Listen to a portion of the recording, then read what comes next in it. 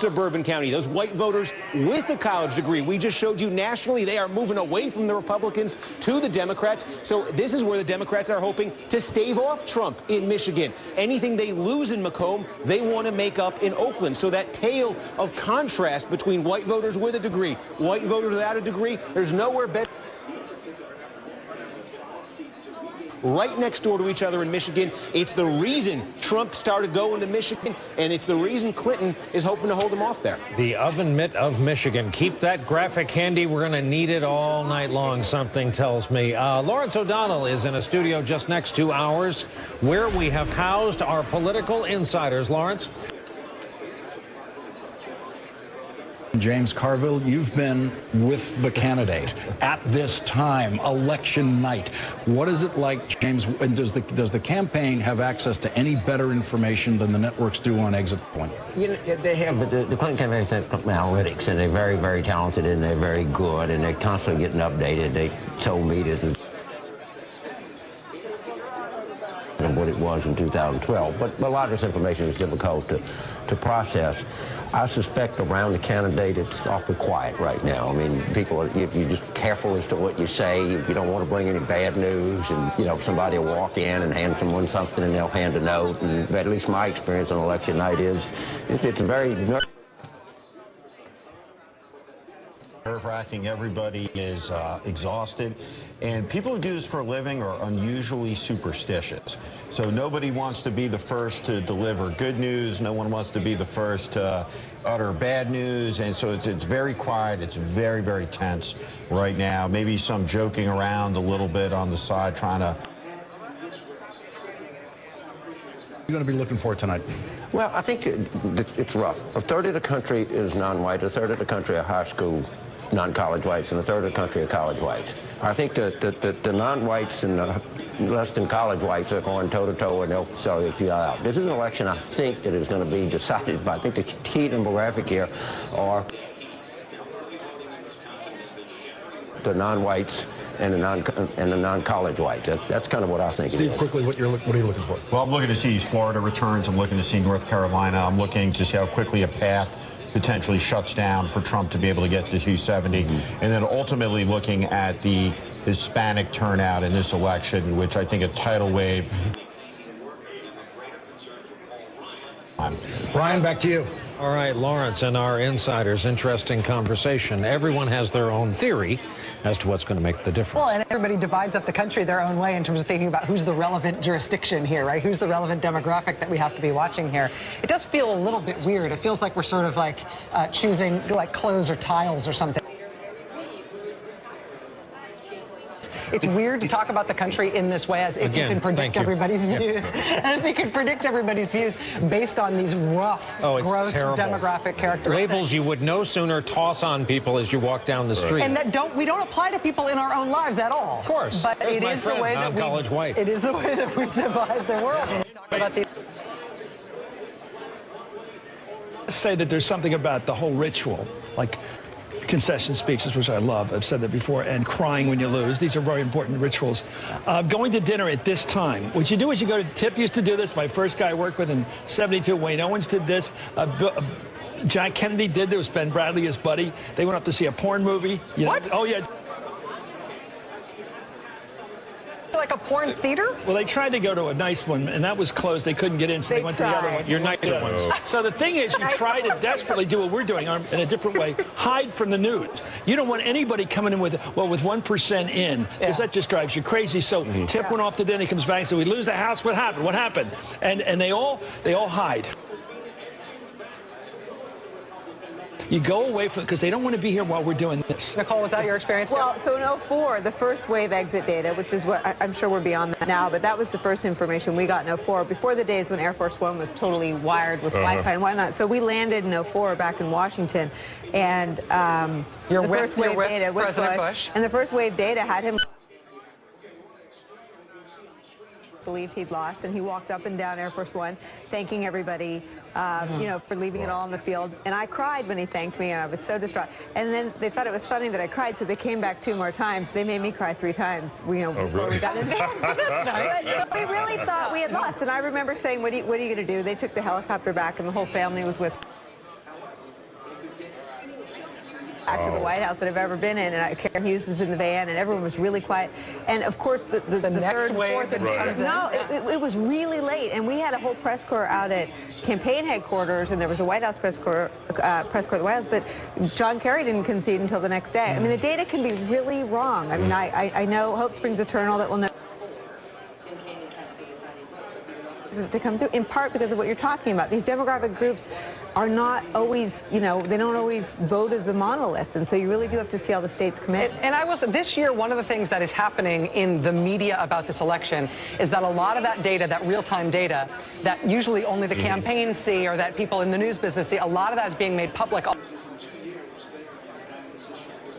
Do not hang your hat on that, no matter how many times you hit refresh in your browser. Or it's right for a minute. Exactly. Bob Shrum was telling John Kerry, the senator, he was calling him Mr. President. They all were. You were miserable. They were dividing up the cabinets. Yes. Yeah. Well, all I know is when I DVR a Giants game and they lose, it's terrible. We're going to take another break, and when we come back, we will live.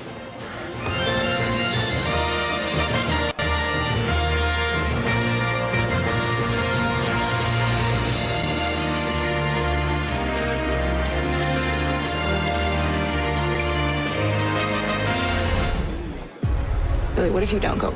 I have to, Kat.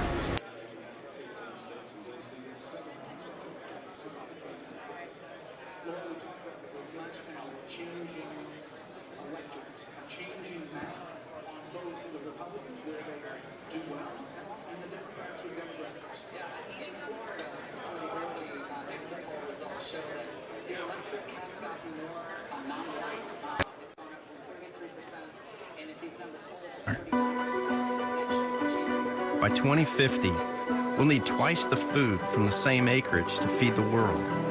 That's going to take serious innovation.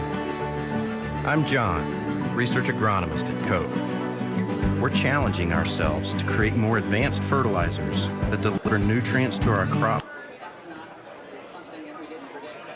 so farmers can apply less and grow more. We are Coke.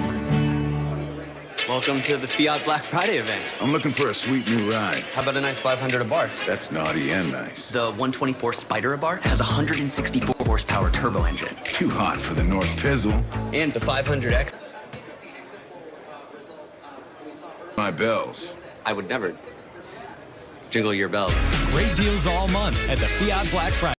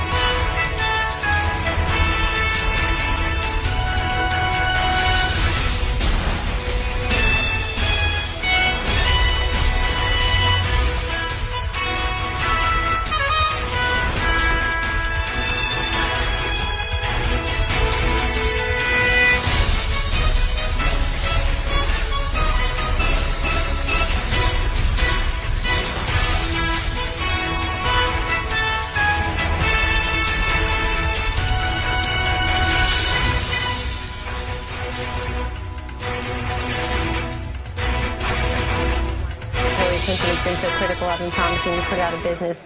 We know those messages are resonant there. We like the fact that, particularly in the case of Michigan, the polls have been tightening over the last couple of weeks, something we saw internally, and now you see it externally. And we're just trying to hang on to our core four and add to that with a fifth blue state. And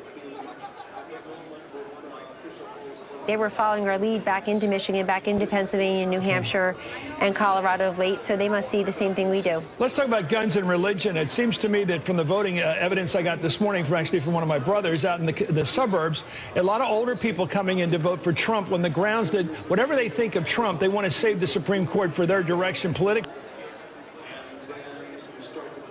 And perhaps gay rights and gay marriage.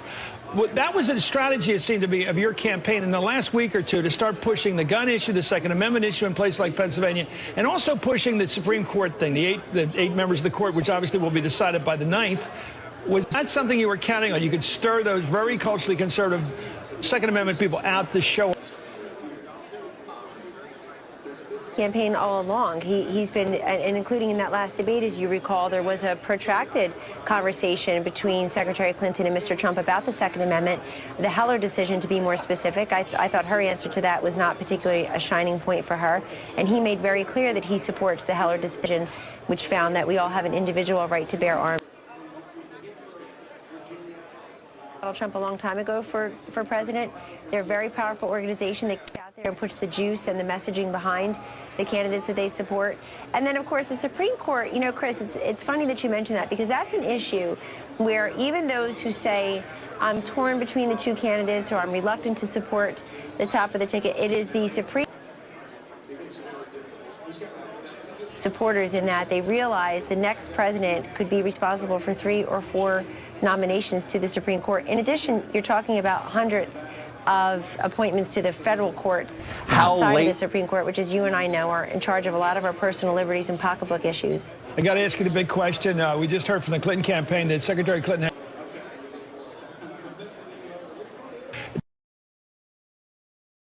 because Florida is going to be perhaps the biggest story of the night. So watch what happens if Florida ends up blue. If it does, Trump has to sweep everything here, throw in New Hampshire, and he's got to win Michigan and Pennsylvania in order to pull it off. The point is this: Florida is going to tell us everything tonight as far as the path for Donald Trump. All right, Chuck, as you make your way over here, we're joined by the rest of our election night team, NBC's Savannah Guthrie and our Tom Brokaw. Savannah, another big storyline here, a big drama is who controls the Senate at the end of this night. This may be a real cliffhanger. We may not know by the end of the night. So about a third of the seats in the Senate are up for grabs. The Republicans are defending 24 of them, and these have become all-out battles in a handful of states. We've got a map we can show you: Nevada, Wisconsin, Illinois, Missouri, Indiana, Pennsylvania, North Carolina, Florida, and New Hampshire.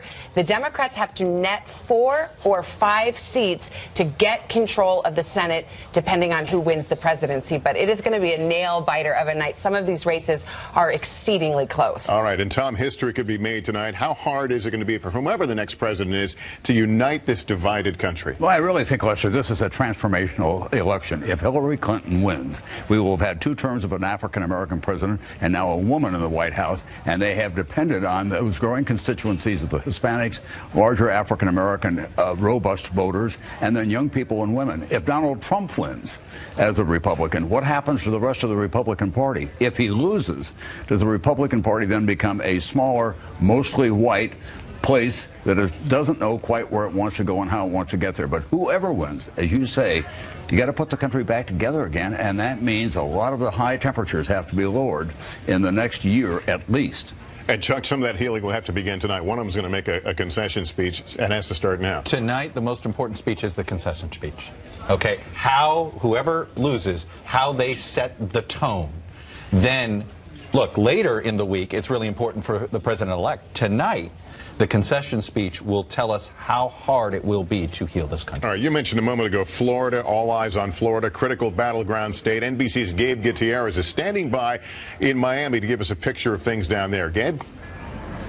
Lester, good evening. With about half of eligible voters here in Florida voting early or absentee, this was an election day like none other. Many voters here in Miami-Dade County telling us it's about time that the rest of the country paid attention to that so-called Latino surge.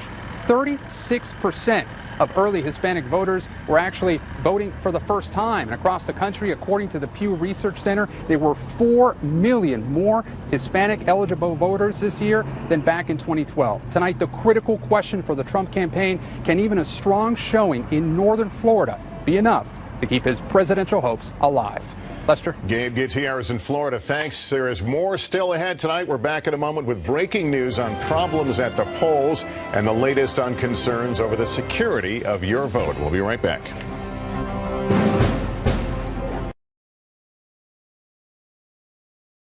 Lending Tree, you can save money on almost any sort of loan. I can solve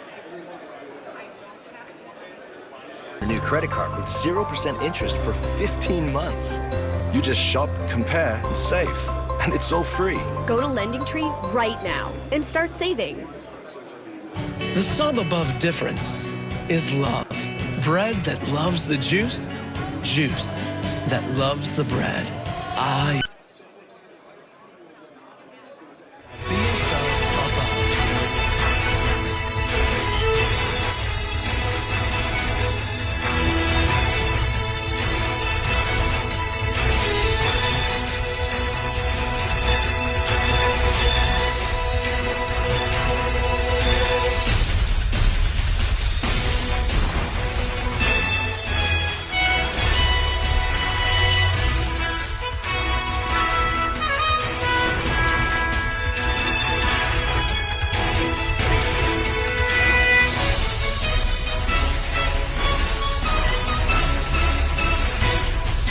neutralizes acid, and only Gaviscon helps keep acid down. To recommend Gaviscon. Infamous trader, and I know a thing or two about trading. So I trade with E-Trade, where true traders trade on a trademark trade platform that has all the computer trader I want. Mobility is very important to me. That's why I use E-Trade Mobile. And it keeps my investments fully mobile. What I love doing. Sign up at eTrade.com and get up to $600.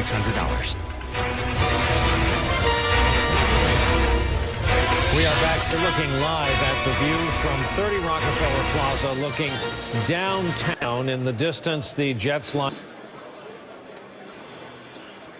airport, but there in the foreground, the Empire State Building. God, I love red, this night. white, and blue for this night. Well done, Empire State Building. Now let's talk about Florida. Depending on your expert, a whole lot of people are walking around this building and other buildings like it, saying, when you hear Florida tonight, it's ball game. That may or may not be in this ball game. Kerry Sanders has been covering things up and down the I-4 corridor in Florida. Kerry? Well, it is a critical part of the state because along the I-4 corridor, which extends from Tampa Bay over to Daytona Beach, it's the population along there, about 5.5 million people, voters. To the north, you have the conservative vote. To the south, you have the liberal vote. As I'm standing here, we've had lines on and off. It's not a line right now. About 15 minutes or so to go before this poll closes, and those who might be in line can still vote. And then they start tabulating the votes right inside here. In fact, in Florida, they're already tabulating those absentee ballots right here. This is what it looks like. They actually fill in the little bubble and they feed their votes right into a computer, and then that data is sent encrypted over the internet. If there's any question, they can always go back and recount the paper ballots. A little different than the Florida we saw in, well, many years going back to Several 2000, states. guys. While in Pennsylvania, there are multiple reports of voting machine glitches, and the Trump campaign launching a lawsuit in Nevada over polling hours. Let's get to NBC's Pete Williams here. Pete, put it in perspective for us. Well, Lester, it's a question of how the whole process worked in early voting. Trump's lawyers say election officials in 4 mostly Democratic polling places in Las Vegas illegally stayed open beyond the posted closing time and allowed people to vote who got in line after the polls closed. His lawyers asked a state court judge to set the ballots and voting machines from those precincts aside and reveal the name of all the poll workers. But in a brief hearing, the judge wasn't impressed and said it would lead to harassment. Do you watch Twitter? Have you watched any cable news show? there are internet, the vernacular trolls who could get this information and harass people who just want to help their fellow citizens vote. The lawsuit seemed intended to lay the groundwork for a later challenge with at most a few hundred votes at stake. In Pennsylvania, scattered complaints from voters in 9 counties that when they pressed the button to vote a straight Republican ticket, the machine lit up Democratic candidates. No comment from the state, but officials in one county said they haven't seen the machines do that. And for about half an hour, Colorado's voter registration list was offline. Voters were given provisional ballots during that period, but it's worth noting, Lester, what hasn't happened. No widespread reports of voter intimidation or fraud. All right, Pete, thanks very much. Let me turn now to NBC's Cynthia McFadden, who's brought us some exclusive reporting over the last 2 weeks about the government's efforts to secure this election and concerns of outside interference. What are you hearing tonight, Cynthia? Well, Lester, here's what we know. After months of anxiety about Russian meddling, U.S. intelligence sources tell NBC News tonight that cyber hygiene of all 50 states is clean, and there are no signs of dangerous intrusions into any election systems or the nation's critical infrastructure, due in large part to an intense covert campaign by the U.S., including this. The FBI went to more than 100 known and suspected Russian intelligence operatives in various diplomatic missions and individually warned them to back off and stay home today. So, good news on the intelligence front. All right, Cynthia and Pete as well. Good to have you both here. We're back in a moment with a critical gender gap among voters. Will women voters decide the next president?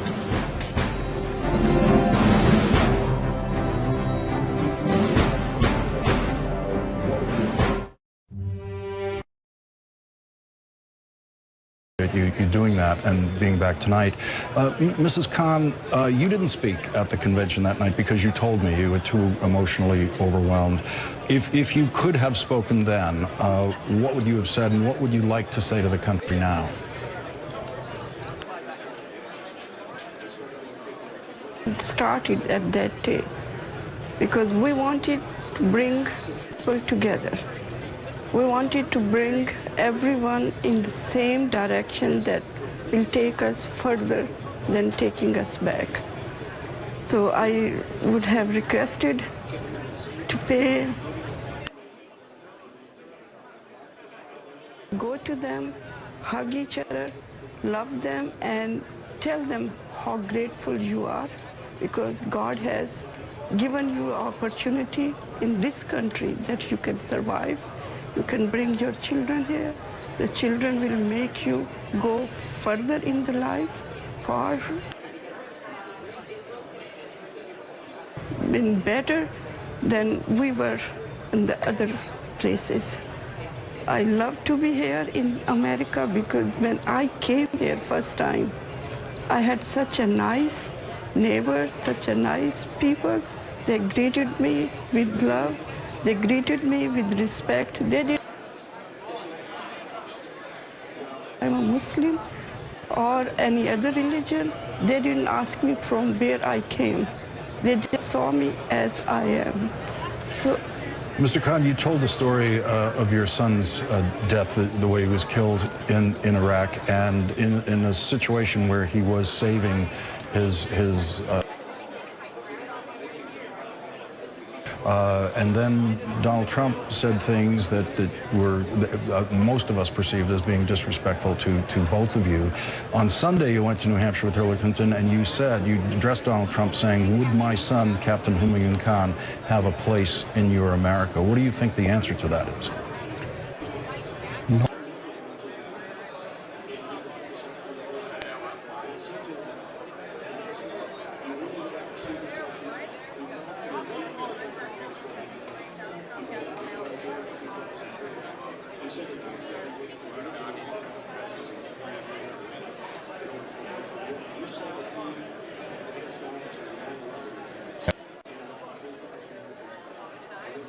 That make this country and make us move forward, make us think so passionately about the well-being of this nation, about the well-being of this country. That is our mission. We will continue to speak, regardless of election result tonight, we will continue to speak how to reach. Trump had sowed in the hearts and minds of this nation. We will continue to work in that direction.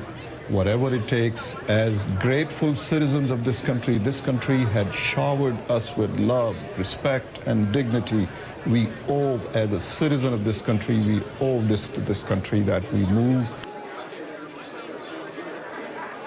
communities, all communities coming together and reconciling and moving forward.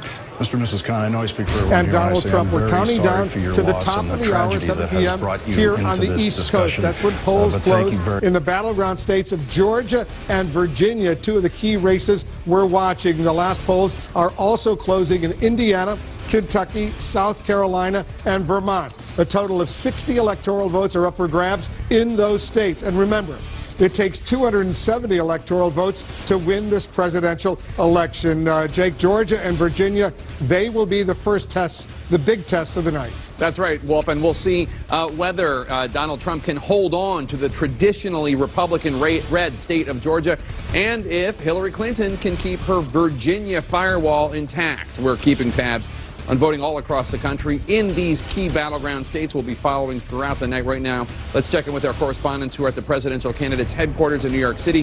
Jeff Zeleny covering Hillary Clinton, Sarah Murray covering Donald Trump. First to you, Jeff, what are you hearing from the Clinton campaign? Well, Jake, in the Clinton war room right now, they're keeping an eye on Virginia. They believe those 13 electoral votes could be the first battleground state they win in terms of the times of polls closing. They're looking to the suburbs right outside Washington, D.C. They believe that the turnout there was strong throughout the day, particularly in Fairfax County, in Arlington County, a county where President Obama won by some 20 points in 2012. They believe that turnout was exceedingly good. Now, of course, Virginia, home to Tim Kaine, the Democratic vice presidential candidate here. Jake, he's been on the ballot for a couple decades, has never lost a race he's been on. He was back in Virginia yesterday to campaign across the state in Northern Virginia and Richmond. So the Clinton campaign confident of that. They are less confident, of course, of Georgia. It is one of those states that if she had been expanding the map at the end of this campaign, instead of explaining her FBI controversy and development, something they were thinking about going into. They believe those 16 electoral votes are out of reach. They barely advertised there. They did not travel there at all. One senior Democratic advisor said maybe next time Georgia will come into play, but not this time. Georgia, a state that I believe Barack Obama lost by only 5 points. It's been a state that Republicans have thought to be trending Democratic. We're keeping an eye on it. Sarah Murray is with Trump campaign headquarters just a few blocks away from Jeff. And Sarah, what are the Trump campaign officials telling you? Well, Jake, the Trump campaign knows that Northern Virginia, the D.C. suburbs, are not turning out today to make America great again. Look, Virginia is not a central part of their electoral college strategy. They've been encouraged to see a tightening in the polls there, and they know that really their only hope is going to be to try to run up the score in areas outside of those D.C. suburbs if they want to have a shot at flipping Virginia to Donald Trump's column. Now, one Trump aide tells me, look, this could turn out to be a Cinderella story for us tonight, but others who are close to the campaign are not so optimistic about a win in Virginia this evening, Jake. All right, Sarah Murray, thanks so much. Let's go now to our political director, David Chalian, who has the latest from the exit polls. And David, with the polls in Georgia and Virginia about to close, you're taking a look in the exit polls as to who exactly showed up to vote in those key states. That's right, Jake, and we're going to be talking about these two demographics all night long. The racial makeup of the electorate, as well as how the electorate is made up in terms of education level. So first to Virginia, looking at race, 68% white. That's a touch down, a little less white, a little more Latino from 4 years ago. It was a 5% 4 years ago, ticked up a point here. This is becoming a slightly more diverse state. Look at education level, too. We see a slight tick up there.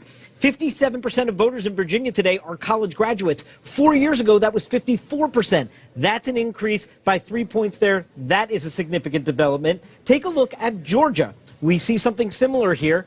61% of the electorate in Georgia is white.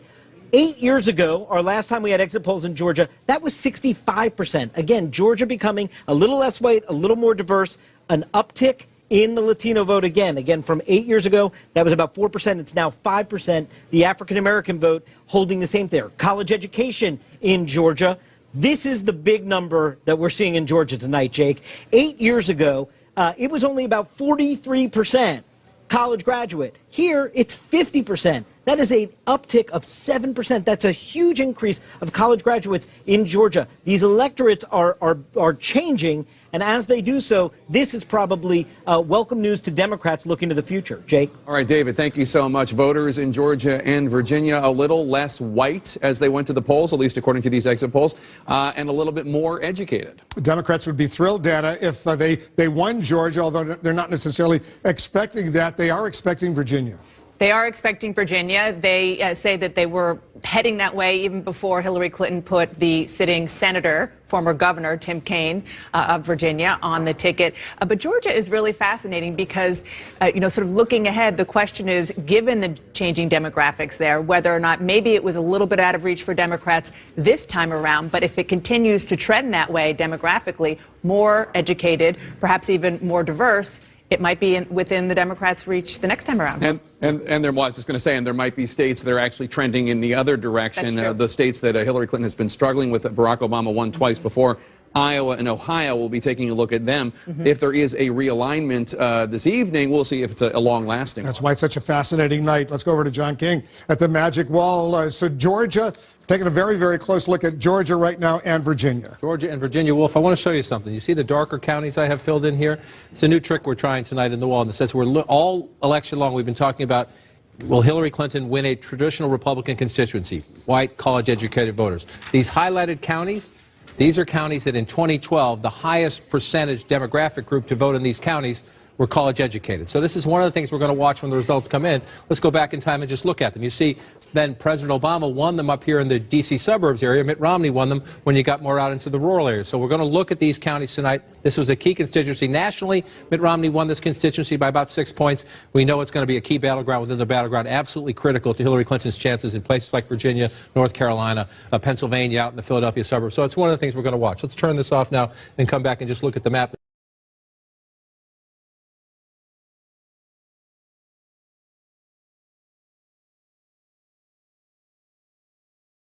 Campaign has been hoping that part of that Obama we go. coalition, 2016, we'll come up here, turn the key off. Now we're going to wait. In Virginia, what are we going to look for? Let me turn the...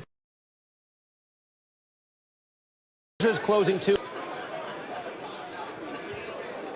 Talk about Georgia long term. There is a rising Latino population. It's still pretty small in the state. This is actually 2008. There were no exit polls there 4 years ago. But the size of the black population in Georgia has been exploding over the last decade. Number or two. two, So even if he's not, how competitive is it? What we Barack learned from Obama, Virginia, the he's not a lot of population, but he needs to... in Georgia is that.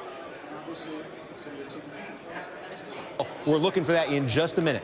All right, Steve Kornacki taking advantage of some of our early exit poll information and looking ahead to what we're going to call here. Yeah, and right now at the top of this hour, we are going to get Virginia. We are going to get Georgia. Looking ahead to 30 minutes from now at 7:30 East Coast time, we're looking at North Carolina and Ohio. So this is the really... within the next 30 seconds. For your own safety, we hope everyone is seated because, as Rachel said, these are some real closings coming up starting at the top of this next hour. And for that, we're going to swing outside to what we've always affectionately referred to as home ice advantage. It's 7 o'clock in the east, and here are the first projections. In the state of Georgia, we are calling it too close to call. 16 electoral votes. Both parties were fascinated like a hurricane with a last-minute wobble before coming on shore. Both parties want it very badly. In Virginia, ditto, 13 electoral votes. Too early. Told Clinton is in an early lead. Here is the first projection in the Trump column. Stations, this is the news channel. I want to let you know that we have NBC News projections in a couple of states with the polls closed at 7 p.m. NBC News is projecting Donald Trump will be the winner in Indiana. These are all in Kentucky, and Hillary Clinton the projected winner in Vermont. They're characterizing the Georgia race as too close to call, and Virginia too early to call. For the Senate races in contention, NBC News is projecting that the Georgia Indiana. Just added, too early to call, though Donald Kentucky Trump is the projected winner is Rand Paul. The projected winner in South Carolina is Tim Scott. The projected winner in Vermont is Patrick Leahy. The race in Indiana, as we said, too early to call. The governor race in Indiana. And breaking the blue wall. Turning now to Senate races, Fox News can project that Vermont's Patrick Leahy, the longest-serving Democrat in the Senate, will win an 8th term, vanquishing Republican businessman Scott Milne. Fox also projects that Republican Senator Tim Scott of South Carolina will beat Democratic challenger Thomas Dixon. I love vanquishing. I mean, they just get the nice best words, don't staple they? From the decision desk. We are also ready to project that Kentucky Senator Rand Paul, who dropped his own bid for the GOP presidential nomination in February, will win by beating Democratic challenger Jim Gray, based on our Fox News exit polls and early vote tallies. In Georgia, Republican Senator Johnny Isakson is ahead of his Democratic challenger, Jim Barksdale, but he must garner more than 50% of this vote to avoid a runoff, as required by Georgia law. And so far, we're not ready to make a projection in that race. And that may not bode well for getting above the 50%. The runoff is January 10th, so imagine that it's so close that you have to go. Stop. Finally. Stop that. We don't want to hear anything about run. We don't want to hear about the election extending beyond this evening. Let's not talk about it.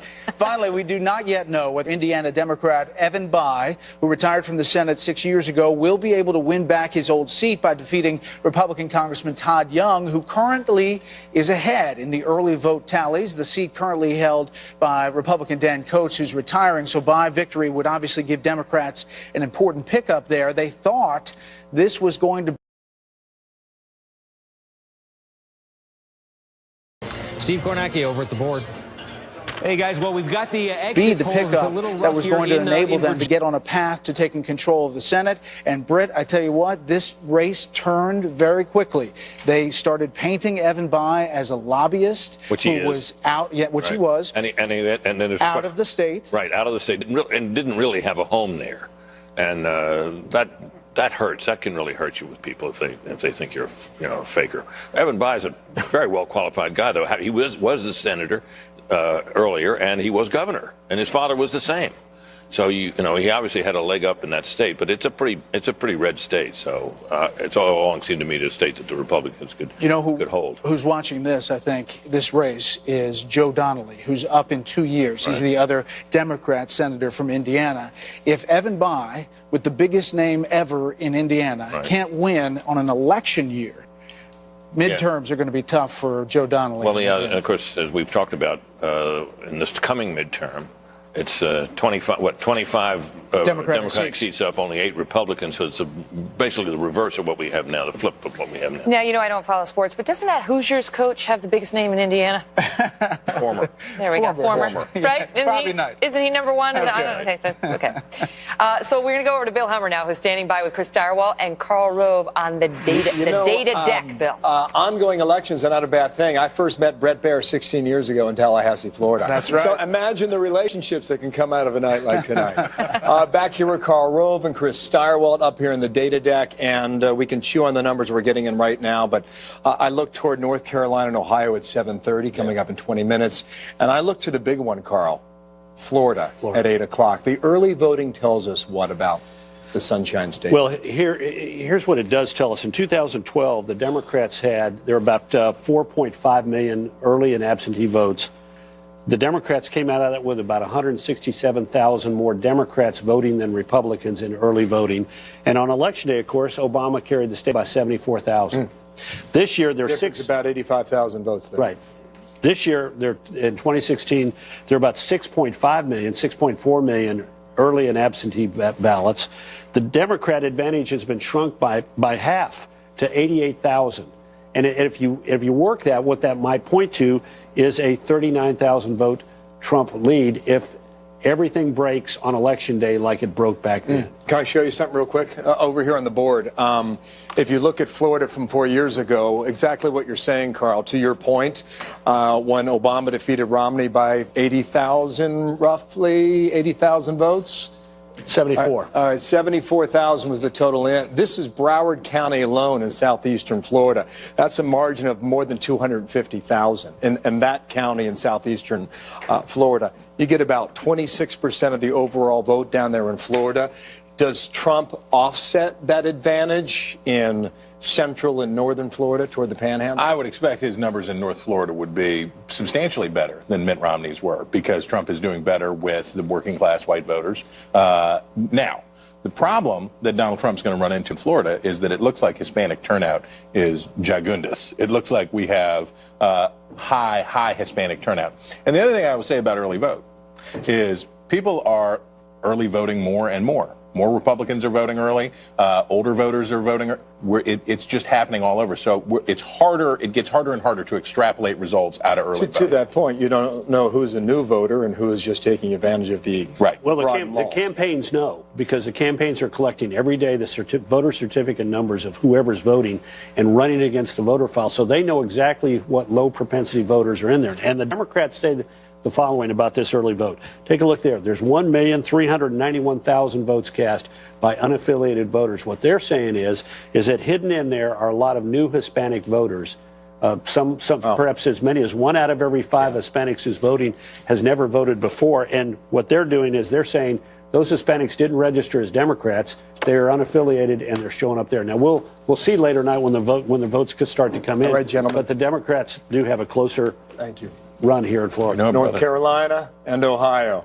The 3 states. Big fish. Big fish. Back downstairs, guys. I believe that the studio cost $30 million. I mean, there's 50 feet of digital walls.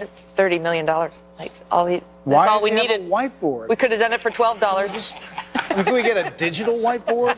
Like a digital Sharpie? Look at he's proud. $30 million? We got a few more things that we haven't taken the wrapping off just yet. We secretly love it. We love it. All right, I have one more thing.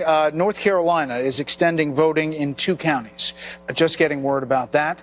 That's a big deal, and that means that voting will continue. Let's get over to Martha MacCallum now, who is breaking down the latest on the exit poll data. Martha. Do not separate Karl Rove from his whiteboard. It is not a good idea. So let's take a look at some more of these exit poll numbers. Temperament, of course, has been such a big issue throughout the course of this campaign.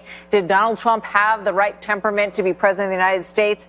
64% say no. This is an argument that Hillary Clinton made very forcefully, and it looks like voters went along with her on that. However, if you're in the camp and you're the 1 in 4 voters who say, you know what, I want someone who's angry like I am, those people, Donald Trump is resonating with in a big way. 75% of them went with Donald Trump. Now, we're all talking about the first-time voters and the notion that the Trump campaign was bringing out people who have not come out before or who had not voted in a very, very long time.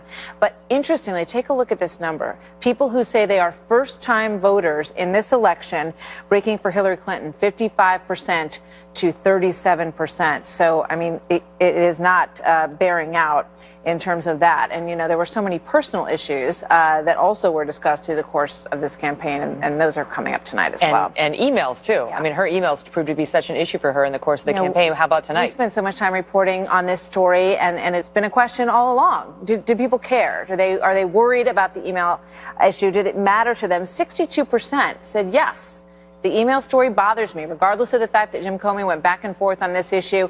62% of those voters say they were not happy about the way Hillary Clinton handled her email.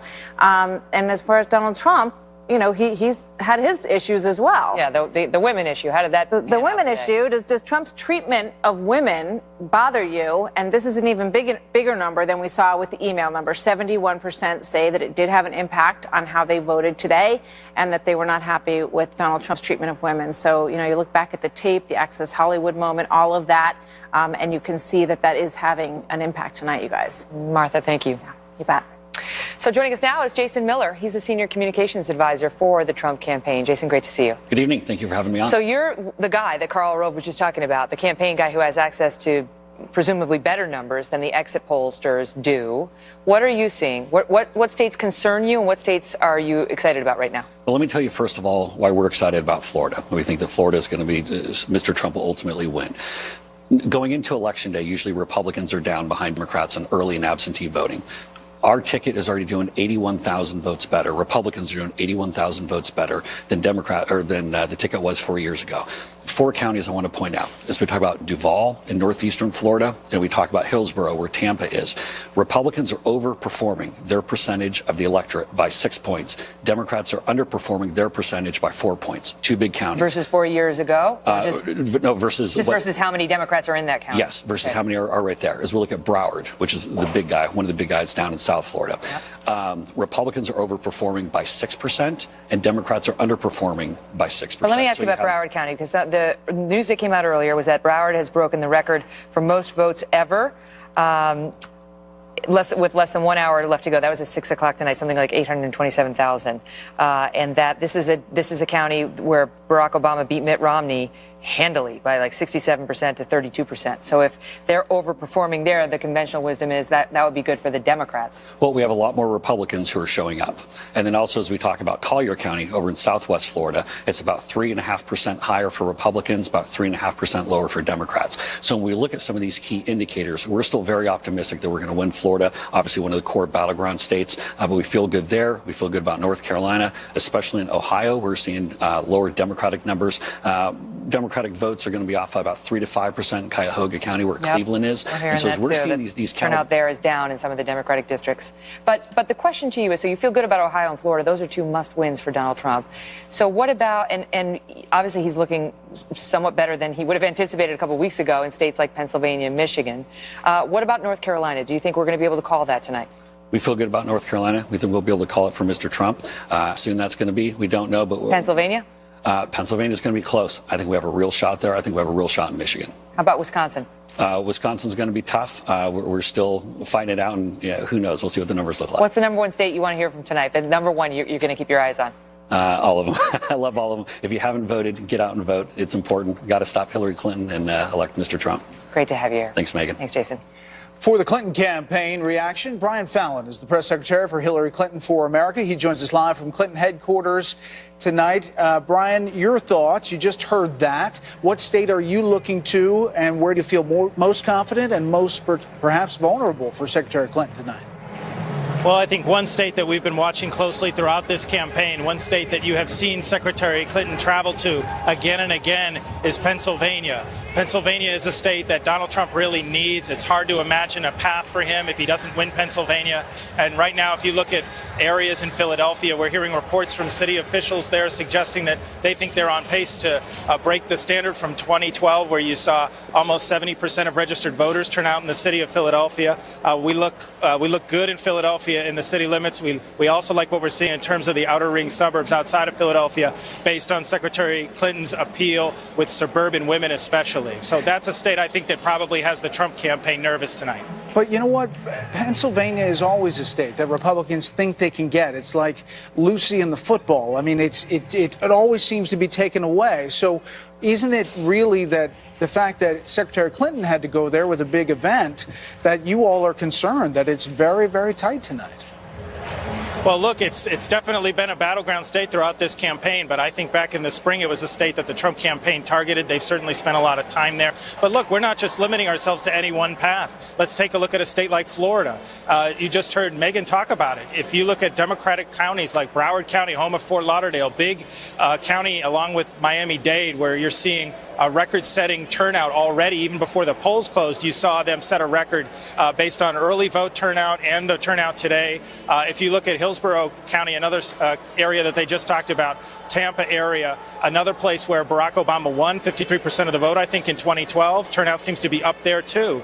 And if you looked at the early vote patterns coming into today, you were seeing record turnout. And I still think that the story of the night tonight is going to be the surge in the Hispanic vote. In a state like Florida, you've seen Hispanics turn out during the early voting phase in Florida, more than 1 million Hispanic voters. That was more than double 2012. I think that you're seeing a rejection of Donald Trump's anti anti-immigrant rhetoric, and you've seen the fruits of a strategy that has targeted those voters. Secretary Clinton has had a kinship with that community dating back to her time in the early 1970s registering Hispanic voters in Texas. It was one of the earliest steps in the campaign back in May when she went to Nevada and talked about how she wanted to expand on President Obama's executive actions there. And I think that you're seeing that they're responding to that. Yeah, clearly the demographics are shifting, and we're noticing that in the exit polls. Talk to me quickly about Ohio and, that state where it looked like the Trump campaign was well positioned going into tonight. It seems pretty tight if you go into looking at who might be coming out according to the exit polls. Right. Well, I think that going into tonight, the Trump campaign probably viewed Ohio as a must-have. They have to view it that way. We have multiple pathways. We have fought very hard in Ohio, and I think that there were some promising signs during the day today in places like Hamilton County, Franklin County. We're going to have to watch and see what the results are tonight. The reality is we have multiple paths, and the Trump campaign basically needs to draw an inside straight at this point. They need to win Ohio, Pennsylvania, Florida, and steal a state like Michigan if they're really going to have a chance at 270 electoral votes. A lot of those states are tight as we sit here. Brian, we appreciate your time. We are approaching a critical moment tonight, 7:30 p.m. Eastern Time. The polls will close in 3 more states, and they include 2 big ones. Very crucial battlegrounds, North Carolina and Ohio. You just heard it discussed. Either one of these states could decide the entire race tonight, and the balance of power in Congress as well. We are live on the ground in 13 minutes with that. And will the Tar Heel state, North Carolina, come down to a turnout from minority voters? The gang from the 5 will join us to talk about that. They were just outside earlier, and we're live in Times Square, the crossroads of the world, in the Marriott marquee sign. Hey, there we are. That's beautiful. As Fox News Live coverage of Election Night 2016 continues.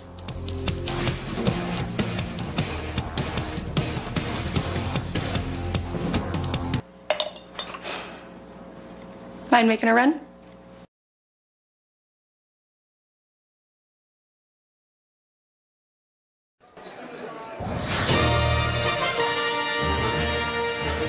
We're back. This is just one of the early states.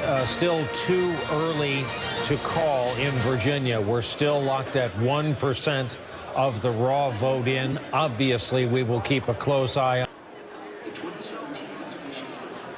Too close to call. The data simply doesn't exist to give us a projection in the state of Georgia. A lot of hopes and dreams riding on those 2. For starters, Ron Mott is in Cincinnati, in the valuable state of Ohio, just across the way from the valuable state of Kentucky. Hey, Ron.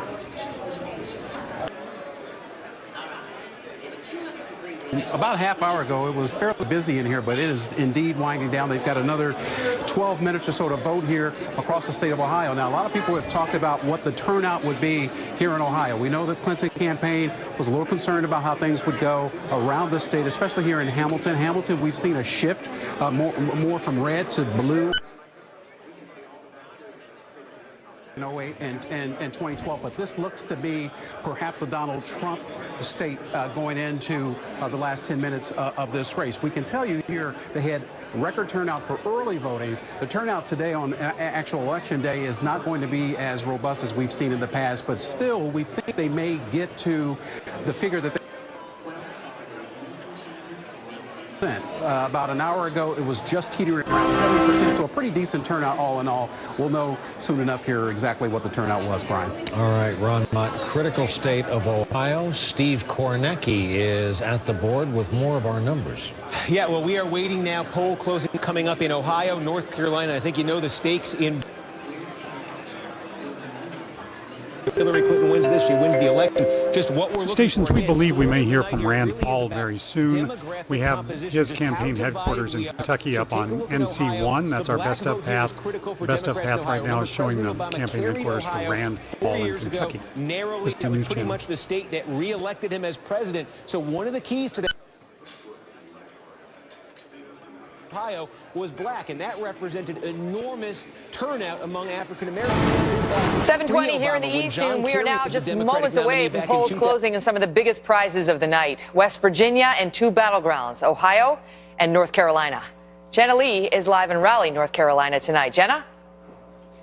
The polls were supposed to close at 7:30 for the entire state of North Carolina, Megan, but that is not the case now. I just got off a phone call with the State Board of Elections, and there will be extensions at certain precincts in Durham County, a key county here. So in certain precincts, you will be able to vote up until 8:30 tonight. Why is that a big deal, and what happened? What happened for some voters is when they showed up to cast their ballot, they weren't able to check in. So it was like showing up at the airport, trying to get on your flight, but you weren't able to check in at the desk. So you couldn't go through security, you couldn't get on your plane. That's what happened to some voters, and that's what led to the extension. Now you say, is that any big deal in a big state like North Carolina? It is. In 2008, President Obama won by such a small margin. It came down to the difference of 2 voters per precinct in the state in 2008. So if 2 voters voted for the other side, Barack Obama would not have won this state. That's how tight the race here is in North Carolina. The same was almost true for Mitt Romney. If 17 voters per precinct swung in another direction, he wouldn't have won. So that's why this is a key ruling by the State Board of Elections. We'll continue to watch the results in Durham County and otherwise, but a lot of breaking news here in North Carolina. We'll keep an eye on it for you. Jenna, thanks. By the way, we're just getting word that Dover, New Hampshire is also extending polling until 8 p.m. So you have some issues in some key states there. Minority voter turnout in the battleground state of North Carolina could be a deciding factor tonight. Clinton's campaign has been putting in some extra work into that state, as we just heard. President Obama visited North Carolina 4 times campaigning for Hillary Clinton. And since the Democratic convention, Clinton has made 7 trips to the state for 9 rallies. Let's bring in the hosts of the 5, Kimberly Guilfoyle, Juan Williams, Eric Bolling, Dana Perino, and Greg Gutfeld. Dana, let's start with you. What are your thoughts? Well, it's one of those nights where I remember about 6 months ago during a primary, you asked me what's going to happen, and I made this really just amazing call where I said it's either going to be a total landslide or too close to call at the end of the night. And I think we have a little bit more clarity of what's going to happen. One statistic that has stuck out to me, especially in Florida, Latino voters in Florida have doubled since 2008, and Democrats have out-registered the Republicans by 600,000 to 50,000. Registered voters in Florida, and I think you're seeing that in some of those early returns that we saw. And also, I think for some of these people that are out there voting and waiting, and one of the reasons that Jenna Lee just reported what she did is that turnout is really big all across the country. People were waiting in lines for hours in order to get their vote. Eric Bolling, what do you make of that? What Dana's point on the Latino vote in Florida? Massively important also. And if you break down Florida, the I-4 corridor, a lot of the increase in Latino vote is right in the central part of that, Orange County, Orlando area. High Puerto Rican vote, high Puerto Rican registration for votes. I think that's a very, for me, straight up, the I-4 corridor has been the indicator. Whoever wins the I-4 corridor may end up winning the whole election, because the state, as you know, down south it's all blue, up top and over the panhandle it's a lot of red. That I-4 corridor can flip Florida either way, and Trump needs Florida. We'll be calling it early if he doesn't win Florida. Greg, I've been waiting for your analysis. I know. Tonight. Finally, you and me. And Megan, you know, we say, and Megan too, we say it's all about the ground game, and we know for a fact that the Democrats are amazing at the ground game. They even get the dead to vote. That's literally the ground game. 6 feet under, thereabouts. But we talk about the changing electorate. I want to talk about our changing tolerance of the past. So many things that we would think would have sunk a candidate over the past year didn't. I find this the most refreshing thing about this candidacy is that for terrible people like me who have an awful past, I still might be able to run for office. You have a chance. I have a chance. So Very you're small saying chance. there's a chance. And you have a really crappy temperament. Yes, exactly. And so you've got that too. I have everything wrong with a human being. A lot of medical issues. Yeah. But we love you anyway. Yeah. Look, on It's the temperament numbers, Kimberly, Martha was reporting that 64% believe Trump does not have the temperament to be president. 34% believe he does. What do you make of that? Because it was something that did serve him. You know, he was like a wrecking ball in that primary, and it served him very well, and people loved it. You know, they want the wrecking ball to go to Washington. With the general electorate, maybe it doesn't play as well. Yeah, I mean, definitely he got some momentum, especially in his campaign when he started using the drain the swamp phrase and talking about getting rid of corruption, taking government, giving it back to the people. So people like the fact that he's a disruptor, that he's an outsider. However, temperament has been something that Hillary Clinton has been hitting consistently in debates, in campaign ads. every stop that she's made across the country to suggest that he is someone that lacks the temperament, therefore the fitness to serve as commander-in-chief. When you see numbers like that, it suggests that it's something that resonates. Will it be enough to suppress some of the voters that might be turning out for him or to switch over for Hillary? That remains to be seen. You know, Juan, I was struck by Brian Fallon talking so much about Pennsylvania. I mean, think about it. Pennsylvania, that should not even be a problem. But it looks like, again, the map may be changing. I think the map is changing. I mean, that's demographics, and I think demographics are a key part of the story tonight. We just heard Eric was talking about the importance of the Latino vote and the fact that you see an increase in the number of Latinos voting in a state like Florida. But let's look more generally at the map. Talk about Pennsylvania, Michigan, part of the old Rust Belt, where, again, you have a large working-class, white, male-dominant population, and it's a surprise that Michigan would be in play, that Pennsylvania could be in play for Democrats, because historically, union-backed, union-driven voters have often been part of the Democratic machine. That may no longer be the case. Instead, you see the Democratic axis swinging toward the South. And here, this is what surprised me. And I think this is part of the big story tonight when we talk about minority vote, what's going on in North Carolina, with questions about the court saying, hey, you can't change the rules right now. There's, as I understand it, questions about early voting procedures that have been changed in some counties, federal judges getting involved, and the importance, as we just talked about, keeping some of those polls opening late to try to compensate. And I imagine that the Trump side is going to be fighting back. But that now becomes a key part of the story if North Carolina is decisive in this Although election. they wanted to keep some open in Nevada, they lost that with a judge. They've got now some You're saying open. the Trump side Yeah, lost the Trump that. did. Yeah. And they've got some open in New Hampshire, and now they've got 2 counties extended in North Carolina. In Nevada, the Trump team argued that they were letting people show up to vote past the poll closings, and the Democrats argued no, they had been in line prior to the poll closings. They were just letting the long line of people vote, and they agreed to keep the records of those votes. Right. So like in Charlotte-Mecklenburg, just to pick up on your point, Megan, in Charlotte-Mecklenburg, the early voting structure was such that it moved away from the black neighborhoods, and it was under explicit directions from Republicans in the state legislature. But on the other side, Eric, we heard reports today in Pennsylvania of people complaining that they went in, you know how you fill out your ballot and then you feed it in, and they were saying it would come up, they'd vote Trump and it would come up Clinton. And now we're hearing from Pennsylvania authorities saying there have been problems, that they've identified the voting machines, that they've taken them out of commission, but there will be questions about that if that vote is at all close. And there always are. I mean, every cycle we go through this, whichever side doesn't win says clearly there's a lot of voter fraud going on. Because this map is in my head, and I would put money against Stirewalt if I could do this state for state with him. You're going to have a fairly clear idea from Florida, Ohio, North Carolina, Florida right away. First polls that close. If Trump holds those 3 down, you have to look back at the map, and then you look at the next level. Then you go to, is there a Michigan? Pennsylvania, if he doesn't win Pennsylvania, then you go, is there a Michigan? If there's not a Michigan or Wisconsin, that's your next hour. Then you have to wait till the west, to the mountain states close, and see if he picks up Nevada, and then you have to look back and see if you got those 4 electoral votes in New Hampshire.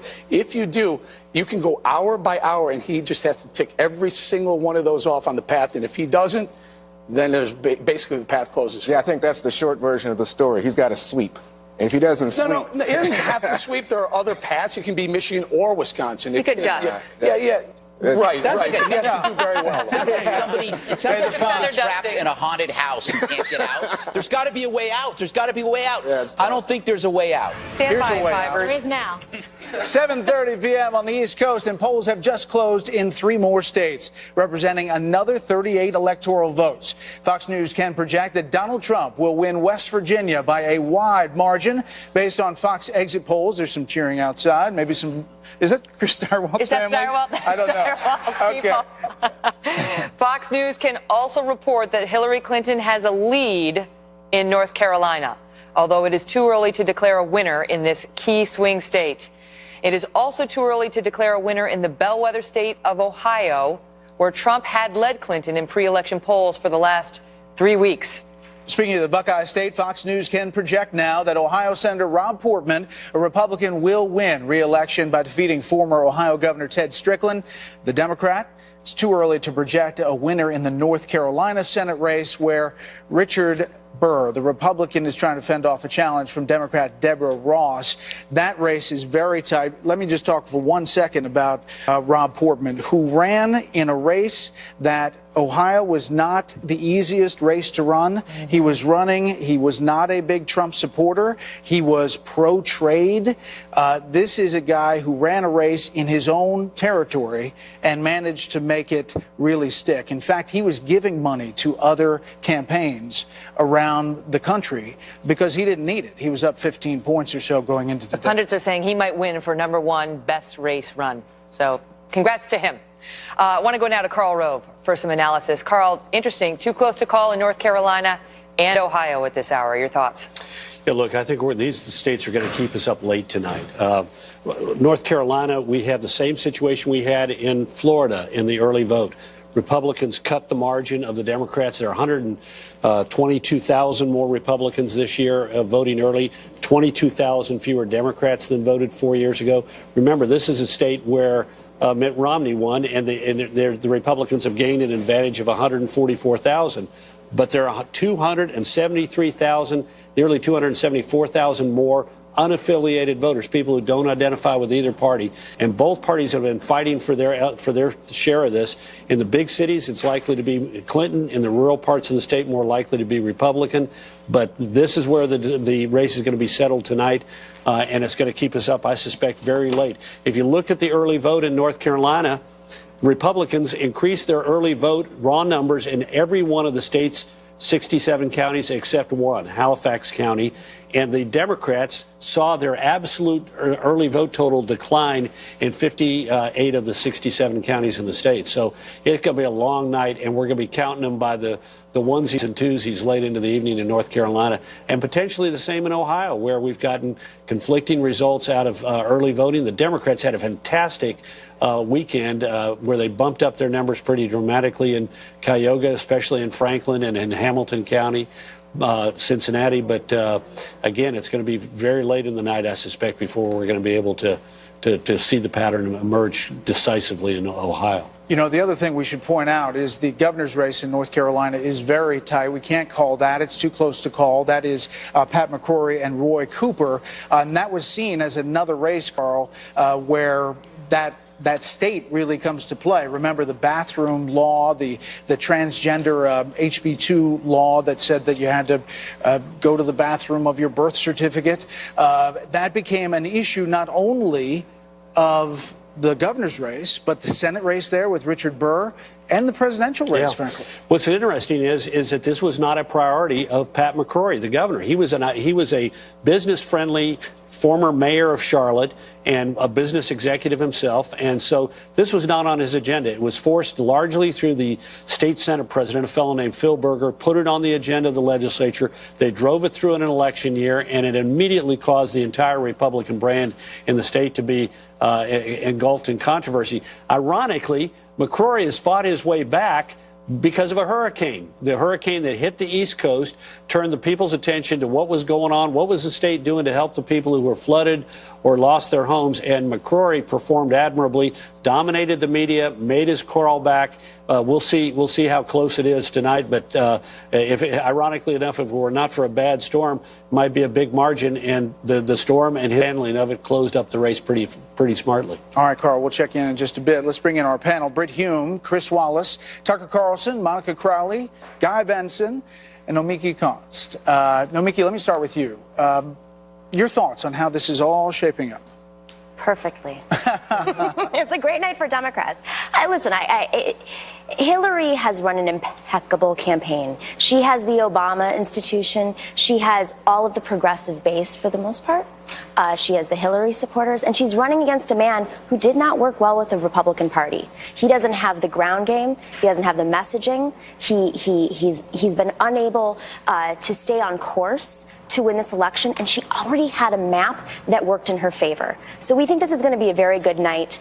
There are only a few scenarios with very, very small chances where she won't do well, and it really just comes down to the Senate.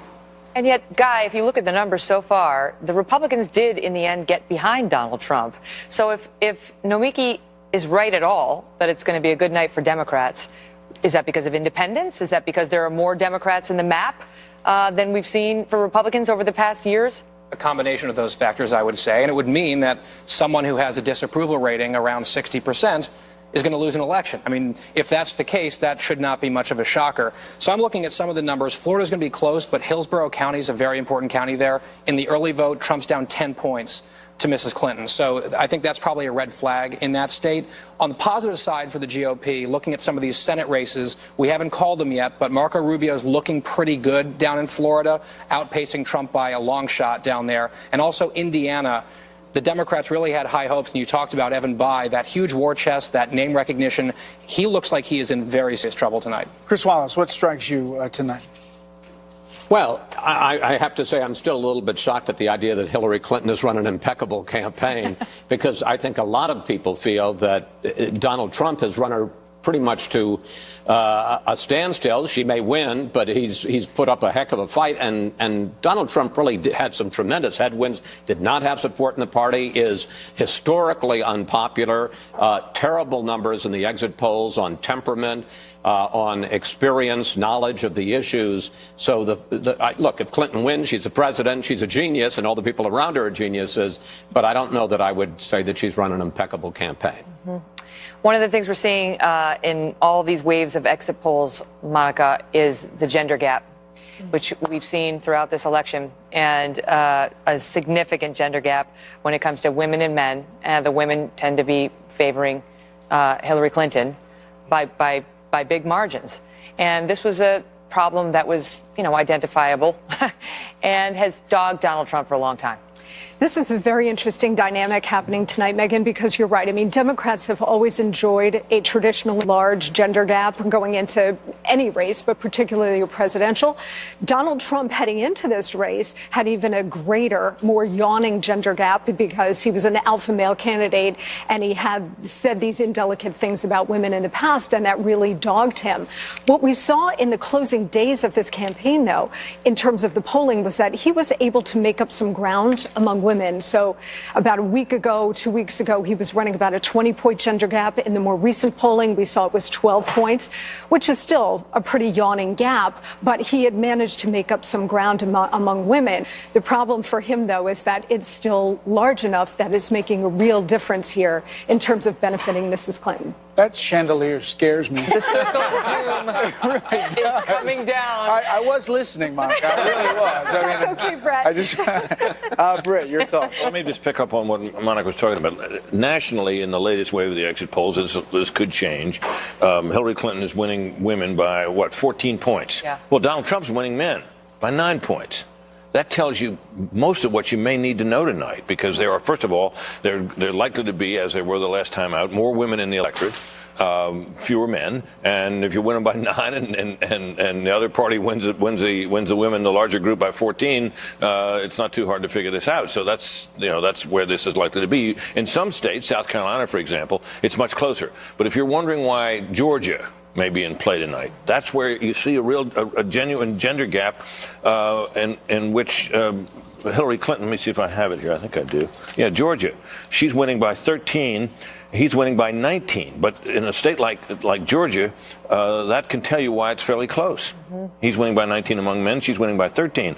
What in particular, Britt? I mean, give us the history on the Republicans and white college-educated women. It's those typically go Republican. They have in the past. Yeah, but in the past. What we've seen in the early rounds of the exit polling tonight is that they're not, and going for the Republican candidate, and consequently he's had a lot of ground to make up there, because right off the bat he was not the kind of candidate that could appeal to both blue-collar men and some blue-collar women and the more educated demographic. Mm-hmm. Tucker, we're 19 minutes plus away from our next polls, including Florida. And we've spent a lot of time, both campaigns actually, talking about Florida. It's really interesting. Well, of course. And about the demographic shifts in Florida, a big number of Puerto Rican voters fleeing the collapse of the economy of that island to the state of Florida, how they might affect the outcome. And that we'll find out.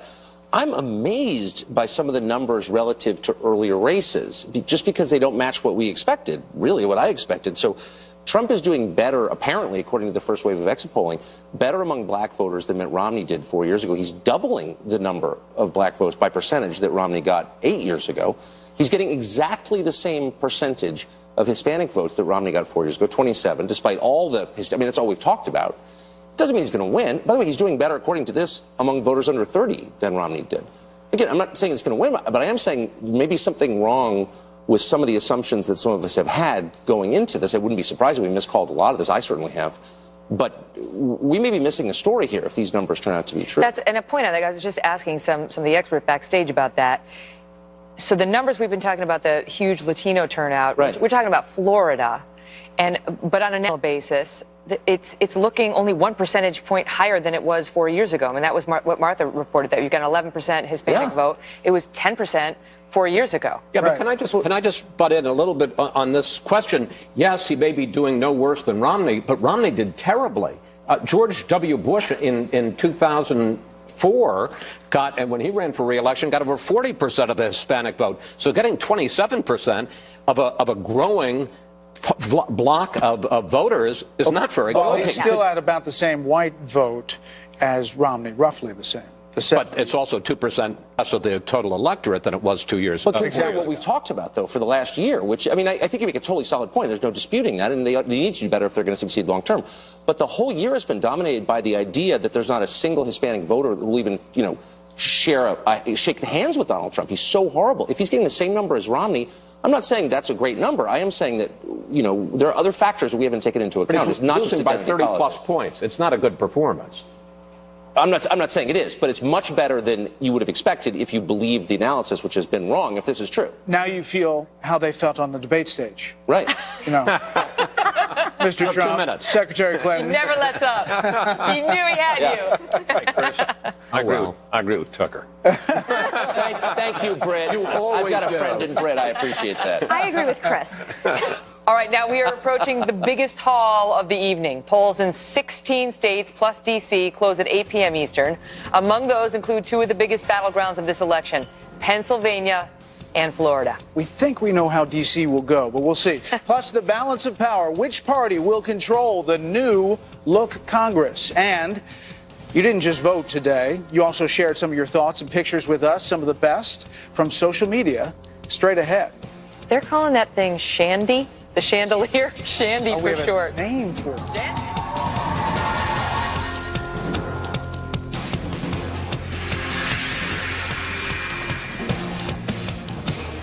Crystal Cruises continues to be the world's most awarded luxury cruise line for over 22 years, and not just a one-hit wonder. We've crafted an all-inclusive, truly exclusive travel experience that's in a class. We should make plain our family member. Casey Hunt is with us for this hour, former AP political reporter based out of Washington, but of course you know her as one of our road warriors, NBC News correspondent covering this campaign, and Steve Schmidt, who you may know from our broadcast, but you should also know as a veteran of many an election and campaign effort, most recently. Two of you. Chris Matthews, any word from home, Philadelphia, Pennsylvania? Just a lot of strong turnout in the liberal area of Rittenhouse Square and the more conservative cultural areas, traditional conservative areas of the suburbs. Is this a Matthews family check-in on everybody. Pennsylvania? It's everybody. It's all kinds of people. And Pennsylvania, I will argue with you, has played a more Pennsylvania has been the start of the Democratic National Committee was held there.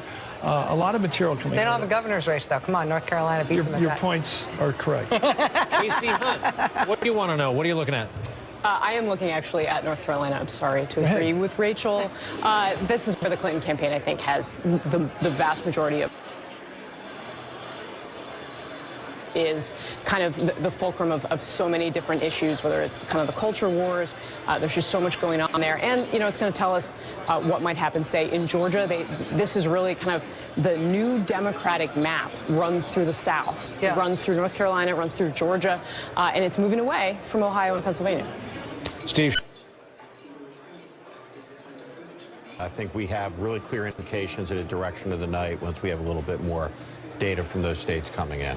North Carolina right now, I mean, obviously President Obama was able to win North Carolina once, but not twice. I'm not sure that Shandy the Republican got in the way. I couldn't breathe. This is how Brett and I are starting to block for the shandies there. We're down there. This. We're quickly approaching the biggest moments of the entire night. It's voiceover. Yes. Right? Okay. Voice over the shandy. Okay. All right. Polls close in a whopping 16 states, plus the District of Columbia at the top of the hour, 8 o'clock Eastern Time. Among them, battlegrounds, Florida, Pennsylvania, and New Hampshire. Rick Leventhal is standing by live in Pennsylvania. Molly Lyons in New Hampshire. We'll start with Molly. Molly?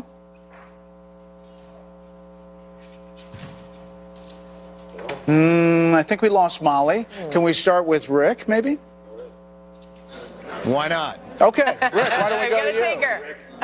It was the shandy. Nope, there's Molly. Molly. Go ahead, Molly. Sorry. We're ready. Hi, Brett. Sorry. In speaking with both sides from the political aisles here in New Hampshire, they both have a certain confidence that things will turn out well for them here in the state, looking at turnout numbers. So this is still a nail-biter of a race. Of course, there are just 4 electoral votes at stake here in the state, but both sides on this White House run have taken it very seriously, with appearances from both of the major candidates in the last 48 hours. Hillary Clinton here on Sunday, Donald Trump here on Monday. Major surrogates also making appearances here, like President Barack Obama, Joe Biden, both vice presidential nominees as well. This race is all about getting the turnout, of course, and what they need is what happened back in February with 22% loss by Hillary Clinton to Bernie Sanders. She wants those Sanders voters to turn up for her today. We're just waiting to see how the numbers turn out on that. And Donald Trump, who got his first big win back in February in the primary season, needs those voters to come out as well. Another thing to watch here, the Senate race, the Republican incumbent Senator Kelly Ayotte facing a very tough challenge from the Democratic governor here, Maggie Hassan. Both women have strong name recognition, strong resumes. These are 2 strong females facing off and really a mega race in which it could go either way. A tremendous amount of spending here, over $100 million spent in this small state. Just about 1.3 million people live here. So a lot of money going into the possibility of the balance of the Senate being at stake. Brett? Molly Lyon in New Hampshire. Molly, thank you.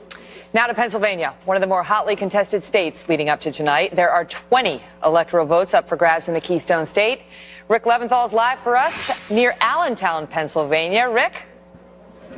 And with a bit of news, Megan, for the past few months, Republican Senator Pat Toomey has refused to endorse Donald Trump. Well, Senator Toomey voted roughly an hour ago, and he told reporters that he did, in fact, vote for Donald Trump. He said it was a tough call for me, that he wrestled with this, but that it was easy not to vote for Hillary Clinton. We expect Senator Toomey here at this hotel ballroom around 8 o'clock when the polls close. He's supposed to watch returns in a hotel room and then come down here to address his supporters. His Democratic opponent, Katie McGinty, voted this morning with her husband and 3 daughters. She criticized Toomey for not coming out sooner to endorse Trump or say who he would be voting for. This, by the way, a race too close to call as of yesterday. Also, the most expensive U.S. Senate race in the nation, with roughly $160 million spent in total on this very important seat. We can tell you the voter turnout was very heavy here in Pennsylvania, and certainly in the Lehigh Valley. We were at the Bethany United Methodist Church this morning, the busiest polling place in Lehigh Valley. They had well over 400 voters in the first hour and some 1,700 people casting their ballots by midday. The Secretary of State said he expects some 80% of Pennsylvania's nearly 9 million voters to show up at the polls before they close just a few minutes from now, guys. Wow. Rick, thanks. Okay, we can make a call, we're told. We can call South Carolina for Donald Trump right now. The decision desk calling South Carolina for Donald Trump. And that puts it into his column as well. Let's check in now with our reporters covering the major stories of the night. Carl Cameron is with the Republican nominee at Trump Tower. Jennifer Griffin's at Clinton headquarters here in New York. James Rosen is in Washington monitoring the big Senate and House races. Carl, let me go to you. What's the feeling there at Trump Tower, or Trump campaign, I should say, and where they stand? Well, they've been saying all afternoon that they're cautiously, nervously, hopefully optimistic. And there was an interesting moment just a short while ago where the Trump campaign manager, Kellyanne Conway, essentially said that it was unfortunate that the Republican National Committee's infrastructure wasn't fully applied as best it could have been for Mr. Trump, as if to point out the deficiencies of the overall organization of the RNC's end. With that said, they're seeing very strong turnout in the I-4 corridor of Florida. They think in North Carolina, separate from Raleigh area, a big Democratic bastion, they think they're doing pretty well, getting reasonable turnout there. And the polls haven't closed yet, so the Trump campaign looking to keep the momentum going. As Mr. Trump likes to say, he saw a spirit in the last few days, and clearly the polls were tightening. The question will be whether or not he has the capacity to come up with enough working-class whites to overcome what appears to be a problem with the Clinton campaign's success with African-American and Latino voters. So when the campaign manager starts to blame the RNC, it's not necessarily a good sign of where their mood might be later in the evening. Brett? Throughout the night, we'll be adding up the electoral votes. Right now, it's 33 for Donald Trump and Clinton 3, but obviously it's early in the night, and we're making these calls as they come. Jennifer Griffin, we talked to Brian Fallon earlier. It was interesting to hear him talk about Pennsylvania and, how they're really working to see how that state goes. Pennsylvania, Michigan, these Rust Belt states that they have concerns about. I think they have the biggest concern, Brett, according to the officials I've spoken to, with Cuyahoga County, and they have not had the turnout there that they would need in order to win Ohio. But what has been a surprise today is you saw that last-minute effort in Michigan. It seems to be paying off. They seem to be doing well in Michigan. There were lines, long lines, this morning in Detroit. That rarely happens, I'm told. And there were a record number of mail-in ballots, absentee ballots, in the Detroit area. So they feel very good about Michigan tonight. I think if you look broader than that, they're still a little concerned about Pennsylvania, but the turnout in the northwest part of Philadelphia seems to be extremely high. The get out the vote efforts there with the large number of people who turned out last night to see President and Mrs. Obama in front of Independence Hall seems to have helped them in the Philadelphia area, Brett. James, we're watching a few Senate races, and obviously, again, the Senate turns with a net gain of 5 seats for the Democrats, 4 plus the White House if they win the White House. One of them we're watching is obviously North Carolina's Senate seat with Richard Burr and Deborah Ross down there, and also Indiana, where we have Evan Bayh against Representative Todd Young. That's right. There's a number of different states we're watching closely. Missouri, where the incumbent Republican Roy Blunt is trying to fend off a very strong challenge from the Democratic Secretary of State there, Jason Kander. So far, of the Senate races that were thought to be in play and not necessarily safe seats, Fox News has only called one of those races, and that is in the state of Ohio, where the incumbent Republican Rob Portman, as you were noting earlier, has finished strong, and Fox News has called the election for him. The former Democratic governor of Ohio, Ted Strickland, the candidate running against Portman, has called to congratulate him. But we have just a few other results that we can report to you, but none of these were really thought to be in doubt. Rand Paul retaining his seat, the Republican in Kentucky retaining his seat, Tim Scott in South Carolina, Pat Leahy, the Democrat, up in Vermont. So far, this is just too close to call, Brett, and we're expecting that it's going to be quite a long time before we know, at least several hours, whether the Republicans will retain control of the Senate. The House, not in doubt. James and Jen and Carl, thank you very much. I want to go back now to Shannon Bream. She's watching Facebook, Twitter, and Instagram. Shannon, what are you seeing? All right, on our digital chandelier, you have now dubbed the Shandy. Let's get some new data that were coming in from Facebook. They're talking about the top 5 policy issues people are chatting about today. Number 1, government ethics, no doubt driven in part by the FBI investigation into Hillary Clinton's private email server. Number 2, religion. Number 3, race issues. We've seen this ranked near the top on Facebook chatter all over the summer, now into the fall. Number 4, crime and criminal justice. And at number 5, the economy. That's consistently been there. Now let's look at some of your posts from home. Michael tweeting this: we are all on board the Trump train. By the way, tickets are still available. Morgan Annette posting, I took my dog to the polls. Check this out. Super cute. Annette and her dog clearly are Georgia voters. You see the Georgia peach there. And you're going to love this. Our Trump embed producer, Chris Snyder, and many others tweeting about this Donald Trump cake. It was just wheeled into the election watch party at the Hilton Hotel. We're told it was made by Melissa Alt. The face is modeled chocolate. The body is made of cake. We're told it took 50 hours to make this. Now, if you want to be in our digital chandelier, all you got to do this, alongside the cakes from Donald Trump, just snap a pic, send it our way by using the hashtag Fox News 2016. And we'll see you right here along with everybody else across America who sent in their photos. All right, Shannon from the Shandy, Megan, back to you. At the Shandy. Wow. Great to see you, Shannon. We do want to show you one other thing here in the studio, and that is our Tower of Closings. I think that's what we're naming it, the Tower of Closings. Tower of Power. And you can see when a state is called, it goes to the color, Indiana, Kentucky, South Carolina, Vermont. And there you see the 8 p.m. closings. The list is huge, and we have all the closings listed there, and when they're called, they go to the color. We are 4 minutes away from polls closing in 16 more states, plus Washington, D.C. More results coming up as Fox News coverage of Election Night 2016 continues.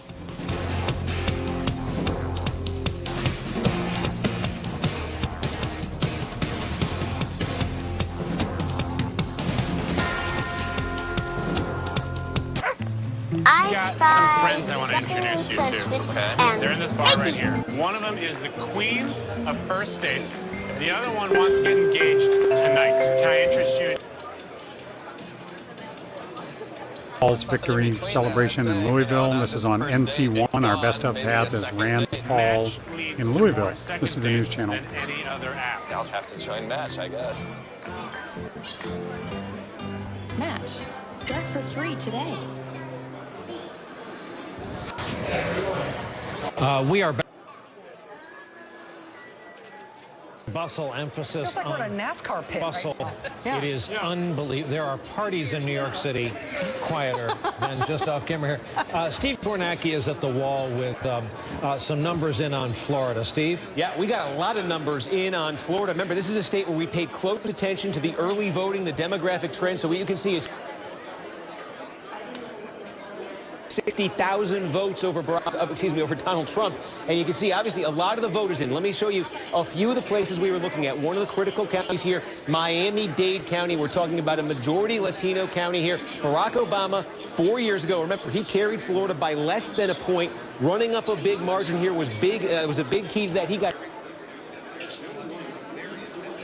what this appears to represent. All of these votes you're seeing here from Miami-Dade, this appears to be all of the early vote. Remember, they had vote by mail. They also had the in-person scan your ballot. It appears that's what that represents. You see how it still says 0%, so there still will be some same-day vote to come in there. But again, that is a slight improvement for Hillary Clinton often.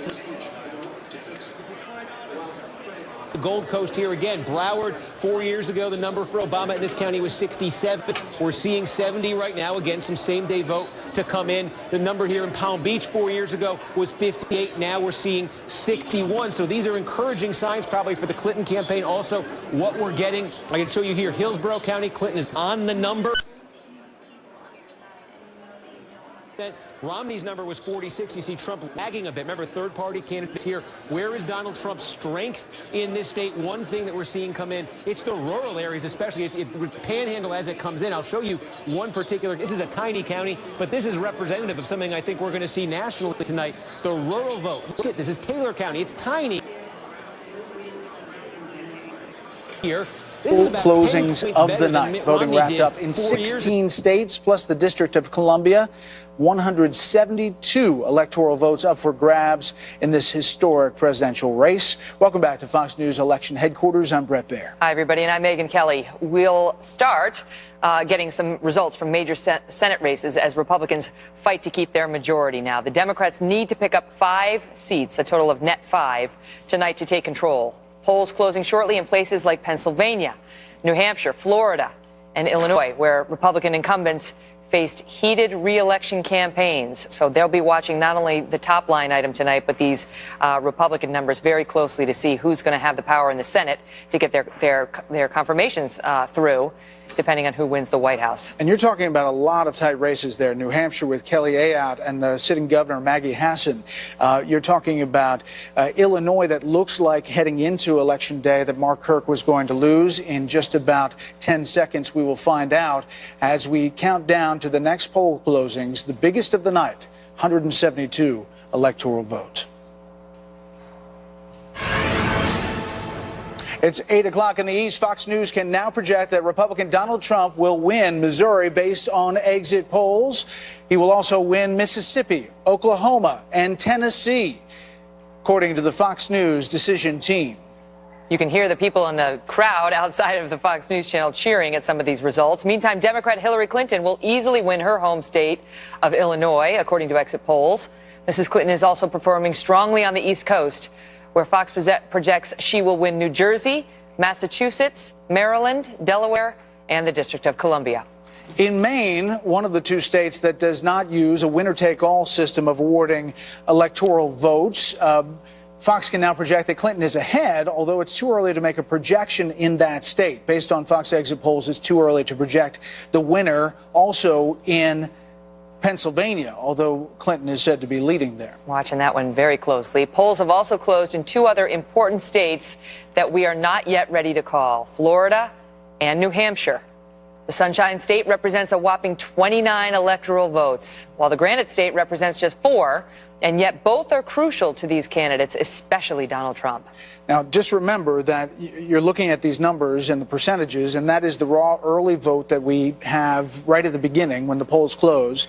And we are also looking at these states with the exit polls as well. So when you look at the percentages, that's not really where they stand now overall. But the importance of Florida cannot be overstated, that is a critical must-have state to Donald Trump. Any path to the White House that Donald Trump has requires Florida. That's just period, end of report. You can try to do it without other states, but you cannot try to do it without Florida. So we're all watching that one extremely carefully. And they've both been making a big play for New Hampshire in the past couple of weeks. Now let's go to a big batch of Senate races. Fox News can project that Democratic Congresswoman Tammy Duckworth, I mentioned her, of Illinois, will unseat Republican Senator Mark Kirk, giving Democrats a key pickup tonight. Remember, Democrats need 4 with the White House, 5 without, to take over the Senate, depending on who's elected president. That one was not a surprise in Illinois.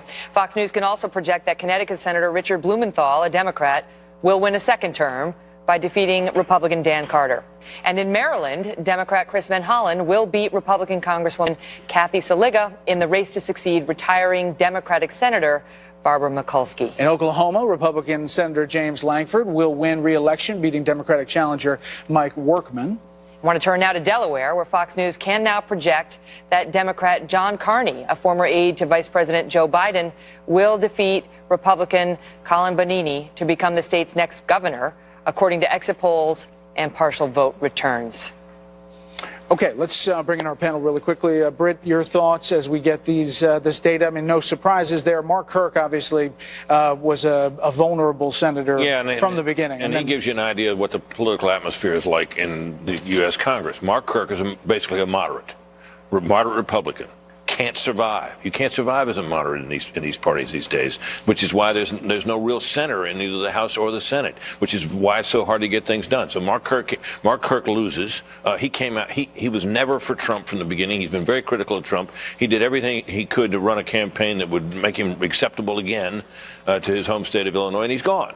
And that's the atmosphere in which we operate. So, although he didn't have a great debate performance when he challenged Tammy Duckworth's heritage. In Never a good idea. Yeah. No she's an to Iraq senators. war veteran who lost 2 of her legs. He didn't run a perfect campaign, but I think what beat him was basically his profile. Republican in a blue state. Just let me add one more thing.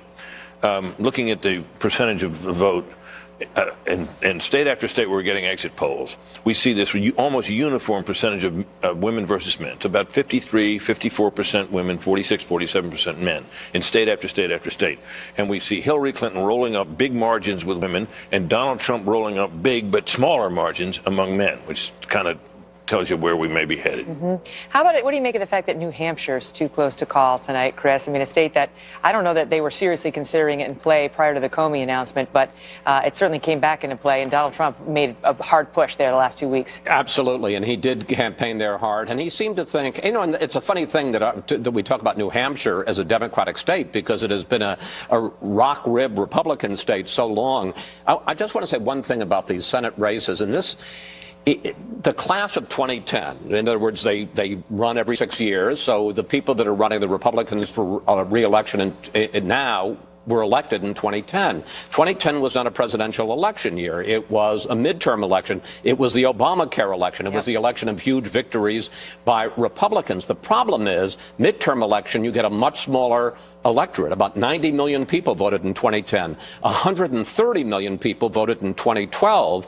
And we assume, again tonight. So it's a much bigger and different election. These people were elected in a small, very Republican, very aggressively anti-Obama 2010, and a lot of them won in blue states like Illinois, like Wisconsin, like New Hampshire, and now they're trying to defend in a completely different atmosphere in 2016, and that's going to be a problem for them. Just to give the viewers some perspective, they're predicting, you know, the Democrats could take control of the Senate tonight. Not Fox News decision desk, but just coming into tonight, analysts were saying, okay, so watch for the Democrats to likely take control of the Senate, and they were saying they could win between 4 and best case scenario, dream scenario for the Democrats would be 7. So 4 would not be unexpected in a year where the Republicans are defending 20, how many? 20 seats? 24 seats. The Democrats only 10. And it'll be the reverse in a couple of years from now on the next election. And so, you know, that's likely to switch back and forth. Exactly. We can make another call. The Fox News decision desk can call the state of Rhode Island for Hillary Clinton. And as you see on your screen, the electoral votes will tick up throughout the night. We're going to move those electoral votes right now 68 to 67. And it's also obviously on the bottom of your screen. Rhode Island, not a shocker, because that's expected to be a Democratic stronghold. And 270 is the magic number. People may know that by now, but they may have forgotten. 270 is what they need to get to become president. A lot of these that called so far have been baked in, and we haven't had any surprises in the Electoral College so far on either side, but the night is still young. The night is young. Bill Hemmer is upstairs at the data deck with Karl Rove. Hey guys, good evening again. Just ticking through some of these states right now in Ohio. Just looking here at Franklin County, that's Columbus. It's early, but Clinton at the moment is outperforming, at least on a percentage basis, the vote that Barack Obama got in the same county 4 years ago. We could pop down here to North Carolina, just kind of get a measure of what's happening here in the Tar Heel State. This is Wake County. That's Raleigh. You know, they were both there yesterday, and just watching this. Early returns in, she's a tick below 60%.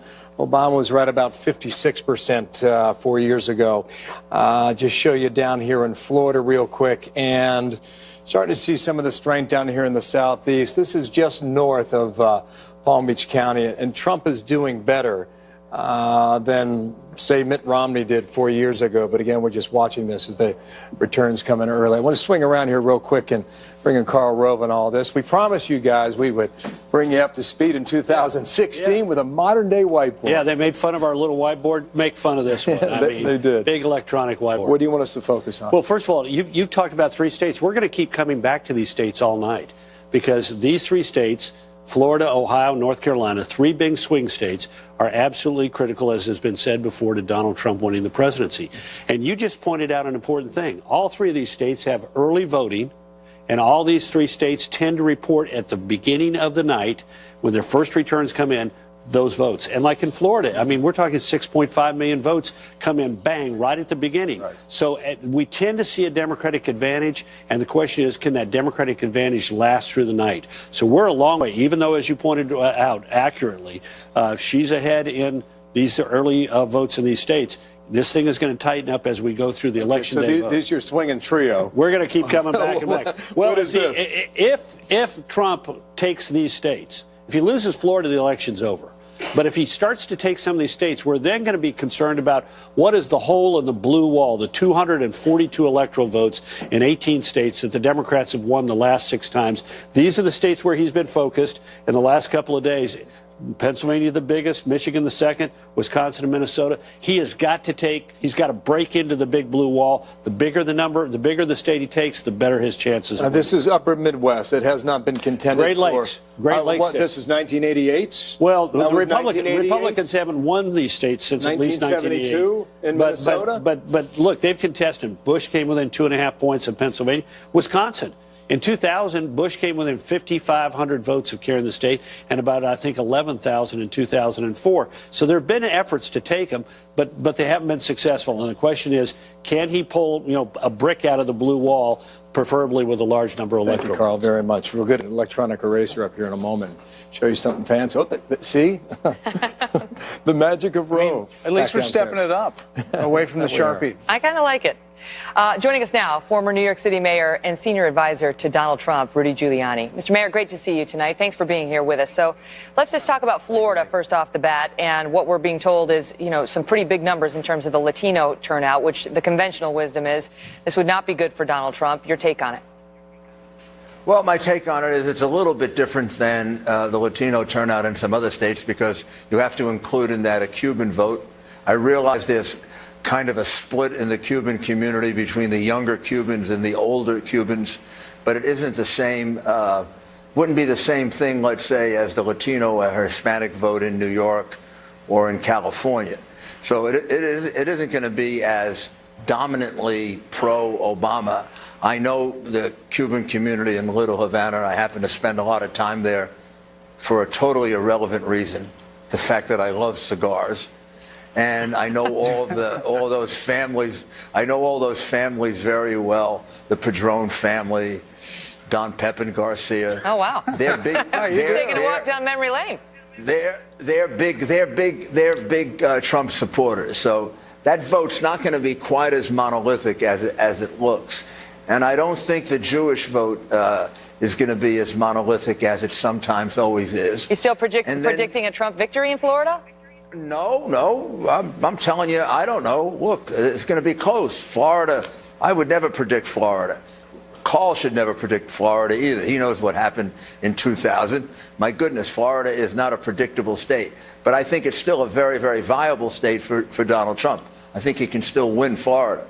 Mr. Mayor, Florida has changed since you ran for president and had a Florida strategy. The demographics have changed, not only in that I-4 corridor, but also throughout the state. It's a higher population. There were more early votes cast in Florida than were cast in the 2000 election. So it's a different state. It is a different state. But that doesn't mean it isn't necessarily a state in which there aren't an awful lot of Trump supporters. I've been up and down Florida. I guess I must have spent a total of a week and a half there. The support for Donald Trump in the northern part of the state is overwhelming. The support in Tampa is very strong.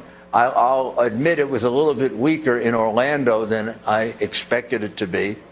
And I think basically the Palm Beach down to Miami vote, it's going to be Democratic, but I don't think it's going to be as strongly Democratic as it used to be. Mr. Mayor, we've been looking at the gender gap tonight and the fact that women are not coming out for Donald Trump, but traditionally Republican women, married, suburban Republican women are not apparently coming out for Donald Trump. And this has been an issue for him in the earlier polling. Should he have done anything differently in your mind to get that group behind him? I'll tell you that in 2 days. It'll take me about 2 days to figure out, or maybe 3 or maybe longer, to figure out if something different had to be done. If he wins, sometimes when you win, you don't think anything different had to be done. And if you lose, you think everything different had to be done. It's hard to analyze in the middle of an election. He's going to overperform with the white male vote. I think he may do a little bit better with the African-American vote, both in terms of the percentage that shows up and his percentage. He spent an awful lot of time going back to August in every speech talking about what he wanted to do for the African-American and the Hispanic communities. I think that's going to pay some dividends for him. This is the first Republican candidate that spent as much time on that as at least I remember. Only one I remember ever doing that was Jack Kemp. Mr. Mayor, thank you very much for your time. Thank you. Thank you very much. We do have a call to make. The Fox News Decision Desk can make a call in the Florida Senate race. Marco Rubio will win the Florida Senate race against Patrick Murphy, the Democratic challenger, representative. This was a lot tighter than people thought it was going to be, actually, heading into this race. And that could go to what we were just talking about, that breakdown of the Hispanic Latino vote. But it is possible also that vote split tickets, and it might be a factor. But Rubio wins this race. Remember, he ran for president, decided he was not going to run for Senate after he lost that primary battle, and then said, you know what?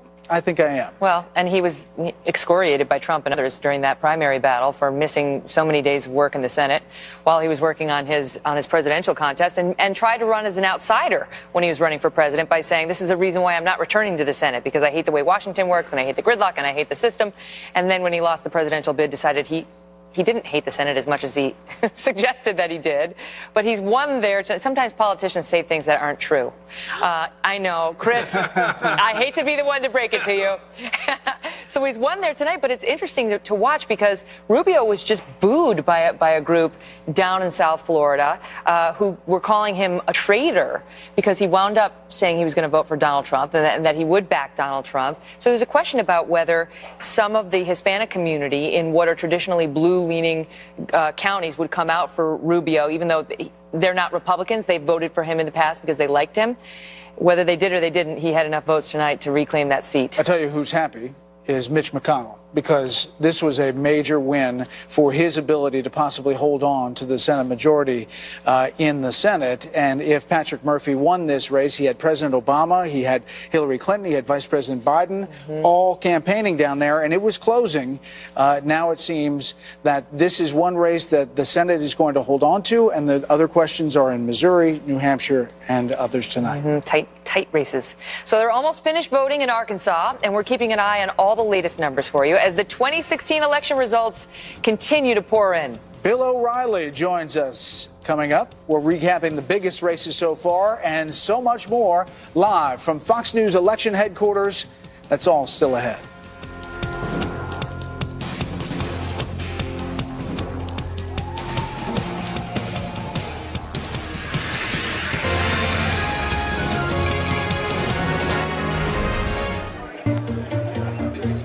Our mission is to produce programs and online content for African women as they try to build their businesses and careers. My name is Yasmin Bello Asage, and I'm a co-founder at She Leads Africa. I definitely couldn't do my job without technology. This Lenovo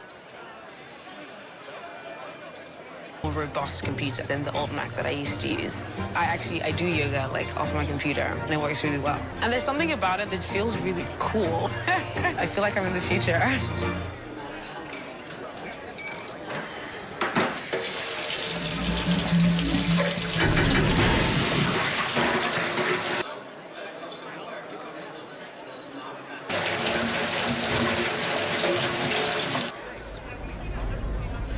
Afoot and lighthearted, I take to the open road.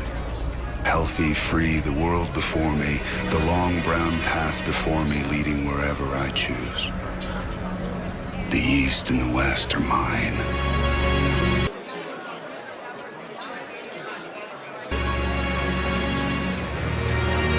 All seems beautiful to me. Coaching means making tough choices. Jim, you're in. But when you have high blood pressure and need cold medicine that works fast, the choice is simple. Coricidin HBP is the only brand. Coricidin HBP. Thought you couldn't afford a hot tub? Well, ThermoSpa's designed one that's energy efficient and requires no costly installation. You simply plug it in and fill it with a garden hose. To learn how you can own a custom-built hot tub, call for a free DVD and information catalog, and we'll include a gift coupon for free delivery.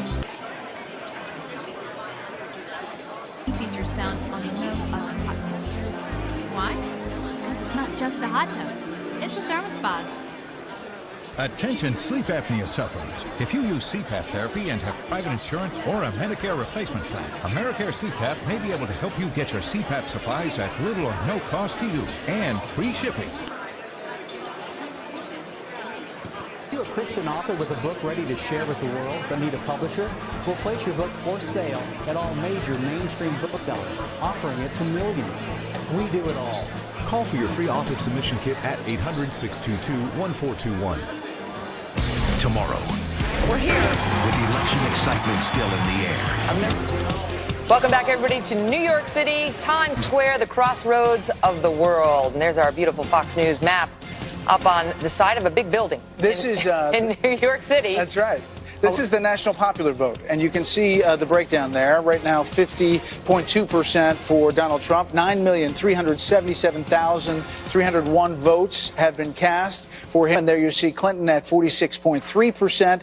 And you can see the different counties and precincts basically coloring in with the red or the blue throughout. And we will monitor this throughout the night. Remember when Times Square used to be filled with exotic dancers and bars? Now it's electoral college results. What a shift. This naked cowboy is there somewhere. Let's bring in Bill O'Reilly, who you normally see at this time as the host of the O'Reilly Factor. We're also joined by syndicated columnist, Fox News contributor, Dr. Charles Krauthammer. Bill, your take about where we are and what we're seeing. Well, Trump's competing pretty well, I think, across the board. But the army of people that his campaign expected to come out that were disassociated with polling and things like that, that hasn't materialized. But, you know, the Florida thing, he's got a chance to win Florida because of the panhandle vote. In Ohio, it's hard to tell because we don't know where the votes are coming from right now. North Carolina, a little dicier for Trump there.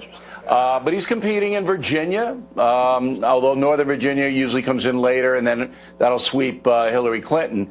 But I think that at this point, it'd be foolish to make any kind of broad assessment of what the vote's going to turn out to be. It doesn't look like there's going to be any shocking upsets or shocking vote tallies anywhere. It's a slug out right now. And Trump needs it all to go in his favor. So, Charles Krauthammer, dude, I make any mistakes? You're my guy, always trying to keep me on the straight and narrow. Did I say anything wrong? So much error, so little time. So, look, at this point, I think the trends of the sort of the general analyses about favorable ratings would tend towards Clinton. She actually beats Trump in the exit polls on honest and trustworthy, which is a pretty odd finding, and it's at odds with the latest in the polls. I think what's really interesting is, I think it was noted a little earlier, is that Trump got 28% of the Hispanic vote, which is almost exactly what Romney got. I think the big difference is there appears to have been an enormous increase in the registration of Hispanics. So they turned out, and it's the turnout in very high numbers, which I think is so damaging to Trump right now. But you're not seeing any kind of sweep in Florida, for example, a heavy Hispanic state. Yeah, but and it's very, very possible. But there just aren't very enough possible Hispanics. Trump could win Florida.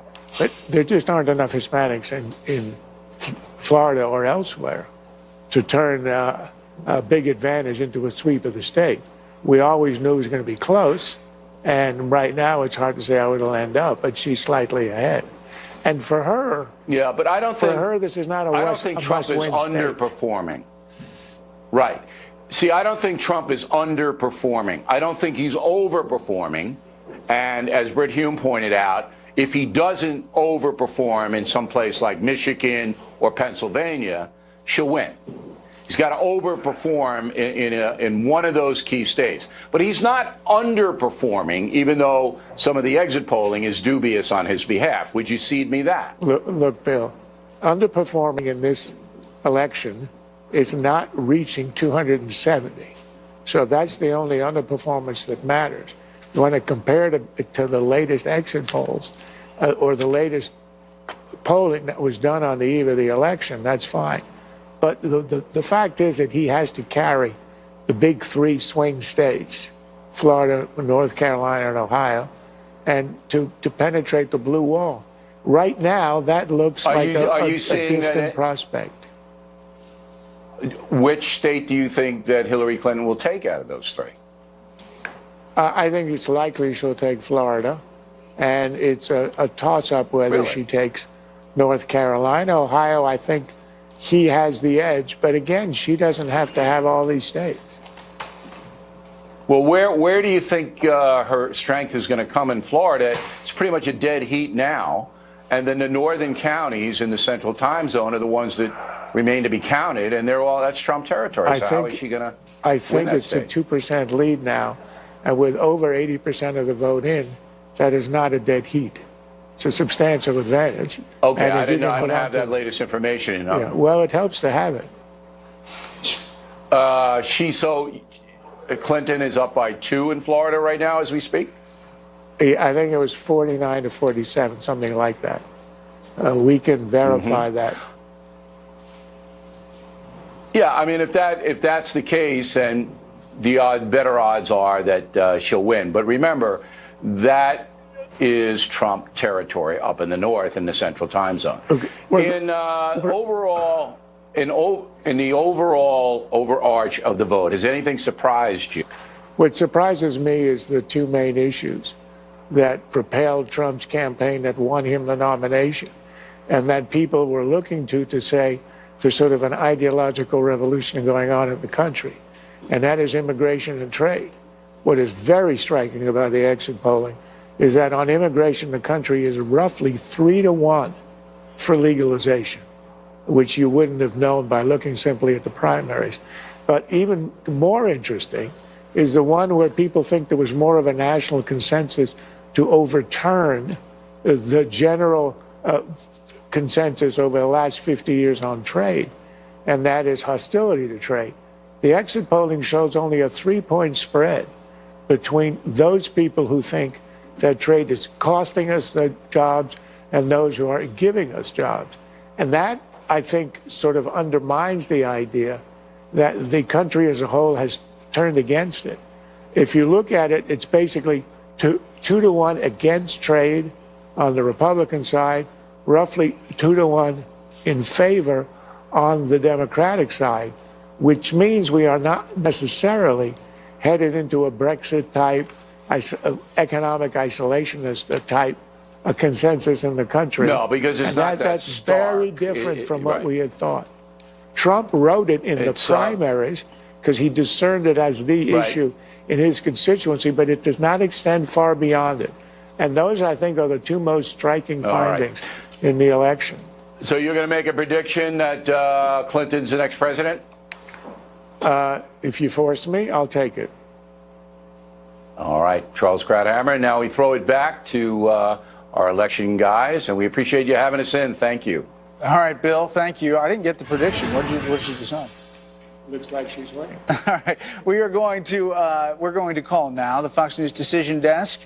Indiana Senate for Representative Todd Young. This is a big win against Senator Evan Bayh, former senator from Indiana, a big name there in Indiana. And then when this race started, Evan Bayh was up double digits. Todd Young fought his way back. He's 44 years old, currently a congressman. He's a Marine, and he had a lot of support from the Republican Party. This is a major hold. This is the retiring Dan Coats seat for the Republicans, and one in which really does paint a better picture now with Rubio holding in Florida and Young winning in Indiana, that perhaps if Republicans shoot the gap, they can hold on to control of the United States Senate. A lot of races still yet to call, including New Hampshire, Missouri, Wisconsin, and others. Megan, let's send it up to you. Brett, so we're hearing now that Marco Rubio will make some remarks at around 8:40 or so, 8:45 this evening. So we'll stay tuned to hear what he has to say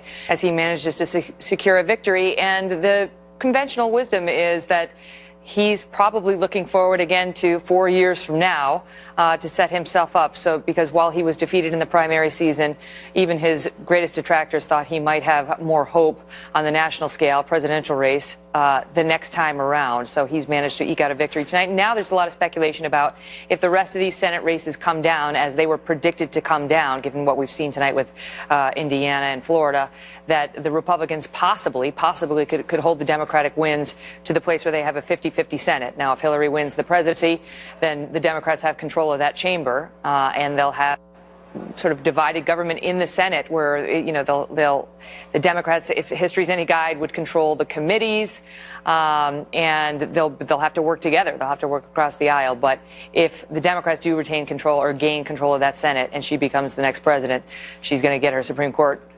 nominations confirmed and other nominations confirmed. So we'll wait to see.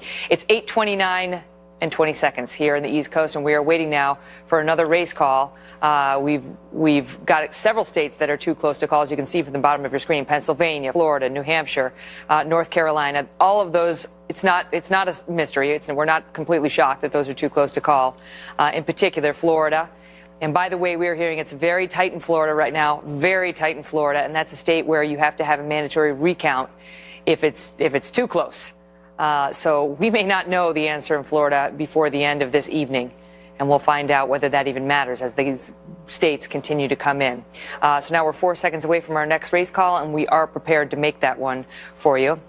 Now, it's 8:30 p.m. here in New York City. The polls have now closed in the state of Arkansas, and it is too early for the Fox News Decision Desk to project whether Donald Trump will win Arkansas, where Hillary Clinton served as first lady for 12 years. Of course, the Clintons have a long history in that state. Also, Fox News can now project that Donald Trump will win Alabama's 9 electoral votes, according to our Fox News exit polls and partial vote returns. Again, I want to take you back to Florida because this is an important state right now. We were just looking at the latest, the Bureau of Elections down there posts the results as they're seeing it, and it is razor thin. This is just according to a few minutes ago, but it changes by the second. Showing Trump slightly ahead in Florida with 3,990,000 votes, 300, so that's call it 3.99, and Hillary just behind him by about 4,000, 3,986,000. So you're talking about a 4,000 vote difference there as of a few moments ago. But that, I mean, anything can happen there. They are counting as we speak. So let's figure out what all this means and whether they can foretell anything from this. Not me. I don't know. These guys know, though. Yeah, they're the experts. Carl, you see anything you object to so far?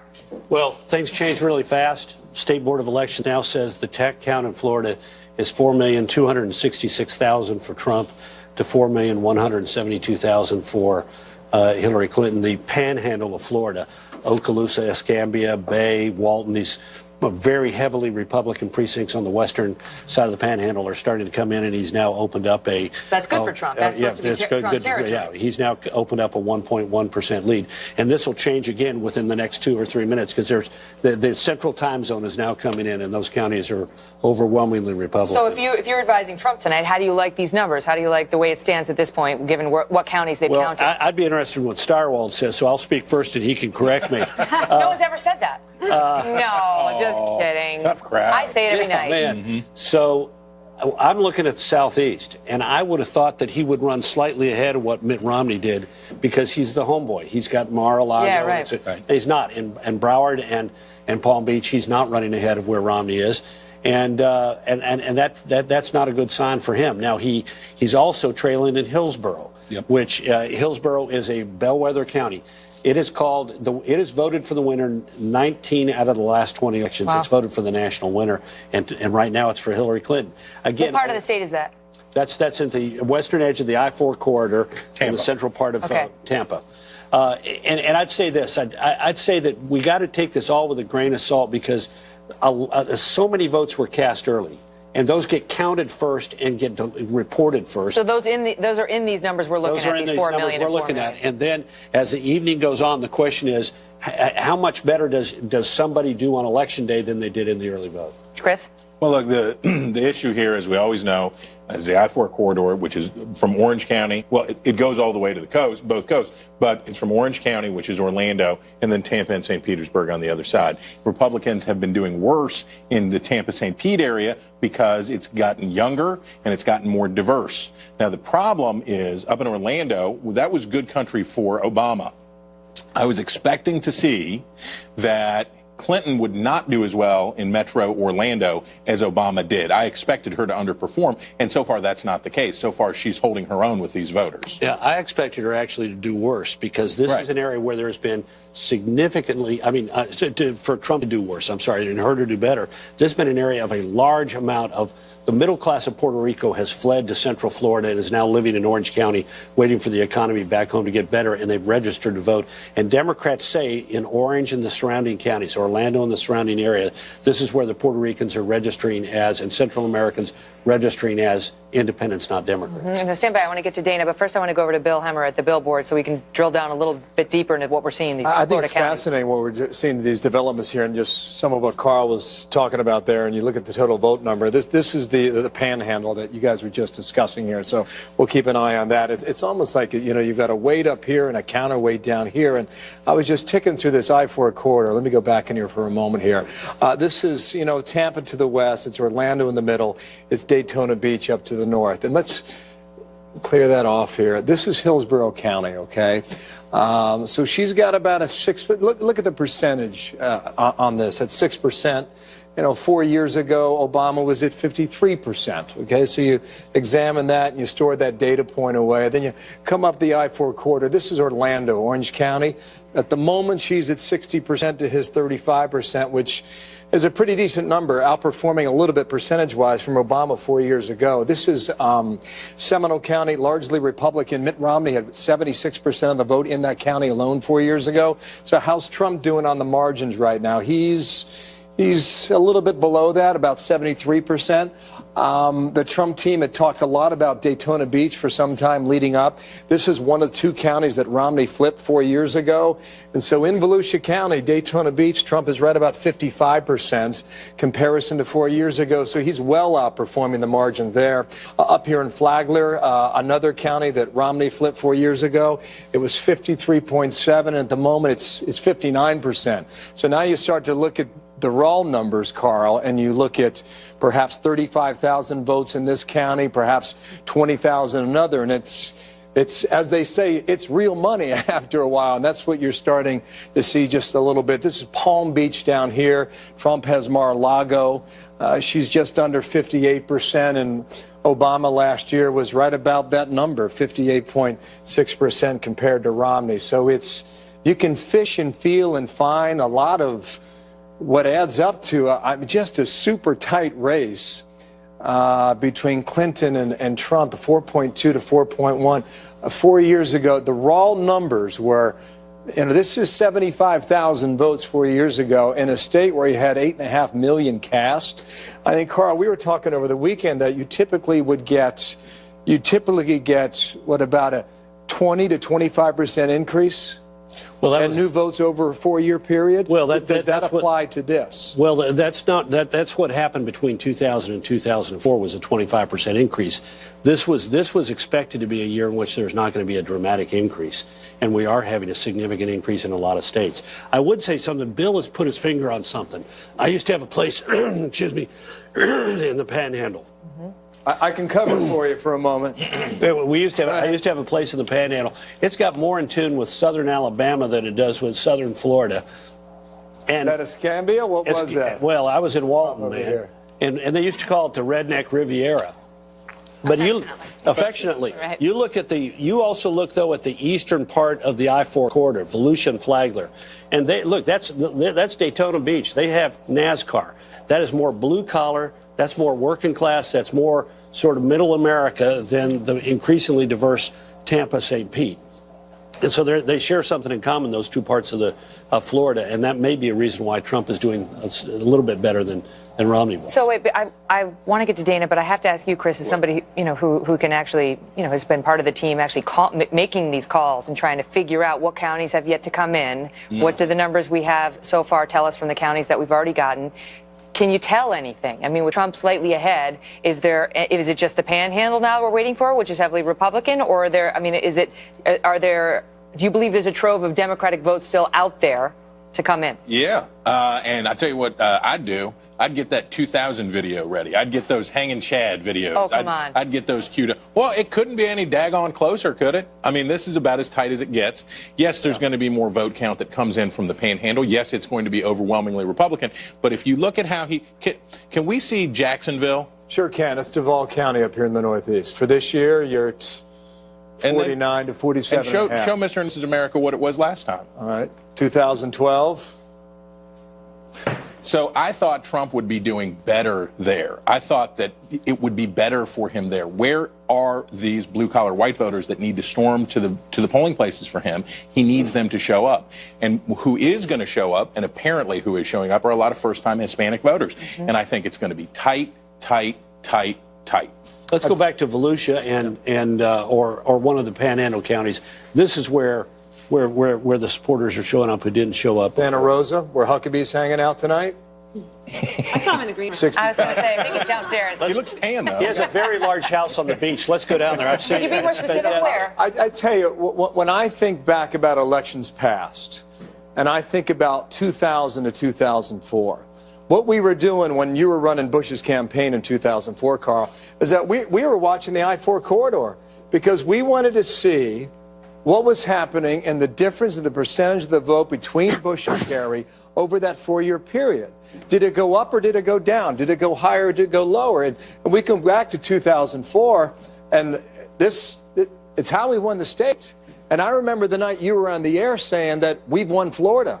And the Democrats were on the air saying, no, we've won Florida. And we'd look at the numbers, and we run up from Hillsborough County here in Tampa, where he was a 6-7 point winner in Tampa. And we followed that line up into Polk County, then eventually Orlando, where you look at the margin then. It was about a point. And that's when I was working at another shop then. But we were able to make the call and say, you know, you're wrong. Bush has won Florida. And now we move to Ohio to watch the outcome. Well, if Trump manages to pull off a victory in Florida, I mean, it's absolutely critical to him. He cannot win without Florida, and that could open up everything for him. And if there's any position where the networks have to call Florida for Hillary Clinton, Trump knows he's done. If he retains Florida in the win column, it's a totally different ballgame because there's no other state that he must have that has even been called yet, right? That there's nothing in the questionable category that's gone toward her, unlike some of these Senate races. But if he loses in Florida, thanks to, in part, a large Hispanic turnout, Dana, it's fascinating because so many Latino voters who have been reacting negatively to Trump felt like this would be their day where they could come and seek their revenge, if you will. And maybe that hasn't happened on a national basis thus far. We don't have the evidence for that yet. But if it happens in the singular state of Florida, that's enough. Florida, and also I think that you've seen a lot of focus from the Democrats in Nevada. So those are two states where you would have more Latino voters. I also want to see in Florida, if Trump's enthusiasm, which he had a ton of, can beat her organization. And it really comes down to that. Earlier on in the campaign, Donald Trump said that organization is overrated. He might be right. If you have that kind of enthusiasm that you can get people in like the Daytona Beach, as they were talking about, or in that Panhandle, you saw his rallies there. They were amazing. 20,000 people in some circumstances. So he's got the enthusiasm. Those people probably did come out and vote. But then quietly, the Democrats were registering, I said earlier tonight, 600,000 new Latino voters since 2008 to the Republicans registering 50,000. Wow. What a story this is going to be with all eyes on Florida right now, a must-have state for Donald Trump. And we continue to look at Ohio, to look at North Carolina, to look at Pennsylvania, all of which are too close to call at this hour, 8:42.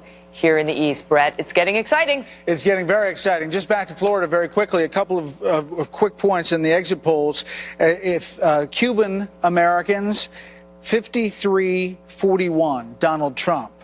Other Hispanic, 70-25, Hillary Clinton. And I just want to point out as we go to break, when I was in Tallahassee for that recount, we were in the back of a Ryder truck covering those things, and Bill Hemmer was at another network with a big spread and a lot of buffet food.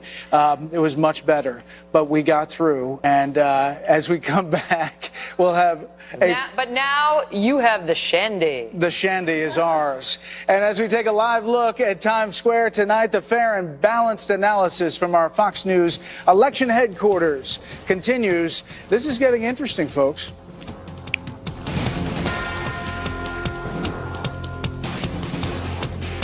We're just becoming more diverse. So what's happening is red America is red or blue America is bluer, but in terms of where they are, they're in the same state. Yeah. We have very red. Atlanta is a mega city. Exactly. Red But state. you made a great point, Steve. Even if they're purple states like North Carolina, they're still balkanized. Yeah. People living in different sorts. Marco Rubio is up now talking from Miami. That's on NC2. NC2 live from Marco Rubio right now in Miami. We had North Carolina too early. We're now in too close to call.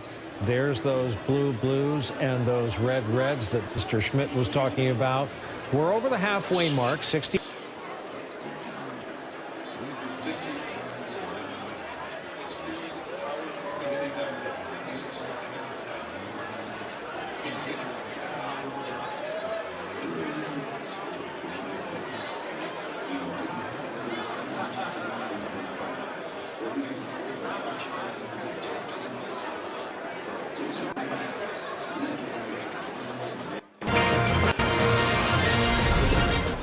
If you're going to watch one network, we are America's dysfunctional family. I mean, I say that with love in my heart. Yeah, nothing but love in my heart. Listen, I mean, I will say one thing that I like about working here at this time is that things are so intense and they're tense. And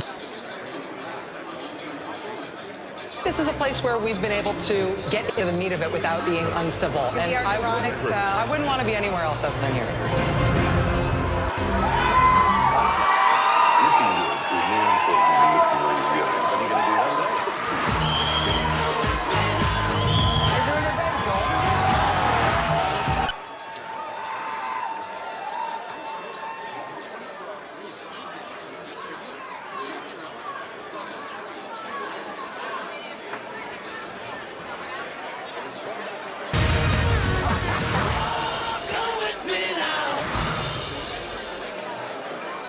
With Nature's Bounty hair, skin, and nails, you'll enjoy nutrients for lustrous hair, vitamin C and E for vibrant skin, and biotin for healthy nails.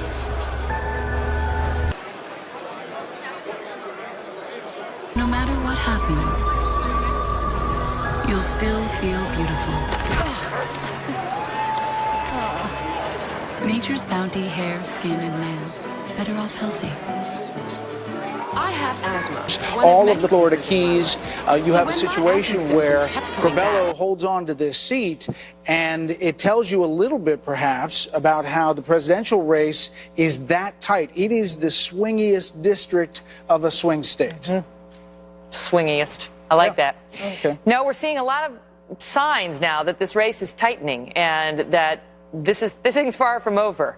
And we want to talk about it now with our panel. Dana Lash is here, Mike Huckabee, former governor, Richard Fowler, and Mark Thiessen. Great to see you all. So let me start with Governor Huckabee, who's right over here. Yeah, not in Florida. He's here in the same. Thank you.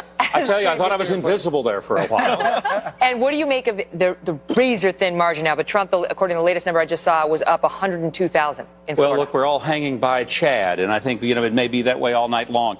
But I do think the panhandle vote is going to be over 80% for Donald Trump. It's going to be overwhelming. But one of the things that I take note of is that the people who ran with Trump are doing well and winning. The people who ran from Trump, the Republicans, they're getting hurt tonight. And I think that says a whole lot about where this election is going to go. Dana, what do you think? Well, I hope it's not too close to call. I don't want to see another 2000 take place, but I do think it's interesting, the turnout as well. I heard a lot about enthusiasm. I think some of what plays into that enthusiasm is just no other better way to put it, hatred for Hillary Clinton. There are a lot of people who really dislike her. And that's a great motivator for a lot of people who normally... They're cheering you outside. They agree with your point. Well, I mean, when we talk about enthusiasm, and I hate saying it, but is hate, it sounds so bad, but hatred kind of a candidate's policies, let me put it like that, of a candidate's policies, that really is a good motivator to get people out to change that and to put a stop to it. Mark Thiessen, we've got Florida. Trump is up right now, according to these numbers. Ohio, still too close to call, but Trump's looking pretty good in Ohio, or has been coming into today at least. We have not been able to make a call in Virginia. No call in Virginia, which she was supposed to be running away with up until, basically the Comey announcement about, 11 days ago. No call in Pennsylvania. Same story there. She was supposed to run away with that. This race could be turning right now. It could be very much so. And that, Virginia, remember, the same thing happened with Eddie Gillespie in the last election, where everybody thought that Virginia was going to go very easily to the Democrat, and he came within a hair of winning that state. Your point is the pre-election day vote polls in Virginia are a little exactly. But there's an interesting pattern in two states that you mentioned that's emerging, in Ohio and Florida, which are must-win states for Donald Trump, is that in both of those states, the Republican Senate candidate has run way ahead of Donald Trump. I mean, Rob Portman has run the best best campaign of anyone on any ballot in this election. He was predicted to go 18 points ahead of his rival. What did he do in Ohio to do that? He reached out to Democrats and labor unions and independents. He ran a positive, optimistic campaign. He reached out to women voters and tried to expand beyond the Republican base. And he had a fantastic ground game, 6 million voter contacts in a state that only had 5 million votes the previous year. And now it's too close to call for Donald Trump. He's won. Florida, Marco Rubio's won. We still don't know what's happening with Donald Trump. So there's something that these Senate candidates are doing in these same states that Donald Trump is not doing on a national level, and they are way ahead of him as a result because they're campaigning on a hopeful, optimistic agenda. And it's good for conservatives to learn from this night that message still sells. That's what still sells in the Republican Party. Okay, Mark, but Donald Trump's doing pretty well. He's hanging tough in all of these states. And Richard, tonight, aren't Democrats a little worried as they look at this map? We always thought this was going to be a close election. Not this close. True. But what I will say is this. I think what you're going to see tonight is the difference between enthusiasm and a turnout machine. I talked to the campaign before I came over here, and the numbers that they gave me there is that in Florida, the early voting among Latinos, they have 1 million Latinos have early voted, 2 times what it was in 2012. So while Donald Trump might have some enthusiasm on his side, what the Democrats have in Ohio, in Hamilton County, Ohio, which I think this is what that race is going to come down to, is they have a ground game. They are literally going to homes and saying, we are taking you to the polls, and the Trump campaign doesn't have that. Right. But you're talking about the early vote in Florida. That's already in. It's in this batch. So we have this vote already in. So now you're looking at a Florida that is changing by the minute. 4 counties, Miami-Dade County, Broward County, Palm Beach County, and Hillsborough County. Hillary Clinton's up in all 4 of those. And there's still more votes to come in. I'm from Broward County. You can win the state right there. In 1992, Bill Clinton ran up the numbers in Broward County, and Hillary can do it again tonight. But, Richard, I think one of the things you've got to realize is that, yes, you've got a ground game, you've given people a sandwich, a shot of whiskey, and a ride to the polls. But I'm telling you, Donald Trump's people are going to the polls and voting for him, and they didn't have to do anything other than being told it's election day, let's get out there and go for it. That's fair, but I think what you also... They're swimming at flood tide to go vote for him. What you also see is that this race is a demographic shift in this country, right? Donald Trump is depending upon a group of voters that are sort of the Hispanic. There's a larger Hispanic population, a larger African American population. People doubted the African American community would come out, and yes, we're not seeing 2008 and 2012 numbers, but those elections, I would argue, are an anomaly because we had a black person at the top of the ticket. In this race, Hillary Clinton is performing better amongst African Americans than John Kerry is, which is the same with liked race, which is why I think she'll win Florida pretty handedly after all the votes come out. Dana, let me just say one thing. The RNC would push back hard with what Richard is saying. They would say that the RNC had a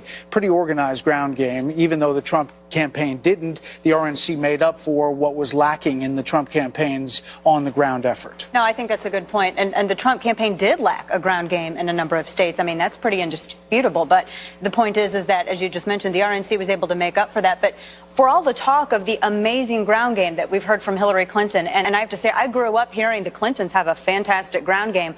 Would we not see greater disparity in some of these early results coming in from states like Florida, which that went blue last couple of times? I mean, Florida, this was something that Hillary Clinton, I think, about Michigan? Confident, exactly. And yet, look at the results coming in. Well, let me make look at the new voter registrants coming in as well. Let me make one point on that. So what the Clinton campaign is depending upon is high population counties, which we know historically take a longer time to come in because there's more votes to be counted. So Broward County is going to take longer to come in than the Panhandle just based on population. So you have to wait for these votes to come in. I guarantee you at 11 o'clock, this map's going to look a lot different. So you think we're going to get right down to the wire and then boom, all these are going to go blue? Is that what we're going to do? Well, that's what we saw in 2012. I'll give you credit if that happens. You're going to see big. All right, guys, stand by.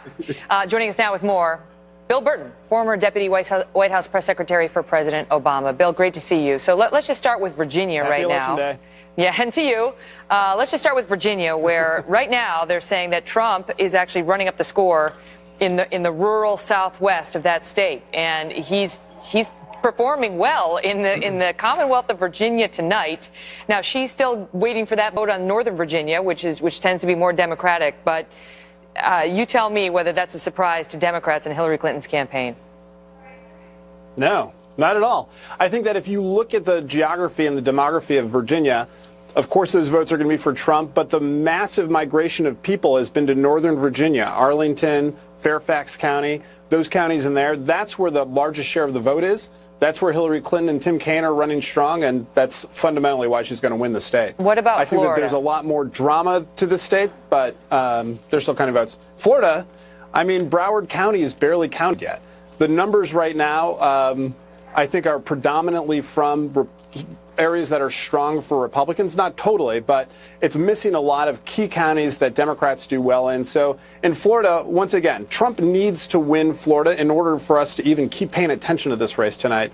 And it's not obvious that he's going to. Well, he's up right now by 100,000 there, according to the latest poll. But you've got a situation where Trump's up 100. Without votes being counted in Democratic strongholds, sure. Well, some haven't been counted, but some have. And it seems, according to our election analysts, that state is very much in flux. And they can't say that, oh, yeah, all the outstanding vote is from Democratic counties, so, you know, it's done, or he's going to go down. They're not saying that at all. They're saying this is a dog race, and that we might be looking at another 2,000, another 2,000 when we had the hanging chads and the U.S. Supreme Court had to decide it. What a nightmare that would be. We only have 8 justices. We need 9. But go ahead, Bill. Well, unfortunately for Donald Trump, he would need to win a lot more than Florida or be tied in Florida for it to even matter for which way Florida goes. But he hasn't been ruled out in any of his key states yet, Bill. He hasn't been ruled out in any not in Florida, not in North Carolina, not in Ohio, not in Pennsylvania, not in Michigan, not in Virginia.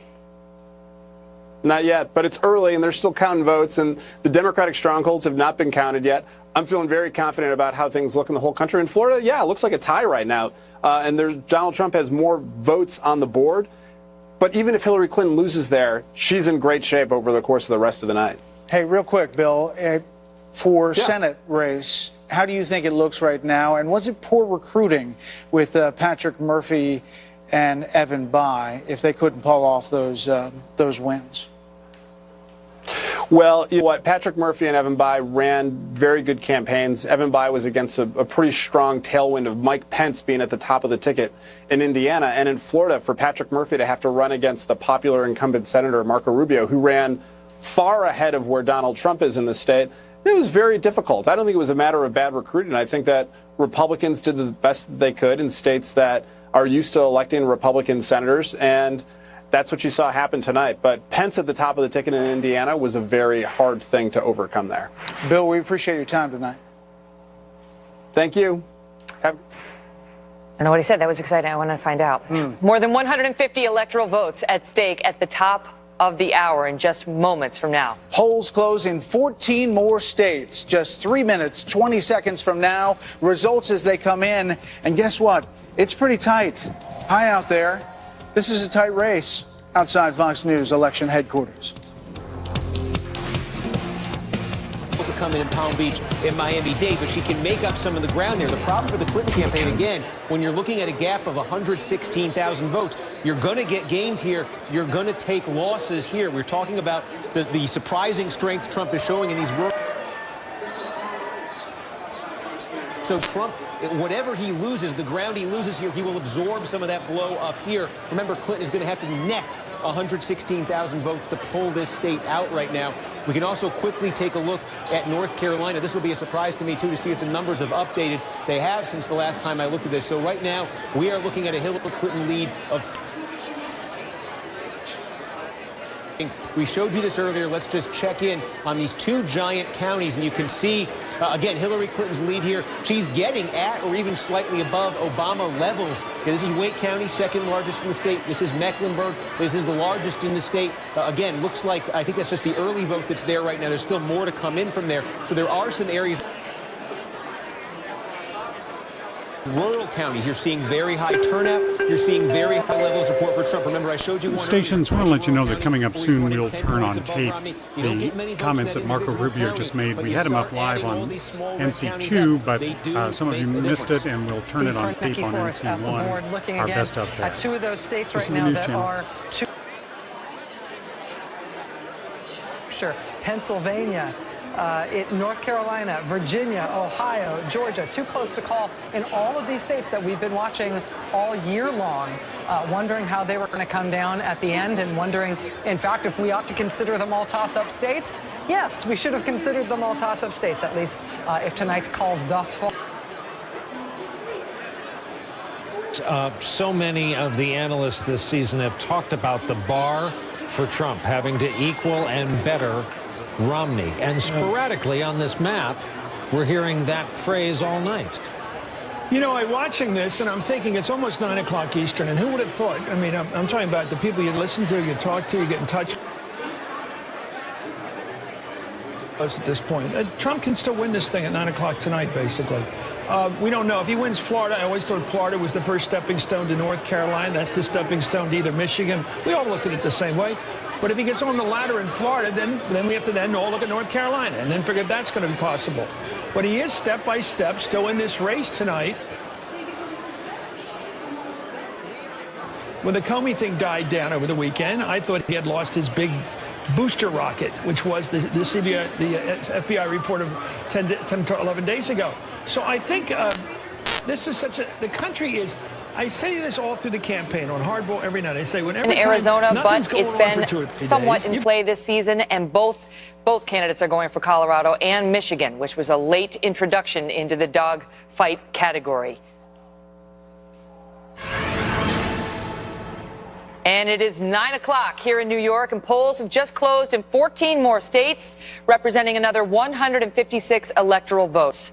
Fox News can now project that Hillary Clinton will win her adopted home state of New York based on Fox exit polls.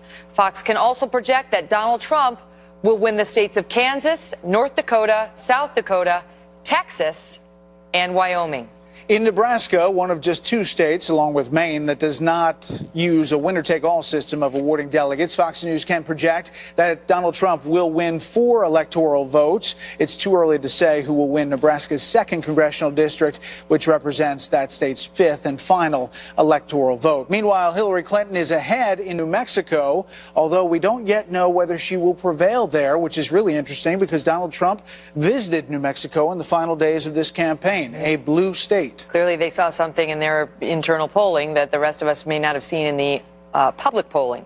It's also too early to project winners in perhaps the 2 most important battleground states of the hour, Arizona and Colorado. Trump has been counting on Arizona's 11 electoral votes to keep his presidential prospects alive. That was part of the Romney coalition. While Mrs. Clinton hopes that Colorado's 9 electoral votes will help cement her path to the White House. And just now, a Colorado judge has rejected extending voting after a computer glitch there. So we're following that. Fox News can now project that Democratic Senator Chuck Schumer of New York will win a 4th term by easily beating Republican challenger Wendy Long, according to Fox exit polls. Schumer is widely viewed as the new leader of the Democratic caucus, and he would be the majority leader if the Democrats take over the majority. Obviously, Nevada Senator Harry Reid retiring. And our decision desk can now project that the following 4 incumbent Republican senators will be reelected. Arizona's John McCain, who secures a 6th term by defeating Democrat Ann Kirkpatrick. Jerry Moran of Kansas, who wins a 2nd term by beating the Democrat there. John Hoeven of North Dakota, who gets a 2nd term by turning back a challenge from the Democrat Elliot Glassheim. And John Thune of South Dakota, who wins a 3rd term by beating Democrat Jay Williams tonight. It is too early to project whether Democrat Russ Feingold of Wisconsin will take back his old Senate seat from Republican incumbent Ron Johnson, who took that seat from Feingold 6 years ago. A Feingold comeback would be an important pickup for the Democrats, as we talked about, trying to retake the Senate. They need 5 net gain, 4 plus the White House. In Louisiana, where the so-called jungle primary is making it difficult to project who will replace retiring Senator David Vitter, a Republican. There are numerous candidates from both parties on the ballot, and the winner must get more than 50% of the vote to preclude a runoff, which would be December 10th. And this just in, ready to make another call now. The Fox News decision desk is projecting that Donald Trump has won the state of Arkansas in the presidential contest. This, of course, a state of which Bill Clinton was governor for a number of years. First Lady Hillary Clinton out of Arkansas for 12 years as well. And this state typically votes Republican and has done so again tonight with Donald Trump. So as you look at our electoral votes, they'll be tallying up throughout the night on the bottom of your screen as well as throughout. We'll be ticking to 270. That's what you need to win the presidency of the United States. And there you see it, 97 to 139 for Donald Trump. Let's bring back Britt Hume and Chris Wallace. I know you're straining to see the big wall. And now it's gone. All right, there it's gone. your thoughts? What does this look like? I've just been checking in on some of these guys who do these forecasts and projections, and they model it. I'm talking about Nate Silver of the 538 blog, which has been so successful. He now has it, Clinton with almost a almost a 75% chance of winning the election, but that's been coming down in his number. And he says by 69% chance that Republicans hold the Senate, which I think is kind of interesting. Because Stunning. That's a big headline. That's a huge headline. Yeah, interesting. And about Florida, there's also a... Well, he says it looks like slightly better than even chance that Trump wins Florida.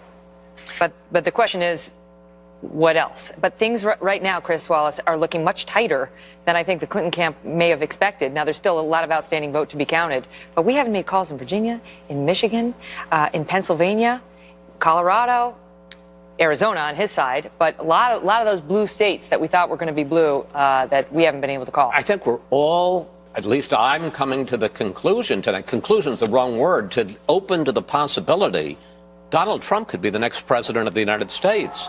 The crowd. I just said it's a possibility. They're cheering on it. No, look, Florida, I believed as we sat down here at 6 o'clock tonight that Hillary Clinton was going to take it. I think a lot of us bought into the idea the Hispanics were going to be the difference, big surge. Now we're counting votes. I mean, now we're down to single votes. This could go either way. North Carolina could go either way. Ohio could go either way. New Hampshire could go either way.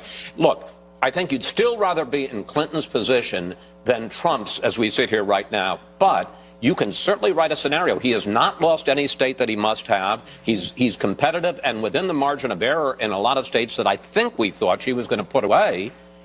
He could be our next president. I will say that talking to Republicans over text and reaching out, they don't believe the Virginia vote, the lead, is going to hold up there. They think the Northern Virginia vote is just going to overwhelm and shrink that lead. But the fact that we haven't called it for Hillary Clinton is a big deal. And then, Britt, you get into the Rust Belt states, and you get into Pennsylvania, and you get into Michigan. You even get into Minnesota. And what appears to be happening is that Clinton is doing well in all the places where we thought she would, and Donald Trump is doing very well, and perhaps even better than expected, in the rural areas, in the blue-collar areas where we thought he would do well. And we're now at a point in this where, yeah, you look at the advantages, you look at the map, and you say, yes, Hillary Clinton still has an advantage, but he's in this. I mean, he is in this. Absolutely. At this hour. Just according to the latest numbers, it looks like Trump is up 140,000 votes down in Florida, and the heavily favored Democratic counties are Broward, Miami-Dade are substantially in.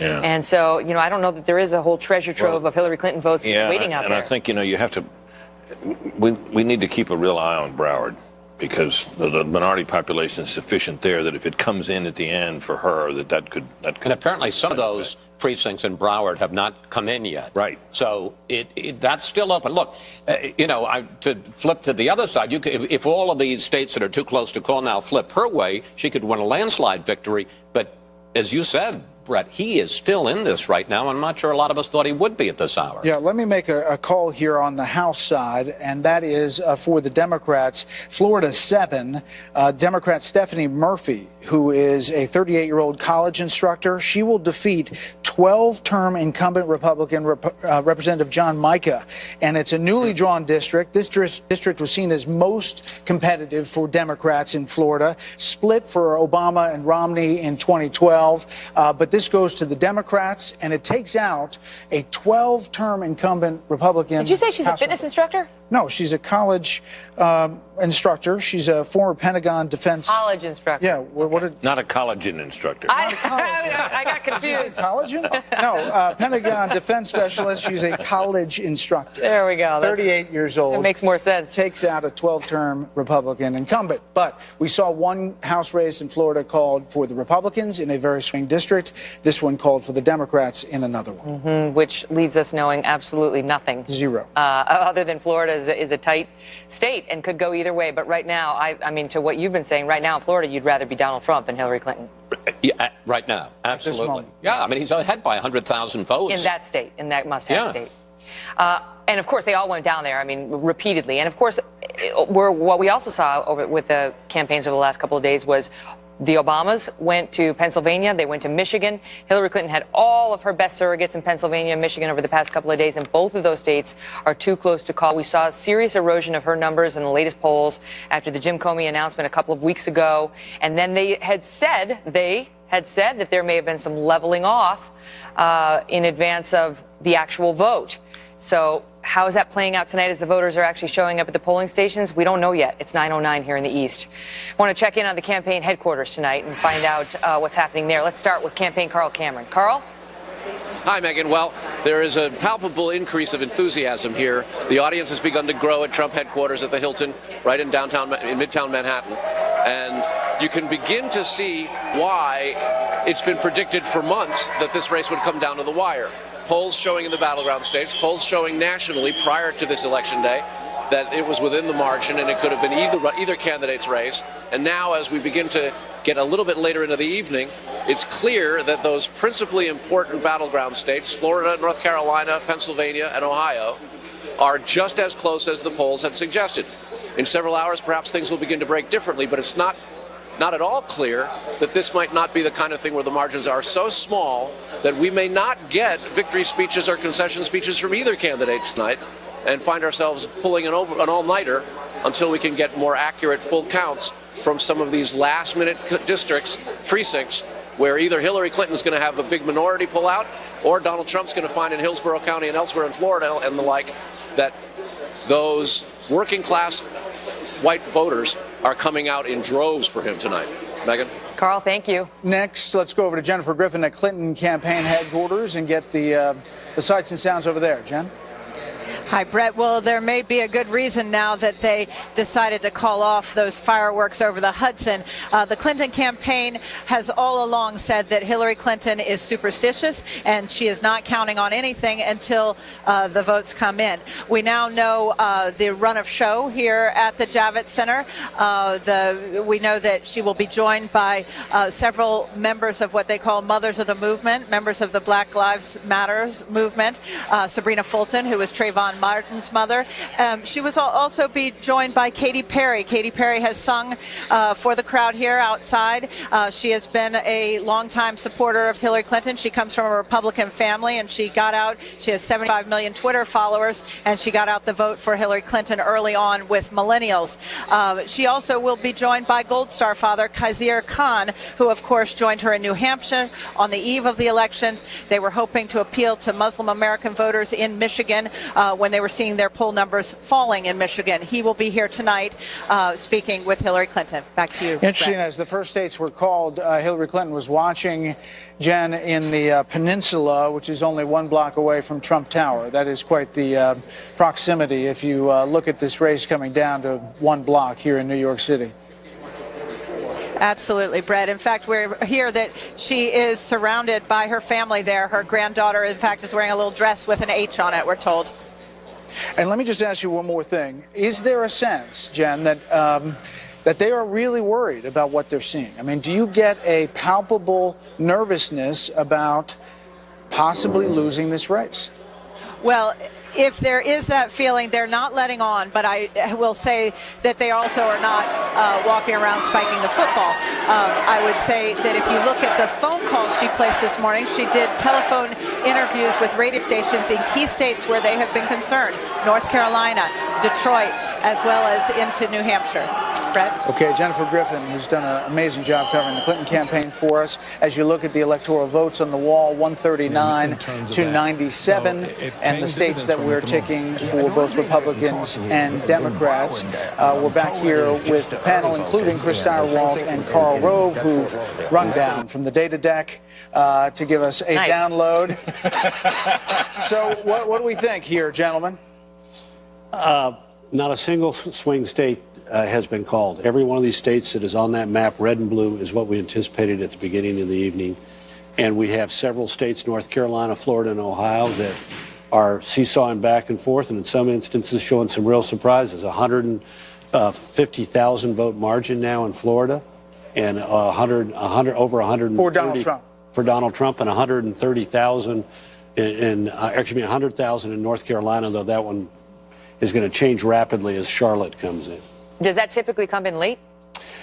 It varies. The early vote comes in first. Again, like all these states, a significant amount of the vote in North Carolina is early and absentee, so that gets reported early. So even if you've got a small number of precincts being reported in Mecklenburg County, you got a large amount of the vote in, but there's still more precincts to go. Sarwell, why? So, I mean, some of the online projectors, other news organizations that crunch the numbers and have been poll watchers are suggesting Trump's got over an 85% chance right now of winning Florida. So what is it going to take for our decision desk? No pressure, guys, but just wondering, what's it going to take? What are they waiting for? When it's right. It'll be right when it's right. I'm asking what are the ingredients? I wish Nate Silver every good thing, and I hope he and all of those guys have a wonderful time with their projection models. But when we call it, it'll be called and it'll stay called. Okay. Well, I mean, Megan's going to walk over there if you don't watch it. It's closer now. She doesn't have to go as far. Look, a large part of Broward and Palm Beach are still out. These are Democratic counties. And the question is how much of the panhandle, which is heavily Republican, has actually come in. And these are our decision desk is among the best out there. Let them do their work. And among? What are you talking about? Well, I've tried to rein you in tonight, man. If I said you're the best, you'd be insufferable upstairs on the data deck. Exactly. Right here. I think it's the best. Oh, that's all you had? Yeah. But he's right. I think that's the most salient point of the evening so far. Well, we love the decision desk. But you know what? We might also be. Carl, who's going to win Florida? I think it's going to be narrow either way. It's not going to be as close as 2000, God forbid. But my gut tells me that it might be him. Let me ask this question: Will we know tonight who the president is? We may not, because of North Carolina and Nevada and some other states. We may not know until tomorrow morning, meeting after midnight tonight. We're going to get a flop here pretty soon on these states, with the northern tier states on which Donald Trump's banking, about Pennsylvania, about Michigan, about Wisconsin, Minnesota. We're going to get a flop here pretty soon. What does that mean? A lot of data is going to come in. The next round of exit polling plus raw vote. Enough raw vote, and we're going to start to see whether or not what looked to be unusually close races in this northern tier, whether or not this is going to flop his way or is it going to flop her way. Yeah, go ahead, Brett. There's two quick points here. There are a couple of counties. You and I were talking about this earlier, Chris. Loudoun County, Virginia being one, Hillsborough County and Florida being another that have been bellwether counties. So far tonight in Loudoun County, as far as we know, Hillary Clinton is doing very well indeed. Yes. But the race in the state of Virginia is still way too close to call, correct? We're not calling it yet. Okay. Northern Virginia hasn't come in, and that's the bottom line. Is that there's going to be a ton of vote in Northern Virginia. And in Hillsborough County, Florida, the early results we had were that she was doing great there, and yet she's trailing in the state. So what may happen in this election is it may be that some of these counties that have been great bellwethers in the past because of their makeup may turn out not to be this time. They may have a whole new set of bellwether counties. But remember, we've got to be careful about reading too much into partial results in Florida, because again, the early vote comes in, it's counted first, it's reported early, and the vote on election day is oftentimes different than the vote in an early vote. But just one more quick thing. We have those three states, Ohio, North Carolina, and Florida. If he wins all those three, remember, in order to get to the presidency, he needs to break the blue wall. And that's why Chris's point about Pennsylvania, Michigan, Wisconsin, and Minnesota is so critical. Right. He's got to break in there, even if he carries these other states. He's in play in all of them tonight at 9:17. It hasn't lost a single state that he needs to win the presidency. That's where things stand. Speaking at almost 9:20 in the East. Not losing states, Republicans are winning states in the Senate. Senator Johnny Isakson of Georgia will defeat his Democratic challenger and will get over 50% of the vote there, precluding a runoff January 10th. So, there's that one. That's how they're feeling. Okay. Yeah, we don't want this election to go on. That's what I mean. Any longer than it has been a joy. It's been a pleasure for all of us. I know I was taking this personally. I wanted to come back on December 10th. You may be here all night into tomorrow. You're going to have to settle for that. We need to pay off this fancy new studio. Tomorrow I'm going over just for some fun to co-host Live with Kelly Ripa. And I thought I'd have no problem. You may not make it. I'm starting to worry whether I'm going to make my hit. Is she talking about North Carolina? They're a big politics show, so I'm sure they're probably looking at the counties tonight. Well, they better bring the show over here, I think. She'd probably love it. We are awaiting calls in several big battleground states coming up at any minute, actually. The flop so mentioned. Meantime, the House Speaker Paul Ryan getting ready to speak in Wisconsin. We'll keep our eyes on that. Stay with us, everybody, as the big night gets bigger right here at Fox News Election Headquarters.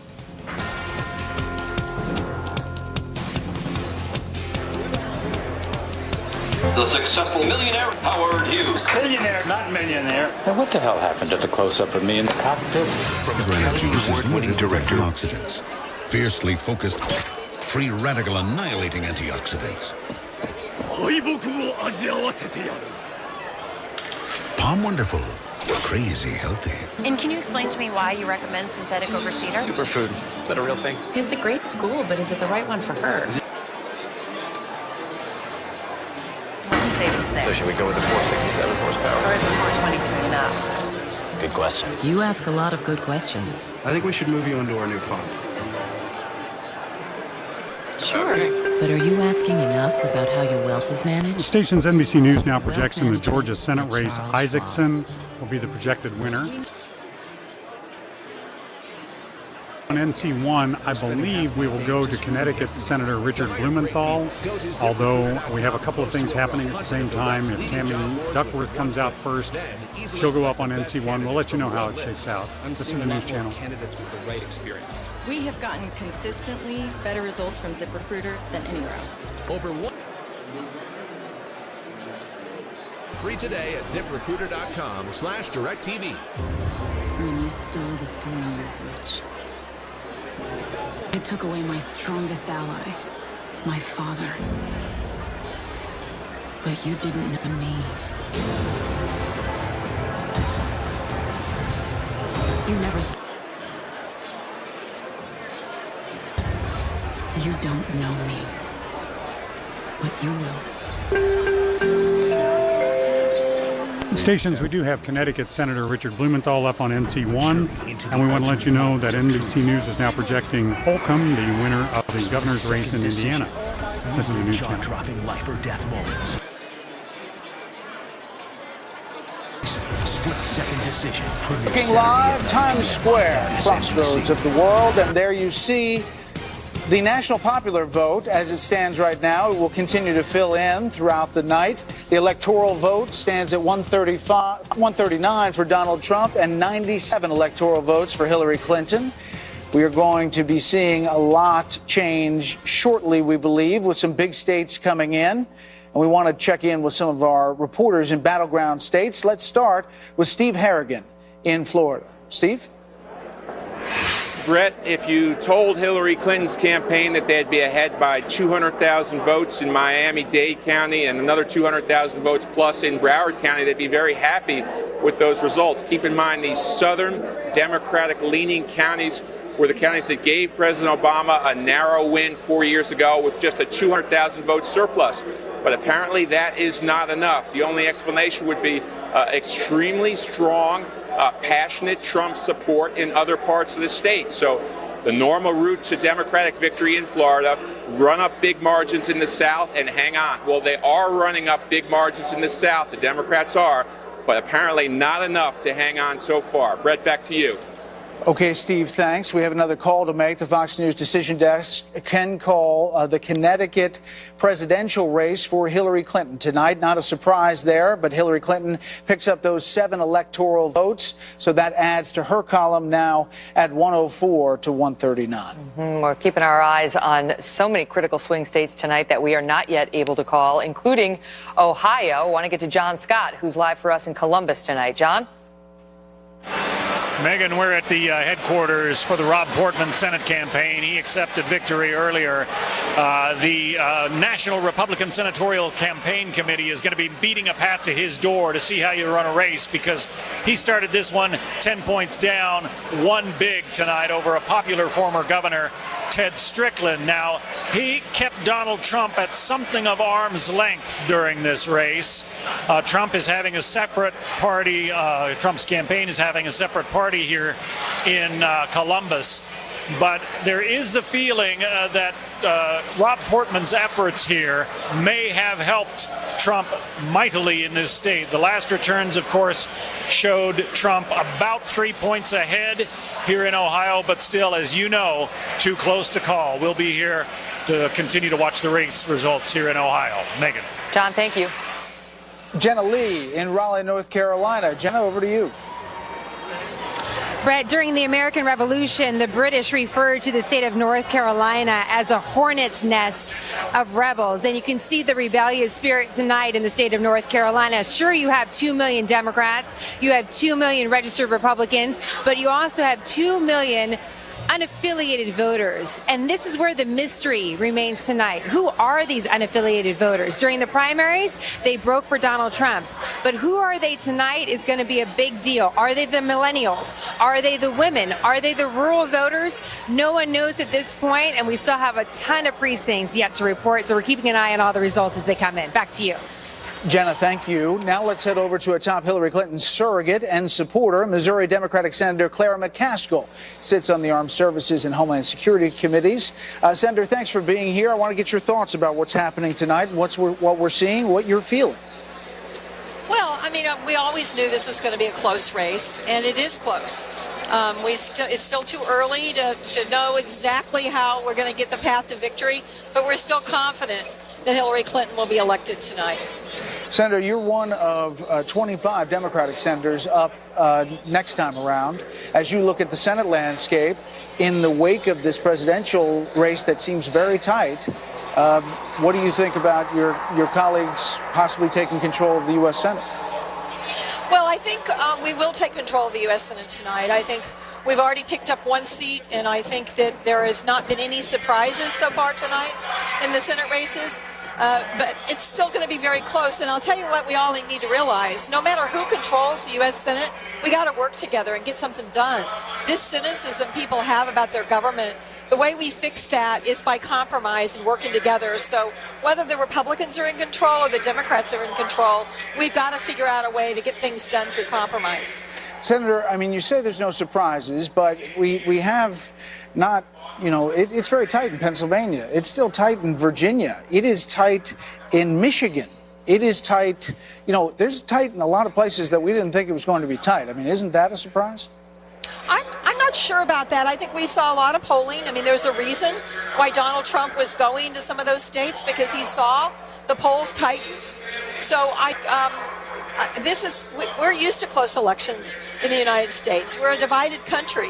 That's why I hope more and more Americans realize we got to quit standing on opposite sides of the room and screaming at each other, and we've got to figure out how to compromise and get things done, or the cynicism and negativity about our government is just going to get worse. Senator Megyn Kelly here. Originally, as we came into this night, folks like the New York Times number cruncher was projecting that Hillary had an 80% chance of winning Florida. Now it's down to 58%. Do you fear that Florida is lost? Oh, it's obviously going to be very close. I mean, there's still votes to be counted. And, you know, I don't know that anybody in America ever remembers when Florida hasn't been close. So I think it's going to be another close one in Florida, but we still are waiting for votes. When those votes come in, they'll tell the tale. Senator, thank you for being here. You bet. The night is getting exciting, and it is far from over. Want to get check back in now with our panel. Karl Rove is here, Chris Stirewalt still. Joe Trippi joins the panel, and Dana Perino, which has got Chris Wallace feeling a little nostalgic for the campaign Cowboys. But you're over here now, Chris. You're over here. Welcome to the party. I can't quit you guys. You'll always be our trail boss. Oh, wow. Okay. Oh, boy. Oh, boy. So anyway, let me start with you, Joe, on what your take on what we're seeing with these, what appear to be pretty tight races in some pretty important states. It's going to be tight. Florida always is. I mean, it just always is. I mean, going back, to hanging chads and everything else is going to do it Michigan again. and Pennsylvania and Virginia and possibly Minnesota are not always tight. That's right, but there's no, at this point, none of those have been called, and I don't think they will for some time, and she's got leads there, so we'll see. The state I'm interested in is New Hampshire, because that's the state that if Al Gore had won in 2000, he would have been president, and it was only by a few thousand votes, and now you look at this state, if the blue wall holds and she wins New Hampshire, it's still very tough, even with Trump winning Florida, North Carolina, Ohio. He can't get there from here. But how are you feeling right now? Because as Chris Wallace points out, you got the early exit poll results, and people were thinking, well, it doesn't look that good for him. And now it seems like there's been a shift. Look, I'm not at all worried yet, and I don't know of any Democrat who is. I mean, Florida. I know a couple. I mean, we just talked to a few that mentioned some things. Yeah, no, but I mean, Florida was a state that I really believed was going to be 50,000 votes one way or the other. But they were talking a big game going in. I mean, the early vote, the Hispanic vote, the Latino vote down south. It was a lot of confidence for Democrats. She may still win. She may still win Florida. I'm not saying to count on it, but it's going to be a squeaker either way. I think that the real question is, what does happen? Does she hold Pennsylvania, which I think she will? Does she hold Michigan? But based on what? You think she will based on what? Based on the votes that we're seeing that are coming in today. So you're talking about Although data I also you're trust at tonight. I do think our decision desk is the best out there, and if they're not calling it, there's a reason for that. So I'll say that out front. But they haven't called Florida either. Yeah, Dana, the latest wave in exit polls has on the gender gap, Hillary Clinton 54, Donald Trump 48 in female vote, and on the male vote, Donald Trump 50, Hillary Clinton 41. I mean, for all the beginning of the night where we saw the gender gap, this huge divide, it's closing. Just the other night, we were talking about gender politics, and the number sort of for women that you need to win as a Republican is 45. George W. Bush was able to do that in 2004. Romney and McCain were not. They came just short of that. And so if Donald Trump, if these numbers hold, then obviously he has closed the gender gap. But I do think that the Democrats overestimated the power of the voting for the first woman president. I think that the Republicans sort of underestimated how powerful that might be, but the numbers might turn out to be similar to what McCain, Romney, or even possibly George W. Bush in 2004. The polls show us that the importance of the fact that she is a woman was very, very low. Very low. And people just, it was like, that's nice, but we don't care. It just washed right over them. Yeah, the gender gap existed because of, things Trump did and said. It wasn't the fact that he's a man and she's a woman. And the question all along has been, could he generate enough support among men, in particular Republican men and white working class men, possibly Democrat or Republican, to overcome the deficit that he has had with women in this race. And Stirewalt, so far, I mean, at least in Florida, it appears, according to the latest exit polling, he's doing all right there. He's doing fine there. And the other thing we should remember is it's early. It is early in this evening. It is early on election nights. Elections don't get called usually until well after 11 o'clock or well after when they do get called. We have had zero total surprises on this map. Now, Florida, if Trump comes in with a win in Florida, that's not a surprise, but it is very good news for him. Would be very good news for him, a race that's been tied. He's led in the polls in Ohio. Him winning both of those states would not be a surprise. Then we get down to the nitty-gritty. We get North Carolina, we get to New Hampshire, we get to Pennsylvania, Michigan, and Wisconsin. So we are still not in the home stretch yet, and nothing weird has happened yet. Okay, I want to touch on an issue that may be touchy, Carl. Ohio. Warren County, Ohio. Looks like Donald Trump is underperforming Mitt Romney by roughly 6%. And you had, back in 2004, Bush down, roughly 7% from that. What are these counties telling you in Ohio about Trump being able to pull that state off? Well, two things. First, I don't want to pass over something that Chris has alluded to. Think about this. Donald Trump could win Florida, North Carolina, and Ohio and still lose the election. Oh, yeah. Because he has to find a big brick in the blue wall and pull it and grab it away. Ohio, I've been looking at these numbers. If I were Trump, I'd be a little concerned because he is not getting what he needs to get in some of these traditional Republican suburban areas. Like Warren County. Like Warren County. On the other hand, take a look along the Ohio River, and he is at or above where previous Republican candidates have been. The question is there enough in the sort of the old coal country that starts on the eastern edge near Mahoning County and Youngstown Steel Country and then literally runs across along the Ohio River border?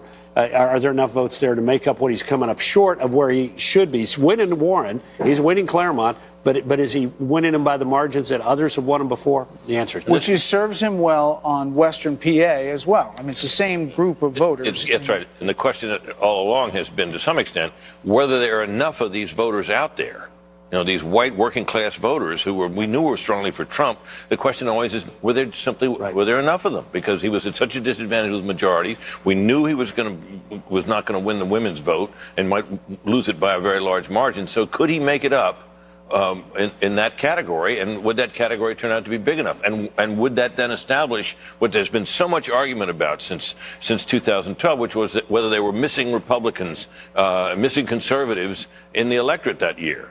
I came more or less to the conclusion that there were not. But perhaps I was wrong. Well, the exit polls do suggest to us that a large number of the people who are voting Republican this year have always voted in previous elections. May not have always voted Republican, but they voted before. Yeah. And look, it's not just Warren.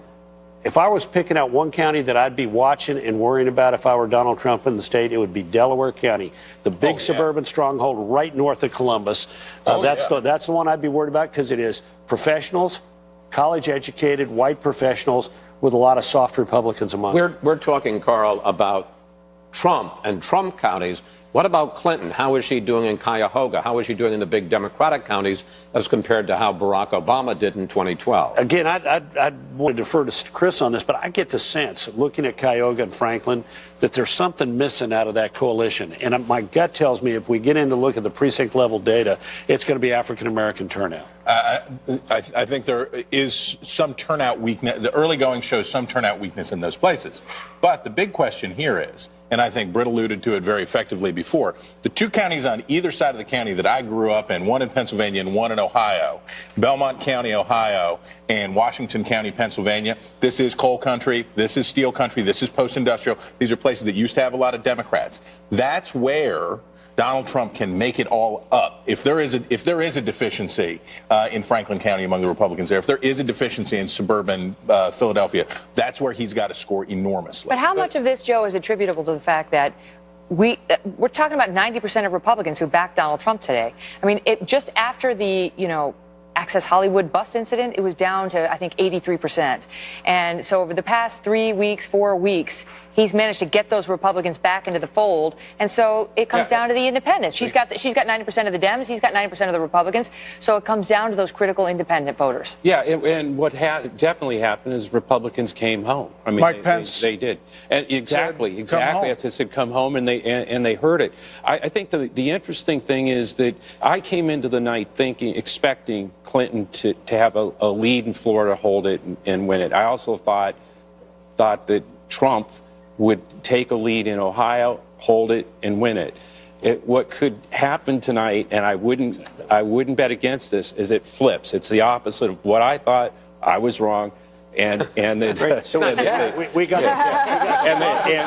the flip from Trippy. Yeah, no, and we talked about this, whether we were going to see. We started the evening, I think, talking about whether we were going to see a sort of realignment where the Rust Belt was starting to move Republican, and some of these, Florida, North Carolina, the southern and states, Georgia. We haven't called Georgia yet. Yeah, would start moving to the Democratic fold. And what's fascinating so far about the night is we may have it may materialize the other way. It's all holding. All right. Dana, I want to talk about the balance of power quickly, and that is this confidence now that the GOP might hold on to the U.S. Senate. Just moments ago, U.S. Senator, a Democrat from West Virginia, Joe Manchin, said he's not committed to staying a Democrat if it's a 50-50 Senate. Oh, well. Isn't that interesting? He's tired of being in the minority, I suppose. I think that the unsung heroes of this election for the Republicans has been the National Republican Senatorial Committee. They are the ones that have done some... the electoral race, the race to 270, 137 to 104, advantage Trump.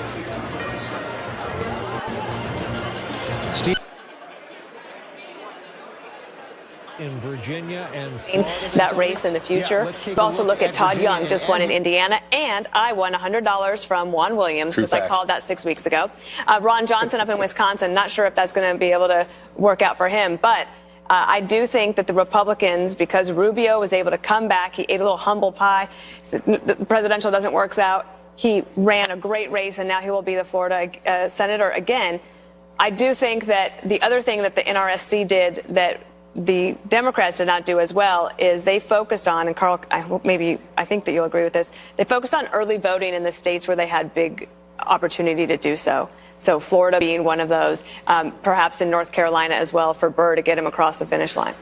You know, and we haven't called that race yet. We may be getting ahead of our skis here, but if we wind up, Carl, tonight with a President Donald Trump and a Senate that remains in the control of the Republicans, which virtually nobody thought was going to happen. They thought that the Republicans were definitely going to lose control. The These crowd people loves back that here prospect. thought so. They love that prospect. They thought so. What does that mean for the Republican Party, which was so averse to Trump and Trumpism, if you will? Well, it'd be interesting. First of all, it'd make it easier for him. Dana and I were in an administration that had a Democratic Senate at the beginning of our term, and getting your appointments filled and getting your policies through a little bit more difficult. And the end, which was all about investigations. Yeah, completely. So it'll make his life easier.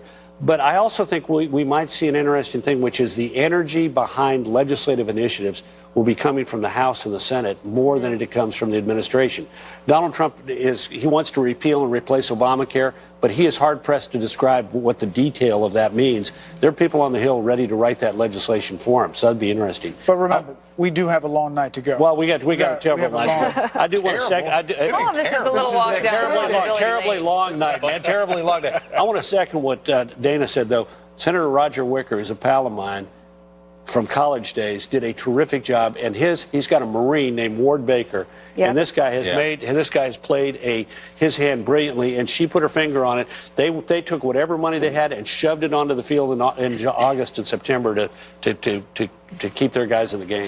Just want to stand you by, Carl, because we are able to make an important call tonight, and that is the Fox News decision desk is now projecting that Hillary Clinton has won the state of New Mexico over Donald Trump. It's 5 electoral votes, but Donald Trump, we can project, wins the state of Louisiana. And it's 8 electoral votes. So our tally goes to 147 for Trump and 109 for Hillary Clinton. There was a little play in New Mexico. It wasn't completely a foregone conclusion. He was there. Am I right that so far we haven't called a single swing state even now? That's right. That's the first one. If you want to count New Mexico, New Mexico is a swing state. I mean, if you want to call that. Yeah, but it wasn't really in play. He visited there, but you're right. Yeah. Okay, we're approaching 10 o'clock on the East Coast, and the shandy is coming down. The shandy. And polls are about to close in 4 more states: Utah, Montana, and 2 battleground states of Iowa and Nevada. These are key. Iowa was looking good for Donald Trump heading in, and we'll see what Nevada looks like. Maybe we'll go back and harass the decision desk about what's taking so long in these states. I know it's not taking long. I know, Steyer. Well, we want answers. That's all. I sense a walk coming. It's like when my husband wants to go out for dinner and I'm taking too long, and he just sort of visits the bathroom like, hey, you got your makeup on yet? Your hair done yet? Sometimes if you visit, it can speed along the process. Doesn't work for me. Me neither. We're going to bring you the results and the projections as they come in from Fox News, broadcasting in the crossroads of the world, Times Square. Don't go away. When's the last time you did something highly uncertain fashion? Global markets are roiling quite a bit. We have Ron and Sana, I believe, on the line from CNBC, with Dow futures trading down about 500 points. Ron, can you give me the roundup of how global markets are moving as the entire world watches these returns come in? Well, Chris, this is going to in the program. A surprising result from tonight's vote would unwind the gains that we saw on Wall Street in just the last 2 days. The Dow gained almost 400 points, rebounding after a 9-day loss, which was the longest loss the market had suffered since 1980. And this rebound on Monday and Tuesday came after Jim Comey had backed away from the email investing in a Hillary Clinton victory. A big donor that I talked to that works with Hillary Clinton thought this morning that she was going to win in a landslide. There's some confusion now, obviously, as to whether or not those internal polls that the Clinton organization had were even remotely accurate, or any polls for that matter. So you get this rebound effect. World markets will sell off. The post 2-day affair, we could expect the dollar to go down. The Mexican peso will fall in value. The Mexican stock market will fall in value, since Donald Trump has targeted that country with respect to both building a wall and altering trade treaties between the 2 countries. We have to watch China, since he's spoken negatively about our relations with them. So there will be worldwide. imagine if Trump were declared the winner tonight, that you could see about a 3 to 5% pullback in the next day or two. All right, Ron Insana from CNBC. We should note the Mexican peso, which has been kind of a key indicator of some of the volatility. It's where money has flowed in and out of as global financial markets try to assess the future. That is down around 8.5%. In global markets slashing around, watching this with bated breath. Rachel, back to you. Chris Hayes, thank you. Wow, Dow futures down 500. We're looking live at Trump headquarters and Clinton headquarters as we await for some big battleground states to close pretty soon. It's getting interesting here, folks. We are waiting on a number of big states. We are waiting on some key swing states. We are waiting on some key Senate races. We're waiting. You can feel the anticipation, right? As you look at the headquarters in particular, like look at these folks who are just they're dying for information and hey, for and there results. We are. Oh, there we go. There we go. So aren't you dying for information and results, people at Trump headquarters and also at Hillary headquarters, where I'm sure we are also on? Turn bounce. As we get closer and closer and closer to actual results and decisions, and a night that has a lot more promise for Donald Trump than many ever thought he might have. I want to go over to Bill Hemmer, who's on the data deck. That's what we're after, hey, after guys. all. Data. Yeah, Drilling down on the numbers. Go ahead, right. Bill. Megan, Brett, you interrupt me. Go ahead. Whatever you want, okay? If Rove and Starwald have a thought, just go ahead and chime in. I want to show you what's happening in Ohio that is emblematic of the entire Trump campaign. You see up here in the northeastern part of the state, all right, this is about as blue as you get in a regular election year. It's blue collar, it's steel, it's coal, it's loss of manufacturing jobs. It's about Trump's message. Now, this is Trumbull County, okay?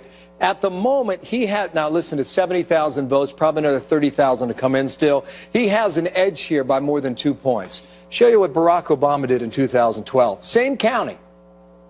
Obama was at 61%. 2008, 61%. 2004, John Kerry, almost 62%. This is a big part of his message that he campaigned on.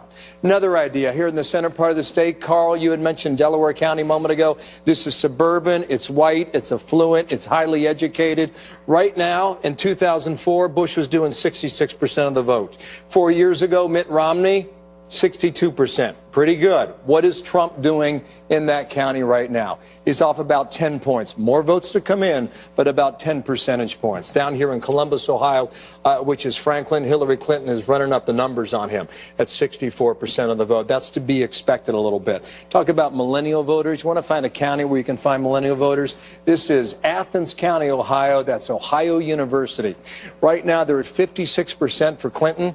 Look what it was for Barack Obama 4 years ago, 68%. Yeah. You go back 2008, it was 68%. And right now she's underperforming among these kind of voters, which is telling us a very interesting story. Come out here to the Southwest, okay?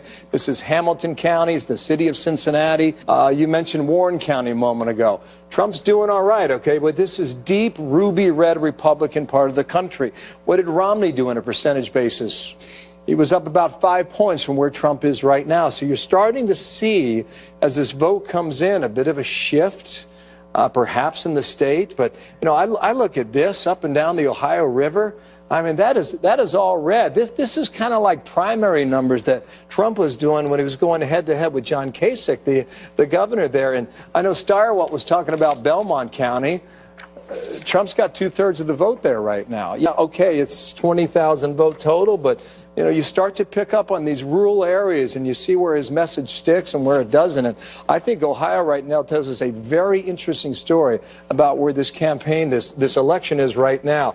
Quick rough count, about 3.1 million total votes cast or tallied so far. The total 4 years ago was 5 million plus. So you've got some more votes to come in, but based on what we're seeing right now, Ohio looks like a decent state for Donald Trump at the moment. Yeah, it's back really downstairs to you guys. It's truly amazing. Let's bring back our panel. Karl Rove, Chris Starwalt, Joe Trippi, and we had Tucker Carlson. Of course, we got Chris Wallace and Britt Hume still here. I do want to mention, Tucker, right now, Dow futures are down 464 points as of right now. They don't like uncertainty. No, they don't. And this is uncertain, apparently. Well, and it's also a shock. I mean, this is, among other things, kind of a rebuke to our business, the prognosticators among us who got it wrong, who turned out to, we don't know the outcome, of course, but this is not what we expected at all. Because we imagined from day one this was all about Trump, and the coverage has been all about Trump, but there's another side to it. And if you're like a voter who is ambivalent about Trump the man, you also have to weigh that against a couple of unpopular wars, a financial crisis that seemed to benefit a few and hurt you, a bank bailout that nobody outside New York or Washington support. There's a lot of things that Hillary Clinton and the people around her and her apologists on both sides are identified with that you deeply resent. So you say, well, I don't know what Trump's going to do, but I kind of know what they did, and you go with him. And I think a lot of, including me, kind of missed that calculation. What about that, Joe? I mean, if these states wind up going Trump, these swing states that we're still waiting on, a significant number of them, I mean, you tell me whether the polling industry is effectively done. I mean, whether they are over, because they did not predict that at all. I don't know. The polling industry's taken a whack for 2 or 3 cycles now, and I don't think it's going to be do anything better after this. What are you talking about? Are you taking gas? The midterms weren't great. Pollsters in 2014 didn't have a good outing. They blew a couple of calls. The last cycle was okay. Bad. This one. Yeah, but if there is a Trump victory tonight, Chris, the pollsters are dead wrong. Their predictions weren't worth the paper that they were printed on. So far, nothing has happened that was not predicted.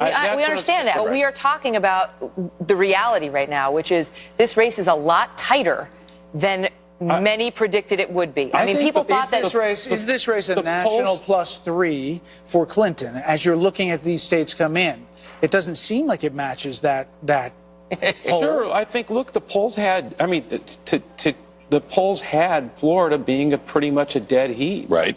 The polls had Ohio being a Trump lead, but pretty much a dead heat. What about Pennsylvania? Had him ahead in What about North Michigan? Carolina. Had it tighter in Michigan, but with her with a lead. We don't know what's going to happen in Michigan. Could this night turn out to be a 3-point Clinton victory? Sure. Could it turn out to be a 1-point Trump victory? Sure. That's all within the range. Look, when a race gets this close, there are no magic beans. We do not have some magic way to tell you how it all turns out no matter what, because in the end, the people are going to vote. No, but can I say, I mean, let's be honest, there's no one I know who thought this 3 hours ago. I mean, is everyone on the set getting texts from people saying, holy smokes? Yeah, I mean, everyone is. Yeah. Well, but remember, we're not calling some of these because, for example, on Pennsylvania and Michigan and so forth, our standard is 5 or 6 points. We like a healthier cut of bacon. Yes, we want healthier. And look, it was 2.5 points in 2004, and I can bet you a dime to a dollar the networks were calling Pennsylvania quicker for Kerry than we're willing to call it for anybody. So given that, Carl, what would be? Let's say she manages to pull out a victory in Pennsylvania, right? Let's give Florida to Trump for this purposes of this discussion. Maybe give Ohio to Trump. Could go the other way, as you point out, but right now he's doing it fine in Ohio. Let's give him Ohio. Let's give him Florida. Let's give him North Carolina, and let's give her Pennsylvania. Of the states that are still out there right now, what would be the most likely route to victory for him? Well, he's got to take one of the big blue states. He's got to take Michigan or Wisconsin or Minnesota or 2 of those states. Or Pennsylvania. Well, she said Pennsylvania In is this scenario, out. they're So, not. and look, think about what she needs to get to. She's at 242 if she's got Pennsylvania and loses Ohio, Florida, and North Carolina.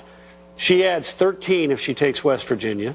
Or excuse me, if she takes Virginia, not West Virginia. West Virginia. Yeah, if she takes Virginia. If she takes Virginia, that puts her at 255. If she takes Colorado, she's at 264. She takes New Mexico, she's at 269. All she needs to do is take the 2nd District of Nebraska or any other swing state. She took New Mexico. Or New Hampshire. New Hampshire's where I want to. That's the state I want to. I mean, I'm really interested in, because in the end, if she wins New Hampshire, I know this sounds crazy, but it's the facts. If you start looking at give him North Carolina, give him Florida, give him Ohio.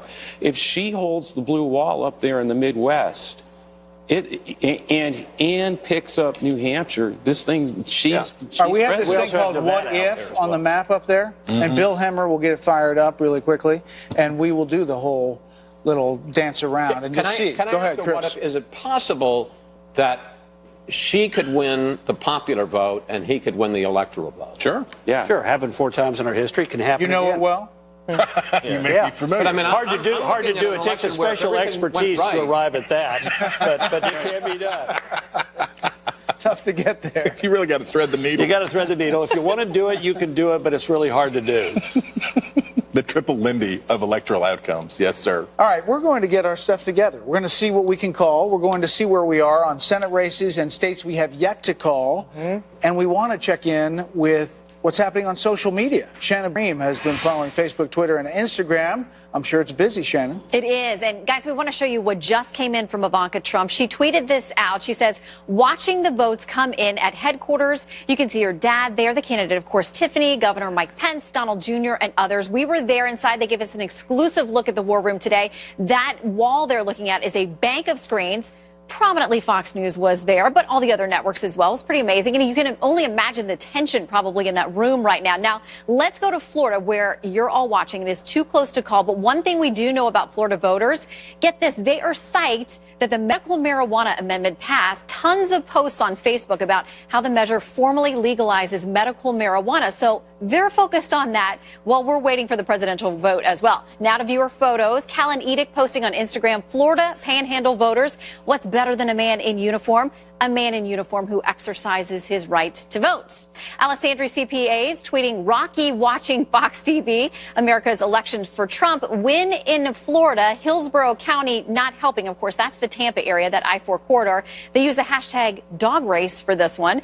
Airs Jake 2500 tweeting, working hard to get Mr. Trump, the state of Florida. They look like they're having a really good time there. It is the Sunshine State. They got their suits on. All right, keep the photos and tweets coming in. Just use the hashtag Fox News 2016. We'll keep an eye on Florida and all the other states in the balance as well. Back to you guys. Shannon, thank you. By the way, a couple of calls. West Virginia governor goes to the Democrat, Jim Justice, and Indiana governor goes to the Republican, who's following up in Governor Mike Pence's spot, the Lieutenant Governor, Jim Holcomb. Lost to Mike Pence last time around.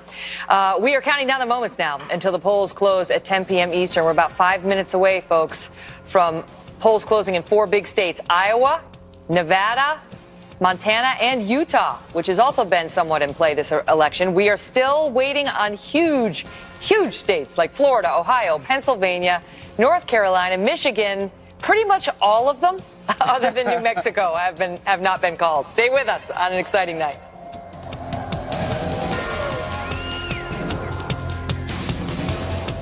Move from too early to too close. Lots one step ahead. 19% of the vote in. A crazier and crazier state politically. Like so many states, there's a couple contained in one. Steve Kornacki working around the board again, and now in Virginia, just in the last minutes, Hillary Clinton has now taken the lead. You can see a 6,000 vote lead roughly for Hillary Clinton in Virginia. Still vote coming in. If you're a Clinton fan in Virginia, 2 pieces of good news. One is that you now have the lead. 2 is that we keep talking about Northern Virginia. All that vote still not in. Fairfax County, the turnout here back in Hillary Clinton to gain votes there. Also Richmond, the city of Richmond, turnout there about 75%, I should say, about 75% of the vote is in. So those are 2 Democratic vote-rich areas where there are still returns to come in. So Hillary Clinton's chances of hanging on to that lead, now you can see it's climbing to 6,000. You might feel good about that. The bad news, obviously, if you're a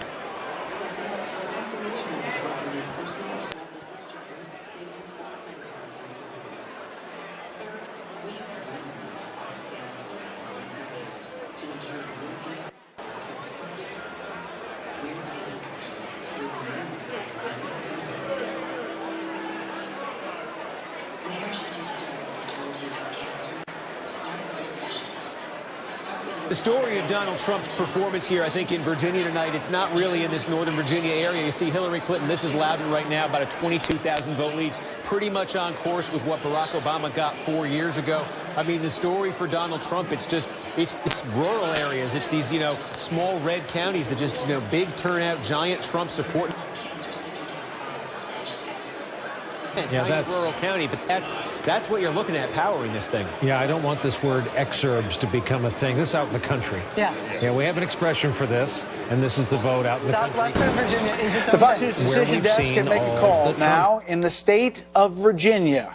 We can call Virginia for Hillary Clinton now. We couldn't for some time, but tonight we can say that the Commonwealth, I should say, of Virginia will go to Hillary Clinton. Again, that Northern Virginia area where there are a lot of Democratic votes coming in late here, and now Hillary Clinton gets the state of Virginia, the Commonwealth rather, and now she has 122 electoral votes to Donald Trump's 147. That's got to come as a huge relief, Britt Hume, to I would think so. Although, I mean, when you look at where he traveled at the end and the states he was trying to put in play, there wasn't a big effort in Virginia. I think Virginia had been thought to be gone for some weeks now. After Comey, he went back down there. Yeah, he did. He made one foray, but this is not. I don't think any of our decision desk people would count this as a surprise. Mm-hmm. Especially it's important Senator though. Tim Kaine, it's his home think. state, and he's got Reasonably popular there too. It would be embarrassing to lose it.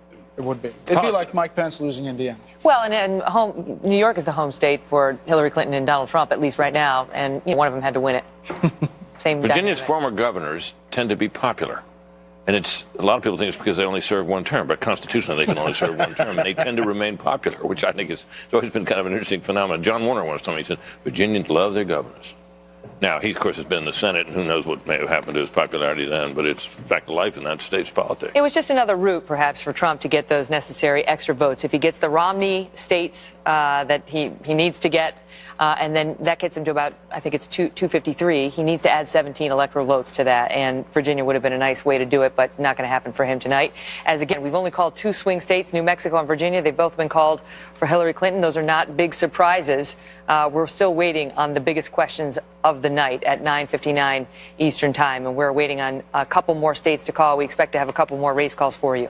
This next batch of polls include Iowa, which is a state that had been trending towards Donald Trump, also Nevada, which is a huge swing state, and Utah, that became a big state with independent candidate Evan McMullin factoring in there as well as the top 2 party candidates. Nevada has been hard fought, heavy Latino population, but also white working class. And so that one's been in contention for some time, with both candidates paying a lot of attention and a real question about whether Trump can woo enough voters in that state over his side to make the difference. Let's check it out. It is 10 p.m. on the East Coast, and polls have now closed in 4 more states, including several of the most important battlegrounds in the nation. But first, let's start with Montana, where Fox News can project that Donald Trump will win that state's 3 electoral votes. Trump is also ahead in Utah, that we just mentioned, although it's too early to project whether he will beat not just Hillary Clinton, but also, as we mentioned, independent candidate Evan McMullin, a conservative Mormon whose best and perhaps only prospect for winning a state tonight is in Utah. By the way, the last time a presidential candidate who was not from a major party won an electoral vote was 1968, when George Wallace carried 5 southern states. But the real battlegrounds at this hour are in the absolutely crucial states of Iowa and Nevada, each of which represent 6 electoral votes. Although Donald Trump enjoyed small leads in both states and the Real Clear Politics average of pre-election polls, it's still too early to project whether that will translate into Trump victories tonight in these 2 states. Iowa and Nevada, too close to call. He traveled to both of them a number of times, and it's going to be interesting to see how the Latino population in Nevada plays out in a state that seemed to be trending towards Hillary Clinton. Chris Wallace, your thoughts on that? Well, this is interesting because if Trump doesn't win Pennsylvania, let's say he wins all of the Romney states, which includes North Carolina, plus he wins Ohio, plus he wins Florida, that gets him to 253. He's 17 shy of the 270. Now, if he wins Pennsylvania, that puts him over the top right there because there's 18 electoral votes. But if he didn't, and then there's the question of how could you cobble together some states? Nevada, 6 electoral votes. Iowa, 6 electoral votes. That now gets him into the 260s. So, you can begin to see, then you get 1 vote in the 2nd district in Maine. You could begin to cobble. There's a sort of small way of going rather than flipping one big blue state. So those are important. Those could be the difference between him being elected or not elected. Mm-hmm. And, Iowa, as we pointed out, Britt, Trump has been expected to pull out a victory there.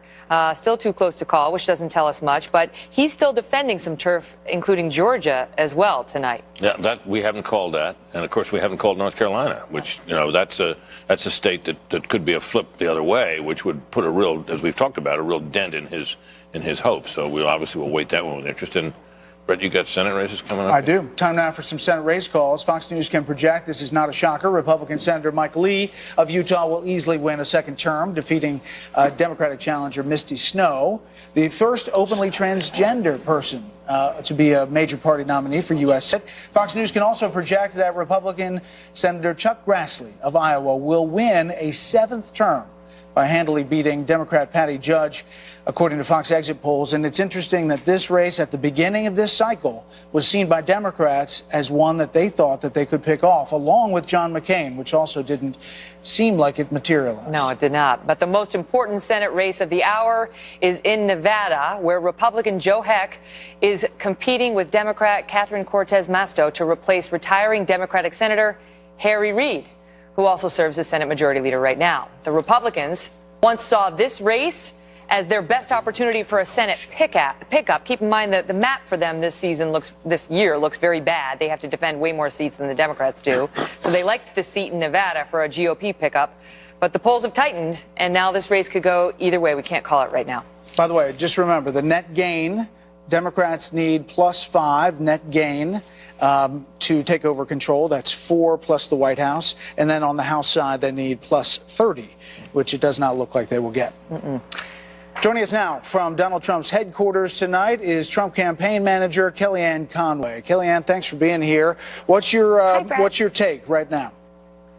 Well, we're up in the war room watching returns with Mr. Trump, and we're feeling buoyant about what's still left to calculate. And a lot of our internal polls reflected what you see tonight, which is why we put Mr. Trump and Governor Pence in some of these states, trying to flip a blue state or two into red, and trying to protect our core 4, Ohio, Iowa, Florida, and North Carolina. That's been our strategy for the last several months.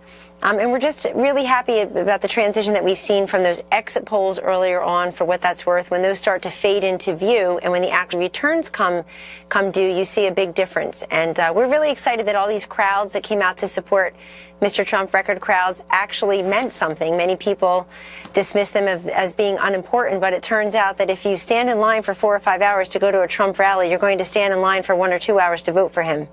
Kellyanne, the white working class in this country has long been sort of a forgotten voting group in many ways. And Mr. Trump has energized them from the beginning. And tonight we are seeing them come out in droves for him.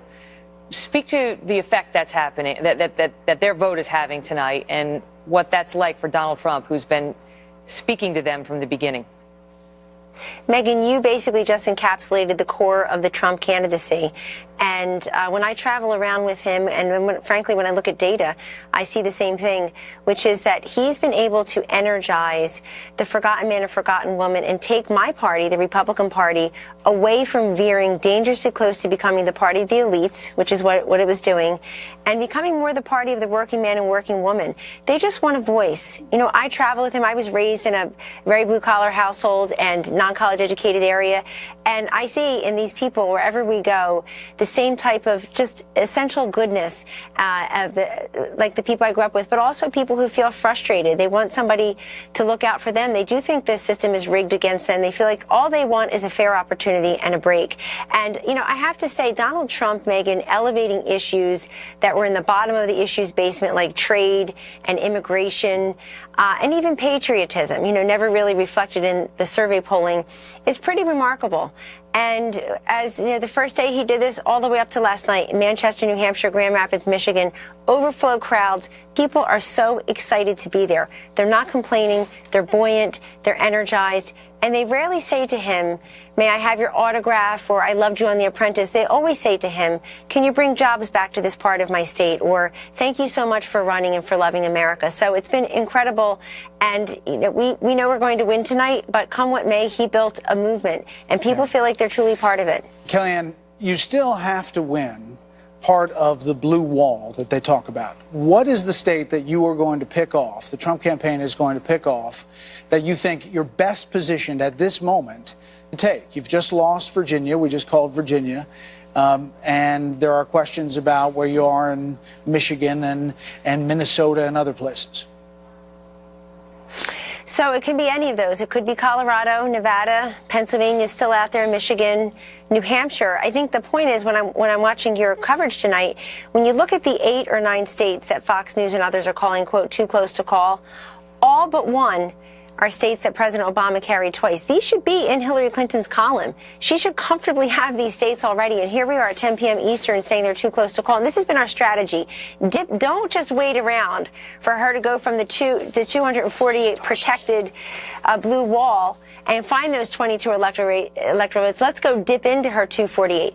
But right now, Brett, I can see it being one or two of the following of Colorado or Michigan or Pennsylvania, New Hampshire, Nevada. But they're all reaches only because they really do belong in the Democratic column. We've just been trying to get over there and sneak a grab on one or two of them. Kellyanne, great to see you tonight. Thank you very much for being here. I want to get back now to Karl Rove, Chris Stirewalt, Juan Williams, Steve Hayes, and Tucker Carlson, all of whom are with us. Steve, let me start with you because you haven't weighed in on what we've seen so far tonight. Yeah, absolutely fascinating. I mean, remember back in 2012, there was the one candidate quality that jumped off the page, and it was that people felt that Barack Obama cared for people like them more than Mitt Romney did, and the gap was like 82 to 13 or something. Well, there's a similar result tonight, and I think we've talked about it a little bit earlier. Nearly 4 in 10 Americans said the most important candidate quality is can bring needed change. They voted for Donald Trump 82 to 13. I think when we look at the results tonight, we look at what we're seeing and what seems to be this trend. And as Tucker was saying earlier, maybe a miss by some pollsters. That's the number that's going to jump out. I think that's the number that could tell us maybe more about anything than any other number that we see tonight. And Juan, what do you think? I mean, there are now a number of different sites that have shifted their percentages. Obviously, we determine our percentages on the decision desk, but this is a huge call right now. We're just getting told that North Carolina Senate can be called. Fox News projects that incumbent Republican Richard Burr will win that close race against the Democrat Deborah Ross. This was nip and tuck in a state that was not sure how it was going to go. We still haven't called the governor's race here, but this is the sitting incumbent Republican senator who's the chair of the Senate Intelligence Committee. He was in a tough race down there. It was believed at one point he was trailing, and then they threw a lot of money into this race. And Deborah Ross, who's a lawyer for the ACLU, was not a perfect fit for this candidate, this nominee at the beginning, but Democrats suddenly thought that they had a real chance to pick this off. The fact that the Republicans have won the Senate seat in North Carolina now seems like it is more likely that they will hold on to the U.S. majority, the majority in the U.S. Senate, which would mean that Mitch McConnell would stay the majority leader, and that would be a big deal. Juan, your reaction to that, because this is a big race. So, to me, I already lost money tonight to Dana Perino. I know. So, I mean, I don't know why you picked on me, but I got to think that when you look now to Missouri, to what's going on there with Roy Blunt, you got to, that just becomes so critical. We know Joe Heck, again, the Republican in Nevada, trying to take on that seat from Harry Reid. Again, another critical step. But as I said, Todd Young managed to beat Evan Bayh in Indiana. And we know, of course, that the Ron Johnson seat is still sitting there. And Pat Toomey in Pennsylvania. So these are some outstanding. I think, though, the odds, I thought going in was about a little bit of a Democratic lean in terms of Senate majority tonight. Now I think with this seat there, I think it's back to coin flip totally. I want to talk about New Hampshire, which is still one of the many states too close to call at this hour. And what we're getting from our reporter on the ground there is that the party GOP in New Hampshire is feeling cautiously optimistic. They say there are a number of Republican strongholds that have yet to come in. Counties there are Merrimack, Salem, Derry, and feeling pretty good about the top of the ticket and the results outstanding in New Hampshire, which, was Joe Trippy's favorite state. He's not here to discuss it right now. but in spirit. But that would be significant for Donald Trump, and he's very much in play there tonight. This was one of Trump's best states in the polls. The polls are predicted a Trump win here, or at least a very close race. I would expect him to do well in New Hampshire. It fits his blueprint well. You have a lot of blue-collar voters. It's in the Northeast. And apparently Tom Brady likes him, so that should be good with the Pats fans. So that's in keeping with what we would expect to see. And now we're looking for these other pieces. So if New Hampshire comes in for Trump, that would be an expected outcome. Virginia's come in for Clinton. That's an expected outcome. Georgia, would be expected for Trump. Now we're getting down to the state that keeps not filling in. These two states on the East Coast that keep not filling in, North Carolina and Pennsylvania, are going to tell us so much, and we're getting close. But doesn't this tell us something? What's that? The Burr win in a tight race that was probably tied or 1 point. Well, so over history, candidates generally outperform, Senate candidates generally outperform presidential candidates, averages something like 8 points. So you can read something into it that the Republicans have something to be happy about there, but in terms of what it means in the race, we probably tap the brakes for a second. Okay, so if she wins North Carolina, it is a major blow. Yeah, this to is his chance to get to 270. This is the bloodiest, hardest ground of this race is found in North Carolina, and it is found in basically the corridor that runs from Raleigh down to Charlotte. We're talking about this center part of the state, and the fighting has been bitter and brutal there, and it could decide this election. But back to the Senate. Does this actually mean that the Republicans are likely to keep control? Or, I mean, there's several outstanding at this point. We're still waiting on Pennsylvania. There's still 4 balls in the hopper for the Democrats. No, but it could be 50-50. Right. It's more likely now that it is 50-50 than it's not. They're only +1. Well, it's more likely that it's going to be 50-50 because they just held on to a seat. But the question is, does it actually make it 51% more likely that they can retain control than not? I don't think so. And first of all, full disclosure, I'm involved in a super PAC that just spent $22 million in North Carolina. And if you thought that was a big sum, we spent $32 million in New Hampshire. So let me just say, each one of these, we should have cut a deal with every voter, decisive voter, cash on the barrelhead. Bitter party of one. Yeah. But look, these are each one of these races doesn't signify the victory in North Carolina doesn't signify a victory in Missouri or New Hampshire or Pennsylvania. These are all individual races, idiosyncratic, driven but just by. Do the math. I mean, they're +1, and then you give them all 3 of those. That's +4. Yeah. They're not going to pick up. Let's say they hold Nevada. That's still +4, and then they have to win the White House to take control. That's what I'm saying.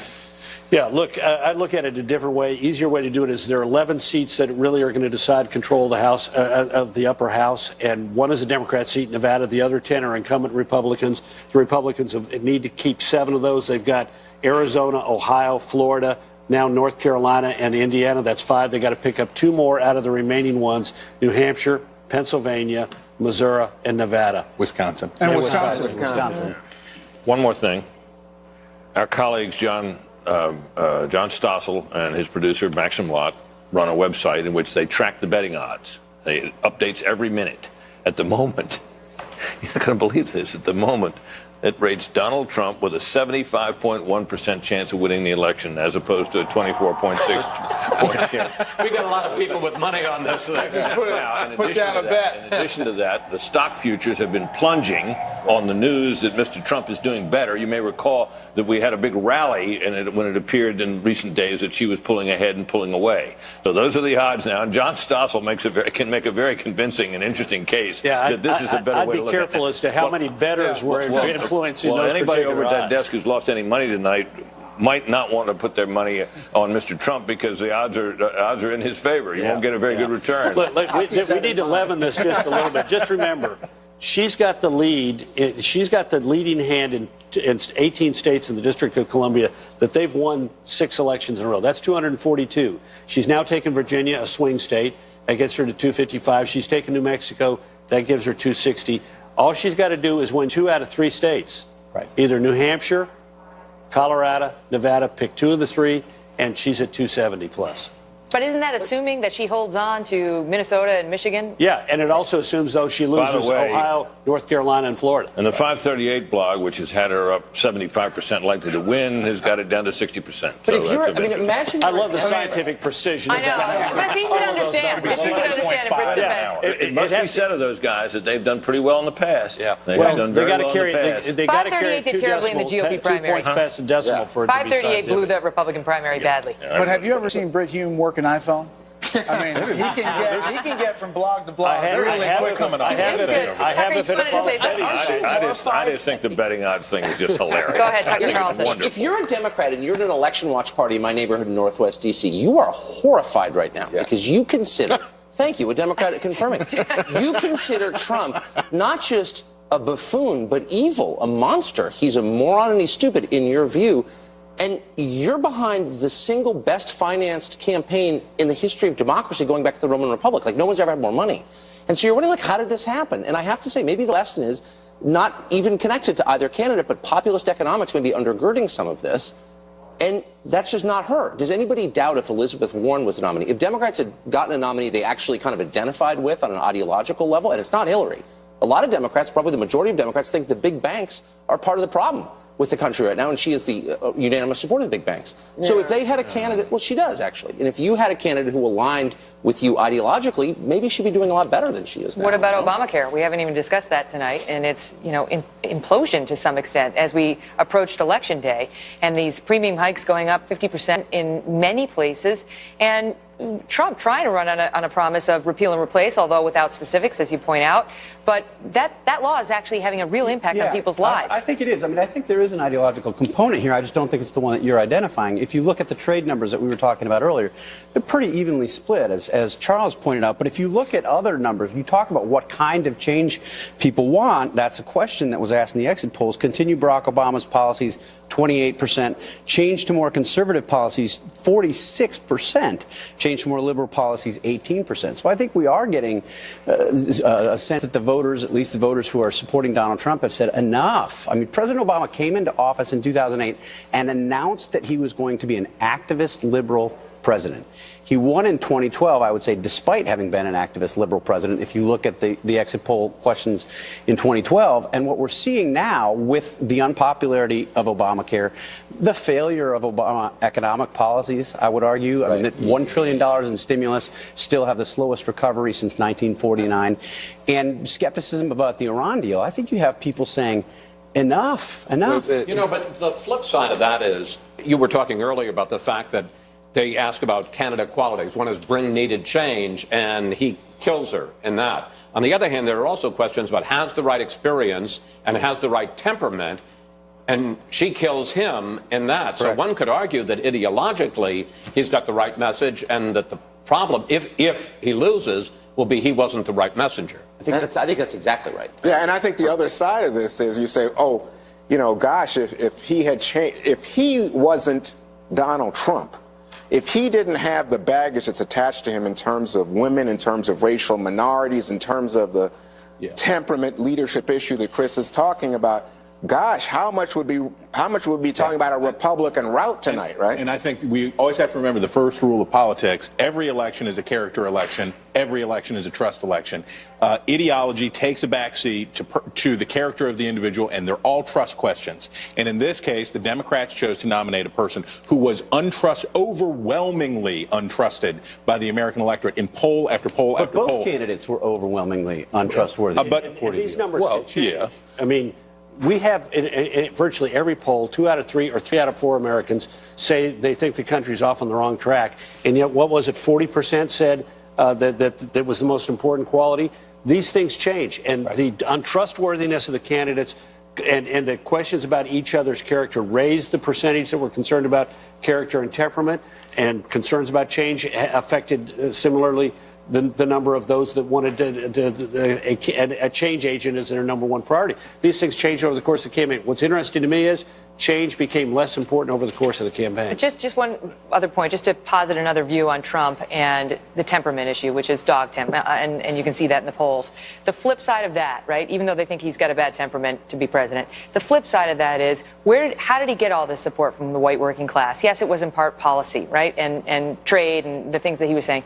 But that messaging that he sent, the willingness to offend, to not raise his hand when we asked him, are you going to support the Republican Party, to take on major media figures and pretty much all the media, that was very appealing to large sections of the electorate, not because they hate all members of the media, not because they hate the Republican Party. They hate the inability to get anything done, and they wanted somebody who didn't play by the rules, who was willing to go in there and bust things up and be a different kind of candidate. I totally agree with you. I mean, I think if you look at the way that people see Washington, and they see what's happened in Washington over the past 40 years, that's what they say. Well, we don't like his temperament. It wouldn't be the temperament we'd choose in a commander-in-chief necessarily. However, We've elected people with good temperaments before, and they haven't gotten that kind of change. Also, he done. doesn't We have hate a them, long and night. everyone else We have does a hate long them. night ahead that we're going to talk about a lot of things, and we've got to hit a quick break here. By the way, one last point. Joe Manchin, that was the other thing I forgot, that he might not stay as a Democrat. The which flipper. would be a more likely scenario for a Republican Senate, but we shall see. Betting odds are now up to 80% for Trump. Okay, all right. Hey, Brett, can I get some money down? Here we go. Yeah. All right, we're going to get to our wallets, and we're going to come over here and get some odds from Britt as we come up on a break. Just a few states left undecided, like Ohio, Florida, North Carolina, Pennsylvania. You might want to stay tuned. Plus 5 more states set to close at 11 Eastern, including California. And as we mentioned, Dow futures. They're now plunging 600 points. You got anything on that, Britt? It's all about money. The people with money who have money at stake are speaking, and they're speaking through the futures, and they're speaking through the betting odds. They think he's got this. And we'll be right back.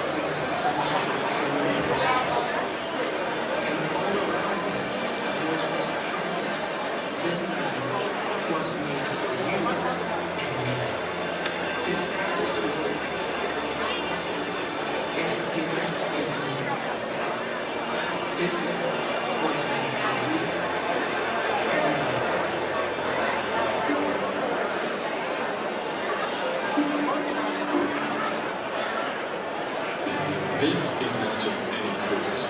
This is MSC Cruises, one of the largest cruise lines in the world, where every detail is beyond just ordinary.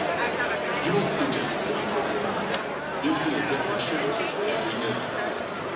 And you won't be served just any meal. You'll enjoy freshly prepared international cuisine. Because this is not just any cruise. This is an MSC Cruise. Personal support to be Heroes mustache.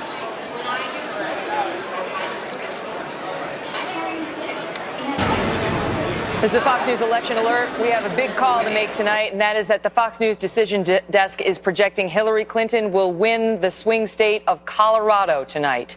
Colorado going blue, according to the Fox News decision desk. That's significant as both campaigns had worked hard for Colorado voters, but Hillary Clinton managing to pull out a win in that state as we continue to await so many of the other critical swing states. As you were talking, a critical swing state has been called by the Fox News decision desk. Ohio will be Donald Trump's category. A victory for Donald Trump in Ohio can be called by the Fox News decision desk at this point. That is 18 electoral votes. No Republican has won the White House without winning the state of Ohio. Donald Trump, the GOP nominee, has just won the state of Ohio. So now you have the electoral votes at 168 electoral votes for Donald Trump, 131 for Hillary Clinton. He still has some work to do, as we mentioned, about winning blue states in that blue wall. But he is on his way. We have not called Florida yet. Need 270 to win, so he's got to get another 102 states. Right? Oh, what? This is the 538 blog that had Clinton ahead all night. Yeah. 55% chance Trump wins the presidency. Well, that's been changing all night. That update's by the day. More importantly, Ohio has picked the president the last 13 elections in a row. So, I mean, everybody always talks about Republicans can't use it without it. They have picked the president 13 elections in a row. This is a big deal. This is a huge deal. And these changes we're seeing with betting markets and financial markets, these are meaningful. These are people who got a lot on the line. And this is the first time this particular prognosticator, the 538 blog, extremely well regarded as such things go, has thought that Trump was going to win. We just want to point out that Brit Hume is not getting paid by the 538 blog. He is still employed by the Fox News channel. Right. But let's check in. Keep you all on the straight and narrow here. All right. With both the Trump and Clinton campaigns, let's begin with Chief Political Correspondent Carl Cameron, live at Trump headquarters. Carl, I mean, this has to be huge, earth-shattering news there. Absolutely. Big reaction here. The crowd whooping it up. They're watching Fox News Channel very, very carefully. Winning Ohio keeps the Trump plan in place. It's a really simple strategy. Win all the Romney states, pierce that blue wall, and they can do it. We know now that there's about 95% of the vote in Florida, and it's very, very tight, just a couple of points. North Carolina, 83% of the vote in, and still very close. Michigan's only got 30% of the vote in, and it is a long way for the Michigan vote to get full. And that means if Trump can hold on to all the Romney states, which included Ohio, if he can defend North Carolina and pull off a victory in Michigan, that would get him to 275 electoral college votes if he holds all of the Romney red states. So lots of reason for real enthusiasm and a renewed optimism here at Trump headquarters tonight, Brett. Carl, do they see optimism in Michigan, Minnesota? Where is the blue state? The state is where Donald Trump was last night at midnight for his final rally. There were a lot of questions about whether him going to Minnesota and Michigan was going to have a payoff, and now Michigan would be able to put him over the top if he can, with the 70% of the vote that's still not counted, pull off a victory and steal a blue state there. That would make the difference, assuming he can hold all the Romney states. In Michigan, it was huge crowds. Wherever Trump went, he got big crowds.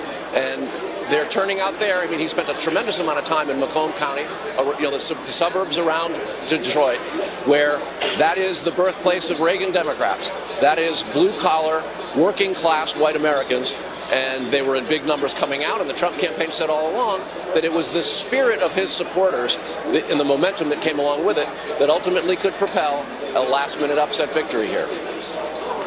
Carl Cameron at Trump campaign headquarters. Carl, thank you. I want to bring you an important update now on the balance of power before we get to Jennifer Griffin, and that is that Fox News decision desk is now projecting that the Republicans will hold control of the U.S. House. This is not a huge surprise. We understood that would happen. They've lost some seats. They currently enjoy a 59-seat advantage over the Democrats in the House, which means the Democrats would have had to net 30, a gain of 30 seats. They have not managed to do it, and they will not manage to do it. They're projecting that they'll probably gain between 10 and 20 seats, falling short of majority control. So the Republicans have control of the lower chamber going forward. We know that. I want to check back in, meantime, with Jennifer Griffin, who's at Clinton headquarters tonight. Jennifer? Megan, well, what's notable here at headquarters is that, in fact, it's been a really subdued crowd for most of the night. And what we noticed is that they turned away from watching news channels. They're not watching Fox News over here at Democratic headquarters. But there was a lag effect where only recently did this crowd learn that Virginia had been called for Clinton. There was a little bit of applause at that moment, but right now we're hearing speeches from outside. Governor Andrew Cuomo is speaking, but they've gone to some videos, including that song, Fight Song, that has been her popular mantra going on to stage, and a lot of Hollywood stars coming out and speaking. They pulled Katy Perry out to speak to the crowd, but it was very subdued as they were watching the returns coming in on rival news channels. And again, only just now did they learn that Virginia has gone to Hillary Clinton. Megan? Jennifer, thank you. Let's bring in our panel, Martha McCallum, George Will, Maria Bartiromo, and Guy Benson. Maria, I want to start with you. These Dow futures down 700 right now. Give us a lowdown. What's happening? The market is selling off because obviously this was unexpected from Wall Street's perspective. The market wants to see certainty. So investors are going to be buying on a Hillary win and selling on a Donald win. And the bottom line is because he's the unknown. You know, Hillary Clinton, we know, would build on many of President Obama's policies. The fact that Donald Trump is talking about ripping up NAFTA, talking about repealing and replacing Obamacare, these are all unknown. So that's one reason that the market is selling off. I would predict to you, Brett, that this ultimately will be a huge buying opportunity, because when you look at both candidates' economic plans, on the Trump side, he wants to lower taxes and roll back regulations. Regulation has been the one barrier for small business and large business, by the way, in terms of growth. Economic growth is the priority. That's what this country needs right now. That's what will be positive for the markets. And I think ultimately people will view this major sell-off tomorrow as a huge buying opportunity because of his policies. Hillary Clinton wants to raise taxes. She wants to raise wages. That's going to make it much more expensive for business. They will likely sit on cash, not increase hiring, not increase investing. Pretty much more of the same of what we've been seeing over the last 8 years. So we should be careful. I mean, obviously, he has not gotten to the 270, and he still has a path that he has to get some big states to do that. You're saying if he wins the presidency, what the markets would do? Well, the markets are indicated to be down sharply because the market is seeing this result, what we're seeing tonight, as the potential that Donald Trump may win. And that's why the markets are selling off right now. George Will, you are not a Trump fan. I think it's safe to say. And your reaction now, as you see the results coming in tonight, are you surprised? And what's your feeling? I am surprised. And the one thing to note is one of the most powerful predictors of presidential outcomes over the years has been the job approval of the president. That is, when an incumbent president is not running for re-election, if his job approval is over 50%, it's a strong likelihood that the candidate of his party will win the presidency. Mr. Obama is in the mid-50s now, which is a very powerful pull that's not working on behalf of Mrs. Clinton. Second, you mentioned a moment ago it's expected and was expected that the Republicans would hold the House. What that means, however, is that if Mrs. Clinton becomes president, she will be the first president since Grover Cleveland, first Democratic president since Grover Cleveland in 1885 to take the presidency without controlling both houses of Congress. On the other hand, it is possible from what we're seeing tonight that if Mr. Trump becomes president, he will have both the House and the Senate. The American people constantly complain about gridlock in Washington and more often than not produce the prerequisite for gridlock, which is divided government.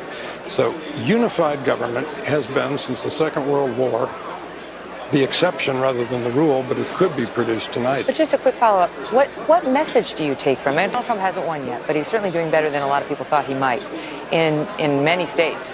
What message do you take from that? As somebody who was a lifelong Republican, a conservative, who you say the party has left you, what message are you receiving from these voters? If you look at the enormous millions of votes who are voting for both Mrs. Clinton and Mr. Trump, the country is not the center-right country that the Republicans have assumed all along. A country clamoring for small government, clamoring for the rule of law, clamoring for a strong, assertive, often interventionist foreign policy. It's not the sort of center-right country that the Republicans have presupposed. Martha, you've been looking at the exit polls all night. We talked earlier about the gender gap closing in those exit polls, but there are other things inside the exit polls about that feeling of kind of kicking over the table and Washington doesn't work. Yeah. I mean, covering exit polls tonight has been tricky business because it looked like they were leaning in one way, and now we're seeing kind of a different picture. So it makes you question what's in these numbers to some extent. However, they do still indicate that it's tight, that it will be close when you look at how these numbers break down. And when you look at Ohio, there's some really interesting things in this Ohio win. One is the question of whether or not trade takes away jobs. 64% said that was important to them, and they believe that trade takes away jobs. Take a look at the union vote. They went for President Obama 60% in the union vote. 37% of union voters went for Mitt Romney. Trump's got 50% of them. This is the audience that he has spoken to so powerfully in Ohio and in places like Michigan and Wisconsin as well. It's that Midwest Rust Belt that he is trying to put together, and it indicates that it's working for him in the numbers in Ohio. You know, also look at the fact that as slim as it is in terms of the black vote, he's at 6%. Mitt Romney was at 3%. He's one of the few Republican candidates who's tried with this group. He went out there and said, you know, look, you've tried everything else. Why not give me a try? And it seems to be moving the needle a little bit. And he condemned Mitt Romney over and over for choking and for not going far enough and for not being able to, push the needle further with all these groups. In incremental ways, he has pushed the needle with some of these groups and expanded that area a little bit for Republicans, and it's quite interesting to see how all this is playing out. And just one point on exit polls, and you mentioned at the beginning, the fact that we caution at the very beginning that these things can be wrong. Yes. And that's why we do that, because we've seen it before, and we were even warned today that it seemed like in some states in particular, Democrats would answer the polling and Republicans wouldn't.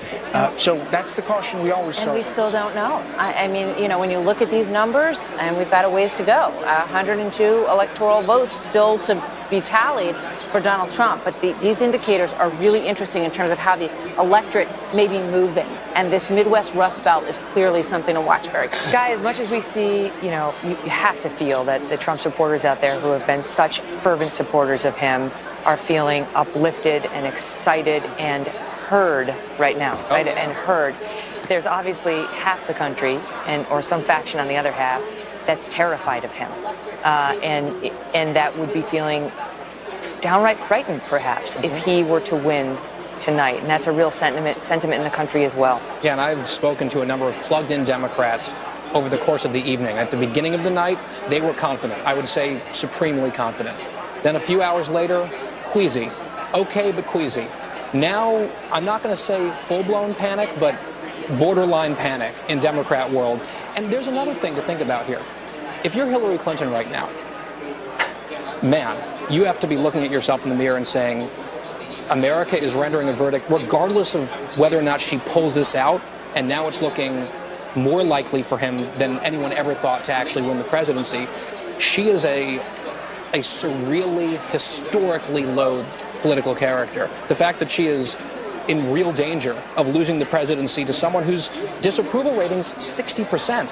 And once again, Donald Trump is defying expectations. Totally. Again, when will we learn? Think about that, Maria. From the moment he took that escalator ride down in Trump Tower and announced his presidency, to the moment that he ran against 16 other people, to the moment nobody thought he had a chance, and then when he gets in this race, and here we are. Yeah. And I think the reason is his message resonates with the working man and woman out there.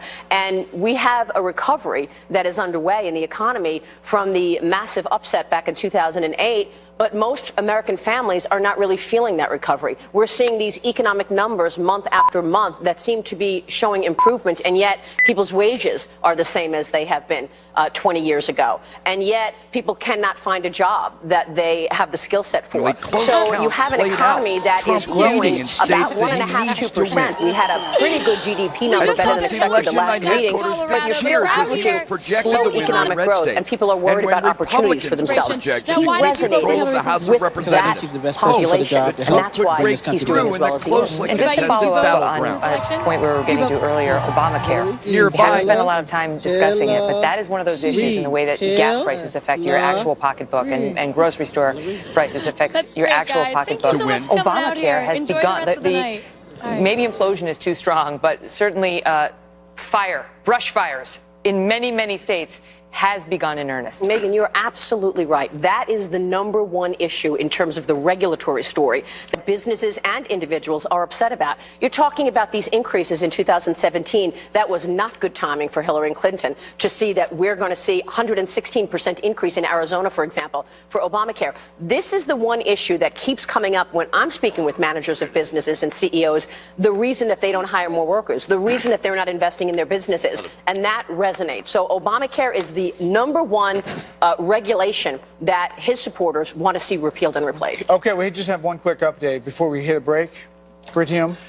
Okay, this is the New York Times live presidential forecast. The New York Times. This is not the betting odds. This is what the New York Times, which is no friend of Donald Trump, says. Chances of Trump winning the presidency, 91%.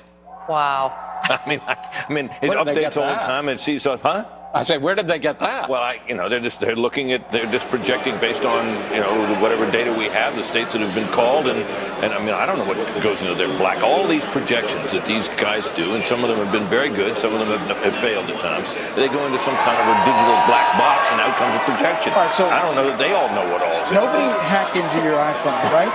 I showed it to you, Brett. You can see it. There it is. It's right on to see. We have to check in. All right, polls closing in 5 states at the top of the hour, including California. Plus, we are still waiting to hear what is going to happen in Pennsylvania, in Florida, and North Carolina. One of the biggest prizes, Ohio, already gone to Donald Trump. Stay tuned.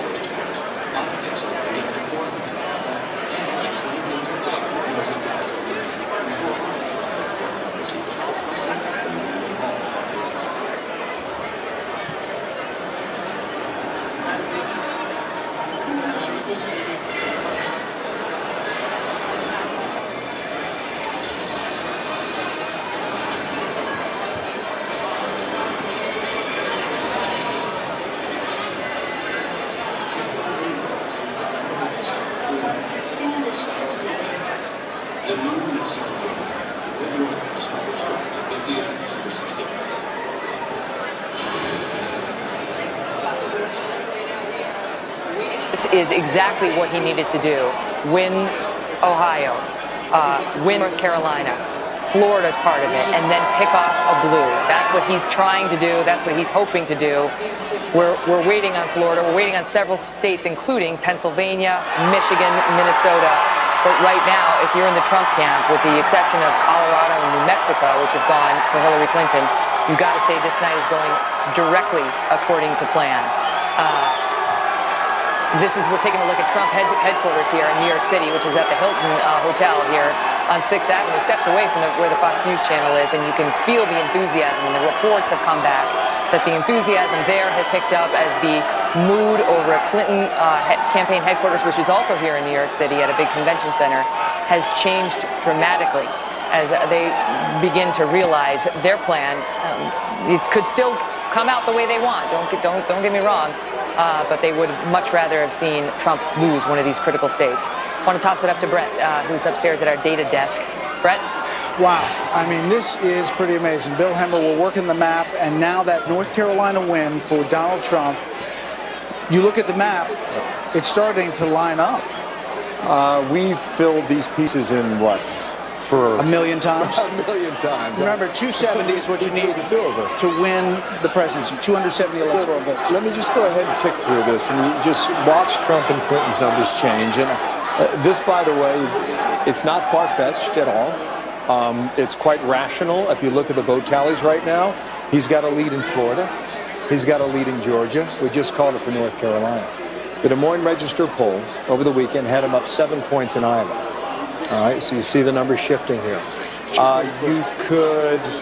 He's going to probably win Idaho. Would you remember that? Likely Utah. For the sake of this argument, let's give him Arizona, even though it's been contested, okay? I would give her California. I'd give her Oregon and Washington State. What happens in Alaska? Does he win there? Likely.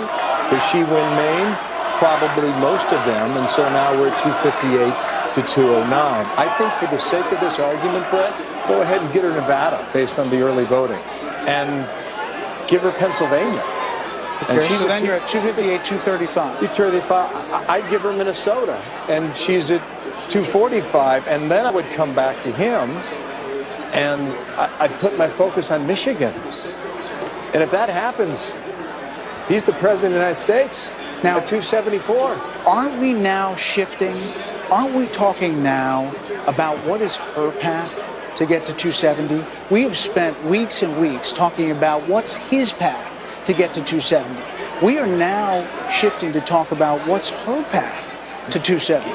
So let's go ahead and take away Arizona and give that to Hillary Clinton. Up to 256. Let's say he doesn't win Michigan. Maybe she wins Michigan. And there she is. She's at 272. 272. We have talked repeatedly, Brett, about his path being so difficult. Number of ways to get there, certainly, a number of different combinations. And her path being a lot easier. It is still a lot easier. Now, I would point to New Hampshire because we're not quite sure which way that's going to go as well. But she's got the easier run at it right now. But at the moment, he is pulling the inside straight that we've been debating now for months. If Florida is very close, what are the chances that Hillary Clinton is the one that says this race is not over and we are sending lawyers down to Florida and you and I are back looking at Chads like we were in butterfly ballots, right? I'll tell you right now in Florida, this is the breakdown. You know, Trump has a lead of about 135,000 votes. That's the state of that race at the moment. Just dip in there real quick. Yeah, I show you Michigan. Look at all the red counties here in Michigan as they fill in. Now, a lot of vote to come in. I would go to Wisconsin too and just show you quickly. Look at all the red counties that they're filling in for Trump. And then this, you know, they're still adding them up. And I would also make the case and perhaps this is the story of the night. Trump came out and said, they're ripping you off, folks. They're taking your jobs. They're shipping them overseas.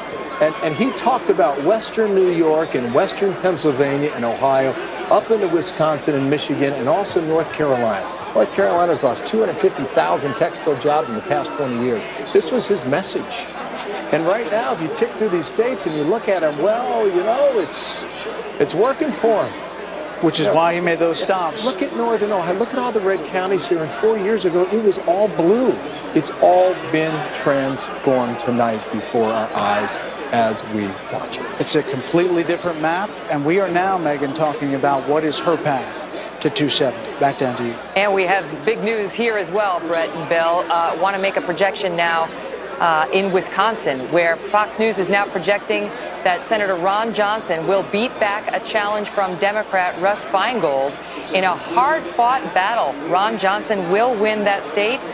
This was one that was not at all certain and that the decision desk had been waiting on, but Russ Feingold occupied the seat until he was ousted by Johnson in 2010, and now this will stay in Republican control. This is one of the seats that the Democrats had very much been hoping to pick off as in their what they hoped would be march to control of the upper chamber, which has so far not materialized tonight.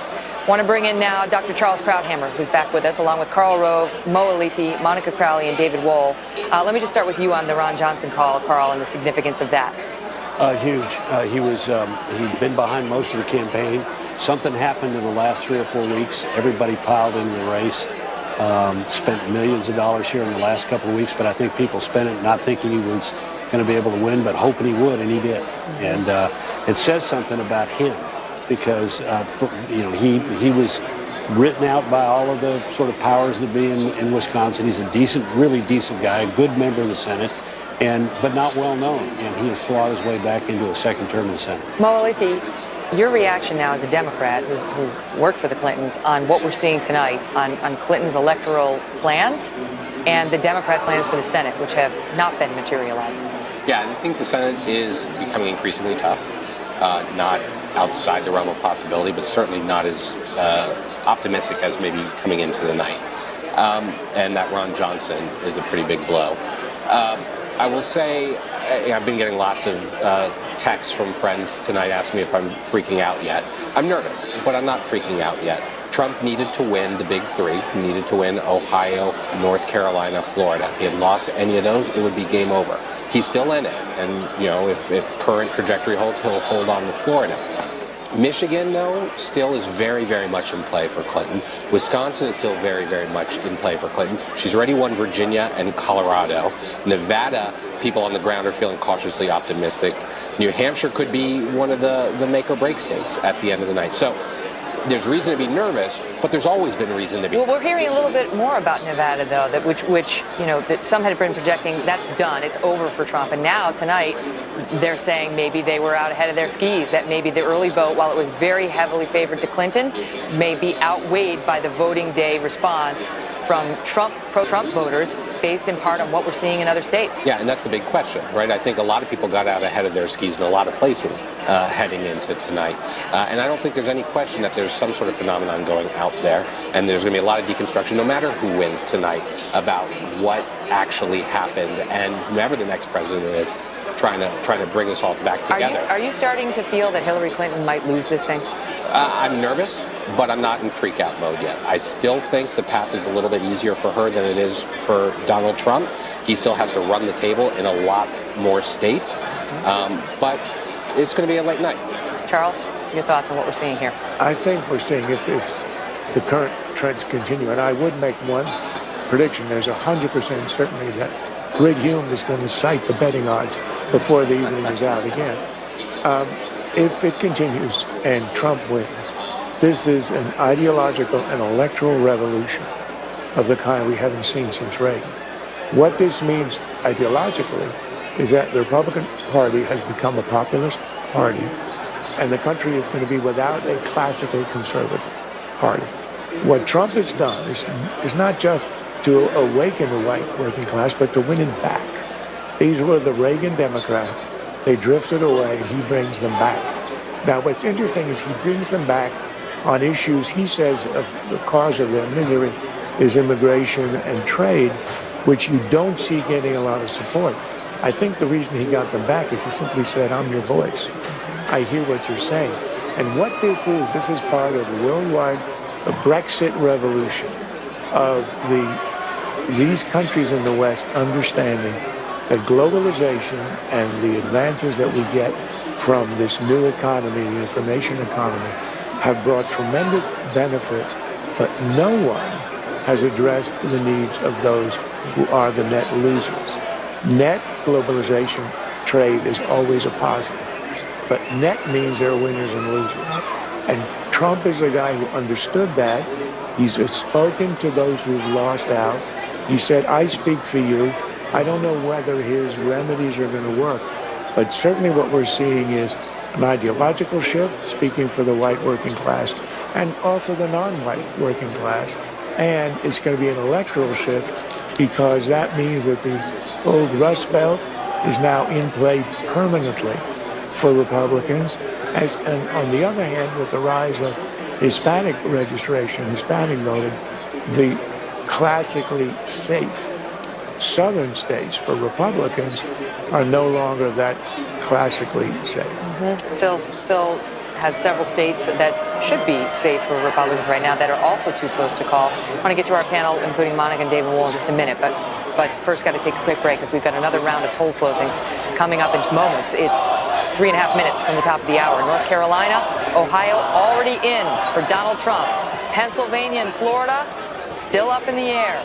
Our special election coverage live from Fox News World Headquarters in New York City continues in a moment. Don't go away.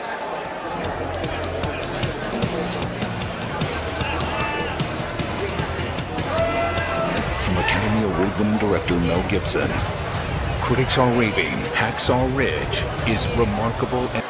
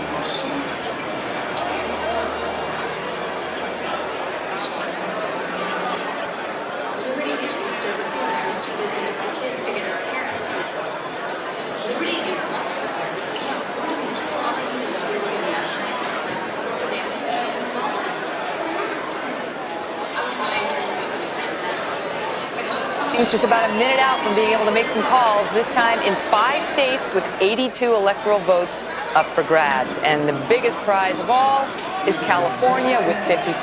It hasn't really been in contention. This is, Trump and Clinton had both said they were going to win places like California and New York and New Jersey and so on. They never really moved out of the presumed Democrat column, but we also have a big call to make now. A big call right now. Donald Trump will win the state of Florida. According to the Fox News decision desk, he will win the 29 electoral votes in Florida. A very tight race, but he is pulling that off. As you can see, the crowds outside here cheering. 49% to 47% right now, but we can project that he is going to win Florida. That means he has won Florida, North Carolina, and Ohio. This is the triple states that he needed to win to make the path possible. And as you just saw, Megan, upstairs, it's very possible as of this moment. If you need the inside straight, he is well on his way, although it's not yet over. It is 11 o'clock here in New York City. Polls have just closed in 5 more states, representing another 82 electoral votes, most of which will go to Hillary Clinton. Fox News can now project that Clinton will win California's 55 electoral votes, the largest single batch in the country. Our Fox Decision Desk also projects that Mrs. Clinton will win the states of Washington and Hawaii, which collectively represent another 16 electoral votes. On the Republican side, Donald Trump will win Idaho's 4 electoral votes based on Fox News exit polls. That leaves Oregon, which votes entirely by mail. So we'll have to wait a bit longer to determine who will win that state's 7 electoral votes, but we can probably project that it heads towards Hillary Clinton's way. It's cliffhanger, Oregon. Fox News can now project that Republican Senator Mike Crapo of Idaho will win a 4th term by defeating Democratic challenger Jerry Sturgill, according to the exit polls. And the Fox News Decision Desk can also project that a trio of Democratic senators will win re-election by defeating their Republican challengers in the following states: Washington, where Patty Murray has prevailed over her challenger; Oregon, where Ron Wyden will be his challenger; Mark Callahan in Hawaii, where Brian Schatz defeats John Carroll. In California, Fox News can now project that Kamala Harris will replace fellow Democrat Barbara Boxer as the next U.S. Senator from the Golden State. Harris will defeat Loretta Sanchez, another Democrat, according to Fox exit polls. And it's interesting, in California, you have the system by which the top two finishers go on to run in the general election. This time it was two Democrats, so there was no Republican challenger in the U.S. Senate race. That makes it a little bit tougher for the House races out there, trying to gin up support for some of those Republican House races. I want to go to our panel now. Britt Hume, Chris Wallace, Katie Pavlich, Mo Alifi, and Monica Crowley. I don't know where Chris Wallace is very actually not here. He's blown us off. Okay, we're not going to go to the office. No, I want to get Monica Crowley. I want to get Monica Crowley's reaction because I promised to go to her before the last break. And as somebody who's been a Donald Trump supporter, believer, I guess is a good way to put it from the beginning. What does this feel like for you right now? Well, I have to tell you, 3 weeks after Donald Trump announced for president, back probably early July of last year, I came on Fox News and I said, stop laughing, do not underestimate him, he can win the whole thing. At the start of our coverage tonight, Megyn, I told you that tonight has the potential to be a totally realigning kind of election, that there are so many cross currents at play, that the reliably predictive models that we've used in the past and that pollsters have been using in the weeks leading up to this election may in fact not hold true and steady. And I think that's what we're seeing tonight. For a very long time, 70% plus of the American people have told us that they are unhappy with the direction of the country, that this will in fact be a changed election. And what we have seen from the exit polling coming out tonight, and what we're hearing from voters across the country, is that they wanted a strong leader and somebody who was going to be a change agent, reverse a lot of what President Obama has done over the last 8 years. That is, I think, the primary reason why you're seeing Donald Trump do so well. He is a movement candidate. He has said often that he is leading a movement, and what you're seeing now happening across the country, in previously blue states as well, is that movement taking hold. Mo, we're just getting word from our producer, Serafin Gomez, from Hillary Clinton campaign headquarters. Speaking to several Hillary Clinton campaign aides, they tell me that they are, quote, expecting a long night, adding nothing has ever come easier for her, and she has had to fight for everything her entire life, close quote. I think this election has proven that. And I think that's true. I think it is going to be a long night. There are a lot of states that are still out, and a lot of them are looking really close. I think, so something that Monica said, though, look, I'm a Democrat. I'm a Clinton guy. I've worked for both Hillary Clinton and Tim Kaine, and it wasn't that long into the Trump candidacy that I was saying, stop laughing, take this guy seriously, he could win the whole thing. And I do think that there is a big realignment happening here in the country right now.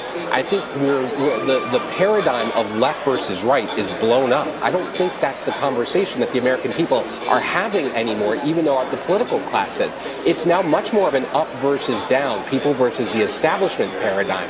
And that's something, again, no matter who wins tonight, we're going to all have to address, right. Democrats and Republicans. Does this match, as Donald Trump said in the final days, the Brexit vote? A lot of people said, this is going to be the Brexit, that Great Britain just voted for to exit the European Union. Is that, in your mind, what we're seeing tonight? Look, I'm reluctant to draw too many comparisons to Brexit because they were very different in a lot of ways. But I do think that what we're talking about is not just a U.S. phenomenon. I think this is a global phenomenon right now, where the old paradigm is blown up, and we are talking about a global populist movement. There's a reason why during the primaries, Bernie Sanders supporters and Donald Trump supporters hated Washington and Wall Street equally.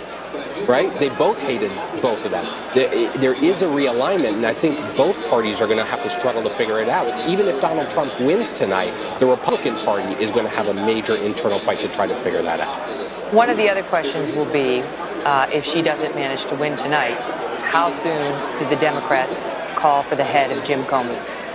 And I mean, already. I don't think they're waiting.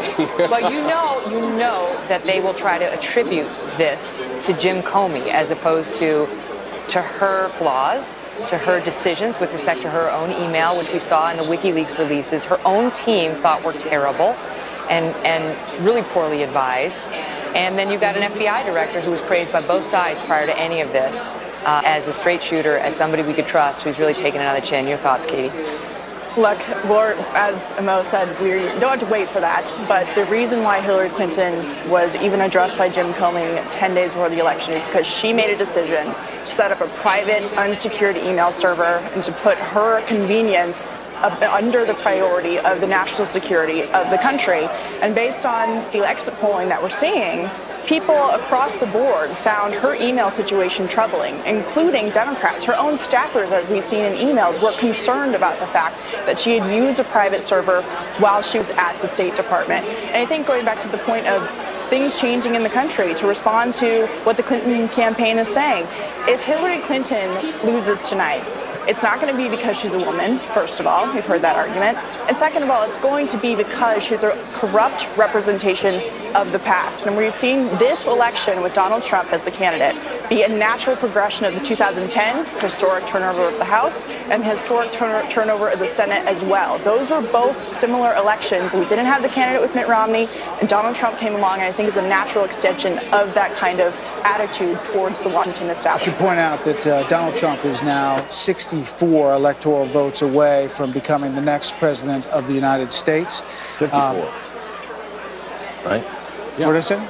You said 60. Oh, I said 64. I meant 54. I'm sorry. 54 electoral votes. They told me there'd be no math. 216 to 202. I was an English and poli-sci major. Chris, your take of where we are. Well, this is bigger, it seems, than any one moment. It is a combination of things. You know, it's funny. Just at a personal level, I wasn't covering politics in 2000. I always regretted that I didn't get this. This could be our 2000. This could be one of these elections that takes on a life of its own on election night and is just an inflection moment in the history of this country. We don't know. Look, Hillary Clinton could still very much win this election. I mean, this is not over by any stretch of the imagination. But to get back to Katie's point, I don't think that Comey/private emails is separate from the Brexit thing. It's all part of the ins versus the outs, the establishment versus the populace, the people. And I think that just shows that there is and which we didn't fully detect, but we had an inkling of it, that people are just, a lot of people, millions of people, are fed up with politics and politicians as usual, and they just, even if they're not sure about Donald Trump, they figure it isn't, let me just say, that it isn't working, let's just throw them all out, we'll put them in, and if he doesn't work, we'll fire him in 4 years. Just want to stand by 1 second. We have a call to make, Britt. Fox News is ready to make a projection on the state of Utah, projecting that Donald Trump will win the state of Utah, which has been very contested. Evan McMullin, a third party, a Mormon in Utah, gave Donald Trump and Hillary Clinton a run for their money out there. And that was very much in question, whereas it's almost always gone Republican. But this year around, there was a question about it, and Utah has now gone for Trump. 6 electoral votes puts us up to 222. 48. I got you. I have the calculator. For what it's worth, that is all still part of the base plan of getting the Romney states, plus getting Ohio, getting Florida, and getting 253, and then adding 17 somehow after that. Just to pick up on Chris's excellent point, which is one person, the outsider, was the one who saw this political reality, and it was Donald Trump. Ted Cruz had the same insight, but he fell by the wayside because he was too much of an insider in part, I think. Donald Trump had the insight. He understood that there was this tremendous force in the electorate, this sentiment, and he capitalized on it and got himself nominated, and now he may well have got himself elected. And that owes something to one other thing, which is when it got down to the end and the things began to turn his way, all of the stuff he had been doing all along stopped. There was no picking fights with people smaller than himself. There was none of that. He campaigned in the most disciplined fashion. The campaign took the Twitter feed away. The campaign actually took his Twitter feed away, and he obviously allowed that to happen. But his disciplined campaigning at the end, and he summoned the self-discipline to do that, I think is something that goes a long way tonight to explaining how he was able to get this to the posture it's in right now. If this continues going in this way, I'll ask you this, Tucker. Do you think people like John Podhoretz tonight are suggesting that Barack Obama will have effectively presided over the collapse of the Democratic Party? Now, we've seen every time we do one of these elections, whoever loses, the other side says, they collapsed. They're dead. They'll never come back, right? But if she doesn't win this tonight and the Democrats don't win control of the Senate, as almost everybody projected they would do, it's a colossal failure for them. That's for sure. And it doesn't even, I mean, look, it's a precarious coalition. The rich and the poor don't actually have a huge union set of shared interests, is the truth. And I think the Bernie phenomenon kind of laid that bare. But I think the truth is, of course, voters are mad at Washington. But I don't think they can match the contempt that Washington has for them. I mean, what's the message? Every time you turn on the television, it's not just that Trump is a buffoon, it's that his voters are worse. They're disgusting. There's no sympathy from the ruling class for the people over whom they preside. I mean, that's just true. I live in that world. And I have to say, look, you have a huge population in the middle of the country whose life expectancy is declining. That has never happened. And no one says anything about it. If the life expectancy of Syrian refugees were going down, we would have a primetime address from the president. That would be a huge deal. Well, that's why the basket of deplorables was such a because it was so real. I mean, they really feel that way. This is a revolt against the elites. The Democrats put up an elitist in a populist year. What do you think's going to happen? Even if she wins, you can kind of see the lesson has been learned, one would hope, finally. Let's be clear. If Donald Trump wins, which, again, I would say is still a big if, but if Donald Trump wins, to John Podoretz's point, I would say he's presiding over a collapse of the Republican Party as well. There is a complete and total realignment of the Republican Party. Mo, if you're a Bernie Sanders supporter tonight and you're looking at these numbers and you look at this and say, see, don't you? Look, I think this what is happening out there. If Hillary Clinton wins tonight, this is something she's going to have to tomorrow hit the ground running to address. That what is happening out there right now is bigger than any candidate. Donald Trump is a flawed messenger of this message. He is a flawed messenger of this message. Exit polls are showing that a lot of his voters don't like him. He's doing pretty well for a flawed messenger. It doesn't seem as flawed. That doesn't mean look, his history has lots of flawed messengers who go on to win, right? Well, look at it this way also, Mo. I mean, look out across the country. How are Republicans doing at state level races? How are they doing in the state houses tonight? They've swept the state houses once more. How are they doing in the House of Representatives? They're going to retain control of the House. How are they doing in the Senate? They're going to. Looks like now they're going to retain control of the Senate. But there will likely be a narrower majority in both the House and the Senate. If you're facing 24 to 10 odds, right now, you're likely to lose. But the point is, Democrats are picking up some of those seats, right? I do not think. I think we all make a mistake. Democrats and Republicans alike make a mistake if we continue to look at this election through the prism of D versus R, left versus right. This is different. The Republican Party has a major source. I think that's a very good point, and I don't disagree with it. But I would say that if you look at the structure of the offices held across the country, the Republican Party looks to be in pretty good shape. Can we just look at the national popular vote really quickly? Donald Trump, 43,038,272. To Hillary Clinton, 40,965,265, and it's just changing now. Carl, back to the digging in. What is Hillary Clinton's path to getting to 270? Well, her path is Nevada, New Hampshire, Colorado. Well, she's won Colorado, so either Nevada or New Hampshire, plus hold the blue wall. Pennsylvania, Michigan, Wisconsin, Minnesota. If she loses, but she now has to run. She now has to run the table. I want to go back to a point that Mo and Tucker have been talking about. Look, both parties are being roiled by populism. This happened twice before in American politics, the 1880s and the 1890s, culminating in the 1896 election, and then in the 1920s and 30s. And it's happening across the world. And it's happening in both parties. Let's be honest about that. Donald Trump is a populist of the right, of the conservative, not the conservative variety, on the right, and he got 44% of the vote in the Republican primaries. An obscure backbencher from Vermont who has no accomplishments to his name ran as a populist to the left and got 47% in the Democratic Party against the most formidable machine inside the Democratic Party, Hillary and Bill Clinton, backed by the sitting president of the United States and backed by the money powers within the Democratic Party. So both parties are being roiled by this, and how they resolve this is going to be determine the next state of American politics, no matter who wins or loses tonight. The other point that I make is both parties succeeded in nominating the only candidate that the other party's candidate could beat. These are two deeply flawed individuals, and yeah, we're going to end up with one of them has to win. but that doesn't mean that the American people have risen to their cause. A lot of this, particularly the energy behind Trump, is being driven by a deep concern about what President Obama is doing to this country and an anger over the transformation of the country in front of their lives without their say.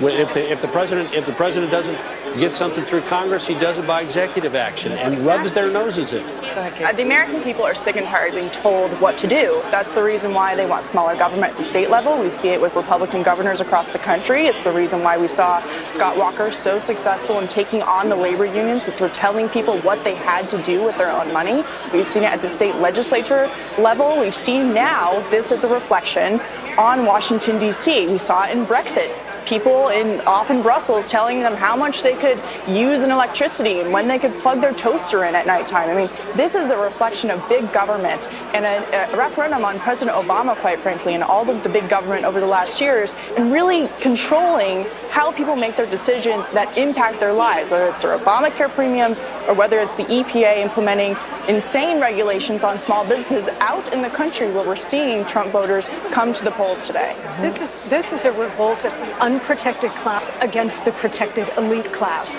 because the unprotected class, the people on the ground, have to live with the consequences of legislation and executive orders and everything else that the protected class has inflicted on them.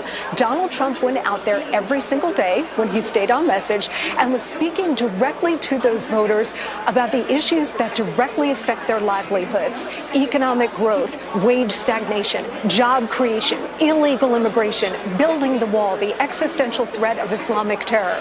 He spoke directly to those people who feel their economic security threatened, the national security threatened, and he was able, by doing so, he was able to forge an emotional bond with these voters, which is something that money cannot buy. Just ask Ms. Clinton. But here's one interesting question for you. One thing about Trump that we don't really know is how he would govern. Right? He's smart enough to say what he needed to say in the primary to get the nomination, and smart enough to say what he needed to say in the general to at least give her a hell of a run for her money, if not win this outright tonight. If he gets into office, do we really know?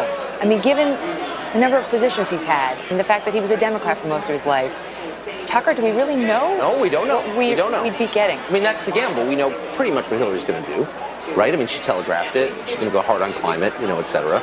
We don't know Trump. We know that one of his great passions is trade. Does that mean he's going to erect a 35% trade, tariff? Probably not. Does it mean he's going to push for enforcement of the existing trade agreements? Yeah, probably. I mean, that is a real focus for him. It's totally sincere. It's genuine. You've talked to me about it. Immigration, border security, another. But beyond that, no, we don't. We know he's pretty liberal on the social issues, actually.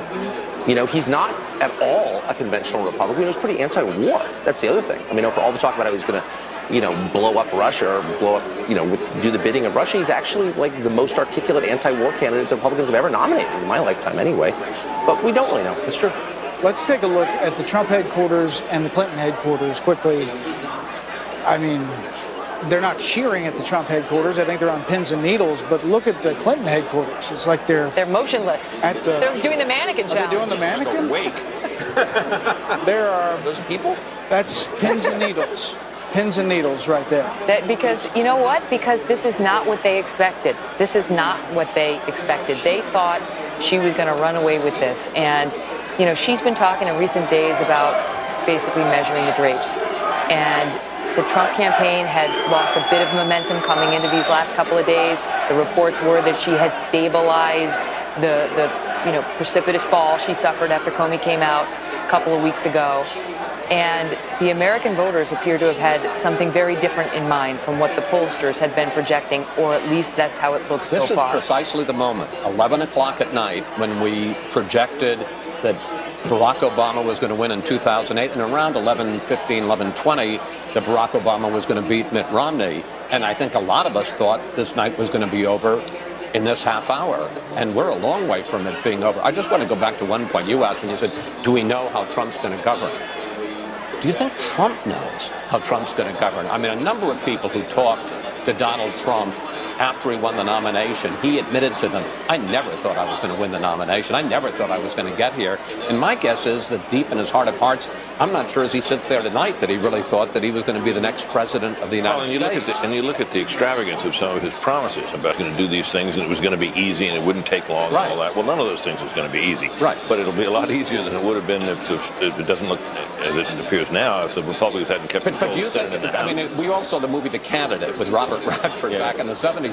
Do you think Trump might be sitting in the Trump Tower right now saying, what am I going to do now? What do we do now? Right.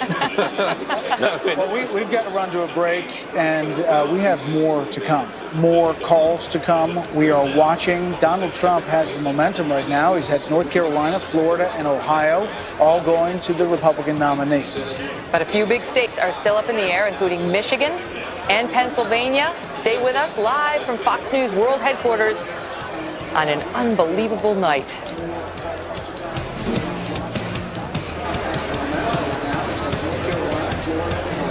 Constipated? Trust #1 doctor recommended Double X.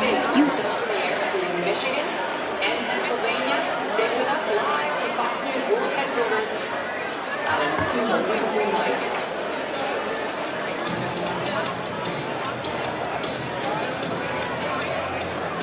Constipated? Trust #1 doctor recommended Double X. Use Double X tablets for gentle overnight. Suppositories for relieving needs and stool softness for comfortable relief on stools. Double X, designed for dependable relief.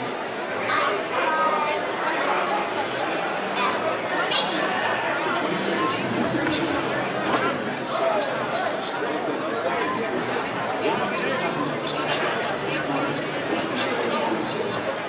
Here on land and never watch family, you may qualify for UM tax saving.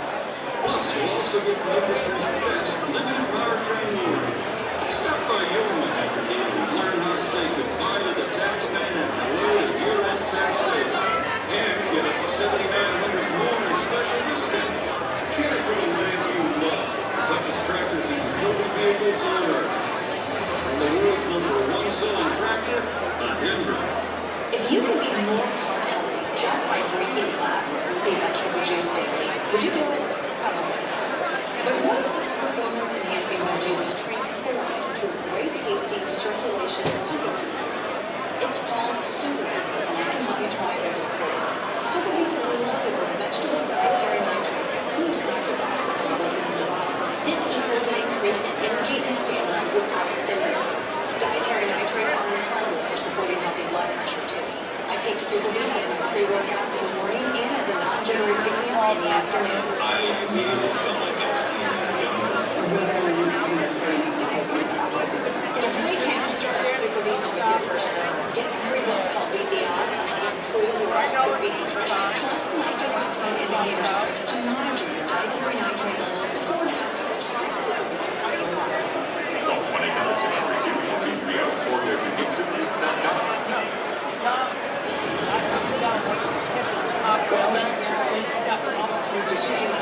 Headquarters. Just take a look at the situations there. I'm going to check in first with Carl Cameron, who's live at Trump HQ. What's the mood there in that room, Carl?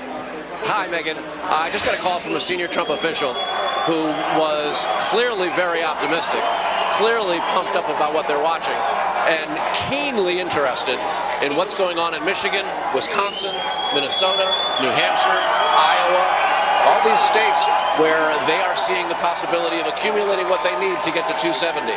The biggest target here is Michigan. The Trump campaign, Donald Trump and Mike Pence, campaigned there into Election Day as the last campaign event of their entire pre-Election Day campaign last night. They were able to say when the clock struck midnight that, hey, it's now Election Day, everybody go get ready to vote. There was such symbolism in that, and frankly, a lot of skepticism.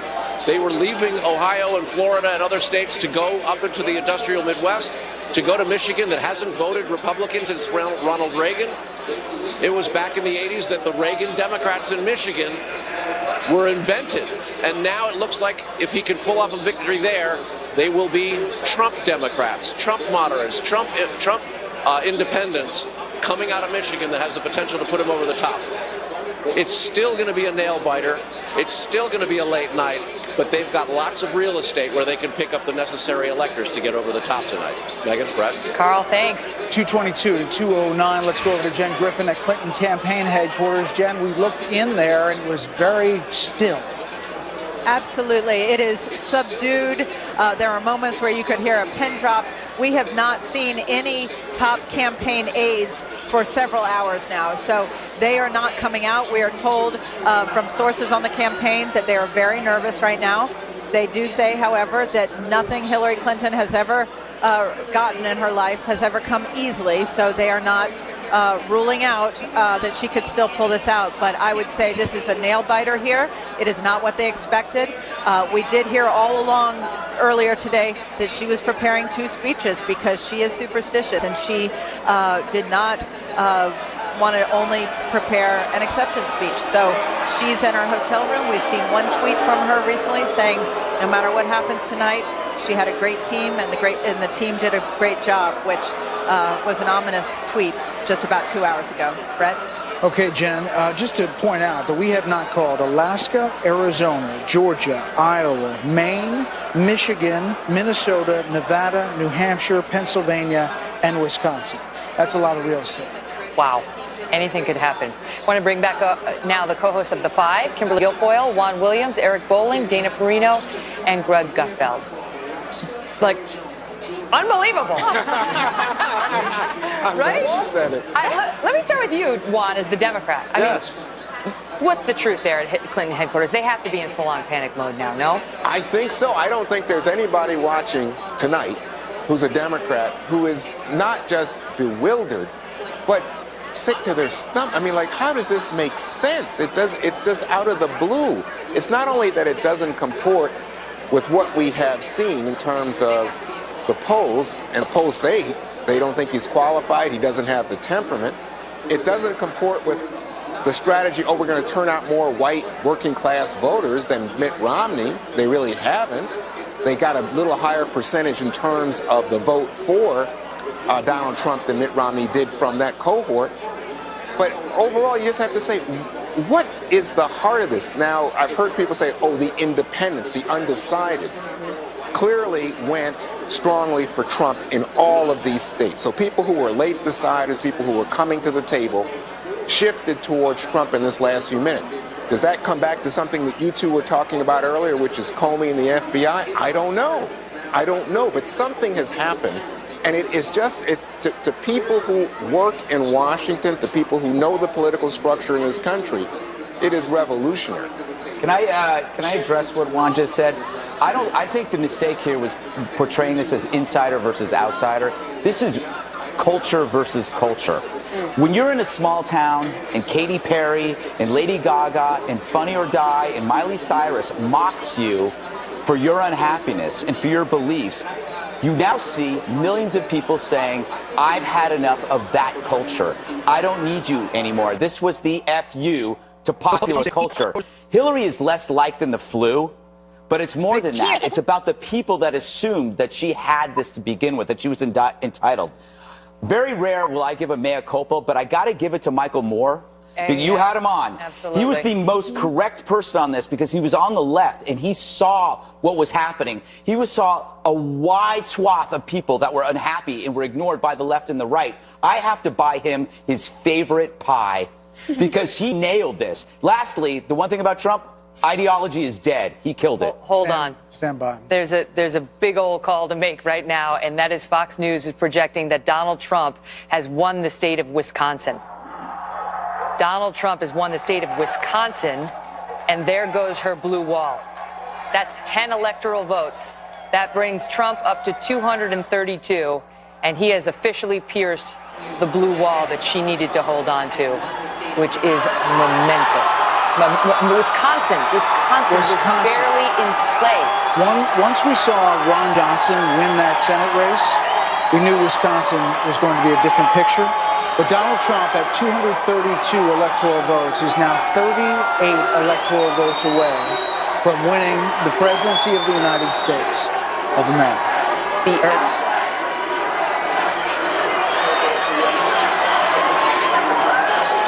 Do we have Dana's mic on? She's trying to make a point. Trying to make a point? Oh, can you hear me now? Okay, so Scott Walker, the governor of Wisconsin, he has fought back 2 recounts of him. He has won re-election. He came out for Trump after being very reluctant, came back for him in a really big way, crisscrossed that state with Paul Ryan, and they were able to get Ron Johnson and Donald Trump, all those voters to turn out for him. I think that is absolutely momentous, and a big revolution is underway. Just to pick up on what Greg was saying before the break, and Michael Moore, who knows white working class voters, has made movies about them, grew up in Michigan. This is basically what he said. Now, he's not a Trump fan. He basically said, you're going to blow up the system and you're going to be sorry about it. But the point he was making before he got to the end was, I actually have the quote here, Joe Blow, Steve Blow, Bob Blow, all the Blows get to go and blow up the whole G-damn system, because that's your right. Trump's election is going to be the biggest FU ever recorded in human history. Right. And it will feel good. And then he said, for a day, and he predicted doom after that. But he understands this group of people, this group of voters, Kimberly, yes. and had been saying all along to the Democrats, dismiss him at your own peril. You're right, and he started saying on your show as well. Stand by. Can we get another one? Fox News can now project that Iowa will go to Donald Trump. 6 electoral votes for Donald Trump. Iowa, the state of Iowa. He has turned the state of Iowa to Donald Trump. This is... Can I go ahead? You know what this is? This is, if Donald Trump holds the rest of the Romney states and is projected to win, that's 269, which gives him the victory, assuming the House votes for him versus Hillary Clinton. He needed 16 between Michigan or Wisconsin, plus Iowa. Iowa 6, Michigan and Wisconsin are 10 each. There's your 16, folks. I mean, you're watching history being made. And let me just add, I think the country is speaking. I think what we didn't see, we didn't see. We didn't. It's unpollable. For months, we've talked about people who would not admit that they were going to vote for Donald Trump. They would poll, I'm either not going to vote, I'm going to vote for Hillary Clinton, and then when they got in there, they ended up voting for Donald Trump. But what you just said is really important on the numbers. If you presumed that Trump was going to keep the Romney states in the Republican column and was going to also have Florida and Ohio, that would get him to 253. And the question all along has been, how is he going to get that extra 17? You know, his best defenders could get him to 253, but they couldn't get him the extra 17. He's just won Iowa, which is 6, and Wisconsin, which is 10. That's 16. This is assuming he wins all of Romney's states, which he hasn't yet done, but it's assuming. So that puts him at 269, 1 electoral vote away from winning the presidency. No, that's it. Well, if there's a tie, your point it has to be a tie then, because there's only 538, so it has to be 269, and then the House votes and hands it to him. Yet the House is not going to vote to take it away. You're right. He doesn't. It doesn't have to be a tie. No, he could still win outright. Of course, I'm saying, but at the very minimum, if he just holds the rest of the Romney states where he's leading, he's got the presidency as we sit right here. You don't even need to call Pennsylvania. That's it. There it is. You don't need to add it. I want to get back to Kimberly, but just some color for you now.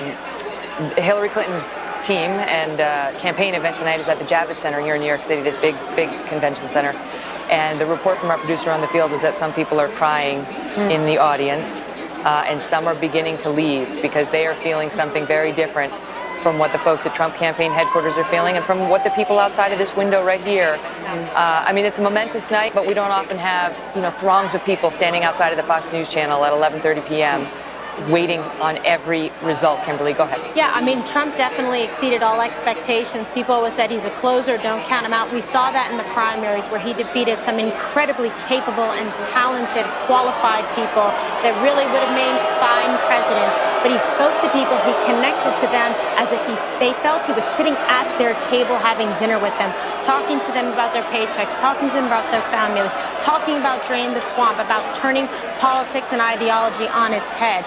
It's in fact, in many ways, repudiation of politics the way we knew it in this country before today. Let me add. With this turnout, and look at the popular vote already. I mean, a lot of people came out for him, and the polls were in large measure not accurate in terms of what they predicted for Hillary Clinton. Dana, also, Mike Pence, Governor Mike Pence from Indiana, went around the country and said Republicans have to come home. Right.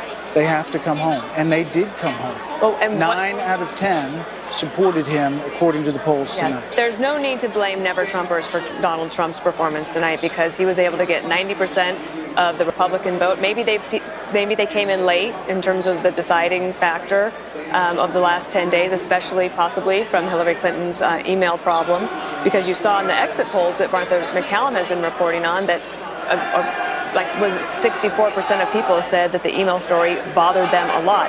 About Mike Pence, too, very close friends with Paul Ryan, the Speaker of the House.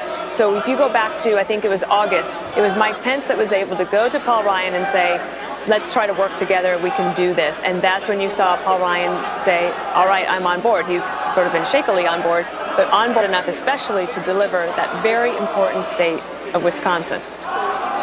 What is the reaction to this going to be tomorrow, Juan, from Democrats who not only believed he had no chance, but feared him? I mean, this hasn't been your average election where it's like, I don't love Mitt Romney, but I could live with him, right?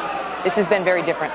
I think it's very different, and I think people still do not think this is real. I mean, it's like, oh my God, is this a movie? This is how real it is. If Trump wins Maine's 2nd congressional district, Michigan, Pennsylvania, or New Hampshire, he's the president. Right. No, I'm saying that's real. I can read the numbers. I don't know what happens in Nevada. We'll see. But to my mind, you asked about tomorrow morning and how people feel when they pick up the paper, when they hear Fox News Channel. And I still think among Democrats and even some Republicans, there's going to be a huge sense of disbelief. You know what it is? Imagine for the Democrats, this is not a hangover. It's the hangover after a 3-day bachelor party bender where you wake up and your clothes are missing and half your bank account is gone. I know, that's how I can tell. No, it'll be a shock to the system. It will take time for them to get over it. The interesting thing about Trump is that people, when he talked about the rigged system, all he did was steal from Obama's playbook. Obama said that the disadvantaged were rigged. America was rigged against the disadvantaged. He just replaced disadvantaged with patriot, nationalist. He just replaced it. But let's just look at the possibility tonight that Donald Trump could win the presidency, Republicans could hold the Senate, and Republicans can hold the House. And guess what? What does that mean for the country? What does that mean for the U.S.? I think in the first 100 days, I think you do repeal and replace Obamacare with something that would be more palatable to business and small business. I think that would be number one. The second thing I think that you'll see, definitely Supreme Court. I mean, that's just huge. It's huge for Republicans. The other thing is border security. That he made a promise early on. He'll definitely keep it. Stand by. We have another call to make. Fox News Decision Desk is now projecting that Donald Trump has won the state of Georgia, which is also important. It wasn't. This again is part of the Romney coalition, so he needed to win this. This is part of the assumption to that 253, but an important one to him, and it has gone red. And it did take a long time to get there, but she did not flip it. Okay, sorry. You were saying. Those first 100 days will be very important. Kimberly makes a great point about the Supreme Court. We also have so many appointments that will have to be made, and it's very interesting to find somebody who is not a Washington insider. Who do you choose? Like, who is your circle that you're going to put in to run the government? Eric Bolling, do you think he still means that Sarah Palin is going to be part of the cabinet, as he promised a while back? I don't know if he does, but I will tell you, the man said... Juan does not support that notion. Say he was going to build a wall and Mexico is going to pay for it. I will tell you, that is the only true shovel-ready job in America. But much more shovel-ready than Barack Obama's $1 trillion spending spree. He still says he's going to build the wall, but he says we're going to pay for it, and then he's going to sort of... Very quickly, Brexit. Peso drops. I don't know if Brexit, doesn't be able to pay the Cubs, Donald Trump, all underdogs. No one saw it coming. I called all 3 of those. I had history on all 3 of those. Look, can we also bring up the ones you didn't call? What? Can we bring up the ones you didn't call? Greg, I've been here since day one, my friend. I called every single one of these through the primaries all the way through. It's not about you. It is not about me. You're 100% right. However, it's about the country. The country has spoken. And I do push back on the insider versus the outsider. I think he is the outsider, and that's what they're ready for. Well, let me just say, as a different voice, the idea that you would say, I'm going to have Mayor Giuliani as my attorney general. I'm going to have Newt Gingrich as my Secretary of State. And Dana's talking about, well, where do you find qualified people? Where are Republicans who, let's say, have been in the last Republican administration, who are now willing to come on board? I think this is a shock to people that goes beyond the immediate glee that Republicans or Trump people may be feeling at this moment. But you know what, Kimberly, there is concern in Republican circles as well, especially from a national security point of view. There are a number of Republicans who've never signed on to Donald Trump's campaign because they were concerned. They were concerned about national security vision. They weren't ready to give Hillary Clinton the nod, but they was concerned. Before you answer that, Kimberly, just look at the screen. Look how remarkable this is. Look at the faces of the people at Clinton campaign headquarters. You can feel the concern. Look at the furrowed brows. It's somber. It's very somber. They understand exactly what is happening, and there is shock on the faces of her supporters. Sorry, Kim. Yeah, no, obviously there's a serious concern for them tonight because the pathway that they thought was going to lead to the Oval has not proven to be true thus far. Looks like a Coldplay concert. As it relates for Chris Martin, as it relates to national security, that is one of the issues actually that resonated and showed in the early exit polling from Fox News throughout the primaries that even women cared about, and the economy. Food on the table, money in the wallet, borders secure here at home by also making sure that we control ISIS and other forces that would do us ill harm.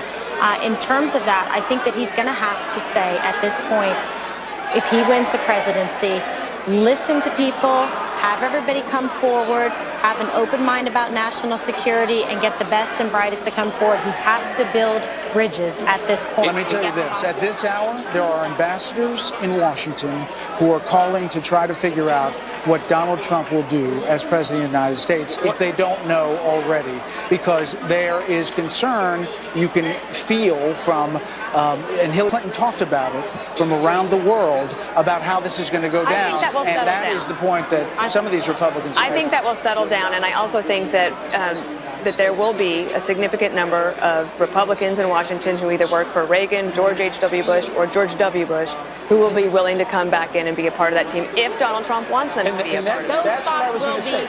They will be ready, willing, and able to serve. That should be his first 100 days to reach those people. The people who were never Trumpers even say, look, I still need you. We still need you as a party. This is still the Republican Party. And if he can do that, if he can bridge that, boy, he can assemble something resembling a team of rivals. So this is like an emotional blah, right? So everybody just went. But I'm just telling you, I'm not sure this is good for America. That's what I'm just saying. I mean, everybody may feel, I can't. I'm so glad that Donald Trump did it. But I got to tell you something. You got to wonder.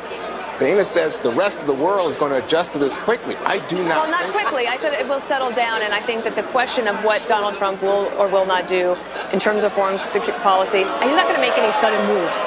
I think that he will be measured. But guess what? He just built a great big tent for America and for the Republican Party that included populist movement. And I'd like to see, as a Puerto Rican woman, what the end numbers end up being with Latinos, with Puerto Ricans, with Hispanics, and with women, so that we can learn and also try to heal and move together as a country. And I think he's going to be interested in doing that because he's going to want to be a successful president, and he has to do that in order to achieve those goals. All right, guys, stand by, because it's 11:44 here in the East. We still have not called the presidency, but boy, we're getting a better feel for where this race is going.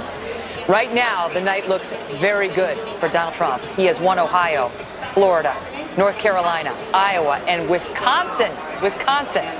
We are waiting on Pennsylvania and Michigan. Fox News live coverage of a pretty amazing election night when you think about all the scenarios from the very beginning. 2016 continues next.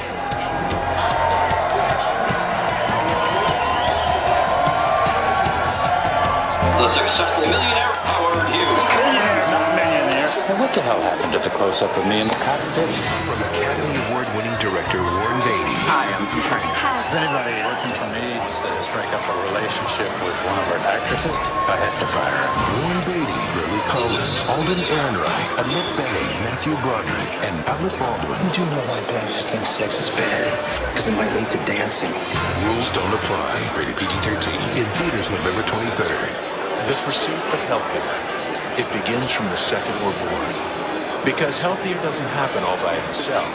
It needs to be earned every day, using wellness to keep away illness, and believing a single life can be made better by millions of others. As a health services and innovation company, Optum powers modern healthcare by connecting every part of it. So while the world keeps searching for healthier, we're here to make healthier happen. Optum. Healthier is here. Hey, Jesse. Who are you? I'm Vern, the Orange Money Retirement Rabbit from Voya. Vern from Voya? Yeah, Vern from Voya. Why are you orange? That's weird. Really? That's the weird part in the scenario? Look, Orange Money represents the money you put away for retirement. Save a little here and there, and over time, your money could multiply. See? Oh. So, why are you orange? Funny. See how Voya can help you get organized at Voya.com.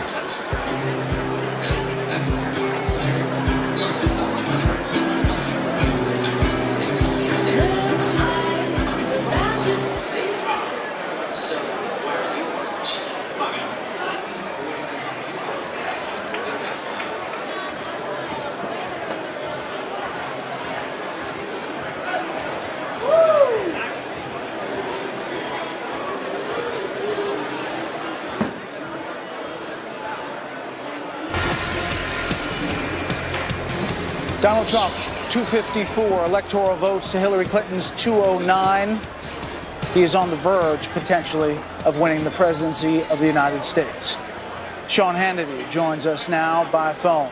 Sean, your thoughts on this night? Hey, guys, how are you? By the way, you got to get Juan Williams off that ledge he's on right now. We got to help him. Look, Brett, what everybody has missed here is Donald Trump has had to go against a Republican establishment, a globalist establishment, and fundamentally the main thing that they've been missing in all of this is very basic, and that is we have 13 million more Americans in poverty, 13 million more Americans on food stamps, 8 million more in poverty, the lowest labor participation rate since the 70s, the lowest home ownership rate in 51 years, the worst recovery in 40 years. And if you look abroad, I heard you talking about this earlier, how's the world going to react to Donald Trump being president? I think there's going to be a healthy bit of fear, which, by the way, I don't think they would have had with either Hillary or Barack Obama. Fear in a good sense that America is going to rebuild its military and probably not get involved in foreign conflicts. To me, this was predictable, but on the other hand, this is a modern-day political miracle you're witnessing before your eyes right now. And that is to go up against everybody and all the pundits and all the pollsters and all the prognosticators out there and defy all the odds. And it's the American people that have said enough is enough. They're tired of the corruption, the cesspool, draining the swamp. All of these things were resonating. When you look at a state like Wisconsin, what are they saying? They want their jobs back. They want the labor participation rate to be lower. In other words, more people having jobs. They want America to be energy independent. They're tired of a horrible educational system. They're tired of Obamacare rates going through the roof. This is not complicated. What's happening now is not working. And these guys, and Donald Trump has gone out there and he outworked Hillary Clinton and he put forward a much better agenda. And America said enough is enough with failed policy. That's what this election was about. Sean, it's Megan here. Question for you. Just a couple of weeks ago, you were walking into the studio, right as my hour was ending, you were coming in, and it was the night of the Comey announcement, and you were relieved and were feeling like it was a game changer, like it was going to restart momentum.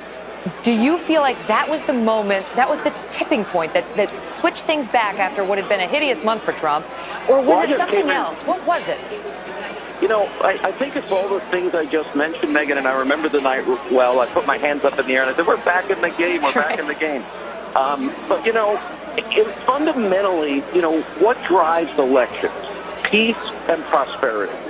America's not prosperous. America's not working. Hillary's lied about her emails, lied about Benghazi. She's corrupt. She's so dishonest. Look at the exit polls tonight. And at the end of the day, is Donald Trump like every other person? Are we all flawed? Have we all sinned and fallen short? Yeah.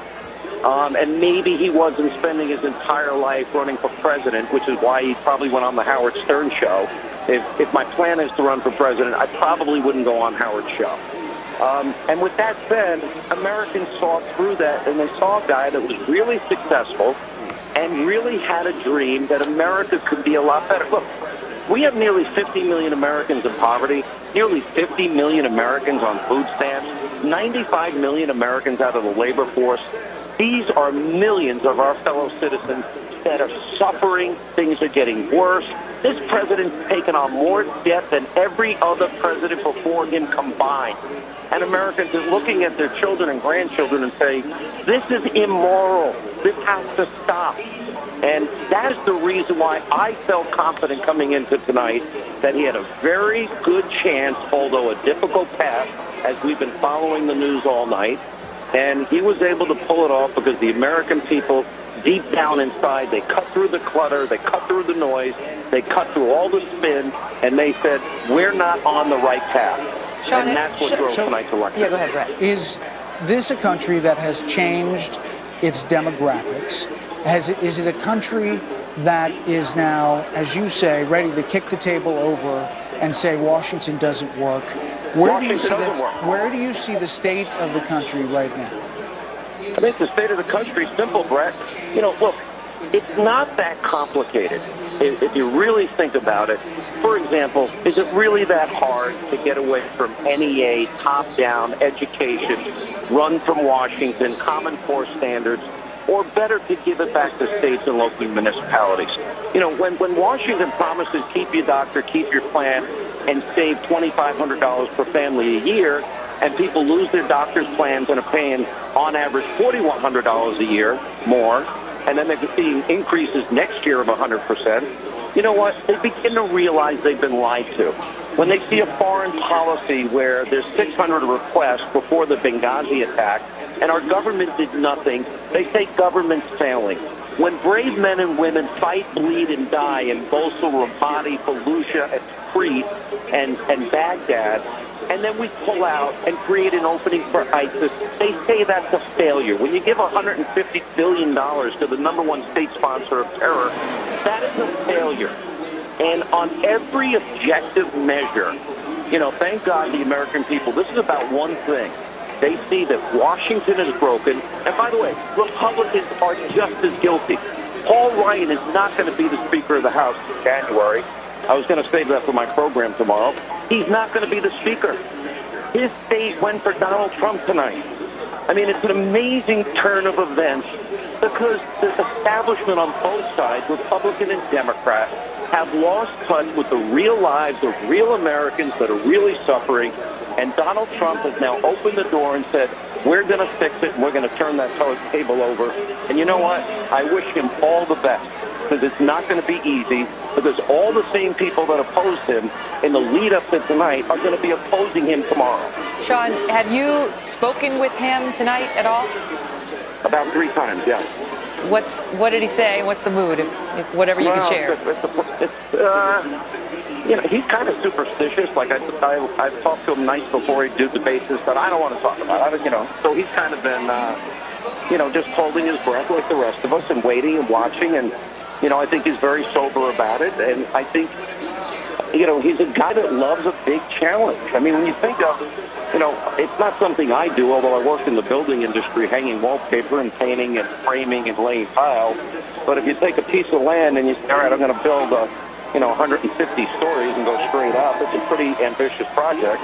And I think he views this the same way. That do you think even he had an understanding that he might win this thing tonight? I mean, of course, you always hope and you think, but realistically, because some of the messaging we got out of the team, the Trump team, early in the evening was like, well, you know, we wish we had more support, but it didn't seem like even they expected this. I told him yesterday and I told him tonight not to read the exit polls. No matter what happens, don't buy it. And, you know, when the exit polls came in, sure enough, I mean, you guys were both on the call, it didn't sound good for Donald Trump early on. And I just felt that, you know, like what we have seen in Great Britain. Look, I'm going to tell you other issues that are resonating. You know, the fact that our borders are wide open and you have 95 million Americans out of the labor force, And then you have 11 million people that didn't follow the law, the rule of law, competing for jobs and driving down wages. To the average person that's out of work, that's a big deal. You know, to look at ISIS and Al-Qaeda and the threat that they pose to this country, and we see what happened in Chattanooga and Orlando and San Bernardino and what's happening in Europe, the fact that we have open borders seems really dumb to the average person. The idea that Hillary, behind closed doors, according to WikiLeaks, says we can't vet refugees, but she's going to increase the number of refugees by 650%. The average American saying, maybe Donald Trump's right. We can take care of people and be compassionate with safe zones in Syria and provide military support and food and water and blankets and medicine and supplies and baby formula. But maybe if you come from a culture that says you can tell women how to dress and you can tell women they can't drive and a man can tell women whether or not they get to go to school or work, maybe that's too big a conflict for a constitutional republic that we live under. And how do we ascertain what's in somebody's heart as to whether or not they're coming to America because they want the aspiration of freedom and the opportunity that we provide, or do they want to proselytize, indoctrinate, and advance the caliphate? You can't determine what's in someone's heart. Sean, it looks like tonight that the U.S. Senate will be in Republican control. Thin majority, but looks like a Republican control. The U.S. House of Representatives will be obviously in Republican control. If it is a President-elect Trump, what would you tell him about working with a Republican House and Republican Senate? I'd actually tell the Senate and the House to work with him.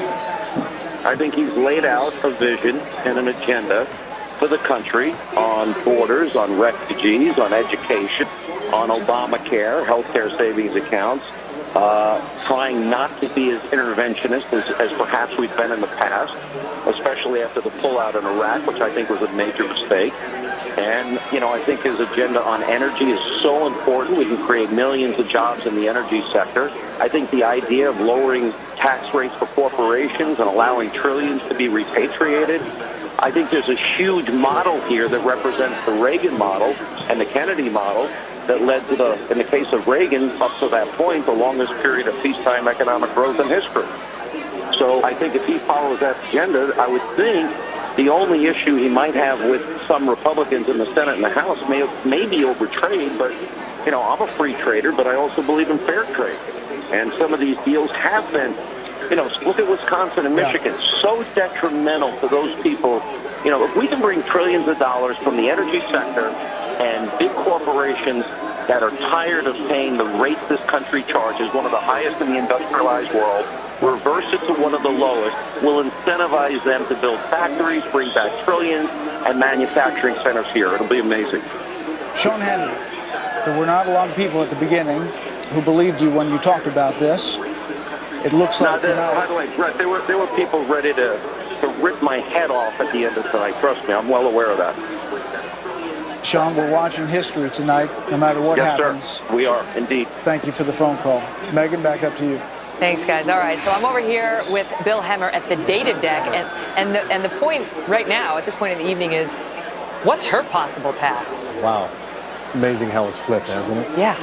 On the what-if scenario, he's 16 votes away from getting the magic number.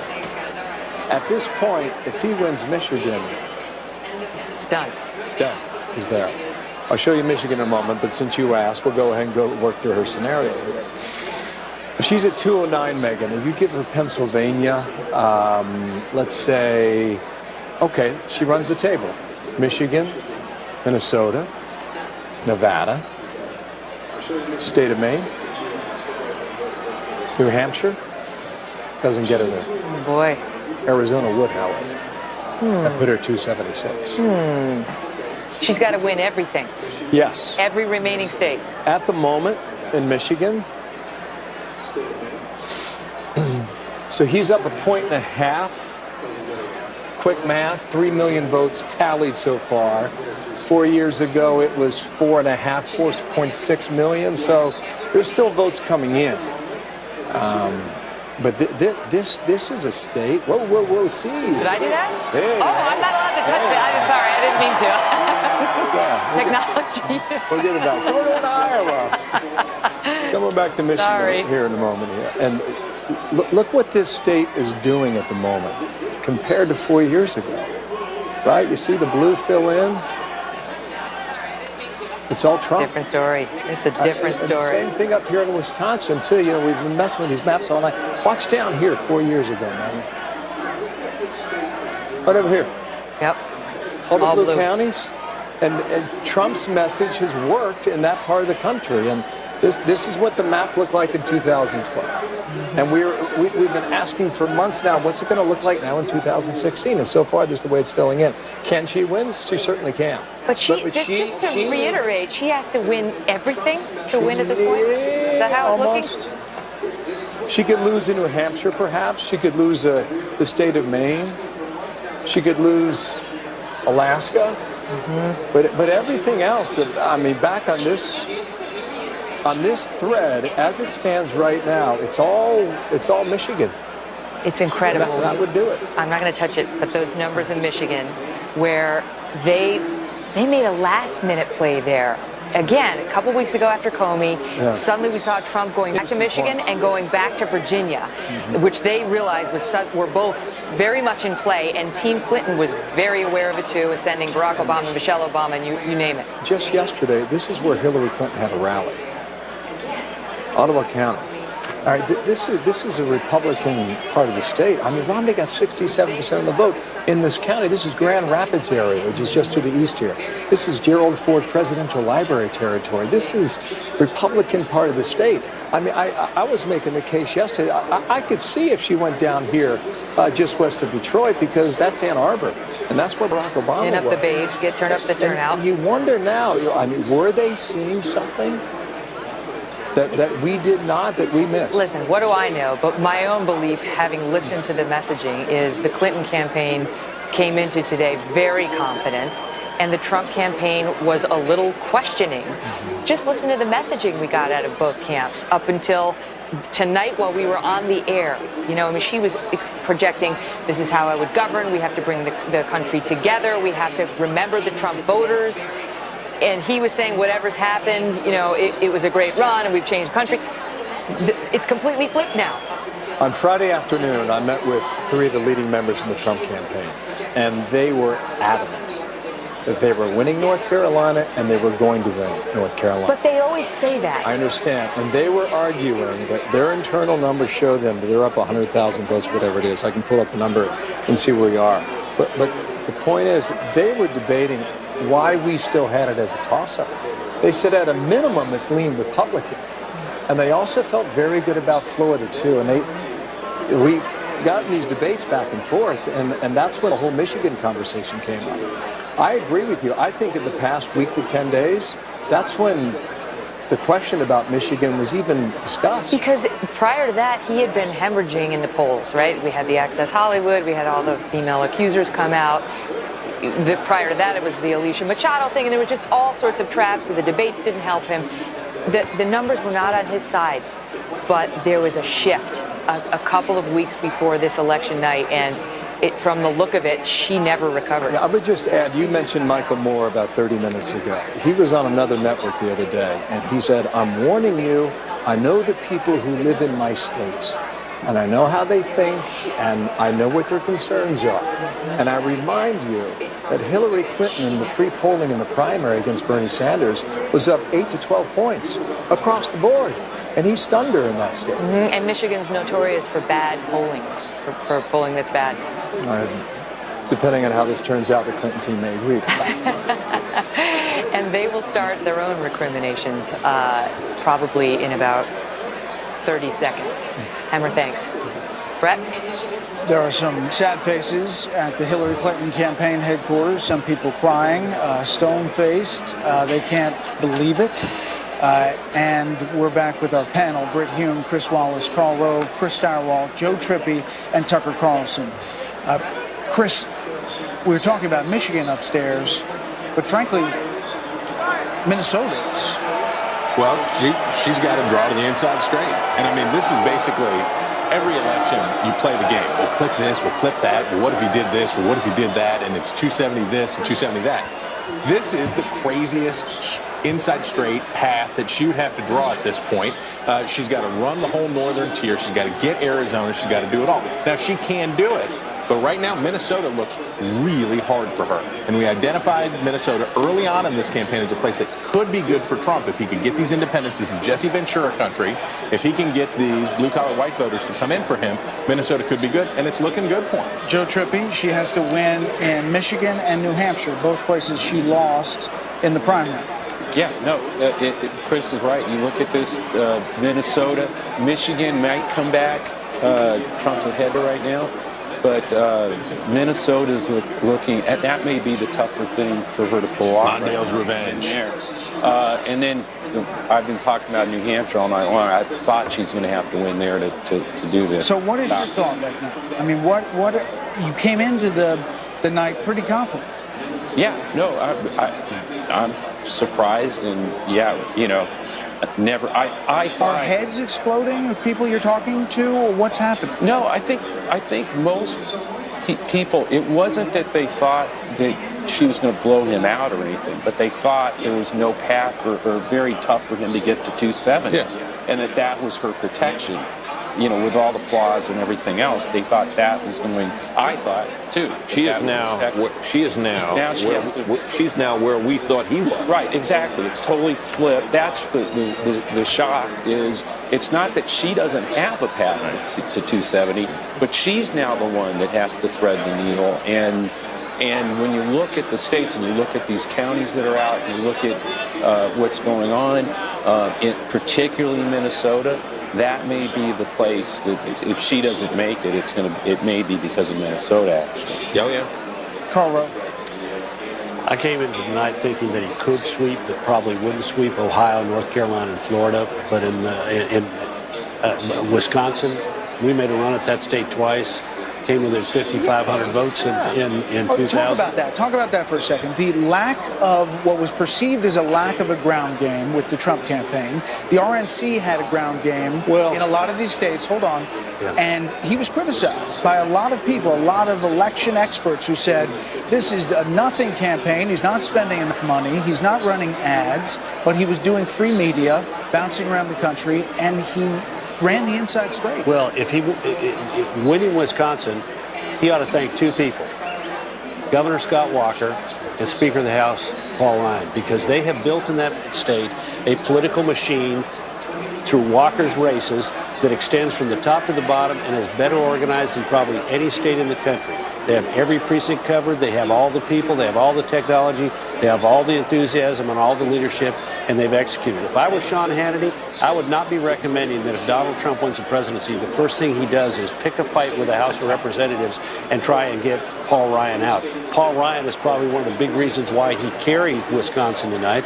And not only that, but a newly elected president does not need to start by opening up a civil war with the legislative branch of his party. Carl, did that machine, because we know that in Wisconsin he got a terrible shellacking in the primaries from Ted Cruz, and all of that machine was working against him in the primaries, and talk radio was working against him. Did they all fall in line and work full out for him? Look, talk radio was, put that aside, because that's not under the control of party leaders. But yeah, absolutely, because they understood too. Paul Ryan didn't even campaign with him. Well, exactly. No. Wait, let me finish. Yeah, he did. He spent. What do you think he spent? Let me finish. Last weekend, where do you think Paul Ryan was? He was stumping the state in a bus tour, saying, "Vote for the Republican ticket." Donald Trump, Ron Johnson, Mike Gallagher. But he did refuse to. Carl, you got to. Look here with Donald Trump. Look. Sure, he didn't campaign with him. He campaigned on behalf of the House of Representatives around the country, raised $50 million. Okay, but hold on, Carl, look, I'm not arguing against Paul Ryan. I think he's in a very tough spot. I think he's an honorable guy, and I think he'll do his best to accommodate this new world. But it is a grotesque overstatement to say he is responsible for Donald Trump's winning Wisconsin. I mean, that's just like not. If the ground he was game was mocking essential. Trump. He was making the point very clearly, crystal clear, that he thought that Trump was kind of morally indefensible, which is, that's a real point. But I'm just saying you can't say he's responsible. This happened in spite of the wishes. You think the tape, the Access Hollywood tape, is morally defensible? I'm not saying that at all. Okay, time out. And the Republicans are winning now. And despite that, I want to go back to the Paul Ryan's put his shoulder to the wheel. Hey, can I get a flag? Something? Let's be honest. Hold on. Trump won in spite of desires. Joe Trippi. The reason why we're here is, one, Donald Trump hit a chord with people who were fed up with Washington. Two, Hillary Clinton did not mobilize the President Obama's coalition. She underperformed in African Americans. Can we say that tonight? Well, that's definitely true. But the other side of that was this Latino vote that was supposed to be? They were never going to the African Americans were never going to turn out at the rate they turned out for the first African American president in history. That wasn't going to happen. It's clearly, look, there's two things that actually, I'll tell you what really interested me in the exit poll. There's a question in there that asked if do you want to continue President Obama's policies? Do you want to undo all of his policies, or do you think we should the country should go in a more liberal direction than Obama? You know what fascinated me? It was a majority chose continue his policies or get more liberal, and 22% of the people who said get more liberal voted for Trump. That's an amazing. There's the Bernie Sanders. Yeah, exactly. Never thought was going to vote for Donald Trump. Right, but so that's my thing. It may not be that Latinos are trying to make, we're turning out higher and building a gap. But when you look at the exit numbers, the fascinating thing is, did progressives were there those people who actually voted for Trump?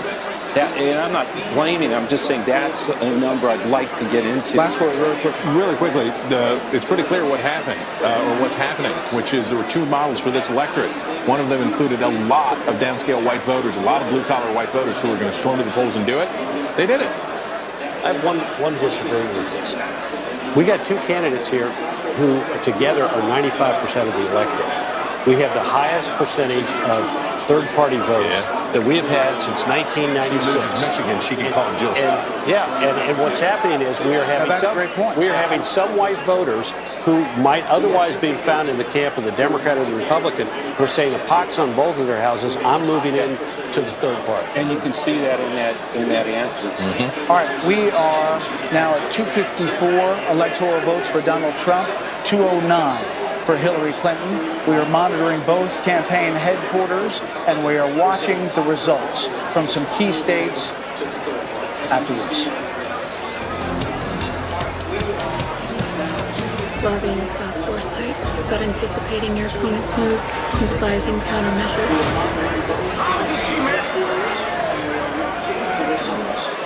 Key states.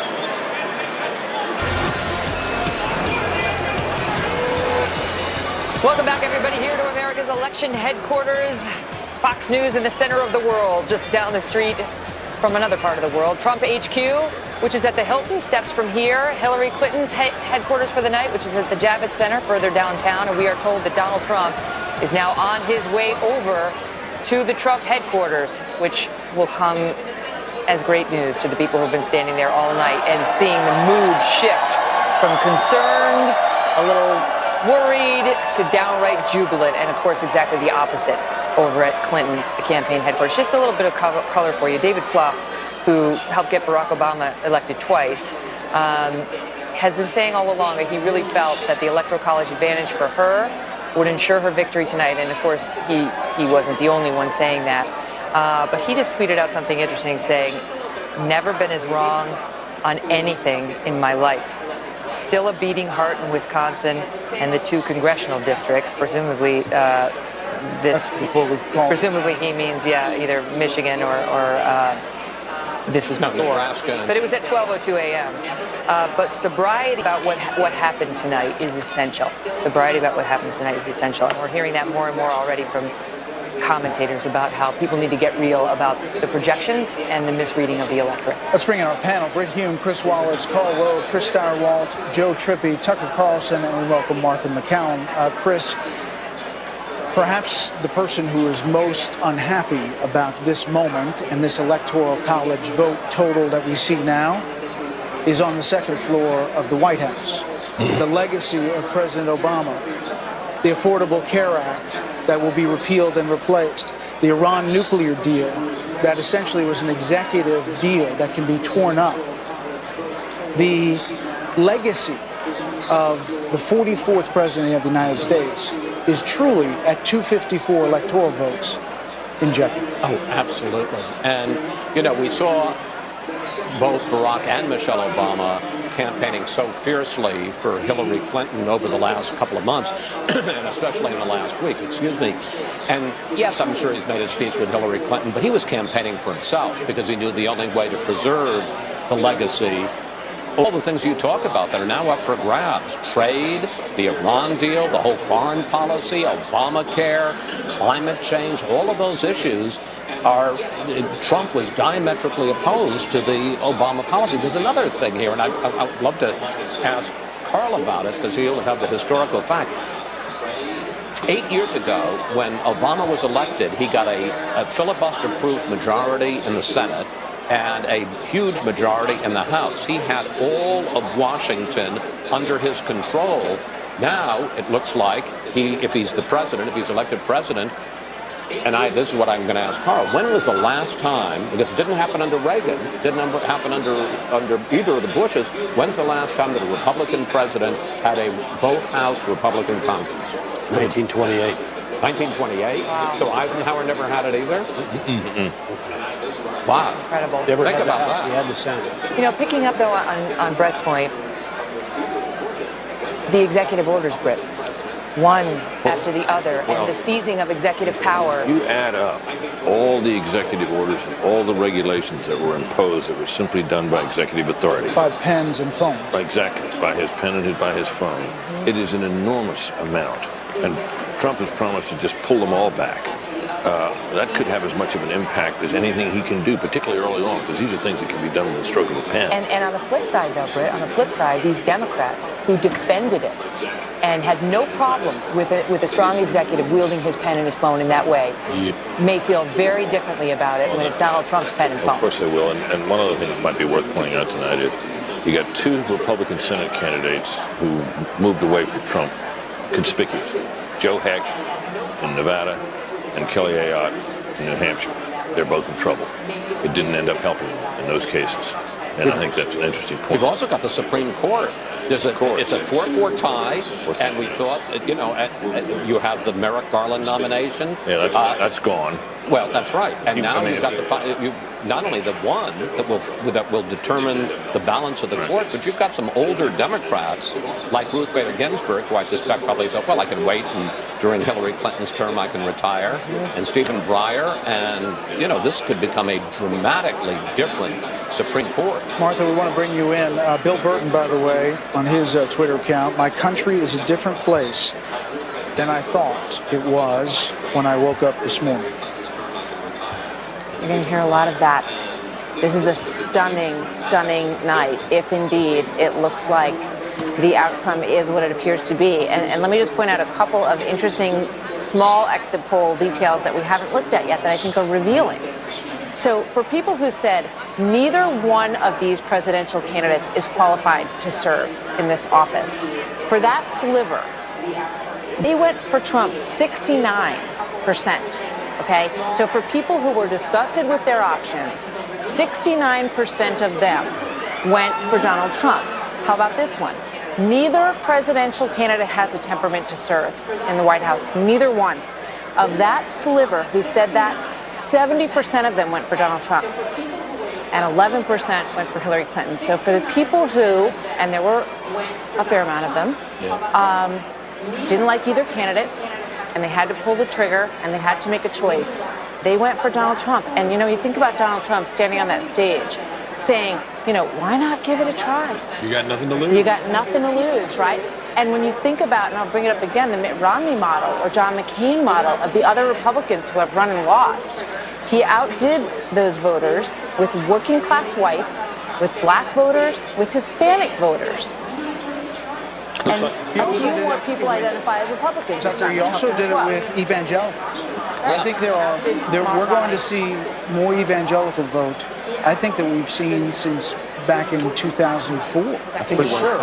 I'm struck by the division. So people who voted for Hillary Clinton, according to the first poll we got tonight, 97% said that a Trump win would be, quote, scary. 97%. So it's not just Hillary who's in mourning tonight.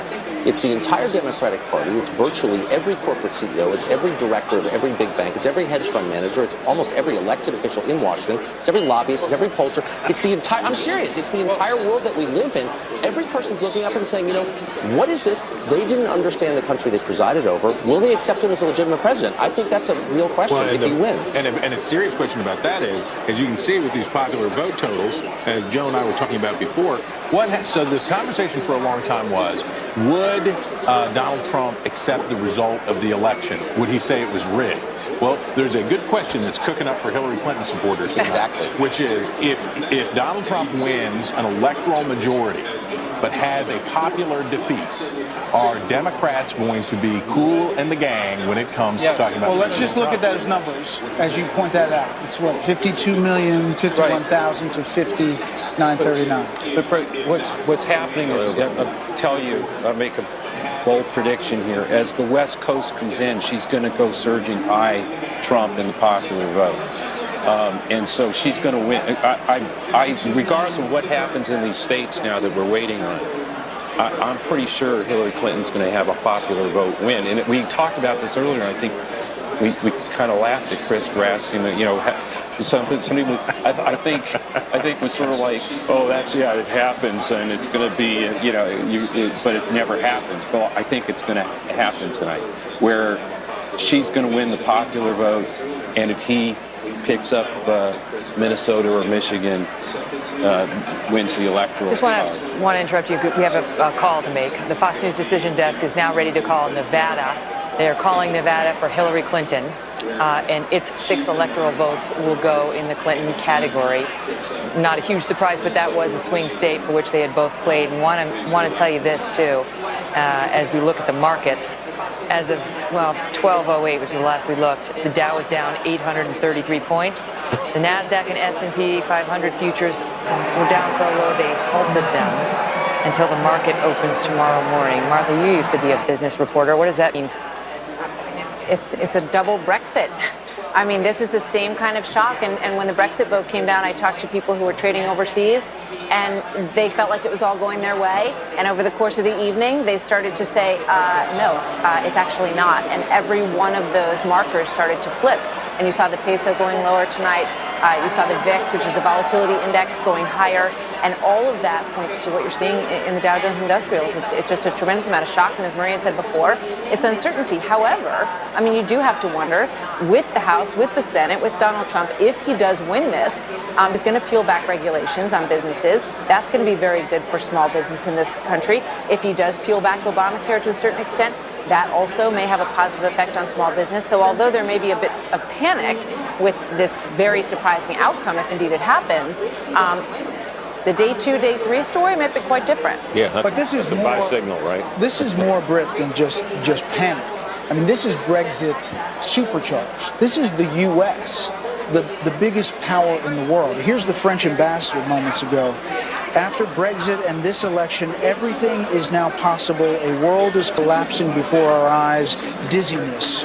I mean, you know what I mean? This Brexit has not turned into what they thought it was going to turn into. Not getting it. Hashtag not getting it. I mean, this country has made a decision. They're sick of it. It has, and the fact that the French don't like it is rather good news to me. My view of that is, first of all, as Martha points out, this is likely to be a business-friendly administration, right? So the panic in the stock market seems like a buying opportunity, as Maria Bartiromo suggested. I think that's right. I think it's a sensible way to look at it.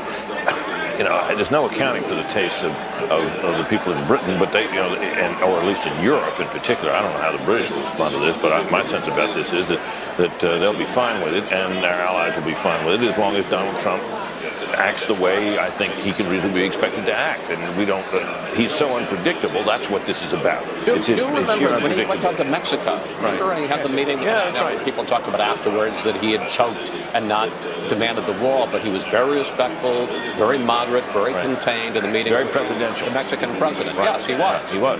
So then he went back to Phoenix and burned the house down on immigration. All that may be so, but he shows he's capable of doing it. I can't imagine he would do otherwise. And my sense about this, look, is that he's won. He's got his party behind him. If he gets this one last piece in place, he gets Michigan. If he gets Michigan, he's got it. It's hard for me. Or Minnesota. Well, either one, right? Either one will do it. So he's there, and yeah, it is a new reality, that's for sure. But look, people who get so wrought up about these things, this country was built to deal with such vicissitudes, such changes, such shocks.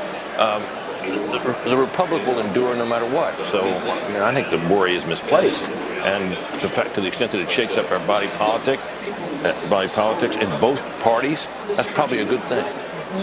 And look, give this guy credit. He had guts, and he endured slings and arrows from people that were indisposed to like him, and he took criticism from the press on a level we've rarely seen, and it's going to continue.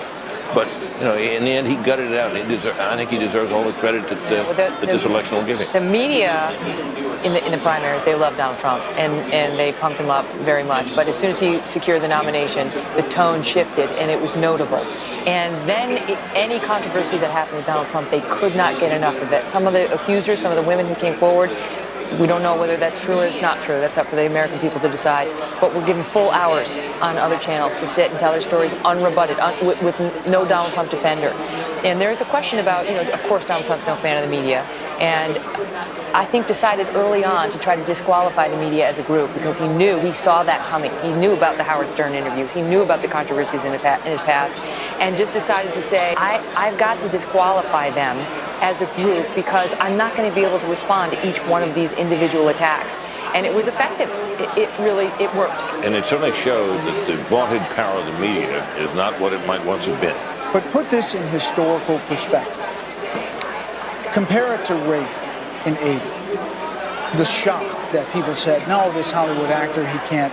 He was a governor in California. For 2 terms. This is the first time, if this happens, as we expect it's going to happen, if he runs either Michigan or Minnesota, this is the first time that someone who's never been in office would be president of the United States. Or served in the military. Or served in the military, obviously. No, I would defer to Carl, who has a much greater historical background than I do, but certainly in my lifetime, which goes back to the first Lincoln administration, it's the biggest shocker. I mean, people talk about Dewey Truman, but that was a governor of New York against a president. This is Donald Trump. This is, he somebody who had never served in the military, who wasn't a commanding general, who was a reality game show host, obviously a billionaire, very successful in business. that he is going to be likely the next president of the United States? Is there a bigger shock? Not since P.T. Barnum considered running for president. He ultimately didn't make himself But has there ever been a president that was a bigger shock? No, I think this is sui generis and absolutely unusual. But can I just say one thing, Carl? Think about, to your point and to the thing we just discussed, New York Magazine right now is on stands all over the place with a Donald Trump close-up in a nasty-looking face and the words "loser" over the front of his face. That's what's on the stand right now. He may hold it up like the Tribune. That's a Dewey versus Friday. You talked to an editor. Yes, who said, I was just in a meeting. We're putting this on the cover, and I said, though I'm a liberal, should we really do that? Like, maybe what if he wins? Like, should we really do that? And everyone in the room said, come on now. Right. You know what I mean? Get to the children's table. You're an idiot. The George Stephanopoulos clip early on in the early Republican primaries, where he was asking on ABC News, who do you think is going to win? And I think it was Ann Coulter at the time said, I think Donald Trump, and everyone burst out laughing. Now, granted, the odds were against him, but he was literally a joke to so many of these pundits. He could have a Dewey moment. He could take that magazine cover and hold it up tonight if he wins. One of the other things that happened was a view was taken by many in our trade that because Donald Trump was such an exotic character, that the normal neutrality that is the style and the method in which we cover campaigns was to be suspended, because to treat him and Hillary Clinton as on a par with each other was, quote, false equivalence. And so they didn't take the idea that they felt relieved of the obligation to cover him fairly, even after he got the nomination. And that has I think especially after he got the nomination. Yes, and the front page of the New York Times and the Washington Post should look to themselves. I know they have made comments about our network, but the outright bias and total lack of objectivity of the paper of record is a shame. Well, I agree with that, and I would say, look, I wasn't a big Trump fan at all. But when I took this 2 months of this job as an anchor, I felt I was still under the obligation to try to treat him fairly. And I think too many people suspended that. And I think we at this channel did a pretty good job of playing it straight for him. And we had some people in our midst who were outright Trump backers. I'm just talking about those of us who cover the news on a day-to-day basis. All right, let's take a live look. Trump headquarters with the podium there and the signs "Make America Great Again," and a shocked Clinton campaign headquarters. As we have a moment of history that is happening. Wisconsin, we are well, waiting for Michigan. We are waiting for Minnesota. We are waiting for New Hampshire. Let's just check it. 92%. And we're waiting here on Fox News Channel. Election coverage 2016.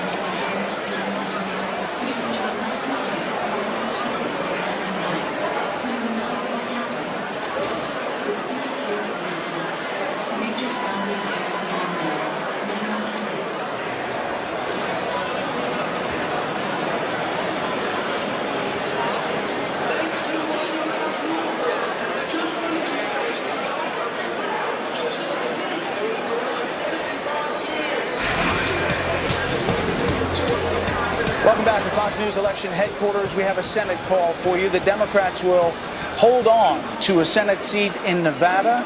Catherine Cortez Masto, will win that seat against Joe Heck, the Republican congressman. This was a hard-fought battle for the seat of retiring Senate Minority Leader Harry Reid, and it was seen that she could get the machine of the Democrats in Nevada to work for her. It worked. And now they hold that seat. It was not a flip, so it's a Democratic seat. So far, they have picked up one as far as flipping seats. On the net gain, they need a net gain of 5. Doesn't look like it's going to happen tonight. I want to bring in Steve Hilton, former strategy director for UK Prime Minister David Cameron. Great to see you, Steve. So even though you were with David Cameron, then you flipped. You wanted Brexit, and we're a big proponent of it. And how do you see tonight's election in America relating to what we saw in the UK with Brexit? Megyn, I think there are two really big similarities, and they really go to the heart of explaining what's happened tonight. I think the first is the way in which, during Brexit, you saw the political and media and business establishment really uniting in their contempt for voters who favoured Brexit, describing them as narrow-minded and bigoted and xenophobic and racist, and really painting them as just nasty people. And of course, we saw exactly that here, really typified most obviously with Hillary Clinton's basket of deplorables remark, but you saw it right across the board. I think what that meant was that people didn't want to say that they were supporting Trump, just as they didn't want to say that they were supporting Brexit, and that really explains the shock that a lot of people are seeing tonight. But I think the deeper point, the real similarity that matters most, is in the underlying reason for the vote. And that is what's actually happened in the real lives of millions of people thanks to globalization and technology and all these changes, which is that basically a lot of people have really suffered. I think for me the most explanatory data point in this whole election here in America was published by the Census Bureau about a month or so ago, and it was the income data. And what it showed was that the median income in America, which means the midpoint of all incomes, is lower today than in 1999. What that means in plain English is that half of all Americans earn less today than 17 years ago. They've had 8 years of Bush, 8 years of Obama, and their incomes are down, and it's no wonder that they look to someone, anyone, to try and make a difference in their life. Steve, it's Bret Baier. We talked back at the conventions, and you said there's a possibility that this is brewing. Donald Trump used that on the campaign trail and said this was going to be Brexit plus. Is it? And what about the world reaction? When we saw Brexit, they said everything is going to collapse originally. That is what we're starting to hear of concern around the world. What do you think of that? Well, here I think there's a big difference with Brexit, and a really positive one for our viewers tonight and for America, which is that this is an actual election where you have a candidate standing there on a platform with actual policies that they want to implement if they win. With Brexit, there's a lot of uncertainty, as we're seeing being played out now, in terms of what this vote actually meant. Here, the likely outcome, if everything goes as we're seeing tonight, is that you have a Republican in the White House, a Republican control of both parts of Congress, and that means that you'll actually be able to see the implementation of a real economic agenda that I think, despite the overnight jitters that you might see in the markets, over time will reassure the business community and the financial community that at last we might get some serious economic growth going that will benefit those people that are being left behind and business generally. So I think that in the end, despite what you might see in the immediate short term, this is going to be very positive. And so you think it's going to that people will be reassured as the days and weeks pass in a way that they might not be tomorrow. Obviously, half the country is going to be disappointed here either way, but this has been a particularly brutal battle between these two candidates, and people are going to be licking the wounds for a while now. Yeah, Megan, I thought you captured it really well earlier when you were talking about this, and you were saying, yeah, half the people are going to be cheering, but the other half are going to be thinking this guy who they see as a monster, someone who's dangerous and evil, is now going to be in charge of leading the country. And of course, there's going to need to be some adjustment to that, and I think it's incredibly important. You know, we'll see perhaps this evening how Trump actually responds to this moment. I think he's got a huge responsibility to do so in a way that starts to reassure those people that see him in the terms that you described as someone who really can not just get the economy going and do the specific policy things that he talked about, but really bring the country together at a time when it's going to be really anxious. Steve Hill in San Francisco. Steve, thank you very much for your perspective. We continue to wait results in several states right now, including Michigan, Minnesota, New Hampshire, Arizona, Maine, Pennsylvania, and Alaska. A lot of electoral votes outstanding, but a very, very narrow path available for her right now. Down ballot, Maine and Michigan tonight both approved minimum wage increases. And the economic impact, we talked about the markets, but gold is up more than 4% tonight, just so that everybody knows that. And everyone's getting their mesothelioma medicine? And the Dow is down. It's a Fox internal joke. And I think the S&P 500 halted at 5% down, as you mentioned before. Let's bring back our panel. Dana, Juan, Monica, Chris, Carl, Britt, and Chris. Okay, Monica, your perspective on this. I think what we're seeing unfold tonight is the most astonishing political story of our lifetimes. If you think about it this way, Donald Trump, who has never done this before, the ultimate outsider, essentially had very little money relative to Mrs. Clinton, who had about $2 billion at her disposal for this campaign, had an essentially skeletal campaign to this day, is pulling the entire thing off. We have never seen anything like this before, certainly in recent political history and maybe ever in the history of the Republic. And I think what it shows is the power of the people, that both the Republican and conservative base, as well as independents, disaffected Democrats, they have taken a look at the bipartisan ruling class, and they have said, we've had it with all of y'all, and we're going to try something completely different. By the way, the cheers you hear are the actual boards we're putting up as you're talking, and they have the vote totals underneath. And they love Monica. Right. Michigan, 17. Oh, there it goes.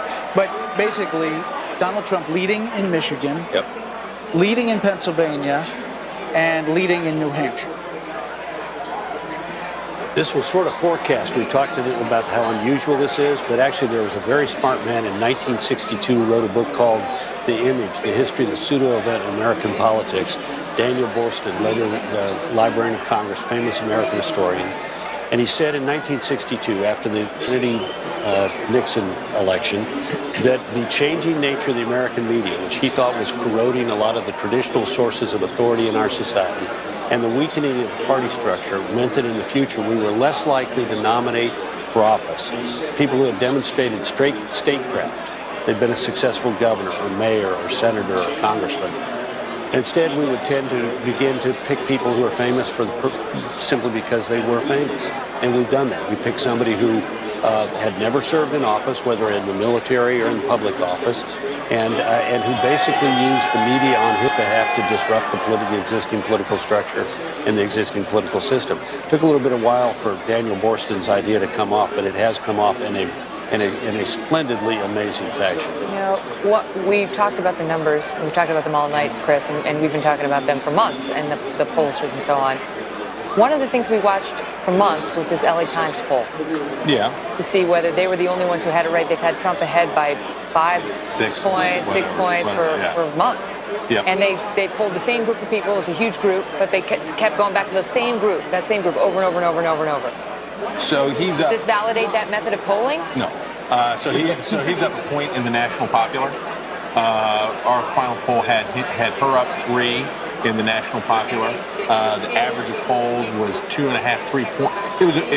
The national polling had settled around her up by 3 points, 2-3 points. He's up by a point in the popular, but as Joe was saying earlier, by the time we get done with count and vote in California, it's going to be pretty close to a tie.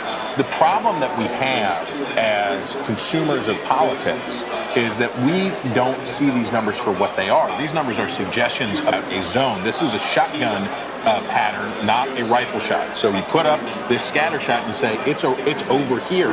But him winning by 1 point, we were talking about this the other day.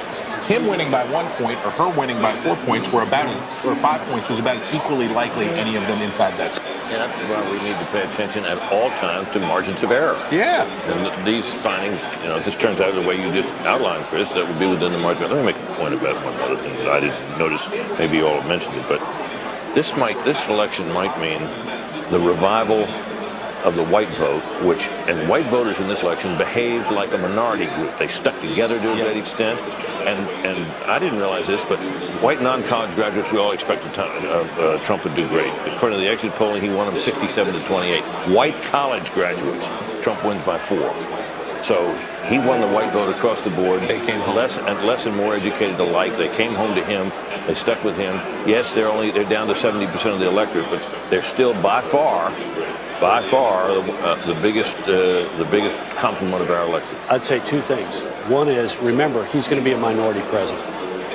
In fact, he's reminiscent of, we've had a guy just like this before. James A. Garfield got elected nationwide, won the Electoral College, got a minority, won the plurality of the popular vote, and his nationwide majority was less than 2,000 votes. I mean, we're going to have a guy who comes into office who better have a little humility tonight. Sure, he's had an extraordinary victory, but he will enter office with less than 50% of the vote, and he may end up either with her in the popular vote or behind her in the popular vote. Well, if he does, remember this. Now, I remember this was said about the man for whom you worked, that he didn't get 50% of the vote, but he got 100% of the presidency. That's right.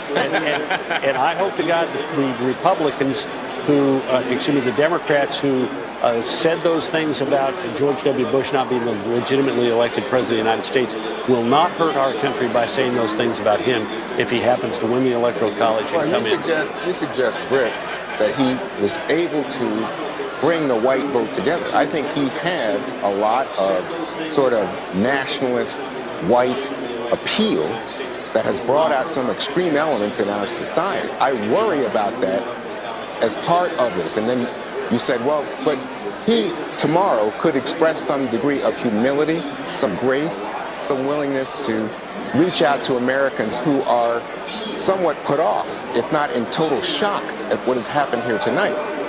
But again, I just don't see any evidence of that in a man that I have watched very closely over the course of this campaign. I see him as someone who holds grudges, pursues those grudges, says I'm going to lock up my opponents. And that scares me.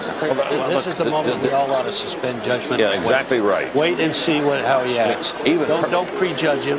This country has survived elections before in which there were bitterness far beyond the measure of what we've seen in this election. But it all is incumbent upon us to give him a chance to succeed. Yeah, remember one, Herb Block, the famous liberal cartoonist at the Washington Post, editorial cartoonist. When Richard Nixon was elected president, he had savaged Nixon, and he always portrayed him with a deep, 5 o'clock shadow, and he made him look very sinister. And he had a drawing in which he was sitting in the barber chair, and Herb Block gave him a clean shave. Let's hope the country is willing to give Donald Trump. When you hear about banning Muslims, this is a very kind of thing. Intolerance. Richard Nixon played very rough with people, accusations that they were communists and all that. Let the guy have a fresh start. Here's the question, Dana. Is the Donald Trump we saw on the campaign trail, who got a lot of coverage and said a lot of controversial things, is he the Donald Trump we're going to see as possibly president-elect and the 45th president of the United States? I think probably not, because while they will celebrate, it is also one of those moments that it will definitely sober the mind, in that you will now he wins, Commander-in-Chief of the United States of America. You are the leader of the free world. And that, to me, is a sobering moment in that you realize the weight of that responsibility, that the buck stops there. I don't know all the other things in terms of the tweeting and such like that, I don't know what they're going to do. Technology has changed so much, even from when I was in the White House press office. I didn't even have a Twitter account until I left there. So the way by which they communicate is very interesting. I would say that when I was press secretary, I would try to split the job in two. 50% of my time was spent advocating and defending the President of the United States of America, and the other 50% was used to defend and advocate for access of members of the press to the government. And this has been a campaign that has really focused on the media, the so-called bias of it, questioning media, calling them out, and I hope that is one thing that he decides to really think about, is that our country survives based on the free press, and the press is going to have to figure out a way to cover him fairly if he were to take office. But let's be honest. We don't have. You asked a very good question. Is the President Trump, if he is elected, if he gets these final 16 electoral votes, is he going to be different than candidate Trump? And the only answer you can really give is who the hell knows. And I don't know that he necessarily knows. But let's face it. He's a 70-year-old billionaire who pulled off the most improbable victory in the history of our country.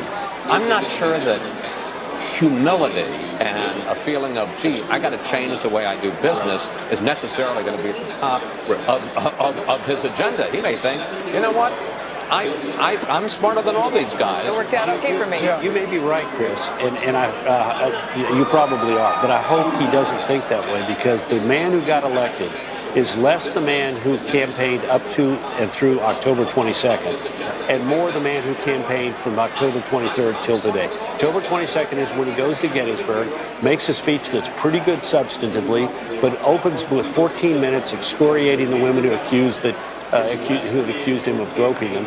And that was the last day that he conducted himself like that. Since then, he's been a reasonably contained, disciplined candidate. He had a record. And you know who told him that?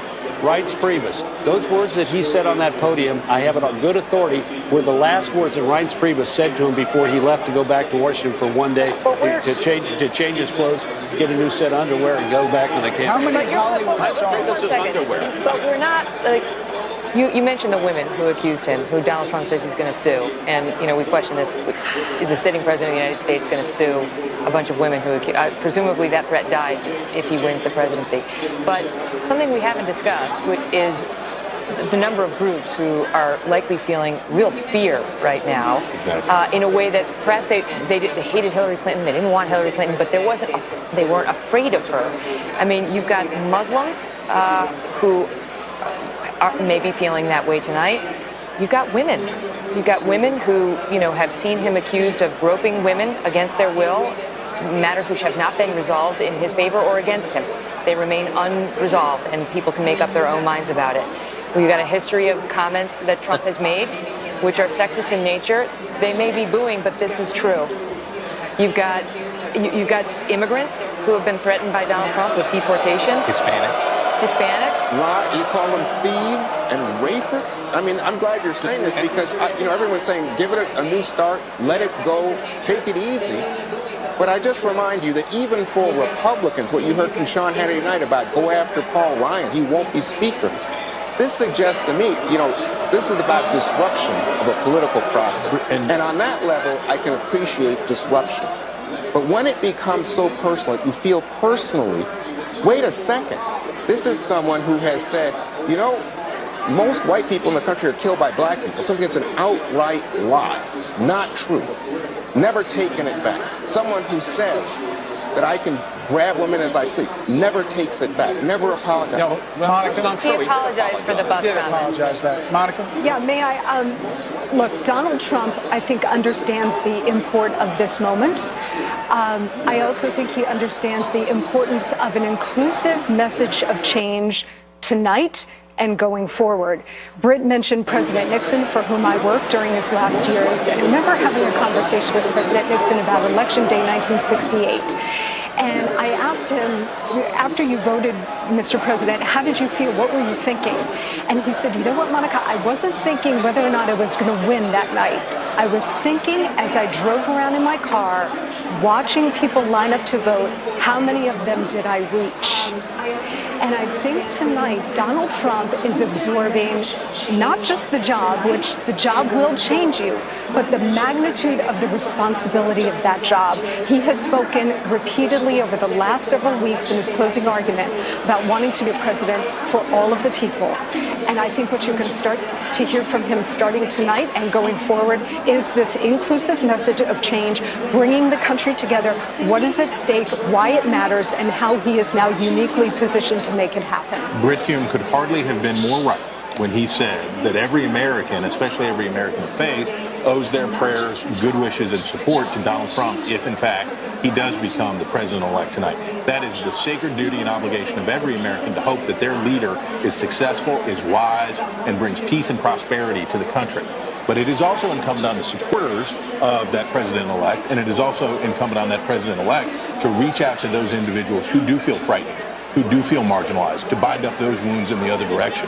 If we're going to be burying hatchets, which we need to do a lot of in this country, a great deal of, both sides have earth to turn over. I will just say that this looks like, at this moment, the highest evangelical vote we have seen in decades. Which is unbelievable if you think about it. Somebody wrote an article earlier this week talking about how what does that do for the Republican Party on a go-forward basis? Because there had been an assumption that you had to be, strongly pro-life.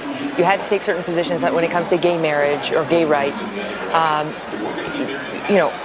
abortion and so on. So what does this mean now? Well, Chris, what he said in that debate was a powerful message to evangelicals when it was the question you asked about abortion and the different policy from the two candidates. And I think perhaps that struck a chord in that final pitch.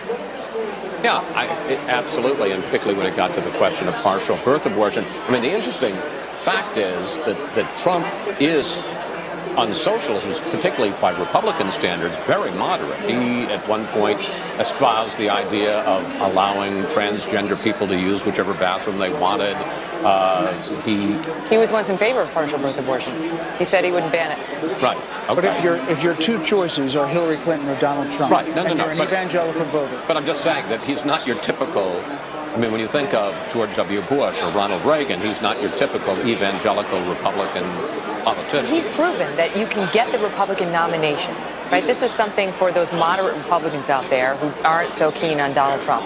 He has proven that you can get the Republican nomination, that you can win the presidency potentially, even if you don't subscribe to the more conservative social views, which, listen, he's sort of paid some lip service to it today, but he's had a lifelong history as a Democrat and as somebody who is more liberal socially.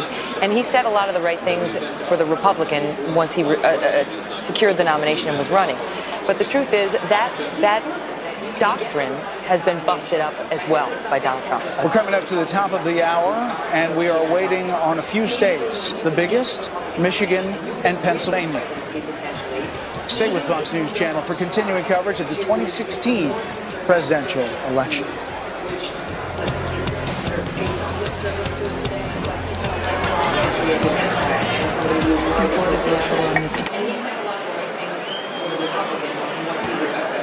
Secured the nomination and was running. But the truth is that doctrine has been busted up as well by Donald Trump. We're coming up to the top of the hour, and we are waiting on a few states, the biggest, Michigan and Pennsylvania. Stay with Fox News Channel for continuing coverage of the 2016 presidential election.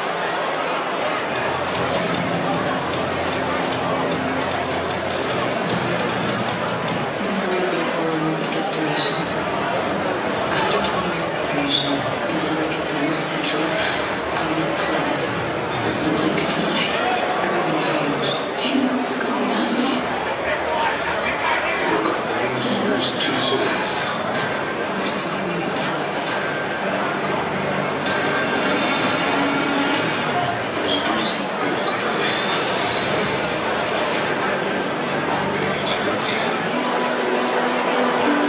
By 2050, we'll need twice the food from the same acres to feed the world. That's going to take serious innovation. I'm John, research agronomist at Coke. We're challenging ourselves to create more advanced fertilizers that deliver nutrients to our crops more efficiently while respecting our environment. Because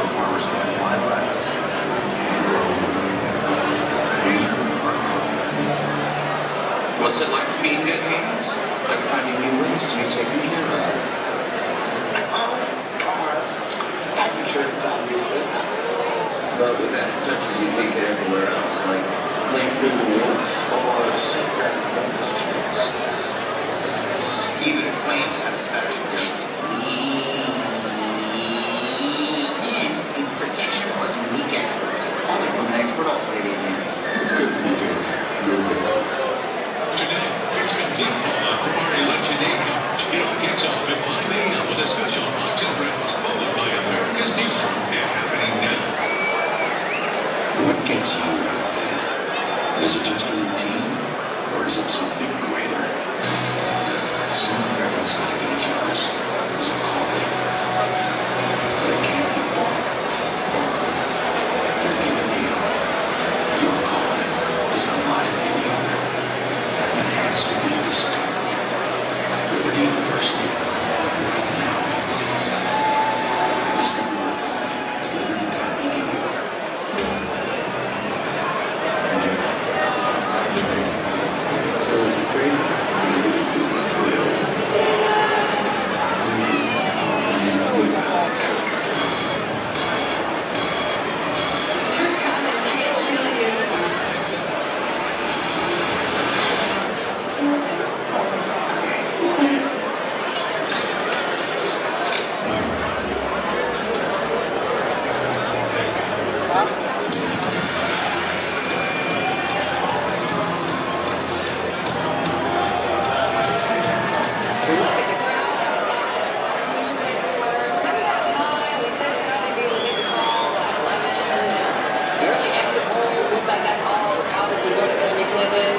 Not so much.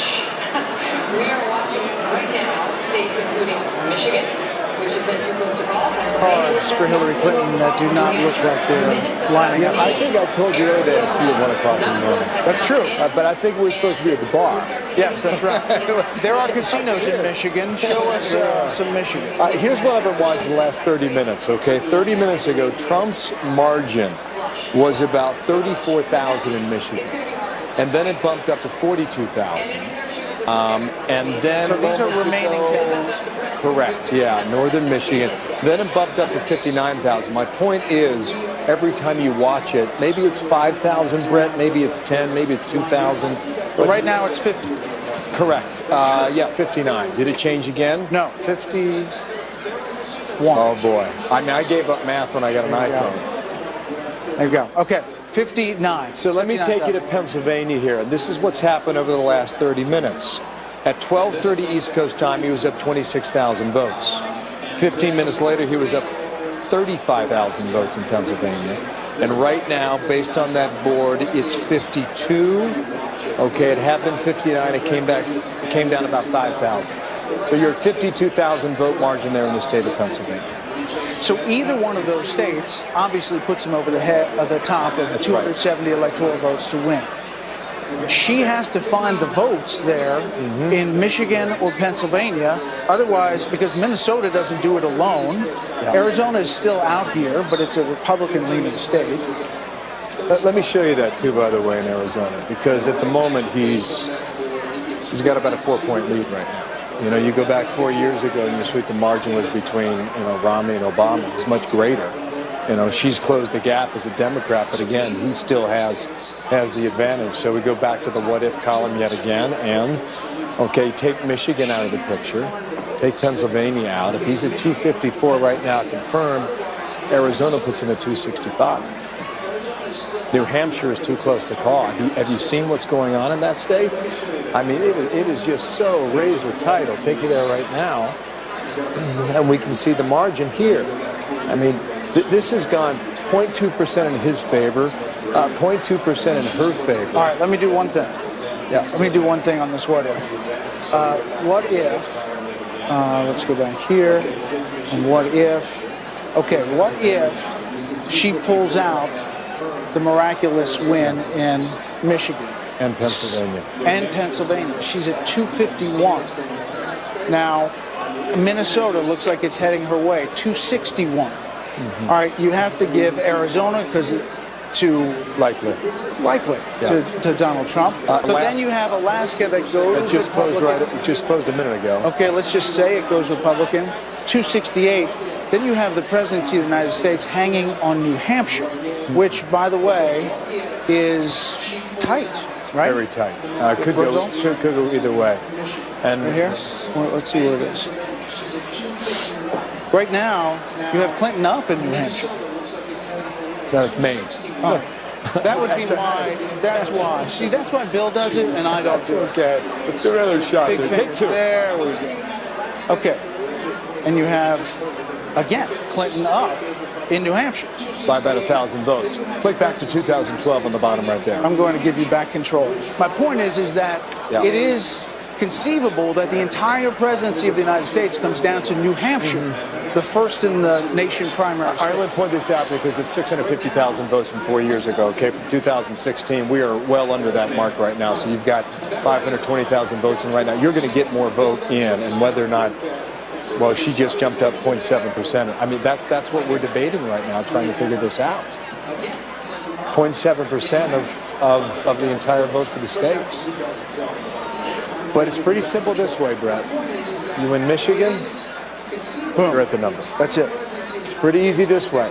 You win Pennsylvania, you're at the number. Right now, in both states, he has a lead. We'll see how long this lasts.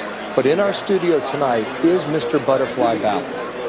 Okay. His name is John Bolton, and he will tell you that all these states have a law when you go into a mandatory recount. We're going to dive into that in a minute and try and figure that out for you. We are making a call now. The Fox News decision desk is calling Maine, the state of Maine, for Hillary Clinton. But this is 3 out of the 4 available electoral votes there. We have not called the 2nd congressional district in Maine. Maine is one of 2 states, along with Nebraska, that splits up its electoral votes. So now you have Maine plus 3 for Hillary Clinton, with 1 still remaining out there. Yeah. To do the math on that, at the moment, with that factored in, if she were to take New Hampshire, run the table in Pennsylvania, Michigan, Minnesota, she's at 268. She has to win Arizona or Alaska? Arizona or Alaska, according to this scenario at the moment. Okay. That's a big challenge right now. And you know they're breathing pretty heavy in Brooklyn at the moment. All right, we're going to send it back down to you, Megan. All right, guys, thank you. So why can't we call any of these states? Why is it hello, Michigan? Hello, Minnesota. Hello, Arizona. Hello, Pennsylvania. Here, rather than back there doing this work. That's true. Steinwall is usually on the decision desk. We yanked him out here tonight, and he's like, you can see, he's like sweating. He's like, get me back there. I don't like not knowing. Well, I do like knowing more than not knowing, but I also know this. Pennsylvania is hard to call. Now, Carl and I were just talking about, there are some places in Pennsylvania that she has very obviously underperformed. But there is still a path for her, or at least there was as of about 3 minutes ago, a path for her in Pennsylvania to get this done. As far as, you know, we want to be careful about calls even when they look obvious. Something like Arizona, right? So you look at that and you say, well, gosh, that should be enough. But we would rather be, when it's this close, we'd rather be right than be early. Just looking at so up here on the wall, you've got all the states we haven't called, right? I don't know if it's all of them, but it's a lot of them, the big ones. And look at that. So obviously Michigan is the best one because if he got 16, that's it. He wins the presidency. If we project Michigan for Donald Trump, he wins the presidency. Pennsylvania, same deal. All the others need a little bit of extra. Minnesota's 10, but you can see if he could add, 10 gets him to 264, and then he needs 6, so he can cobble together a couple more. Arizona, we haven't yet called. That's 11. If he could win Arizona and Minnesota, Arizona and one of the others, Well, if he won Arizona and New Hampshire, that would get him to 269. It would mean the worst he could do is a tie, and he wins at the time. And if he got in Maine's second congressional district is still out. Well, 250. Arizona plus New Hampshire. 269. Yes. I didn't. You said 250. Oh no, 269 would mean a tie, and he's president. Okay. So Arizona and New Hampshire would do it. Oh, good. All right. So listen, we're we like to reminisce here. We love to go back down old memory lanes. So I'm actually going to take a walk to the decision desk and find out what's the deal with Michigan, what's the deal with Minnesota. It was so fun the last time, so we're just going to, but you know, stakes are different this time. We haven't called the election. We're actually just finding out why we haven't called the election, why we haven't called a couple of these key states, and it's a much shorter walk thanks to our news studio. Here we are. Hey there. Here's all our guys. Hi, guys. Hello. Arden Mishkin, the man of the hour. How you doing? Terrific, Megan. How are you? We meet again. Yes. All right, so what's the deal? First of all, let's talk about Michigan. What's the deal with Michigan? Why can't you call it? Right now, we're still waiting on some vote from Detroit and other places, and so even though clearly Trump has a lead, we're not prepared to call it yet. Because Detroit is considered heavily Democratic. So what do you need to see? What the turnout there was, or what? We need to see the turnout, and most important, we need to understand what the absentee vote is. Because the absentee vote tends to be counted in bizarre ways, county by county, and so we're waiting to see what that vote is like before we can make a call in Michigan. Any idea what time that will be? It's 1:10 in the morning. Any idea, like, seriously, do they tell you what the timing would be? What they tell us is soon. And soon could mean anything. That's not helpful. I know. All right, forget Michigan. Let's move on to Minnesota. 10 electoral votes there. That could get them much closer. What's the deal there? Minnesota, we're also waiting for a lot of vote in the Twin Cities area, which also tends to be Democratic. There does seem to be, Hillary seems to have a slight lead in Minnesota, but it's a very tenuous lead. And when you look at the models, it looks like it's going to be a very close night there. Wow, which again, I mean, most people were not predicting. Minnesota was not supposed to be, it wasn't considered a toss-up, really. Not at all. Okay, Arizona. Why haven't we called that? Arizona has begun counting vote in a slightly different way. There's a lot of vote that doesn't get counted on Election Day. So it's not clear we're going to be able to make a call in Arizona tonight, but we're going to try. Pennsylvania. That's the mother lode. If Trump gets that, he's got it. That's right. Pennsylvania also looks like it's ending up going to be a very close night in Pennsylvania. I wouldn't be surprised if we're not able to call Pennsylvania tonight. If we're not able to call it all. How about Maine's congressional district, second congressional district? Man, they've gotten so much airtime this election. That's exactly right. This is the district in outstate Maine, the northern part of Maine. Right now, Trump has a lead in the raw vote, but I think it's only about 50% of the vote has been counted there.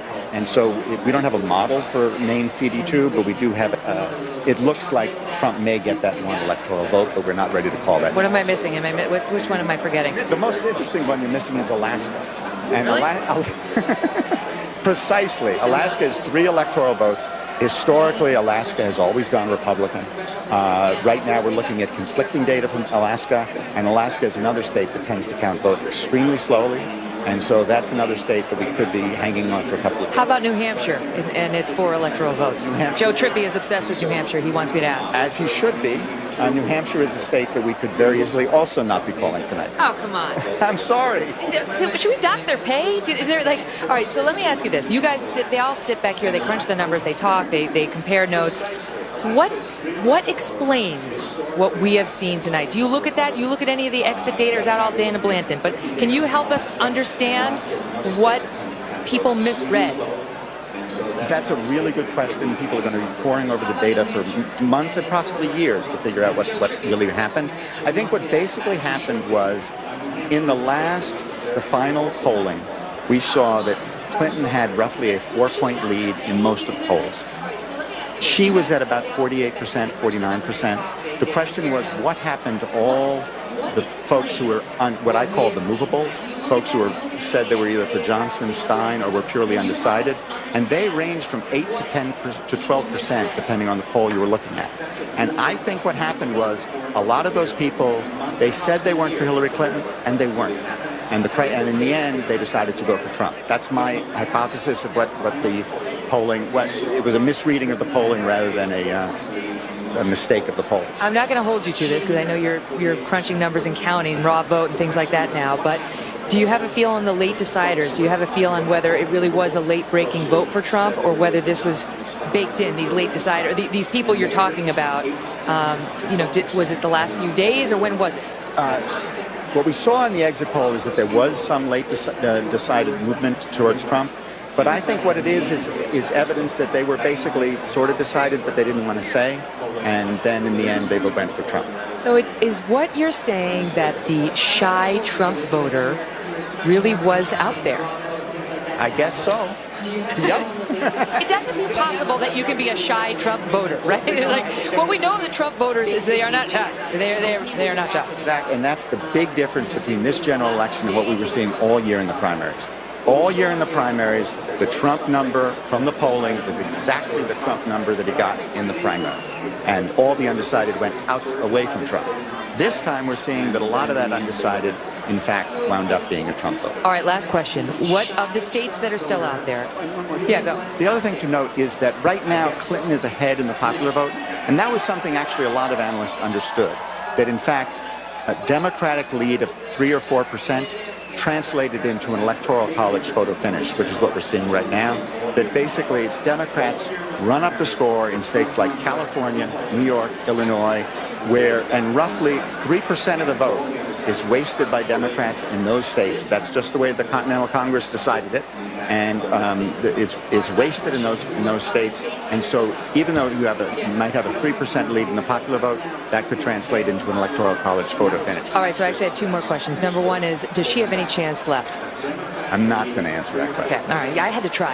Number two is, what is the state you guys think you're most likely to call next? I realize you don't know. Which one are we most likely to get next? We're looking at a number of states that we could possibly call very quickly. Does it begin with an M? You're a very good interviewer. You're not going to tell me? No, not yet. Arnon, thank you. Thank you, all of you guys. You guys are unsung heroes here at Fox News and all the work you do. You too, Kath. All of you. Thank you. It's a pleasure. Honored to work with these guys. Back on over to the decision desk. Well, away from the decision desk and back to the anchor desk. Look, Karl Rove stays seated. He didn't challenge anybody. That's true. And there's no bad blood between Karl and Arnon. So that's because we didn't call somebody with 911 votes separating the two candidates. Were they right or weren't they? Let's not relive it. Were they right or were they right? Relive it. It's a painful moment. It's okay. We do love them. It is wonderful to work with them, but we would really like to make some calls. I think it begins with an M. He wouldn't say so, but you had to see it in his eyes. It's possible. Carl Cameron is live at Trump headquarters with reaction there as we are waiting on M states to come in. Hi, Brett. Impatient is probably the operative word of the night. There has not been a single person who has left the Trump Victory Night headquarters, is what they think it now is. The Trump family remains at Trump Tower, impatient to come over here.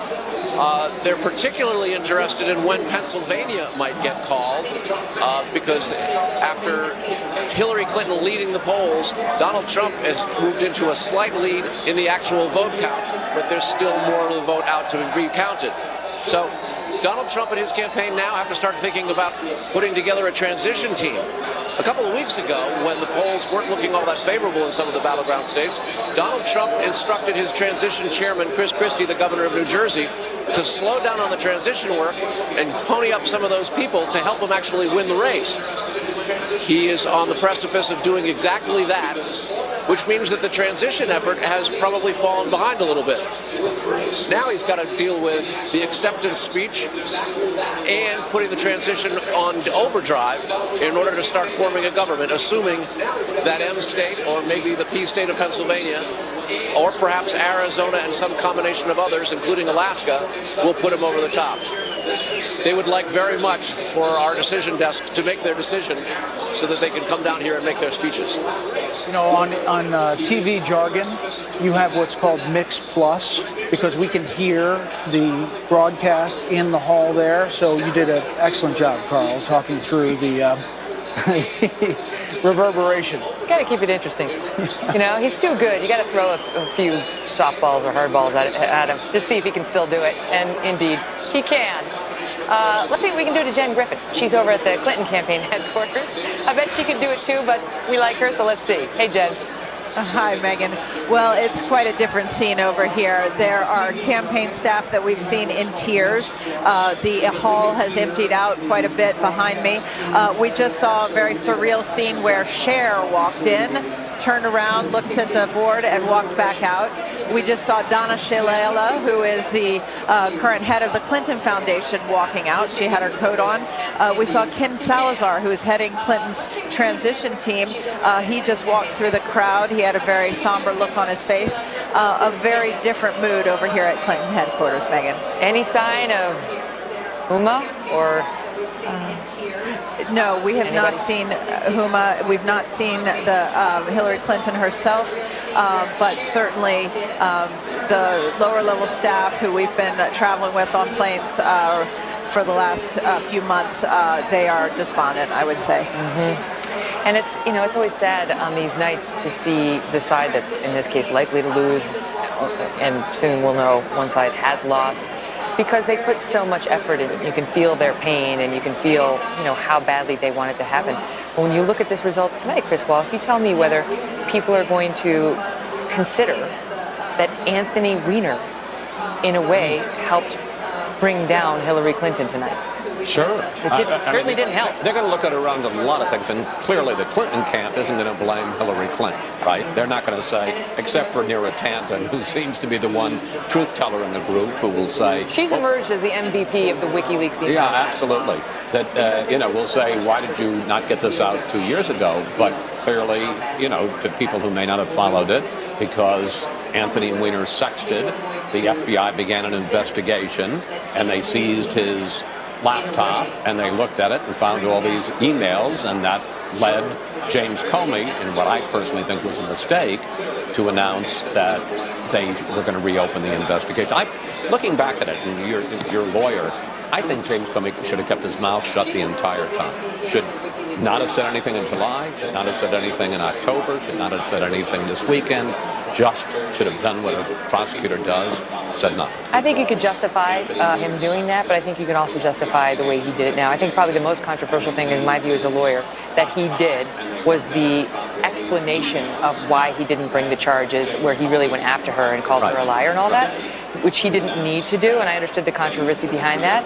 But I had, as a lawyer, I had no problem with him announcing where he stood. It's not his job to manipulate the electoral process or protect her from it. It's just his job to keep Congress informed. And I do think that Hillary Clinton has only herself to blame for the email problems. I mean, she, as a lawyer, she pressed the limits, and she didn't do what she was supposed to do. And she's come out and admitted that. But the only thing I'd say in that regard is, it is so freighted when you say something that we're going to reopen an investigation.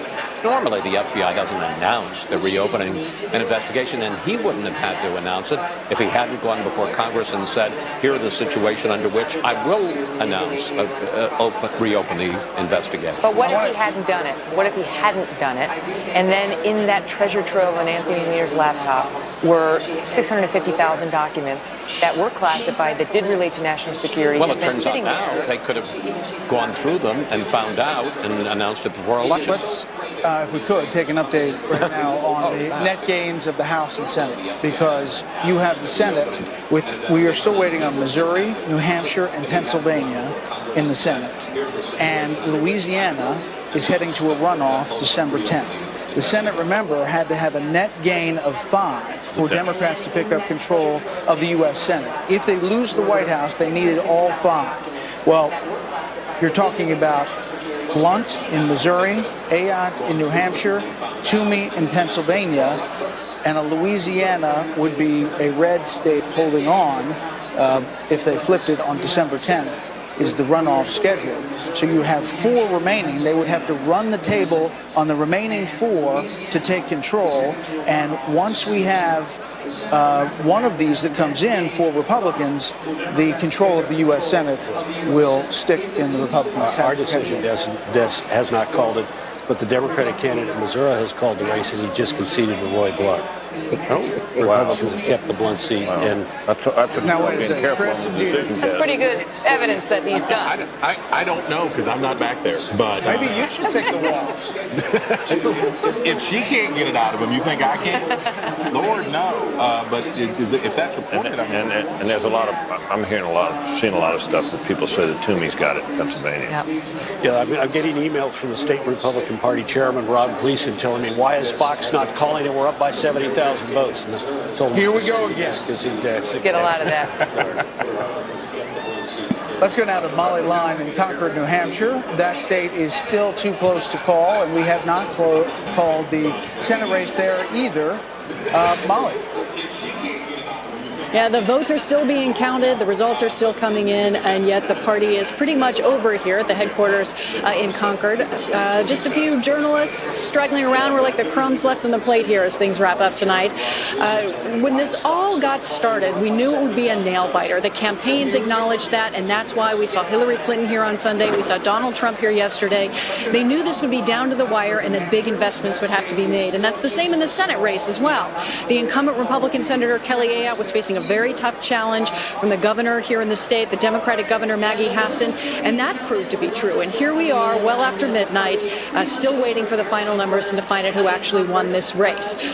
Everyone has essentially gone home at this point in time, and we'll be waiting to see as those results come in and to get the final count. I mean, this was a tough, hard-fought battle, particularly in the Senate race, where these two women faced off against each other. Long resumes, competent, well-liked, recognizable figures here in the state, so they were very evenly matched, and in the national race as well. You know, two figures coming here to the state and battling it out. There was a lot of retail politicking going on. That's what you have to do here in New Hampshire, and that's what we saw up to the last moment in the Senate race today. Both Kelly Ayotte and Maggie Hassan were out at the polls today asking for every last vote until the last second before they went to their respective headquarters and got ready to give potential speeches. We did hear from Kelly Ayotte very briefly. She left the night on a high note, essentially saying that they were upbeat about where the race is, but they were going to do this the New Hampshire way and ensure that every vote was counted. Brett? Molly Line in New Hampshire.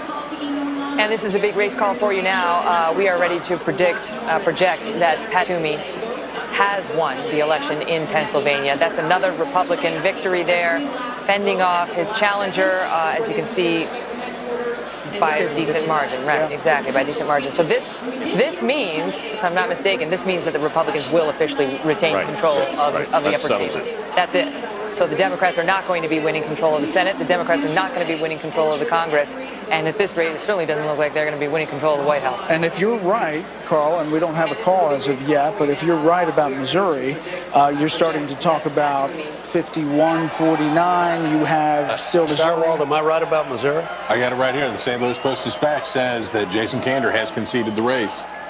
And there you have it. So Roy Blunt holds off the Democrat, Jason Kander, who was expected to have a win there in Missouri. So now you have Democrats held off in Missouri, in Pennsylvania, in North Carolina, still waiting on New Hampshire, and also obviously that Louisiana runoff December 10th. On top of that, we're just getting this in from Capitol Hill, where Speaker Paul Ryan called Donald Trump earlier this evening. The two had a very good conversation. The Speaker congratulated Mr. Trump on his big night and also spoke with his good friend, Governor Mike Pence. And so a bit of an outreach already starting there. So perhaps we love Sean, but maybe it could be that they're on different pages. We'll see how Donald Trump reacts. The new president is going to have plenty to say grace over without picking a fight with the Republican leadership. There'll come a time when... But is that old school thinking? Let me just ask you, is that old school thinking? Because you know what? Trump is he's the destroyer, right? He's going to bust things up. It may be old school thinking, but it's 220 years old school thinking. Traditionally, the House and Senate do not like to be dictated to by the sitting president of the United States, particularly when it comes to choosing their own leadership. I don't care whether you're Republican or Democrat, whenever a president has gotten a little bit too overboard on that, he's paid a price. We've seen it throughout history, and better to leave them to choose their own leaders and work with their leaders than to try and influence it. And a lot stands to depend also on who it is that Trump surrounds himself with. We know Jeff Sessions is one of the people that he has his outreach to Congress. Will probably be his point man if he does in fact win any of those three states up there that you see at the top of the nation. If he gets just one of those, Jeff Sessions is probably going to be a very influential human being on Capitol Hill. But who else rounds out his team? Who else rounds out that organization? That says a lot about how well he could get along with somebody like Paul Ryan. The thing is, we don't know, do we? We don't really know. We have no idea who They would be in the denied Trump administration. Other than Sarah Palin, I've never heard him actually say who he would put in his cabinet, and I don't know that he fully meant that. And what's Chris Christie doing tonight? That's a good question. Yeah, how about that? He's supposed to be leading the transition team. He had some other kind of transitions taking place in New Jersey, like former top aides being transitioned to felon status. I've had businessmen actually tell me that the Trump transition team has been terrific. And that it's organized and they know what they're doing, and guys say they're very impressed with these people. And I guess Christie should get some credit for that, since he was the leader of it. And let me say this about Jeff Sessions. Jeff Sessions, if he wants to leave Congress and go into the Trump, again, we're all assuming that he's going to win a Trump administration, my guess is he could get any job he wants. He was the first and only senator to support Donald Trump, Secretary of State, Secretary of Defense. I would think he could get any job he wants. Trump owes him big time. As long as we're throwing out names there, what about Kellyanne Conway and what a force for good I think she has been for the Trump campaign? I think Kellyanne Conway was going to come out of this with her reputation enhanced, win or lose. Yep. Because everybody who watched this could see that the influence that she had on him was positive and smart, and she got him to do the right. And then at the end, of course, I think she deserves a lot of credit, and of course he does too, for the way he handled himself in the closing days, when he was on message and effective as a candidate, and you could see it on the stump, you could see it, you could sense it. And so I think she comes out of this. As long as we're throwing that praise around, Reince Priebus, who you were saying, one of you was saying, was the one who was saying to him, stay on message, stay calm. There's some thought Reince Priebus, who it had been thought was going to run again to be the Republican National Committee chair, is now talked about as a possible chief of staff in the White House. Let's assume that he does get to the number, Dana. I mean, it's a big job to go from tonight to the 73 days to the inauguration. All of the positions that you have to fill, the transition on different levels of a new administration. That's a huge, huge job. It's a huge deal, and that's why they start so early. So right after the conventions is when both candidates said, okay, I'm going to set up my transition team. If you go back to 2008, one of the things that George W. Bush told the senior staff was, we will have the most professional transition from our administration to whoever wins next. And one of the reasons he was so concerned about that was not because like W's were taken off of keyboards when he came in, but because it is a time of vulnerability for the country when it comes to national security.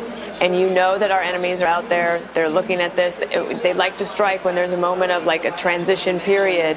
And so the transition teams, I think if what Britt is saying is correct, bodes well for them. There's going to be a lot to do. They will be helped by the fact that for Senate-confirmed positions, you have likely to the Republicans to keep the Senate majority.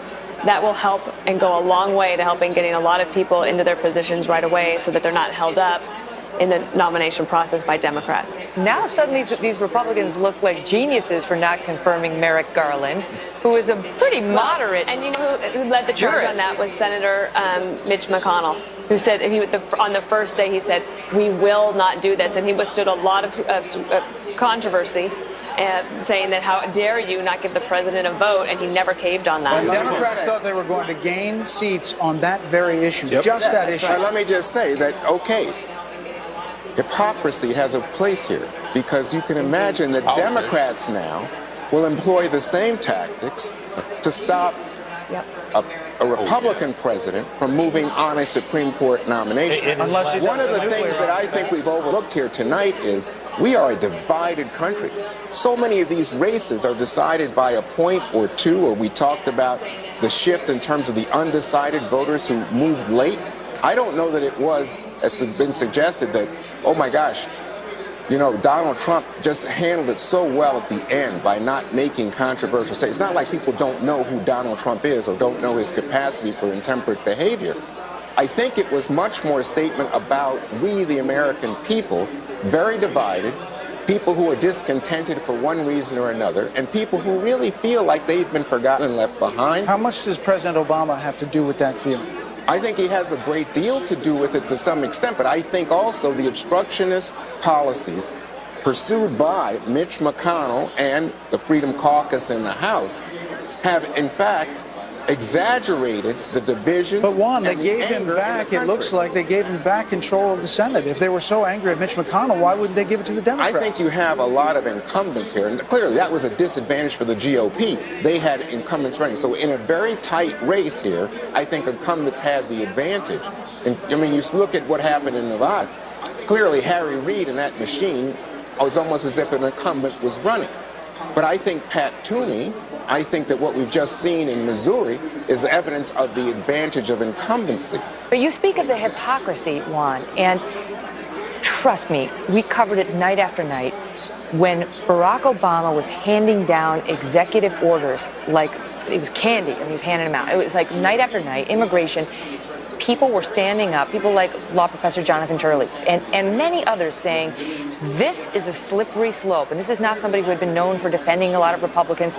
This is a slippery slope if we let the executive have this kind of power. And the Democrats said, it's fine, because they liked the Dreamers executive order. They liked the other, the attempted executive order on immigration, which was later struck down by the courts.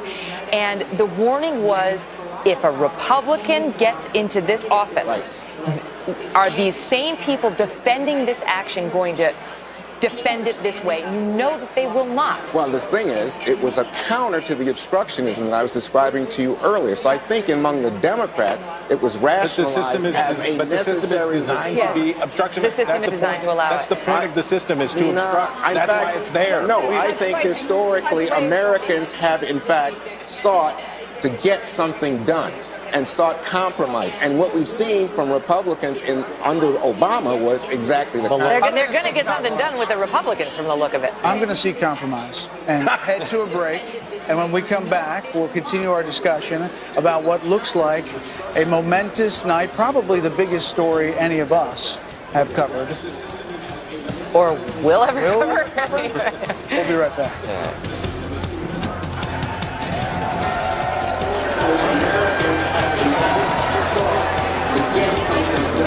And sought compromise. And what you see from Republicans under Obama was exactly I'm going to see compromise. I love getting more. When we come back, we'll continue our discussion about what looks like a momentous night, probably the biggest story any of us have covered. We'll be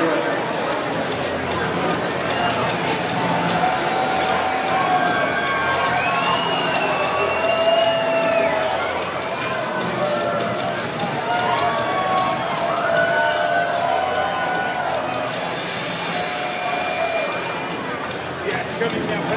I love getting more. For less. This control enthusiast went from national. Or I can skip the counter. And choose any quality at all.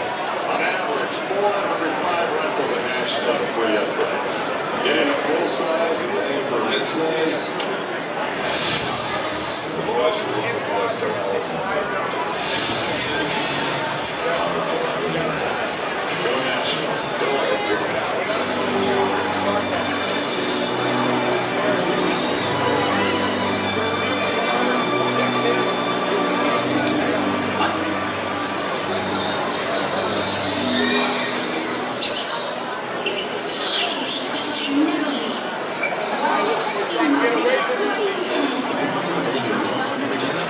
That's what you do. If you want to save 50% on my car insurance, you switch to Geico. It's what you do.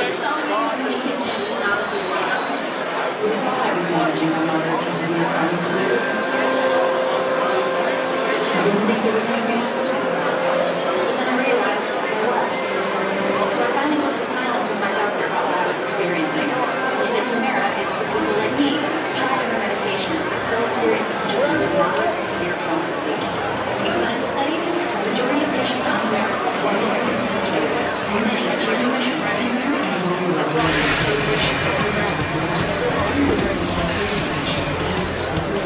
Welcome back to America's election headquarters. They're still hanging out outside.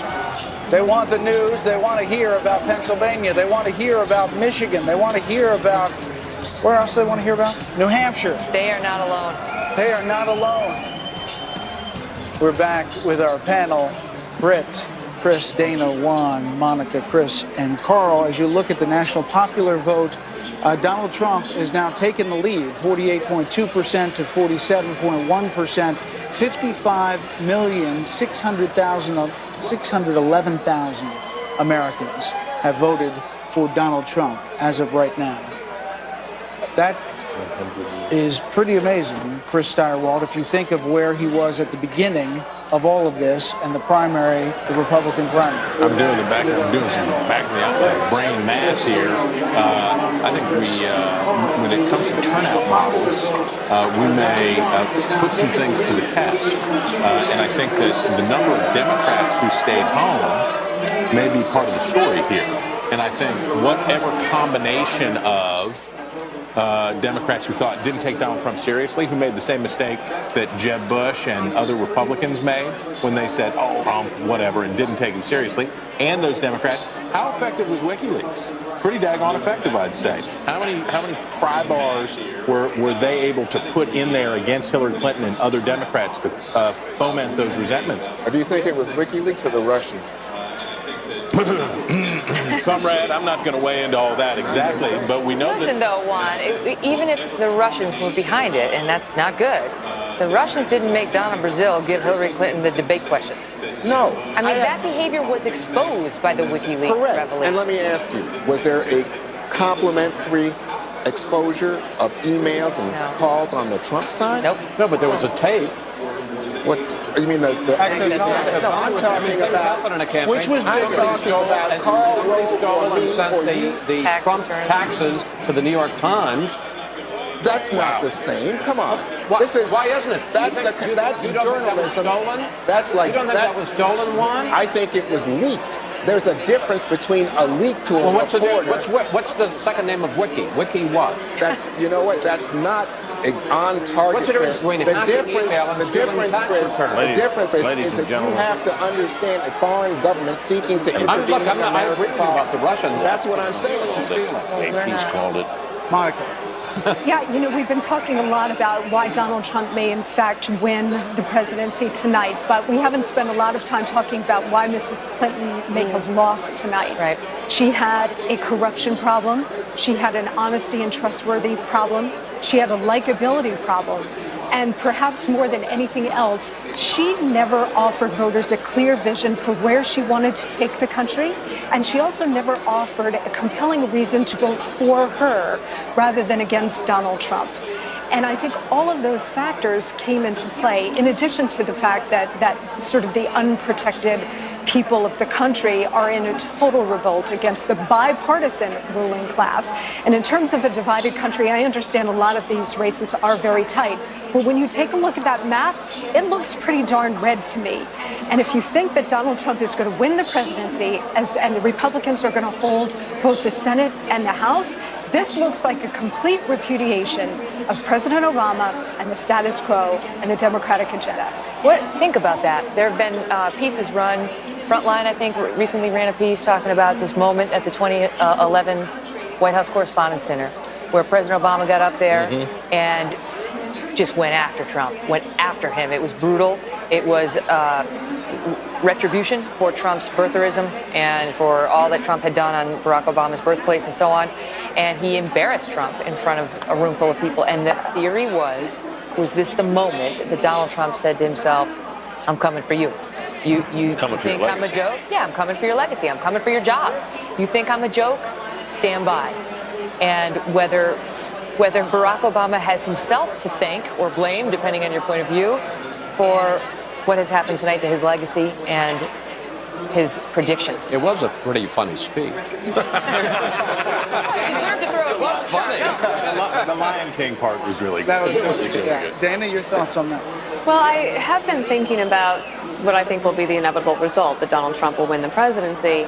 So then I immediately start thinking about the transition and then how do you get from one administration to the next.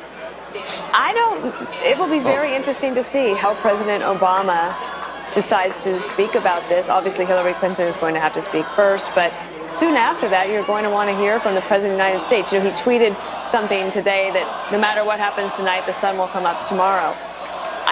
Or now in like 4 hours. But whether he is able to set aside some of that personal disgust that he expressed through a humorous speech, but also then on the campaign trail. This is one of the first times in many, many decades that a president has actually gone out and campaigned.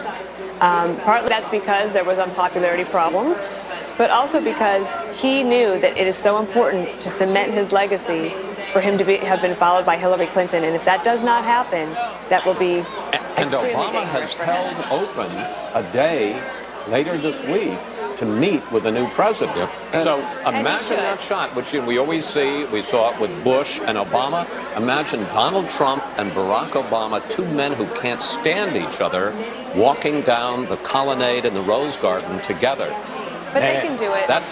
Listen, not to compare that situation to my own relationship with Donald Trump, but for the record, he and I had this dust up, as you know. You guys know at the first debate. He was very unhappy with that question, as you may be familiar. And months later, he attacked me for months. I went to see him at Trump Tower, and he could not have been more gracious. He was kind. He was charming. He was quick to forget it all, as was I. And we did fine from that point forward. Again, I'm not comparing the two relationships. I'm saying that as much as we know him as a man who holds a grudge and won't forget, I don't know whether that is reality.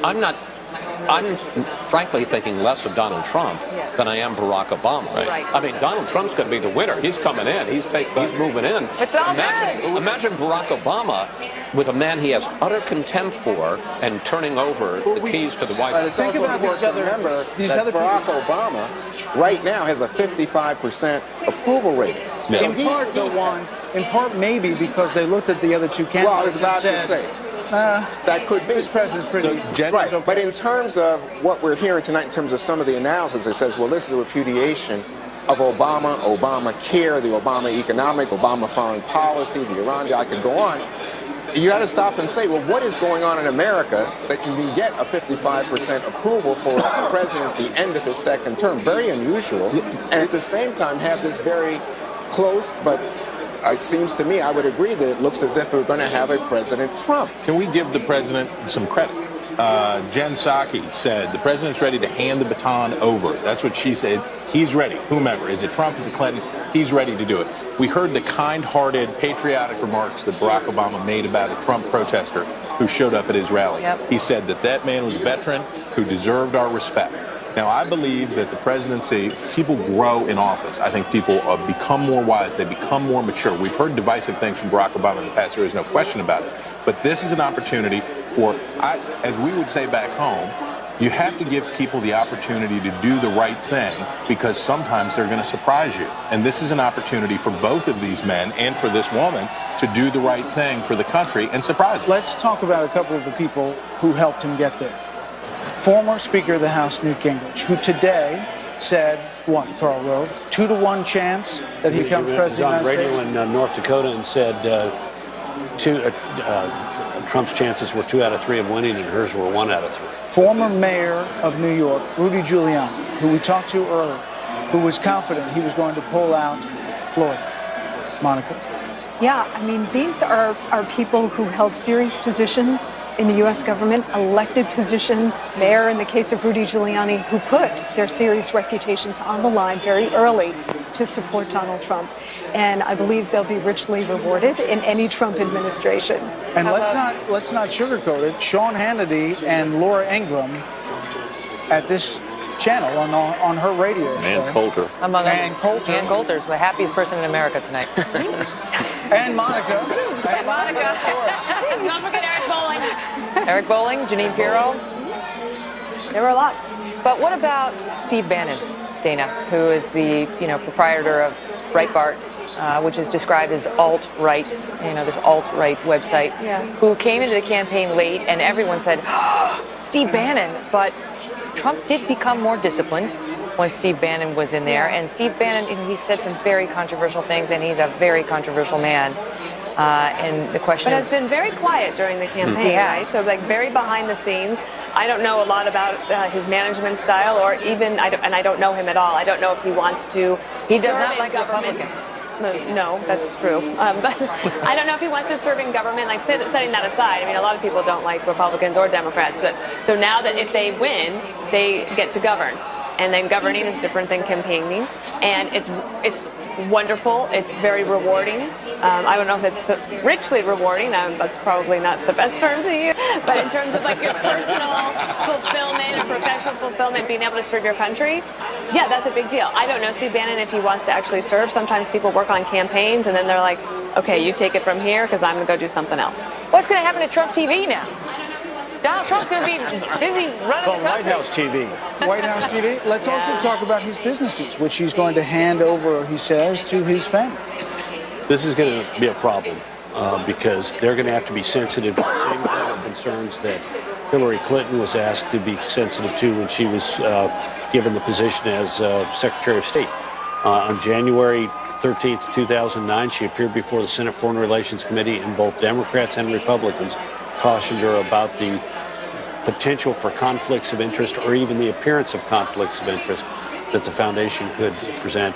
Same thing's going to happen when you got an international business operating both here and abroad. But you know, we do have a model for this. Michael Bloomberg, who ran a multi-billion-dollar empire, was elected mayor of New York City, put a lot of his business interests into a trust, turned the business over to trusted aides, ran the city of New York, and then went back to his business. John Podesta is said to be headed over to the Javits Center, and Secretary Clinton is not going with him. What do you make of that? I think they think it's over. I mean, there's this. Pennsylvania's been called, it's relevant to this story, by a number of news organizations, including the Associated Press and the New York Times. So obviously, the fact that we haven't called it may well be the right decision, but that may well be what's affecting the Clinton camp, and they're looking at this and saying there's no way. Let's go to Jennifer Griffin at the Clinton camp to get the latest there. Jennifer? Well, Brett, we just learned that John Podesta, campaign chairman for Hillary Clinton, will be taking the stage shortly. He's on his way over here to the Javits Center. It's not clear at this point in time whether Hillary Clinton herself will be making her way over to the Javits Center tonight. What we've noticed is there are a few more people streaming in. They've put on the music that we've come to expect from the campaign, what we've heard on the campaign trail for months, a little bit more upbeat atmosphere, but but the looks on people's faces still very glum. We've seen a number of people in tears, and it's hard to know exactly what John Podesta is going to say, but that's what we can report at this moment. Okay, Jennifer, thank you. Wait, so Jennifer, so you're suggesting then that John Podesta is coming over there, he may speak, and we may not hear from Hillary Clinton at all tonight? Well, there is certainly that possibility at this point, Megan. All we know at this point is that John Podesta is making his way over here, and he's expected to speak to the crowd. Well, that is very interesting. If we are not seeing the candidate go there, I mean, it's reminiscent, Chris, of Nashville when we had Daley come out and speak to the crowd there in Nashville in 2000 instead of Al Gore.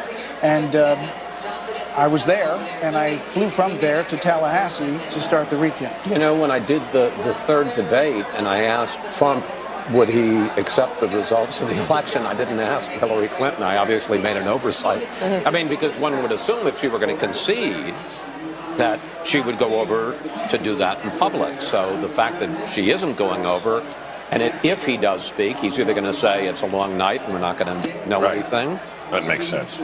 All right, Kelly. But when you're seeing, you know, and listen, we haven't called it yet either, right? But several other people are suggesting that not only might Trump win Pennsylvania, but he might win a few of these extra states. I mean, if that is the case, what good does she do herself by not coming out tonight? Is holding on for hope that she's somehow going to run the table on every single state that's still out there? Well, I think Jennifer is still out there. She asked this question about conceding, I think. Well, Brett, actually, when we flew after the third debate, we flew on the plane with Hillary Clinton leaving Las Vegas, and it was the first question that I did ask Hillary Clinton after Chris had asked the question of Donald Trump on stage, and that had been the headline from the third debate. So I asked Clinton when she came back to talk to the press at the back of the plane, I said, will you accept the results? And people laughed it off at the time. She laughed it off at the time. She did not actually answer the question, and then she lambasted Donald Trump for what he had said at the podium, but she did not answer the question, and I did ask it of her. You know, you look back at this race and how, and the campaign that she ran, and of course now it's 2020 hindsight, and she's going to be ripped to, you know, high heavens. But truly, Chris, the lack of access that she gave to the press, right? Trump spent the whole year beating up on the press, but at least he made himself available to most people. She was in the Presidential Protection Program. She had so many opportunities when Trump was down. And you know, you saw this time and time again, where she would surge ahead of him. He'd be down here. 2 weeks would pass. He'd be right back up there again. Again, she'd be up here. Same thing, over and over and over again. She could never finish him. And remember in August, after the first debate, he attacked the Khan family, and she went underground. She didn't speak to anybody. She barely had any campaign events. Even to the end, she was having so many fewer campaign events to him up until that last week when she saw trouble. And people believed she was a person who was secretive, who was hiding something, who was not accessible, who they couldn't trust. No, that's right. I mean, if his flaw that he had for the entire campaign was lack of experience and temperament, hers was lack of character. It was that people continued to have grave doubts, and obviously the Comey investigation and the emails, and as you say, the fact that she, one, did it, and then two, lied about it for months. You know, I mean, you look back at what she said in that original news conference at the United Nations in March of 2015, and when I finally did get an interview with her in July after the convention, I mean, just the contradictions. Forget whether what she did was right or wrong. What she told the American people and what Comey found were diametrically opposed. And in fact, in that interview, she said that they weren't. She said that Comey cleared her, and then that became a whole issue. So over and over again, when there was a path to, to put it out. Like Lanny Davis told her she should. Right. She wouldn't do it. So, and that was, if she loses tonight, going to turn out to be on top of that. We got to hit a break here, Britt. Kellyanne Conway just tweeted out, she said, things that were true. Undercover Trump vote, at Mike Pence for VP, Hillary's floor and ceiling are same, rally crowds matter, we expanded the map. We are going to look at the map and waiting on these states after Fox News continues election coverage in an election we have not seen ever before. We'll be right back.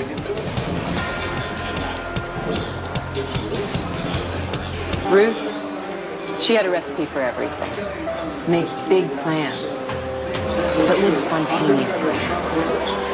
At Mike Pence for VP, Hillary's floor and ceiling are same, rally crowds matter, we expanded the map. We are states after Fox News continues election coverage in an election we have not seen ever before.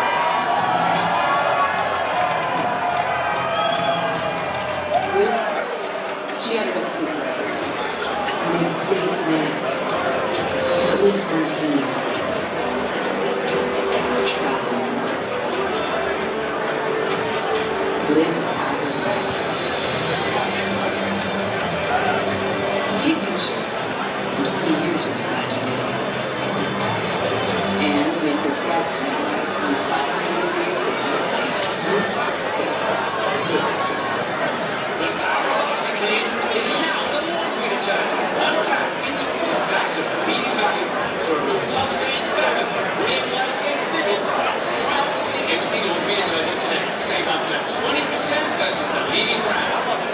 Your brain is an amazing thing. But as you get older, it naturally begins to change, causing a lack of sharpness or even trouble with recall. Thankfully, the world-leading Prevagen helps your brain and actually improves memory. The secret is an ingredient originally discovered in jellyfish. In clinical trials, Prevagen has been shown to improve short-term memory. Prevagen, the name to remember. Constipated? Trust an old doctor recommended Dulcolax. Use Dulcolax tablets for gentle overnight relief, suppositories for relief in minutes, and stool softeners for comfortable relief on stools. Dulcolax, designed for dependable relief. What's it like to be finding new ways to be taken care of. Life insurance, obviously. But with that touches you think it everywhere else, like claim free rewards or safe driving bonus checks. Even claim satisfaction rates. Protection plus unique extras. Only from an expert Allstate agent. It's good to be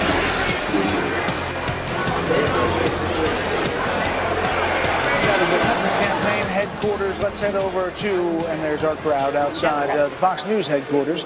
Let's head over to Jennifer Griffin. Jen?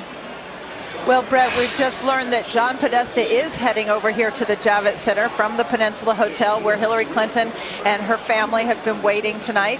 And we understand that Hillary Clinton will not be heading over to the Javits Center. So we are still waiting on John Podesta. We don't know what he will tell the crowd that is gathered here. It seems like the room has filled up a bit in the last few minutes, but we can now report that Hillary Clinton will not be coming to the Javits Center tonight. Will not. Will not. So what do we take from that, Jen? Well, I think what we take from that is it's not clear whether the campaign is prepared to concede. And so I think there are still a number of races that are very close. I think they feel that there are certain states, whether it's New Hampshire or others, that might be in recount territory. Well, let's talk about the irony of this moment. The fact that there was that much concern from Democrats that Donald Trump said he would not concede the race. There was that much uproar in the Hillary Clinton campaign that he said, I'm going to have to wait and see what happens to Chris Wallace on that third debate. The fact that there was that much press about that comment, and yet here we are, and Hillary Clinton, it appears, is not going to concede tonight, even if Donald Trump gets over this magic number of 270. Well, that's exactly right, Brett. In fact, we're trying to find that moment on board the plane where I asked her that very question, whether she would accept the results. But again, these last few states have not come in yet. Some of them are very close, and it is clear from their analytics that they feel that it's still very close. Okay, Jen, we appreciate the info. If you get anything else, let us know. We want to head over to our decision desk, which has made some calls, and obviously some calls are still pending. Here we are. And Megan didn't walk there this time, but there she is. Hello. We're here. Arden's here again. Arden, Michigan, great to see you. So, first of all, let's start with the Senate. Why haven't we called, I mean, we've sort of said the Republicans are going to retain the power in the Senate, but why haven't we officially called that? There are several unknowns in the Senate now. The first is that there's a Louisiana runoff, which takes place in early December between a Democrat and a Republican. And while I think a lot of people say the Republican is advantaged in that runoff, we can't make a call for the Senate until we have an actual result from Louisiana. So you're not going to make a call on the Senate tonight? We're never going to get the fancy graphic on the Senate tonight? That is correct. It is theoretically possible that we could get the Democrats to 50, but that would require, to believe that they had the control of the Senate would require. Let me stand you by, because John Podesta is taking the stage now at Hillary's headquarters. Let's listen. Well, folks, I know you've been here a long time, and it's been a long night, and it's been a long campaign. But I could say we can wait a little longer, can't we? We're still counting votes, and every vote should count. Several states are too close to call, so we're not going to have anything more to say tonight. So listen to me. Everybody should head home. You should get some sleep. We'll have more to say tomorrow. I want you to know, I want every person in this hall to know, and I want every person across the country who supported Hillary to know that your voices and your enthusiasm means so much to her and to Tim and to all of us. We are so proud of you.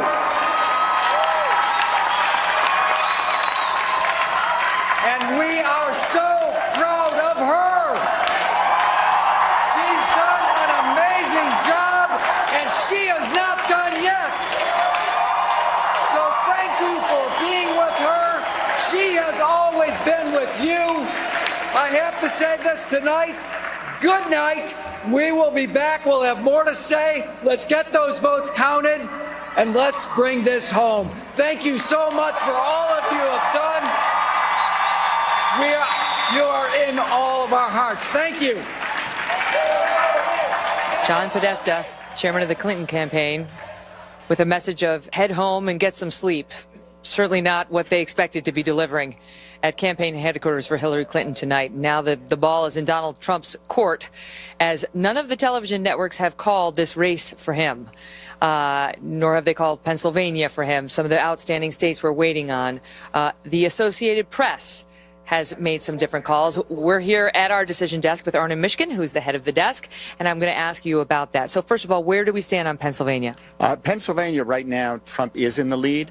There are, however, a number of outstanding votes that have not yet been counted. And more important, there are a number of counties where we actually don't know how many votes are really outstanding, particularly absentee votes. And the thing about absentee votes is absentee votes tend to be different than election day votes. So until we see how many absentee votes are outstanding and get that number, it's going to be very difficult to make a call. Do you agree that that state might not be called tonight?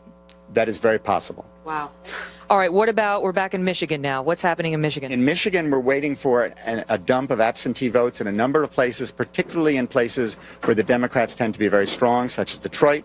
And until we see that, it's going to be, we won't be able to get to where we would like to be, which is 99.95% probability of victory. So you might not call Michigan tonight? That is a possibility, although we'll be staying here late and seeing how the vote comes in. Minnesota. Minnesota is a very close state. Right now, I think Hillary Clinton is up, but it's nowhere near the place where you could be callable. The state would be callable. Are we waiting on an additional vote or absentee? What's the problem there? More vote to be counted, and similarly in New Hampshire, which is also looks like it's headed. It's so small. How can we not have all the votes in New Hampshire? That's a really good question. What's the answer?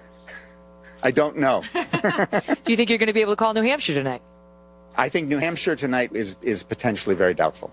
Really? Yes. All right, so maybe we should start with what you think you might be able to call. What is outstanding that looks like a possibility? We may be able to call Pennsylvania president, and we may be able to call Michigan president, but that would take within an hour or two before we can call that. You'll know within the next 2 hours, you think? I would suspect, yes. Whether you can call it, not who's won necessarily. I think actually those two answers will converge. They're the same. Yeah. Okay.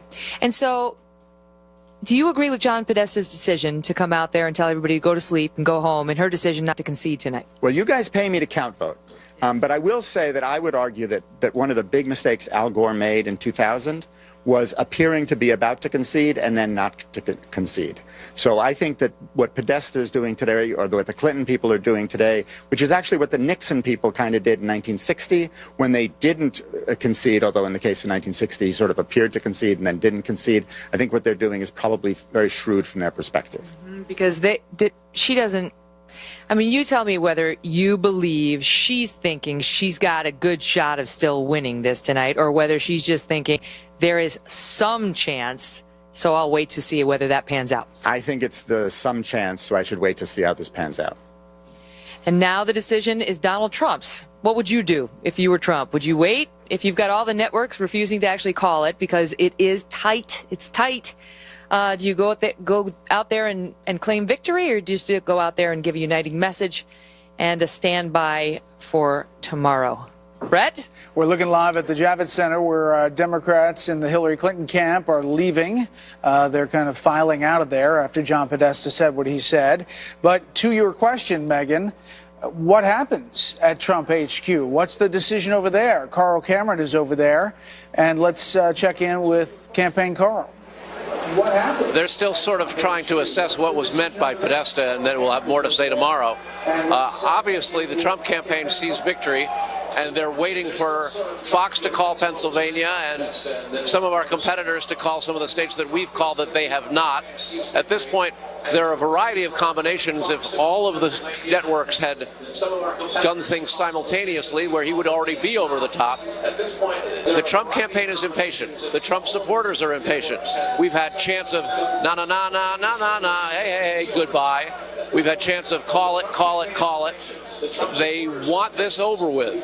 They came in here apprehensive, saying that it was a very difficult time for them. They were cautiously, hopefully, thinking that they could be optimistic. And now there's a little bit of righteous indignation growing here. They're screaming again, call it, call it, call it. The Trump camp recognizes that they are about to take over. But when the numbers don't come out, and when Arnon Mishkin is saying we are going to be right, not first, they're just going to have to be patient. That's exactly right, Carl, and I know how tough that is, again, when they're broadcasting our channel there in the hall.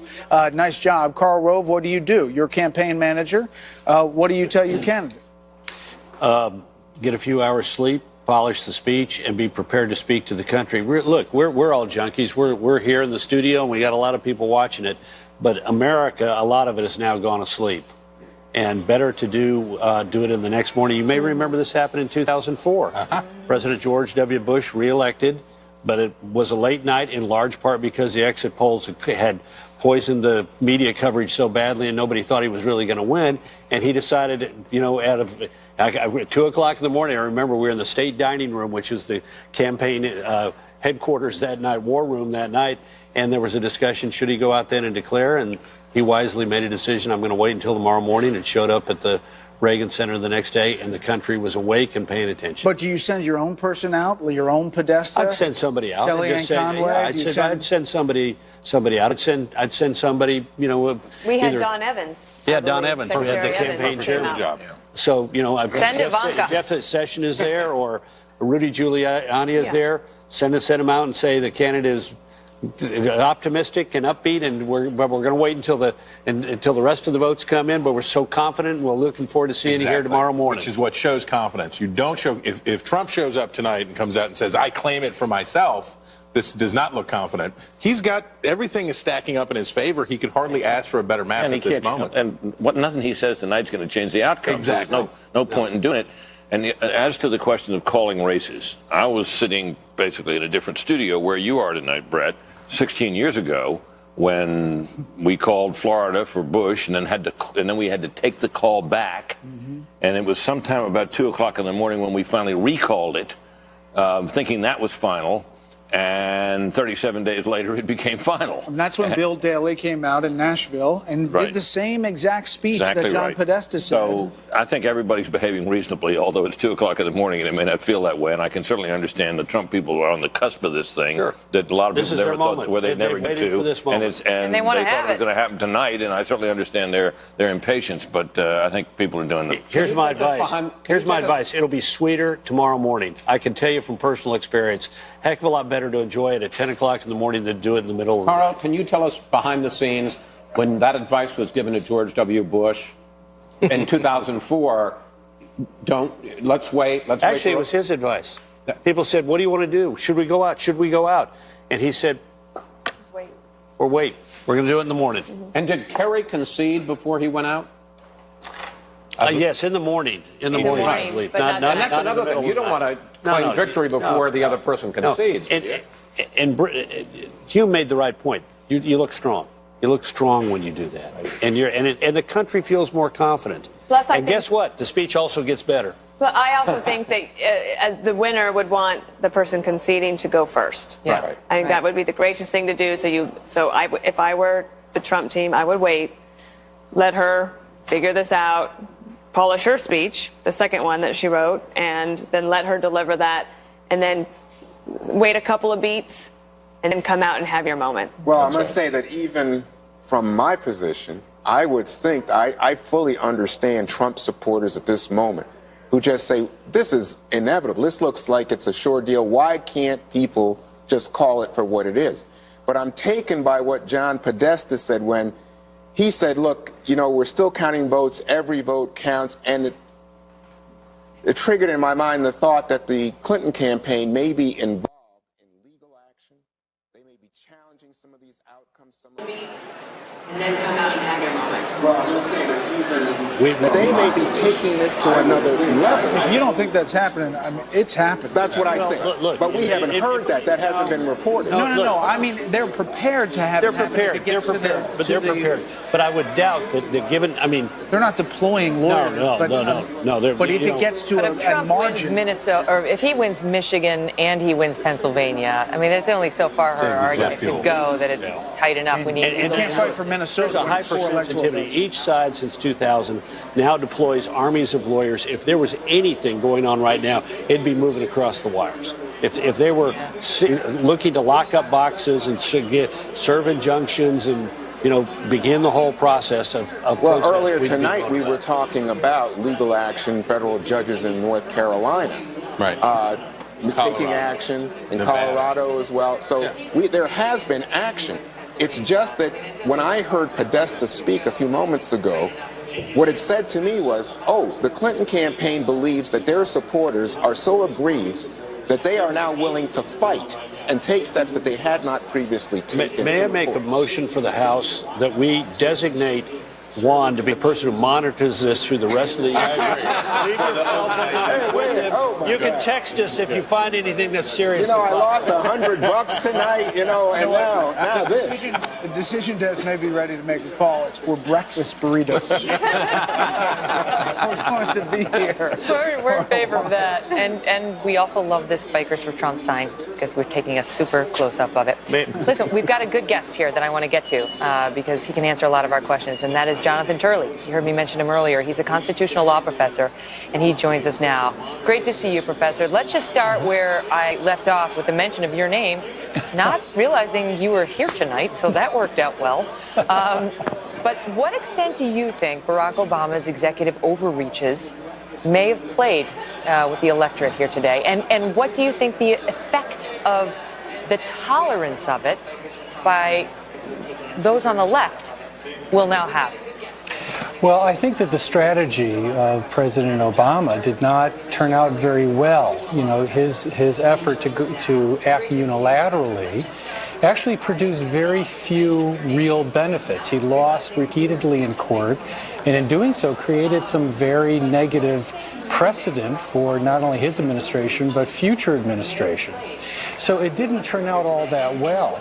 But this bill has come due for Democrats. They supported the president when he said he would go it alone. And our system really doesn't have license for people to go it alone.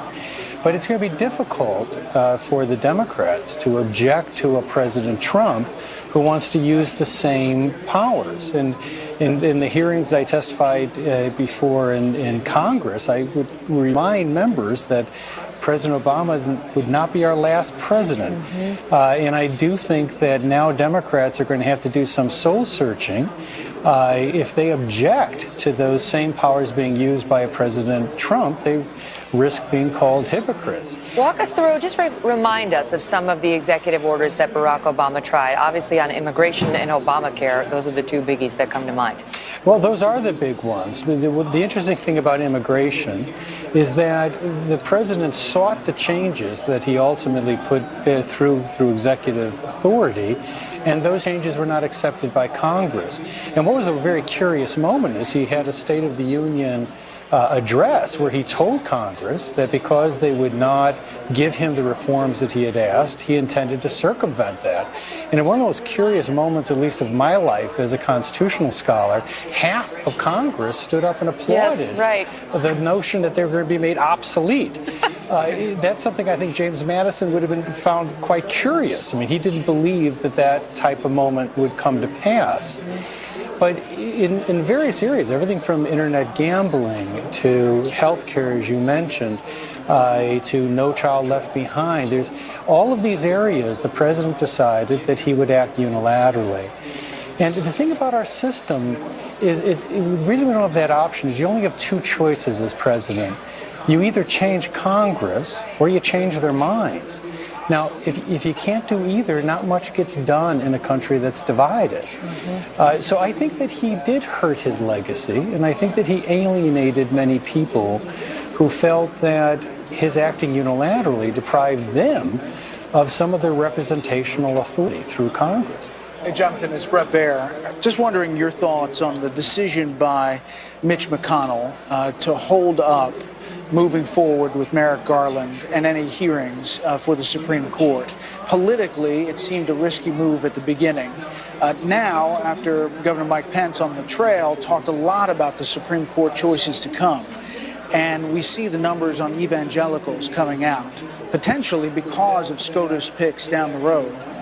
Your thoughts on how that all played out? Well, I expect that Judge Garland was watching tonight's developments with particular interest.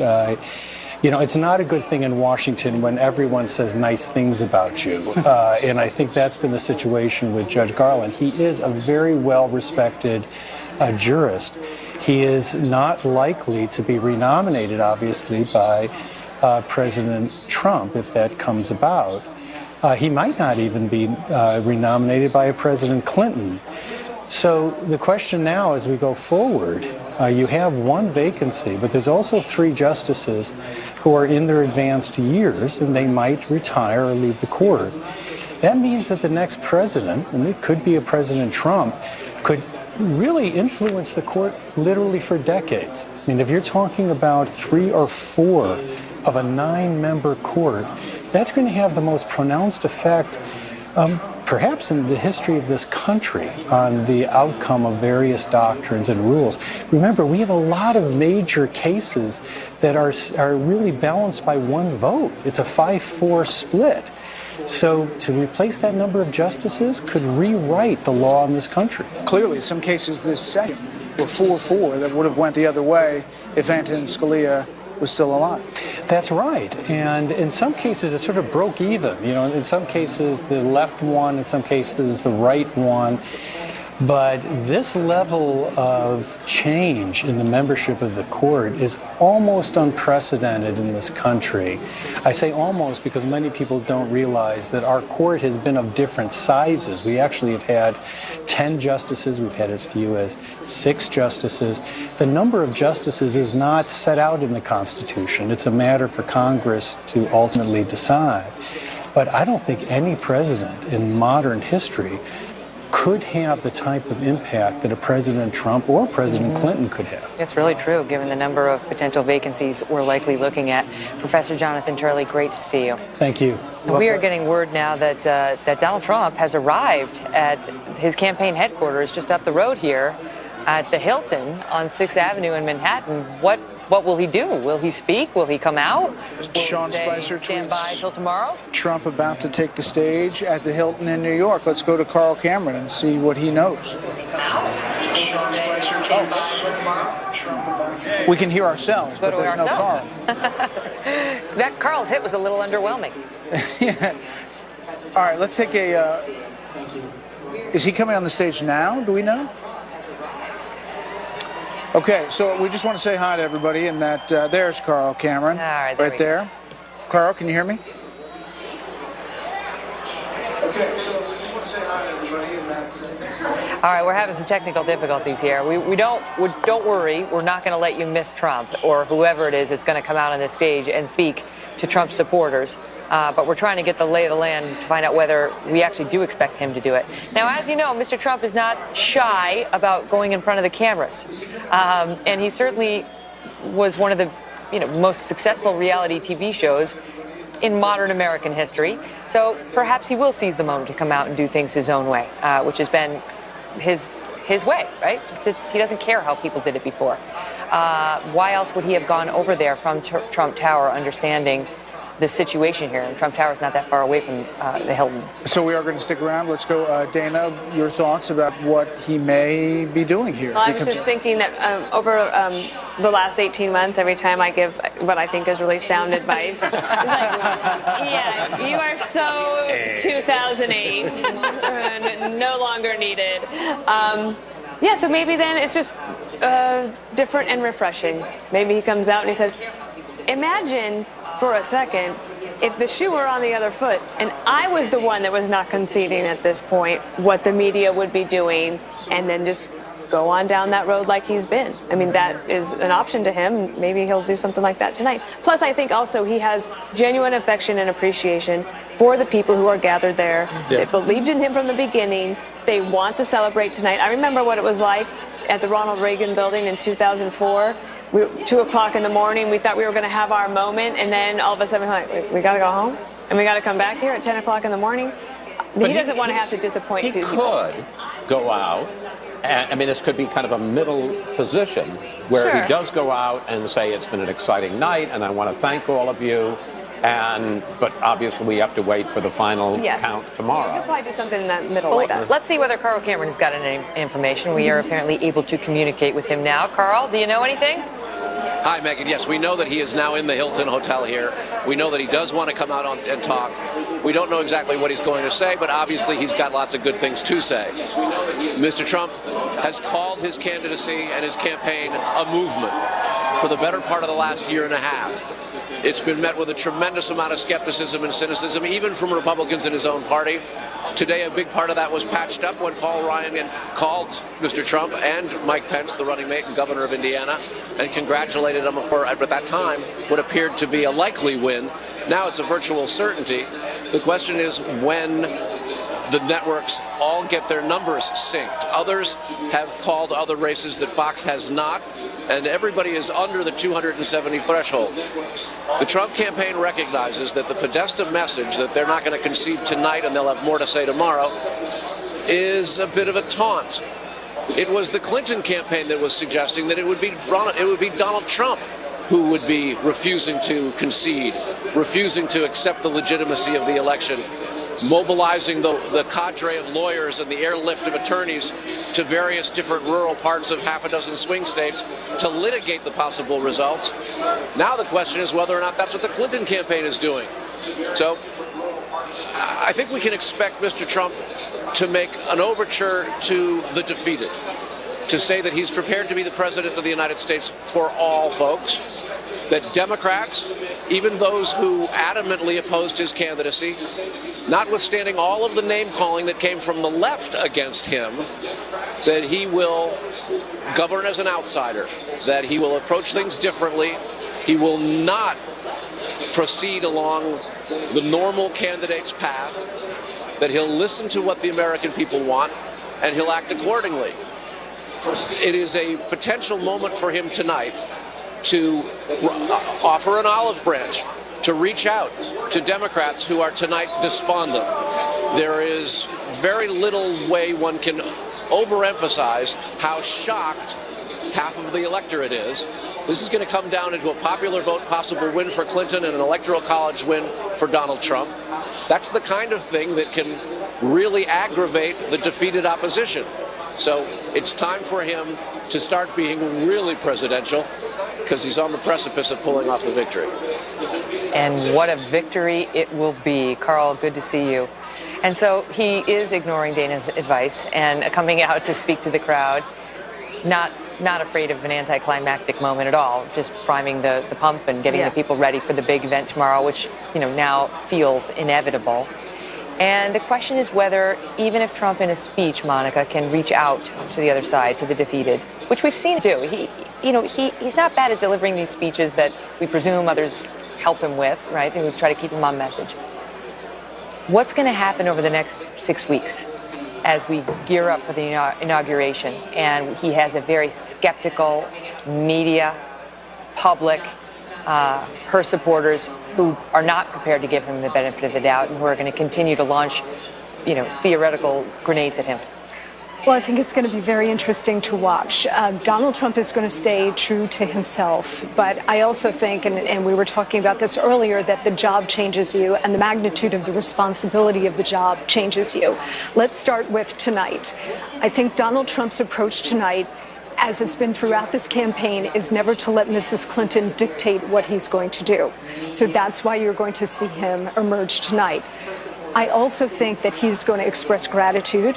I think he is going to deliver an inclusive message of change. I think he's going to talk about how this was a very hard-fought race and that there were a lot of tough things said on both sides. But now is the time to bring the country together, and that he looks forward to being that person in the presidency, in the Oval Office, to do that. Karl Rove. Well, he's going to do it his way. I don't know if he'll come out singing Frank Sinatra to it or not. He's going to do it his way.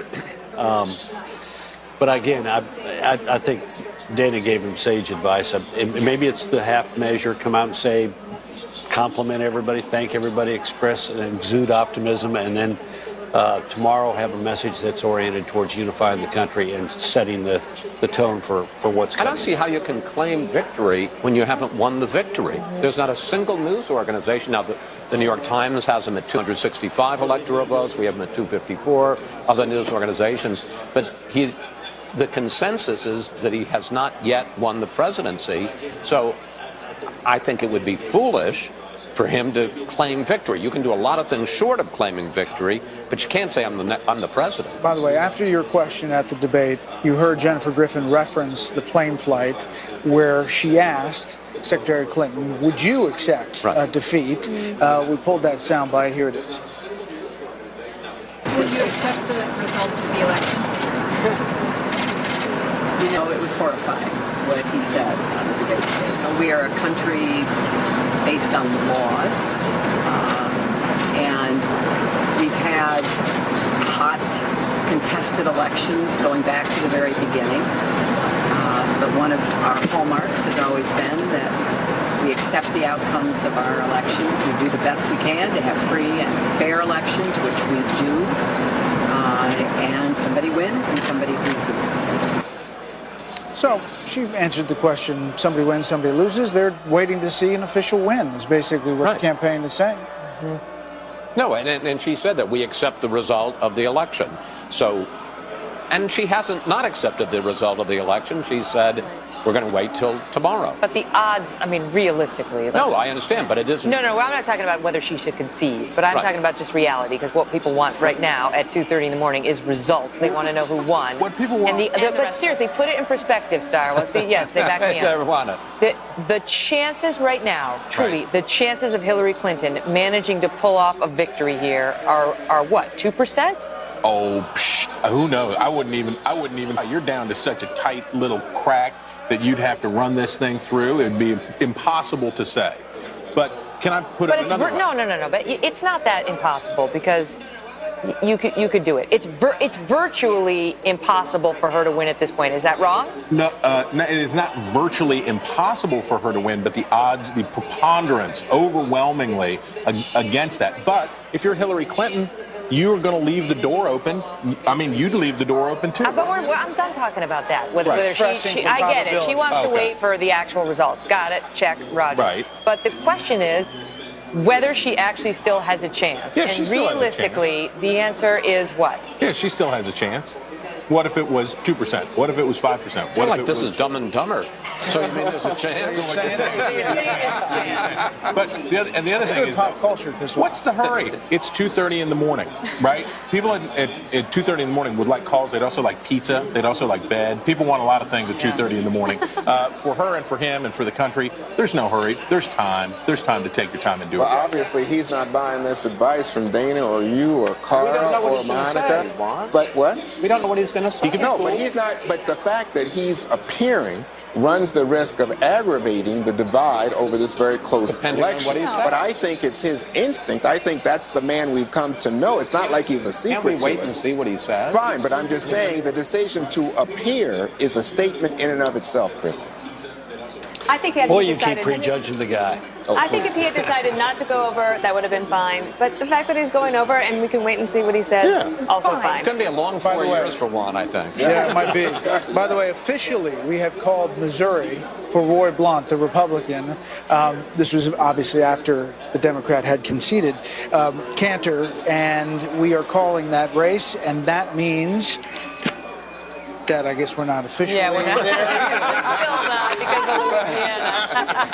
2:30 in the morning, all right? Anticlimactic. But I will say this, he might have had, the Democrat in this race, Cantor, might have had the best campaign ad of the entire season. Right. You know, he was putting together an AR-15 rifle blindfolded. A Democrat putting it together, and he showed that he was, pro-gun in Missouri, criticized the establishment, Roy Blunt. He was actually closer to Trump than Roy Blunt was, as far as what he talked about. Because he was the outsider. Because he was like the outsider. Right, because Roy Blunt has been in the Senate, well, in Washington for a long time. His wife is a lobbyist in Washington. His children work in the industry.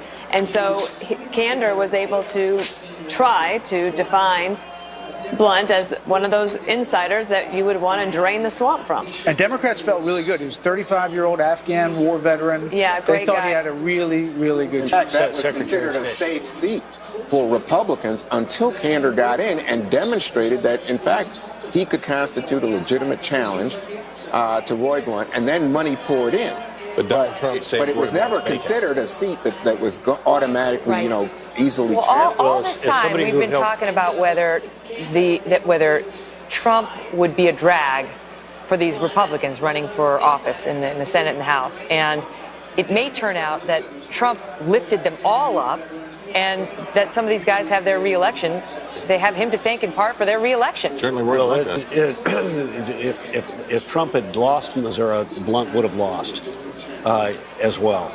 But the real person that Roy Blunt needs to thank for this is Barack Obama, because this was the most unusual Senate race in the country because it was effectively nationalized. This was all about the fact that Jason Kander was Hillary Clinton's co-chairman, national campaign co-chairman, supported and enthusiastically backed Obamacare, and called for the imposition of a national energy tax. He was a national Democrat in a state where you can't be a national Democrat. But unlike the rest of these races, which became idiosyncratic, aimed around the personality and the local issues of the individual candidates, this was all about three big things: Hillary Clinton, Barack Obama, and Obamacare. So now what? Does Trump go in there? Good question. Let's just leave it there. But seriously, does Trump go in there? Let's assume that he secures the victory tonight, and he comes out and says whatever he says tonight, and then the victory speech is tomorrow. Does he go in there with a mandate? I mean, if this number continues to climb, what if he wins Pennsylvania and he wins Michigan, and he's helped the Republicans keep the Senate, and he has undivided government? He's helped it for the first time since 1928. You're saying the Republicans control the House, the Senate, and the White House. Absolutely. 57 million votes. After everything, the predictions were she's either going to win by a landslide or Trump will eke out a victory. Yes. Instead of he goes in there with this solid, big win and all the rest of it. Does he have a mandate, and what does it look like? I think absolutely he would be right to claim one, and I would expect that he would say, okay, well, border security, number one issue, immigration, we're going to have to deal with that. Repeal and replace Obamacare. He might say, Paul Ryan, can I get that plan of yours? Let's stick it in there. Let's see what we can make. And also, this is the other thing I think about him. He wrote The Art of the Deal. And I don't think that he is going to be one that will believe that purity is so important that he can't make a deal with people in Congress. So then you have him be able to say, maybe, look what I've done. I came here, I was able to break the gridlock, I had a mandate, and here are the 7 things that I said I could do for you, and I delivered on all of those. That's the good part of Trump.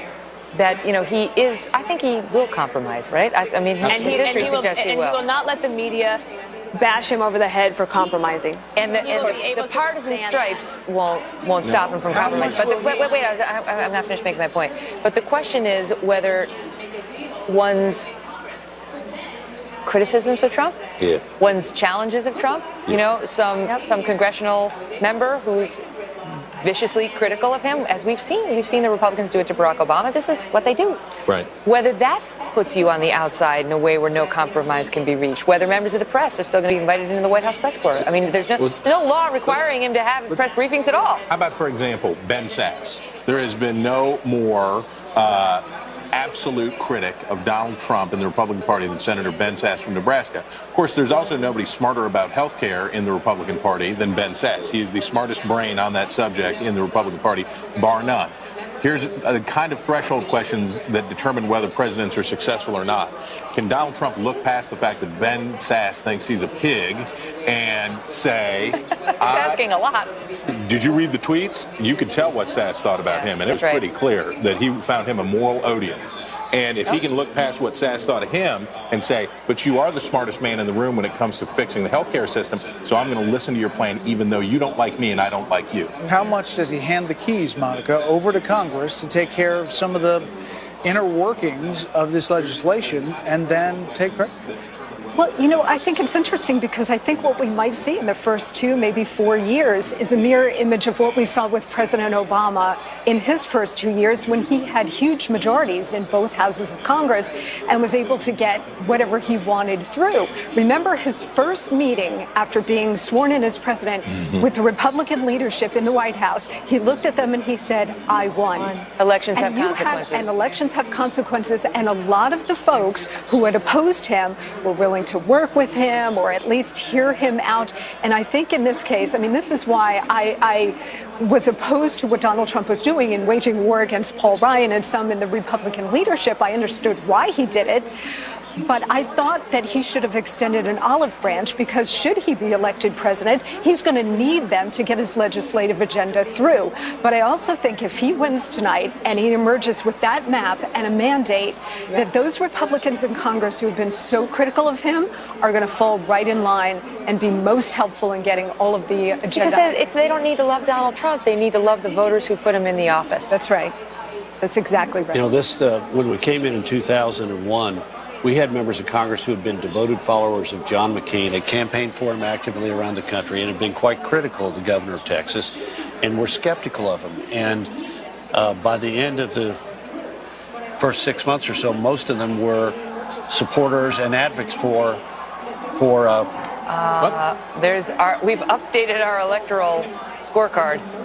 What is going on? We are going to make this decision now. The Fox News decision desk has called Pennsylvania for Donald Trump. This means that Donald Trump will be the 45th president of the United States, winning the most unreal, surreal election we have ever seen. This candidacy starting on an escalator ride 1 year ago and going down against 16 Republican candidates. What started off as unlikely, impossible, is now reality. He said he was always a winner. This did not come without controversy. The billionaire, entrepreneur, TV reality star has defeated the candidate once figured to be undefeatable, besting Secretary of State Hillary Clinton in an electoral college victory that virtually no one saw coming a year ago, a few months ago, a week, even a month ago, even yesterday, and a path to victory that was unlike anything we've ever seen. It did not come without controversy. It did not come without splitting this country in some of the most divisive language. It does come now at a time where his supporters say this is the evidence that Washington was not working. They wanted to kick over the table and do something different. You know, he told me once that he had a conversation with Melania when he was considering running about whether he should do it. And she looked at him and said, you know, if you do it, you're going to win. Right? And he understood that as well. And there have been moments over the course of the campaign where it's been tough on both of them. Melania, too. And it required so much sacrifice, especially for a family like the Trumps, which is very successful, have their own business. I mean, for most of us, it would be an upgrade to move into the White House. It's an upgrade. And it's absolutely an upgrade. But I'm just saying, as he said all along, he didn't have to do this. He's got a lovely life and a lovely lifestyle and a lovely family right where he is. And this required a lot of guts by Donald Trump. And boy, did it pay off for him tonight. Chris Wallace, this will go down as probably as the greatest political upset we've ever seen. Certainly that I've ever seen in my lifetime. And I have to say, you know, it seemed like it was inevitable all night, but as I look around Studio F here and I see it, Donald Trump wins presidency, I just can't believe it. It just is stunning to me that he has won the presidency. It's extraordinary. And look at the crowd outside that has waited here for hours and hours. 2:43 a.m. Feeling thrilled to get this call.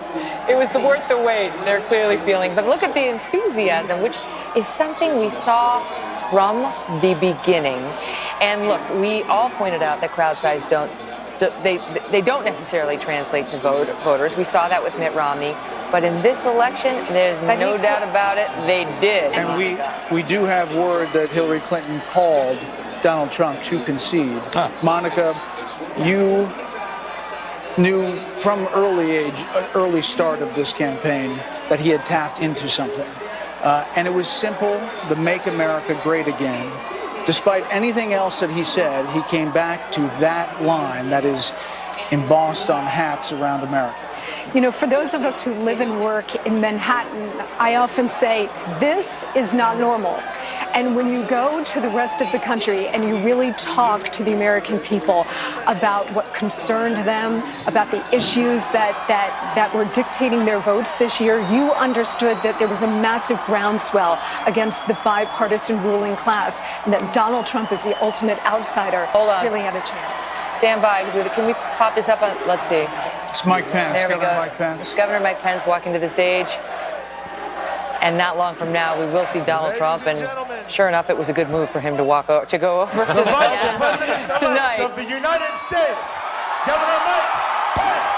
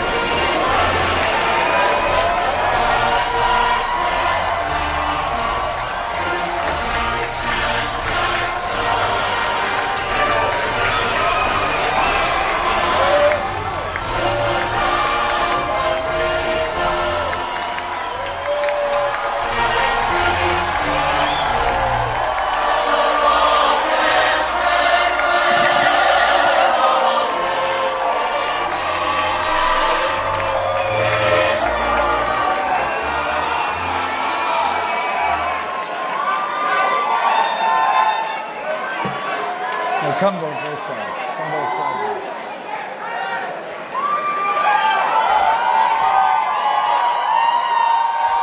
This is a historic night.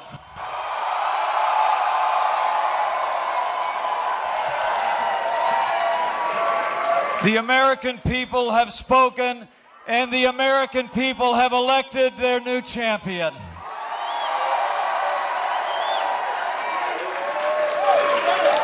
America has elected a new president, and it's almost hard for me to express the honor that I and my family feel that we will have the privilege to serve as your Vice President of the United States of America.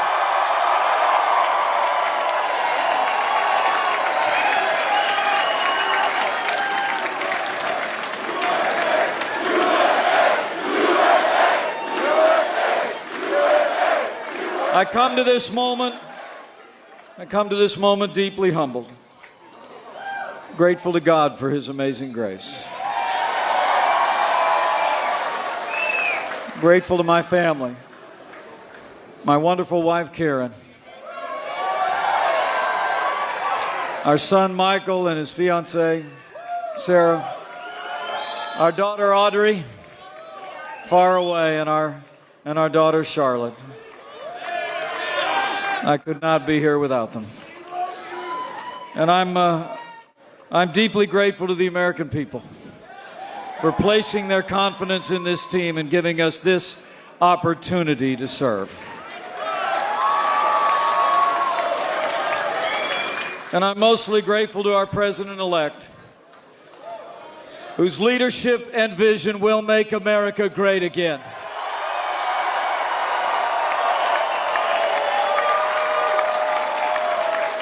So let me say, it is my high honor and distinct privilege to introduce to you the President-elect of the United States of America, Donald Trump.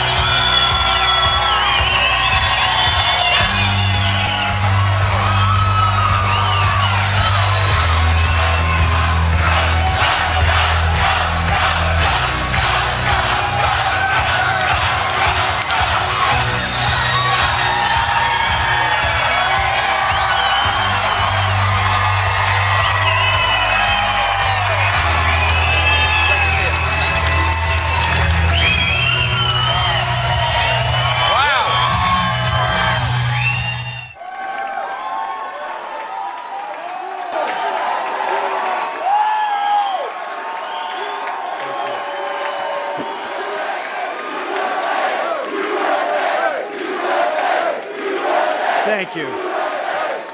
Thank you very much, everybody. Sorry to keep you waiting. Complicated business. Complicated. Thank you very much.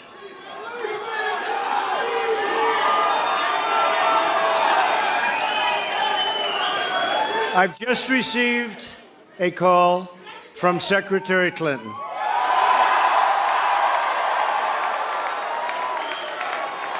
She congratulated us, it's about us, on our victory.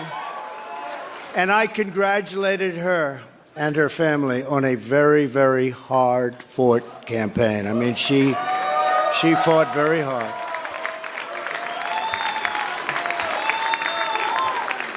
Hillary has worked very long and very hard over a long period of time, and we owe her a major debt of gratitude for her service to our country. I mean that very sincerely.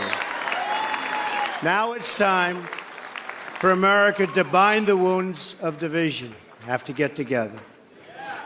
To all Republicans and Democrats and independents across this nation, I say it is time for us to come together as one united people.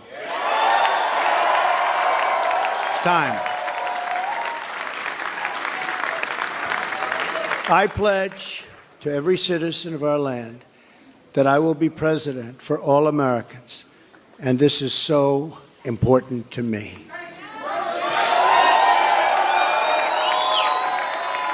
For those who have chosen not to support me in the past, of which there were a few people, I'm reaching out to you for your guidance and your help so that we can work together and unify our great country. As I've said from the beginning, ours was not a campaign, but rather an incredible and great movement made up of millions of hardworking men and women who love their country and want a better, brighter future for themselves and for their family. It's a movement comprised of Americans from all races, religions, backgrounds, and beliefs who want and expect our government to serve the people, and serve the people it will.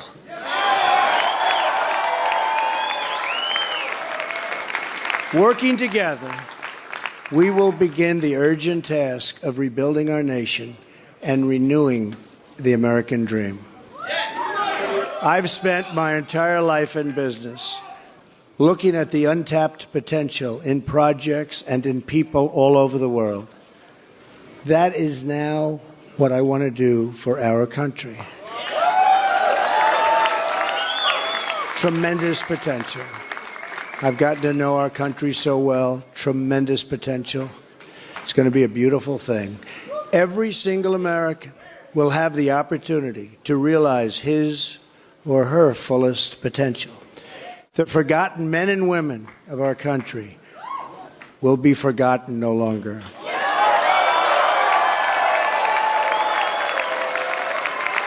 We are going to fix our inner cities and rebuild our highways, bridges, tunnels, airports, schools, hospitals. We're going to rebuild our infrastructure, which will become, by the way, second to none.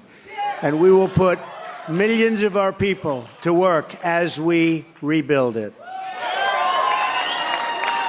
We will also finally take care of our great veterans. We've been so loyal, and I've gotten to know so many over this 18-month journey. The time I've spent with them during this campaign has been among my greatest honors. Our veterans are incredible people. We will embark upon a project of national growth and renewal. I will harness the creative talents of our people, and we will call upon the best and brightest to leverage their tremendous talent for the benefit of all. It's going to happen. We have a great economic plan. we will double our growth and have the strongest economy anywhere in the world. At the same time, we will get along with all other nations willing to get along with us. We will be. We'll have great relationships. We expect to have great relationships. No dream is too big. No challenge is too great. Nothing we want for our future is beyond our reach. America will no longer settle for anything less than the best. We must reclaim our country's destiny and dream big and bold and daring. We have to do that. We're going to dream of things for our country and beautiful things and successful things once again. I want to tell the world community that while we will always put America's interests first, we will deal fairly with everyone, all people and all other nations. We will seek common ground, not hostility, partnership, not conflict. And now, I'd like to take this moment to thank some of the people who really helped me with this, what they are calling tonight, very, very historic victory. First, I want to thank my parents, who I know are looking down on me right now. Great people. I've learned so much from them. They were wonderful in every regard. I had truly great parents. I also want to thank my sisters, Marianne and Elizabeth, who are here with us tonight. And where are they? They're here someplace. They're very shy, actually. And my brother Robert, my great friend. Where is Robert? Where is Robert? My brother Robert. And they should all be on this stage, but that's okay. They are great. And also my late brother Fred, great guy, fantastic guy. Fantastic family. I was very lucky. Great brothers, sisters, great, unbelievable parents.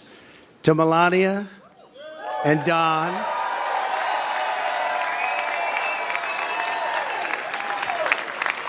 and Ivanka, and Eric,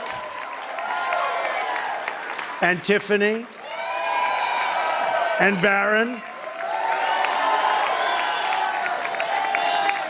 I love you and I thank you, and especially for putting up with all of those hours. This was tough. This was tough. This political stuff is nasty and it's tough. So I want to thank my family very much. Really fantastic. Thank you all. Thank you all. And Lara, unbelievable job. Unbelievable. Vanessa, thank you. Thank you very much. What a great group. You've all given me such incredible support, and I will tell you that we have a large group of people. You know, they kept saying we have a small staff. Not so small. Look at all the people that we have. Look at all of these people. And Kellyanne, and Chris, and Rudy, and Steve, and David. We have got tremendously talented people up here, and I want to tell you, it's been very, very special. I want to give a very special thanks to our former mayor, Rudy Giuliani. Unbelievable. He traveled with us and he went through meetings. See that, Rudy? Never changes. Where's Rudy? Where is he? Rudy. Governor Chris Christie, folks, was unbelievable.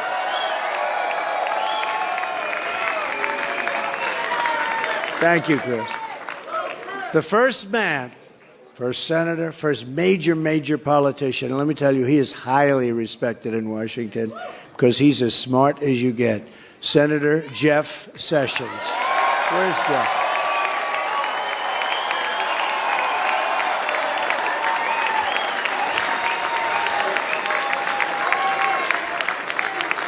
Great man. Another great man, very tough competitor. He was not easy. He was not easy. Who is that? Is that the mayor that showed up? that Rudy? Oh, Rudy got up here.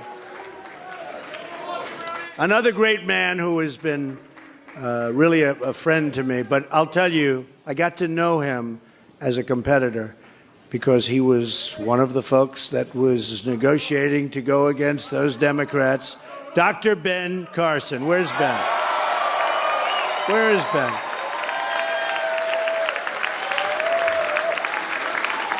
And by the way, Mike Huckabee is here someplace, and he is fantastic. Mike and his family, Sarah, thank you very much. General Mike Flynn. Where is Mike? And General Kellogg.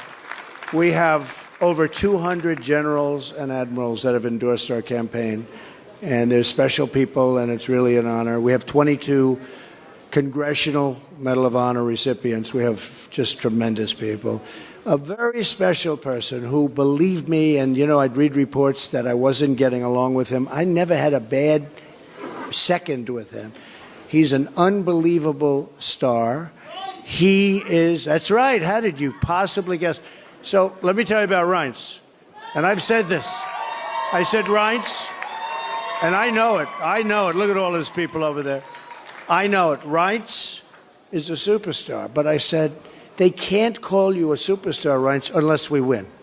Because you can't be called a superstar like Secretariat. If Secretariat came in second, Secretariat would not have that big, beautiful bronze bus at the track at Belmont. But I'll tell you, Reince is really a star. And he is the hardest working guy. And in a certain way, I did this. Reince, come up here. Where is Reince? Get over here, Reince. Boy, oh boy, oh boy. It's about time you did this, Reince. Huh? My guy. Yeah, say a few words. No, come here.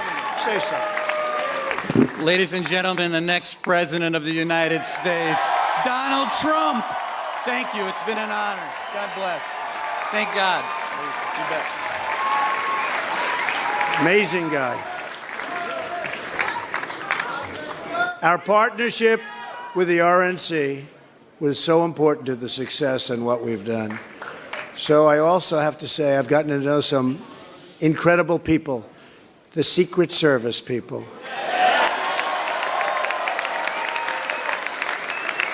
They're tough, and they're smart, and they're sharp, and I don't want to mess around with them, I can tell you.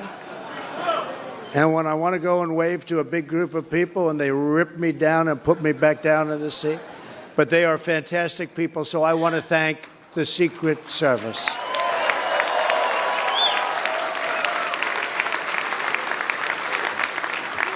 And law enforcement in New York City, they're here tonight. These are spectacular people, sometimes underappreciated, unfortunately.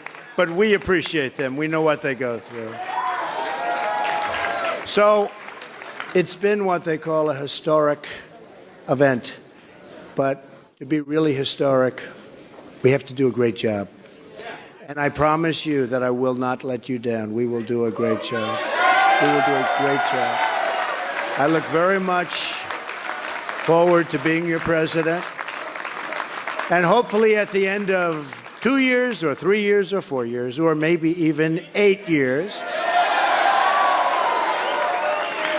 you will say, so many of you work so hard for us, but you will say that that was something that you really were very proud to do, and I can thank you very much.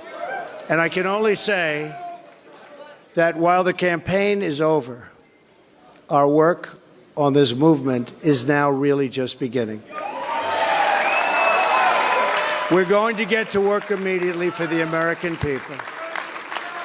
And we're going to be doing a job that hopefully you'll be so proud of your president. You'll be so proud. Again, it's my honor. It was an amazing evening. It's been an amazing 2-year period. And I love this country. Thank you. Thank you very much.